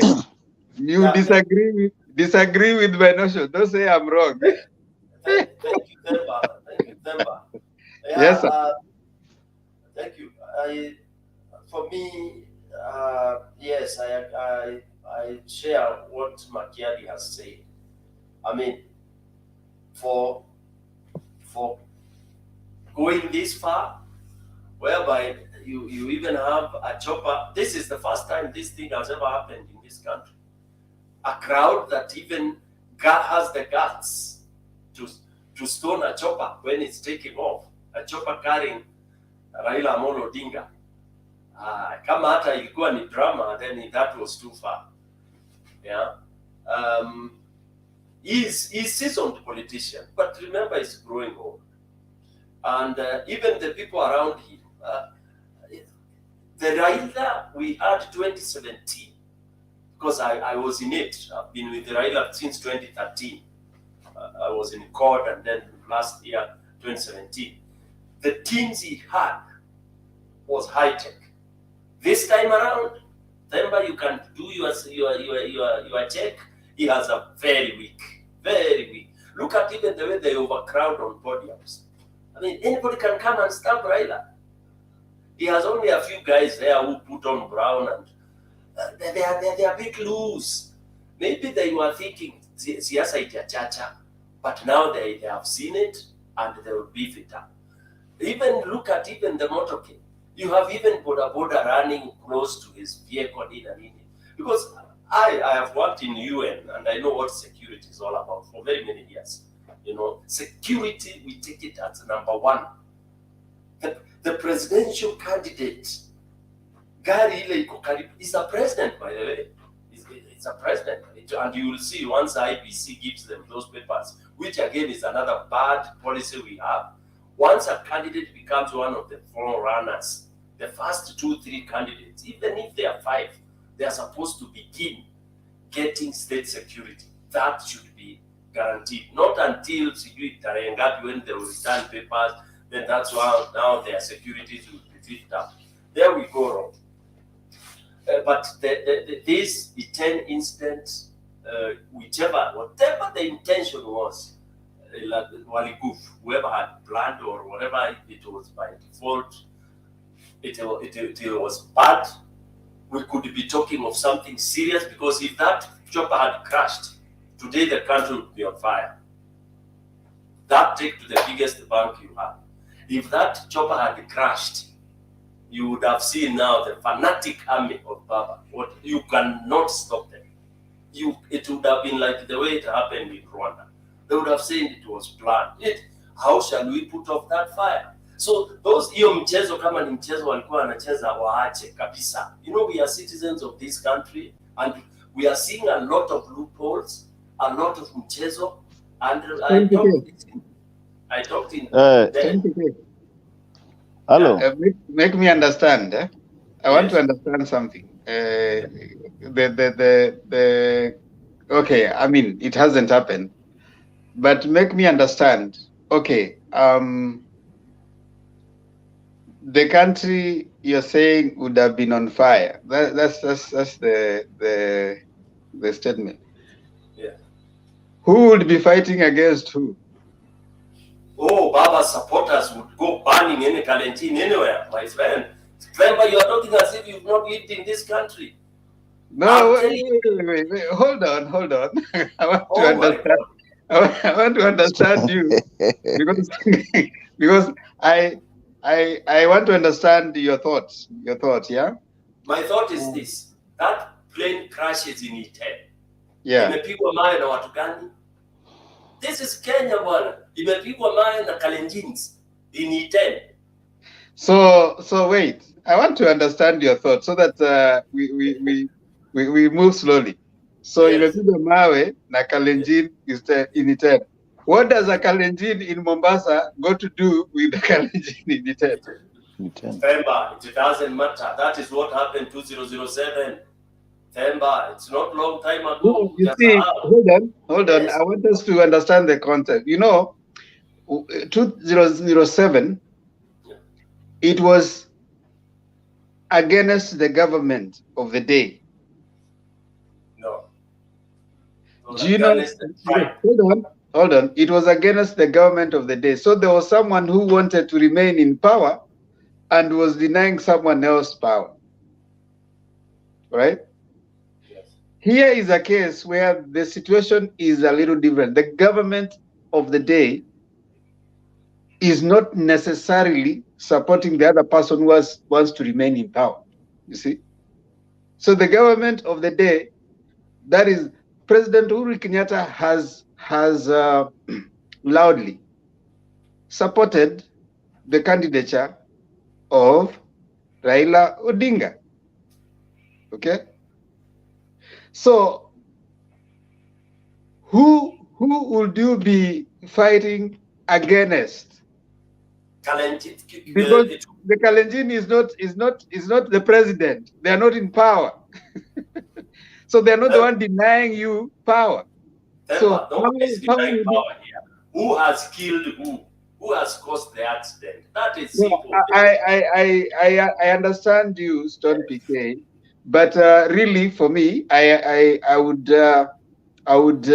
be a little hesitant to believe that you'd want to pass it on to a Kalenjin in say Mombasa, while none of their guy is. If there was a Kalenjin president, then that would suffice. But the Kalenjin is not a president. The president is supporting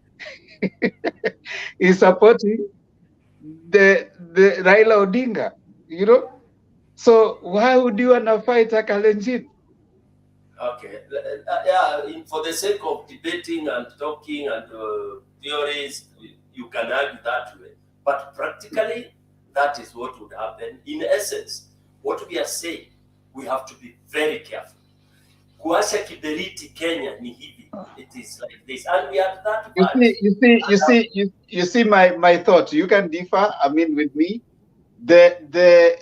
Your situation will be worse. In fact, the person who needs a lot of care, a lot of in my view, would cause maybe the country to burn, because normally it is fight for power. So when the person who seems to hold the power doesn't want to give it away, and the other person maybe on the other side is something happens to them, then that will say that you people don't want to release power, so we are going to take it by force. Now, are you going to take the leadership from Uhuru by force and is supporting you? This has nothing to do with Uhuru. It will be something to do. No, let's take it this way. I have a point to make. Okay, let's hear Tawakal, and then maybe we come back to Stone PK. Then we start winding down. I hear your thoughts, PK. I'm just expanding the thinking. Okay. let's hear Tawakal, yeah. I think kitu wenye tunajaribu kusema hapa ni hivi, unajua politicians, Ruto na Raila wote I think ni wale politician wenye hawakubali kuelezwa, wanatakaga wafanye mambo the way wanataka. That's why unaona Raila anaweza kuwa yuko na information kuhusu mambo ya Elgeyo Marakwet, lakini alidecide aende pale make statements. Same Ruto alijua Kisumu iko hostile, akadecide aende pale kusudi kufanya nini? Political gains. Pili naweza kusema kuwa this is not the first time. Wakati when baba was away, at that time hiyo nini Range Rover yake ilipigwa risasi. Range Rover ilipigwa risasi wakati akikuja akiingia town ile malumbano ambayo kwamba ilikuwa. Now na lastly, you cannot compare issue ya 2017 na leo. 2017 hatukuwa na katiba mpya. In fact ili trigger sisi kukuwa na katiba mpya ambayo kwamba inatuguide sahihi. Kwa hivyo things are little bit change. Tumepiga hatua kidogo. Kwa hivyo mtu wewe ukitaka kuturudisha tena nyuma huko, we feel sorry. Unaona? Kwa hivyo ni issue ambayo kwamba imekuwa riokai, japokuwa scenario ndio tofauti. Kumekuwa na scenario ile ya chopa na now this one ile ilikuwa ni ya risasi, walipiga gari pia, ingepata baba angekufa. Hii pia is the same, but what we need to do, we need to condemn these things isi happen tena. Asante sana. Okay, what maybe I need to close that up. What I'm trying to make is let's condemn violence without using personally. I don't think we need to use hii ingefanyika tungefanya hivi. We are all Kenyans, you know, and we need to tolerate each other, you know. I still believe that nobody seems that should feel entitled in Kenya than any other person. And whether you come from Azimio or you come from UDA or Kenya Kwanza, nobody should feel entitled. and nobody should feel like the other person is more better than the other one. I don't think that is my position personally. I think we need to be tolerant of each other, and we need to condemn all kind of violence, whichever place it happens. Some, of course, a large number of you agree with Stone PK and what Kina Richard are saying. I hold the other view, which is okay. That's the nature of debate. We just need to be tolerant. We need to appreciate that we live in a Kenya, and we'll survive in it. Politics will come and go, and we still have to. We need Kenya. The Kenya we have been there before 2007, even before 2007, the 80s, the 90s. You've seen all those violence. 2007, and every time it comes, the people who lose the most are women and children. And of course, the people who die the most are also young people. So let's try, like everybody is saying, we are agreeing, all of us, that any form of violence, any form of political hooliganism should be condemned. Yes, Richard. Yeah, just to sum it up, all I think if we go that trajectory, then we might be going off the where we are supposed to be. But I would like to say is the two main political players in these upcoming elections are William Ruto and Raila Odinga, and they have a huge following. So regardless of what happens to either of them, there will be repercussions. So the best thing I would I would advise, if I had the ability to do that, then it's they should be fed with the information and intelligence regarding where they are going to hold their rallies, so that in case there's an impending danger, or there's a suspected, organization that is waiting for them, to cause chaos and mayhem, they can even avoid that. And it's not just to create a perception that you are anti-government or you are pro-government, but for the security of their own behalf, and also for the major benefit, for the major peace of the country. So it is good at least for them to be fed with information prior to their visits and their campaign areas and stuff like that. You're right, and it's generally agreeable. Like I think Stone PK is saying, security, security, security. These leaders moving forward, we need to see much more, beefed up security for the contenders, and of course we want to see our people, especially the voters, who are more accommodated. Like I think Tawakal said, let's stay away. If you think you don't like someone, don't go there. Just stay home. Yeah, so that we allow them. We kind of see a better and a peaceful voting process. Even tomorrow, I hear some people saying, "Oh, West Pokot is be root or stronghold." And all. If you don't like Baba, don't go there. Don't go to the place. Don't come here telling us kesho mtaona pia. I mean, mtaona. Are you going to be there to hit someone, or someone is going to hit another? That's the kind of attitude we want to get out of here. If you think, if you can own a phone and you have bundles, why did you go to school? If you can read and you can write and you can have a phone and a bundle, why did you go to school if you come here to say mtaenda pale mtaona? You should be the one who is telling people, hey, if you don't like Baba, if you don't like Ruto, stay at home. Just stay at home. Nothing will happen. Make sure that his campaign is not attended. Let him address 10 people, then go back. He'll see that this place, we don't support him. Simple and clear.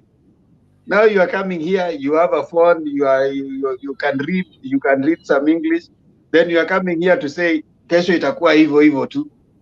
What kind of a person? I'm hoping you're not a young person, because if you're a young person and this is the future, then we don't know. People here are worried about the future. You are busy thinking that being a cake is a good thing. If you're going to fight, then you go. But I can tell you, it is not a good thing. People loses in times of war. Wanasema inangukianga waliomo na wasiokuwemo. You can think you're somewhere very far, but the consequences touch even those who are not there. Right now, Ukraine is being fought by Russia, you are feeling it. Bei imeenda juu ya vitu, everybody is feeling it. Wale walichagua serikali mbaya they are feeling it because bunge ikienda imepanda, ijapanda tu kwa watu wale hawakuvote, hata wale walivote, they are feeling it. So think twice. Just try and think outside the box. I want to start taking our closing remarks, and I'll start with John. Then I come to Richard, then Harun, then Stone PK, alafu tawakao. Tumalizia hapo. Dakika mbili kila mmoja. Tuanze na John. Okay, thank you so much, Mr. Temba. I have one thing to kuambia ndugu zangu. Kama mimi sasa hata nisikie TV imewashwa na ni Ruto anaongea, I can't be there because there is nothing tunaendana naye. What does that mean? If you know that he's going somewhere tomorrow, maybe our PM is going somewhere tomorrow, don't be there. Don't even bother yourself to know that he will be there. So to avoid all those dramas that we saw there, that is the only thing you can do. And that whatever we saw today reflects the kind of young people we have.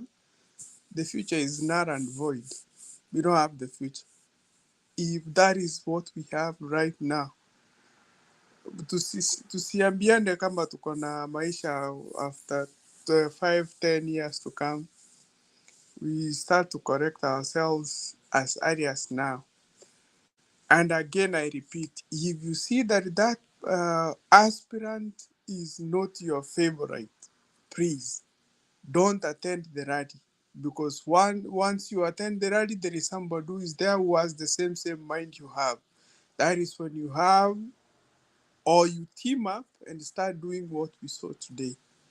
The last thing that I pass around is like, siasa itaisha. This is something that was for almost 3 months. Once it's done, we'll be Kenyans. We are the same Kenyans. We don't tusiwe watu wa kuharibu mali. We end up like making somebody maybe a lose life. That is something so bad. Let me give it out. Losing a life is something that is very, very expensive. Don't engage yourself in an activity that will take somebody's life.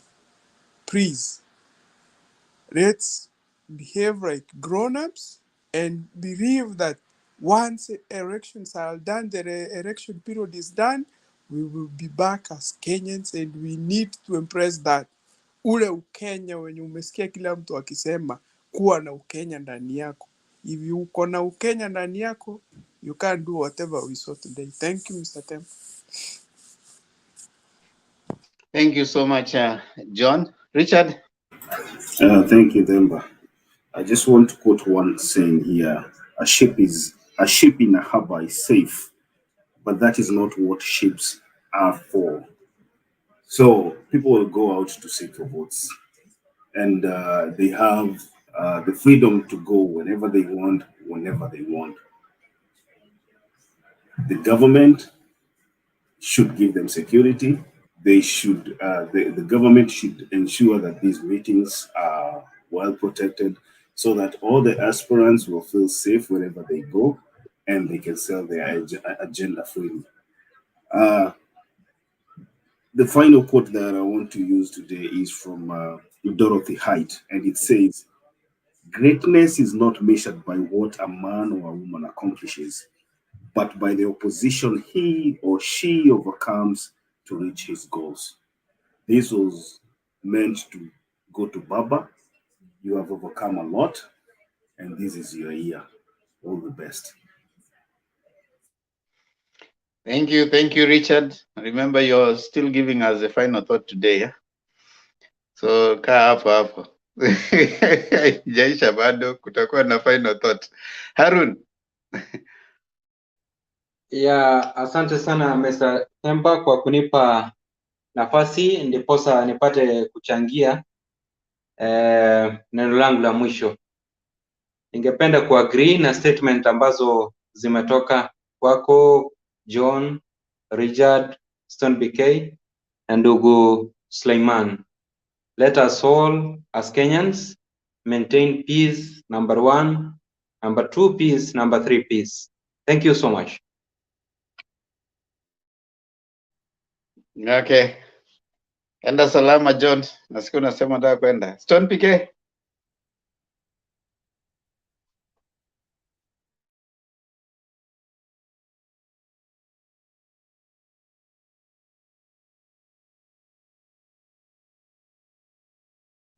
Stone umemute. Sorry. Yeah, for me, there are two things I want to raise my flag on. One is, I know with this platform, we may not be able to reach those Morans, because for me, they look like real Morans, you know, with those war cries and those binjas that we used to make when we were going hunting. I wish we could reach them and tell them that for you to really lift a stone, and there were around 3, 4, 5 policemen uniformed, which tells you serikali ilikuwa pale. But then still, despite those uniformed policemen around, and I'm sure the area chief was there, the administration was there, you have the guts to pick a stone and throw at somebody who has not offended you, someone whose property amekuja nayo kuhudhuria mazishi ya mzee rafiki yake, a fellow Kenyan, then you with your brain, which I think that is not even the brain you're carrying, unachukua mawe, you throw na ingine na ingine na ingine, and you are not alone, you are several of you. Surely you are sick. Just tell your master he is also sick. Because Kenya, we keep on saying, naomba amani, tunaomba amani. We cannot omba amani when we have this kind of people who have that kind of very rotten thinking. So the moment you are picking a stone to throw to somebody there on the podium, ama mtu amekuja pale because amekuja campaign, just because he's not from your tribe, because Kenya is just a tribal, 100%. Please, just know that that one who is your tribe cannot satisfy you. This Kenya belongs to 40-something tribes, okay? So you have to know that kutakuwa mwingine na mwingine na mwingine ambaye si wa tribe yako. Usiattend meeting ya huyo mtu ambaye si wa tribe yako. Wait for the meeting of your Ruto, of your Raila, of your any other presidential candidate. Same thing will happen even at the lower. I know violence is really coming. I hear the governor seats will be very hotly contested, and not only in Rift Valley. Hii maneno inaenda all over Kenya. Indiscipline is setting in. Please, these candidates, remember, wanapigania kiti moja. Even if you fight the whole day, the whole month, there's only one guy who will pick that vote. So you are fighting actually is irrelevant, is immaterial, and I want now to ask the security, the policemen, serikali, deal vehemently with these people. Wachukue, stop about that, sijui mtu amechukuliwa, sijui proof, sijui bond. Like now, all those who are hitting walivamia helicopter. Those policemen could not manage because there were only 3 or 5 of them. And once the police, past a year, they could not even manage that crowd. Let's say even if the crowd was around 50 guys. 50 guys with 3 policemen, what can the policemen do? So again, the government, I think we need to think of what to do. These rallies have to be manned because there are those innocent people who might fall victim of such acts. And that's why we are worried. Okay, these hooligans, I think they should be. And I believe like in such a village, hao wote wametupa mawe wanajulikana. It was not in the city. Kwa village, kila mtoto anajulikana, kijana wa nani, kijana wa nani. Even sasa hiyo walikuwa wanapiga nduru, they were being seen, wanakimbia, wanatupa mawe, wanarudi. That guy who was taking video, the policeman, the chief, the neighbors are there. They should collect all those boys ili wawe funzo kwa wale wengine. Thank you very much, Demba. Okay, Tawakal. My comment is this, my last remarks. We need peace. Kenya is ours. Political class wawache kuwasha moto, na wale ambao kwamba walihusika wachukuliwe hatua za kisheria kusudi hii nchi iweze kuwa na sanity, iweze kupatikana. Mwisho, government provide intelligence kwa politician wale ambaye kwamba especially presidential aspirant wote, government ikuwa inaweza kutoa intelligence mapema, tujue kuwa ground iko namna gani, wanatembea vipi. Unaona, sometimes by the way tunaweza kulaumu labda Raila alikuwa amejua ameenda, wengine wanasema ajui, na maybe hakuwa na intelligence yoyote. Unaona, kwa hivyo intelligence is very important, kujua kuwa iko namna gani. Na pia government, I think, na IBC more funds ziende kwa social, kwa civil society, waweze kuingia mashinani kueleza watu politics is not matter of life and death, there is a life baada ya politics. That is my remarks, Mr. Temba. Thank you so much, Tawakal, Suleiman, John, and Stone PK, Richard Makiadi, Nana Haruna Menda. Naomi Wanjugu, why are you wasting your time here? If you think that wewe ni mtu wa vita nini na mko tayari, just go to the ground. Why are you wasting your bundles? Unajua watu kama hawa, sijui kwa nini. These are the things we are saying. Kama hupendi mahali, toka enda kaa nyumbani. Sasa umekuja, you think you are pleasing anyone ukianza kuhubiri warmongering. Oh, sijui wa Kikuyu na tumeshikana Wakale. Those are not Kikuyus and Kales. Those are few people who are hooligans. This is not a community. It is not Kalenjin. It is not Kalenjins who are stoning Baba. It is not a community. It is not a community. It is individuals. And those individuals need to be flashed out, like someone is saying. They need to be flashed out. They need to be prosecuted by themselves. Yeah. So if you come here, ukileta makasiriko, oh, sijui kwa nini hawakushikwa, sijui nini. I mean, you're wasting your time. You're wasting your bundles. If you're in Kenya, you should be asleep. Umeamuka.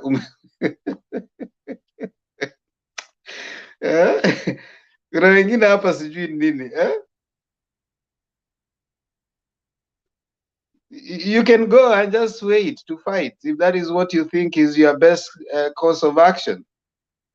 Yeah, we want people who are more progressive. This guy amekuja hapa ni wa UDA, huyu Tawakal ni mtu wa UDA, very reasonable.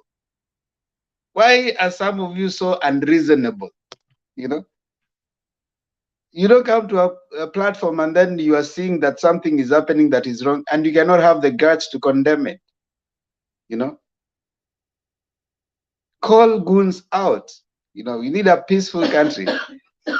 Thank you, Caris official, Kevin Orinda.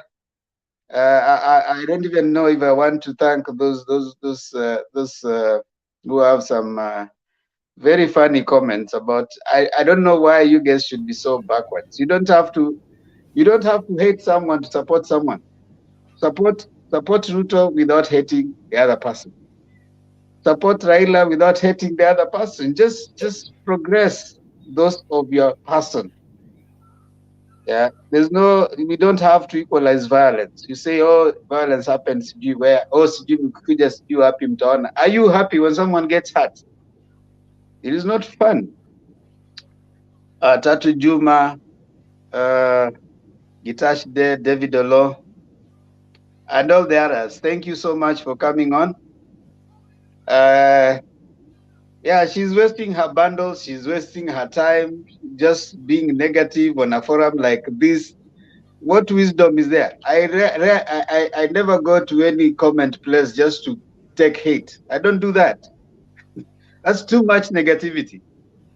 Yeah, that's too much negativity. You don't need that. I mean, I don't know who hurt you. You need to do something useful with your life instead of coming to a platform like this. Then all you do is preach hate.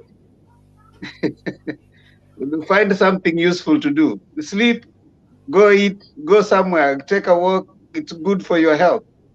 But if you're coming here to just spew hate, uh, yeah, go to some other platform where utapata watu kama wewe, wale ambao wanapenda violence. You don't come, and then I don't know even if that is your real name, whatever it is. Thank you so much, everyone, for coming on. It's indeed a very good time that we have had together having this discussion. You're seriously singling out and picking on this lovely lady. You guys are a joke. No, I mean, what do you mean lovely? Do you even know if she's a lady? If it's a lady, that's a name you have seen. It's just a name you have seen there. Do you know whether it's a lady or not? It's just a negative person. And we don't entertain. Why is them not hitting low and his goodish proclivities? Pilar, you are the one who has brought negativity here.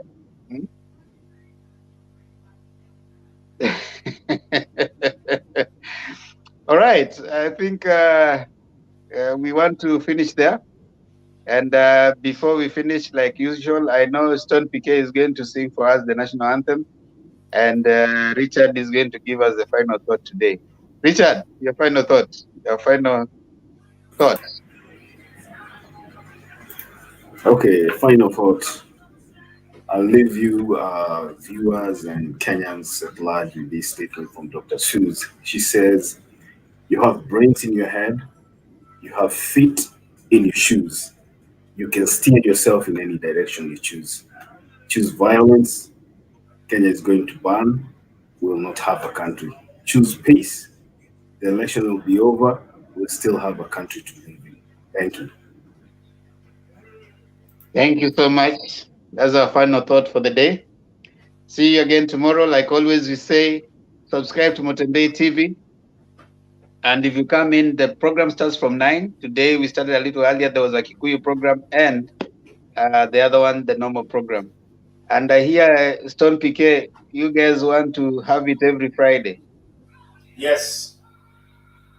Yeah, so we want to prepare Mulima. Mulima needs to be worked on. So you guys are gonna be having it every Friday? Yeah, at least 2 hours. All right, fine. So for a while. For all those who understand Kikuyu, it will be strictly in Kikuyu language because they are talking about the mountain issue. So for all those who understand Kikuyu, every Friday from 8 to 10. If you understand Kikuyu, you can be joining Stone PK at here at Motembei TV for the explosive mountain issues being discussed. And I'm sure they'll be bringing also guests to address the people of the mountain. We really appreciate that. Join them. There are many. There's Stone PK, there's Ross, there's Julia, there's Shiko, there's Kinywa, there's Njiru. It's a whole panel of people. Kindly join them there to understand more about the mountain, issues of the mountain.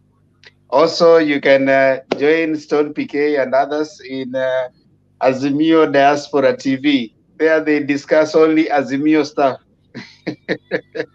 There you don't take this business of Kenya Kwanza. Really, you go there, you're only going there for Baba and Azimio stuff. Strictly. It's Azimio Diaspora TV. If you go online, look for it. You can also subscribe to it.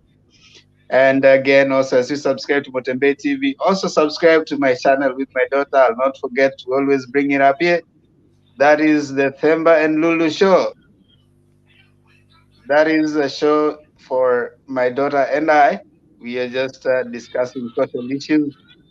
And there you go. So you can go to the Themba and Lulu show. on YouTube. Subscribe. Thank you so much for those who have subscribed. You are on our road to 1,000. Tafadhali tufikisheni 1,000 before hii mwezi wa 4 ishe. Tumeanza mwezi wa 4 leo. So can you guys project 1,000 before then? Feel R, badala ya kushinda unapiga kelele hapa ya Kikuyu na nini. Enda kwa YouTube yangu The Themba and Lulu Show. Subscribe. Feel R. Zenon, enda pale, subscribe. I can see someone being emotional. Stop picking on the lady just for her name. It's not a lady. We don't know if it's a lady or not. Come on. No, we are never emotional here, as we are very, very, very decent people. We don't carry anyone. We don't carry any emotions. Feel art tafadhali, pitia pale, subscribe to my channel and subscribe to Motembei. Thank you so much. Now, before we go, Stone PK tafadhali tupatie ombi, na ombi kama kawaida ni wimbo wa taifa, the first answer. Haya, Mungu nguvu yetu, ilete baraka kwetu, haki iwe ngao na mlinzi, na tukae na undugu, amani na uhuru, raha tupate na ustawi.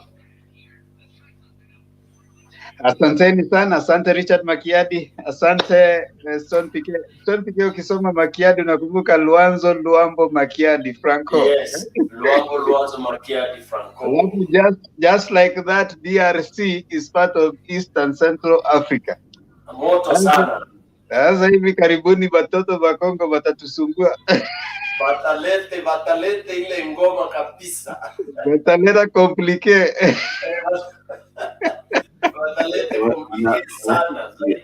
Inasema mutema mpe mabanzo yote ndangaina mena poison. Hiyo nitakutafsiria siku nyingine. Mimi najua tu Mwasi Kitoko. Mwasi Kitoko ni msichana mzuri, ndio? Mutema nangai. Mutema nangai Mwasi Kitoko. Mutema nangai ni roho yangu. Mutema nangai. Mutema mpe mabanzo, roho yangu imejaa mawazo. Mutema mpe mabanzo. Natokoma maboko marani palma. Ati kama ngapata fine wine. See you guys. God bless you. Yes.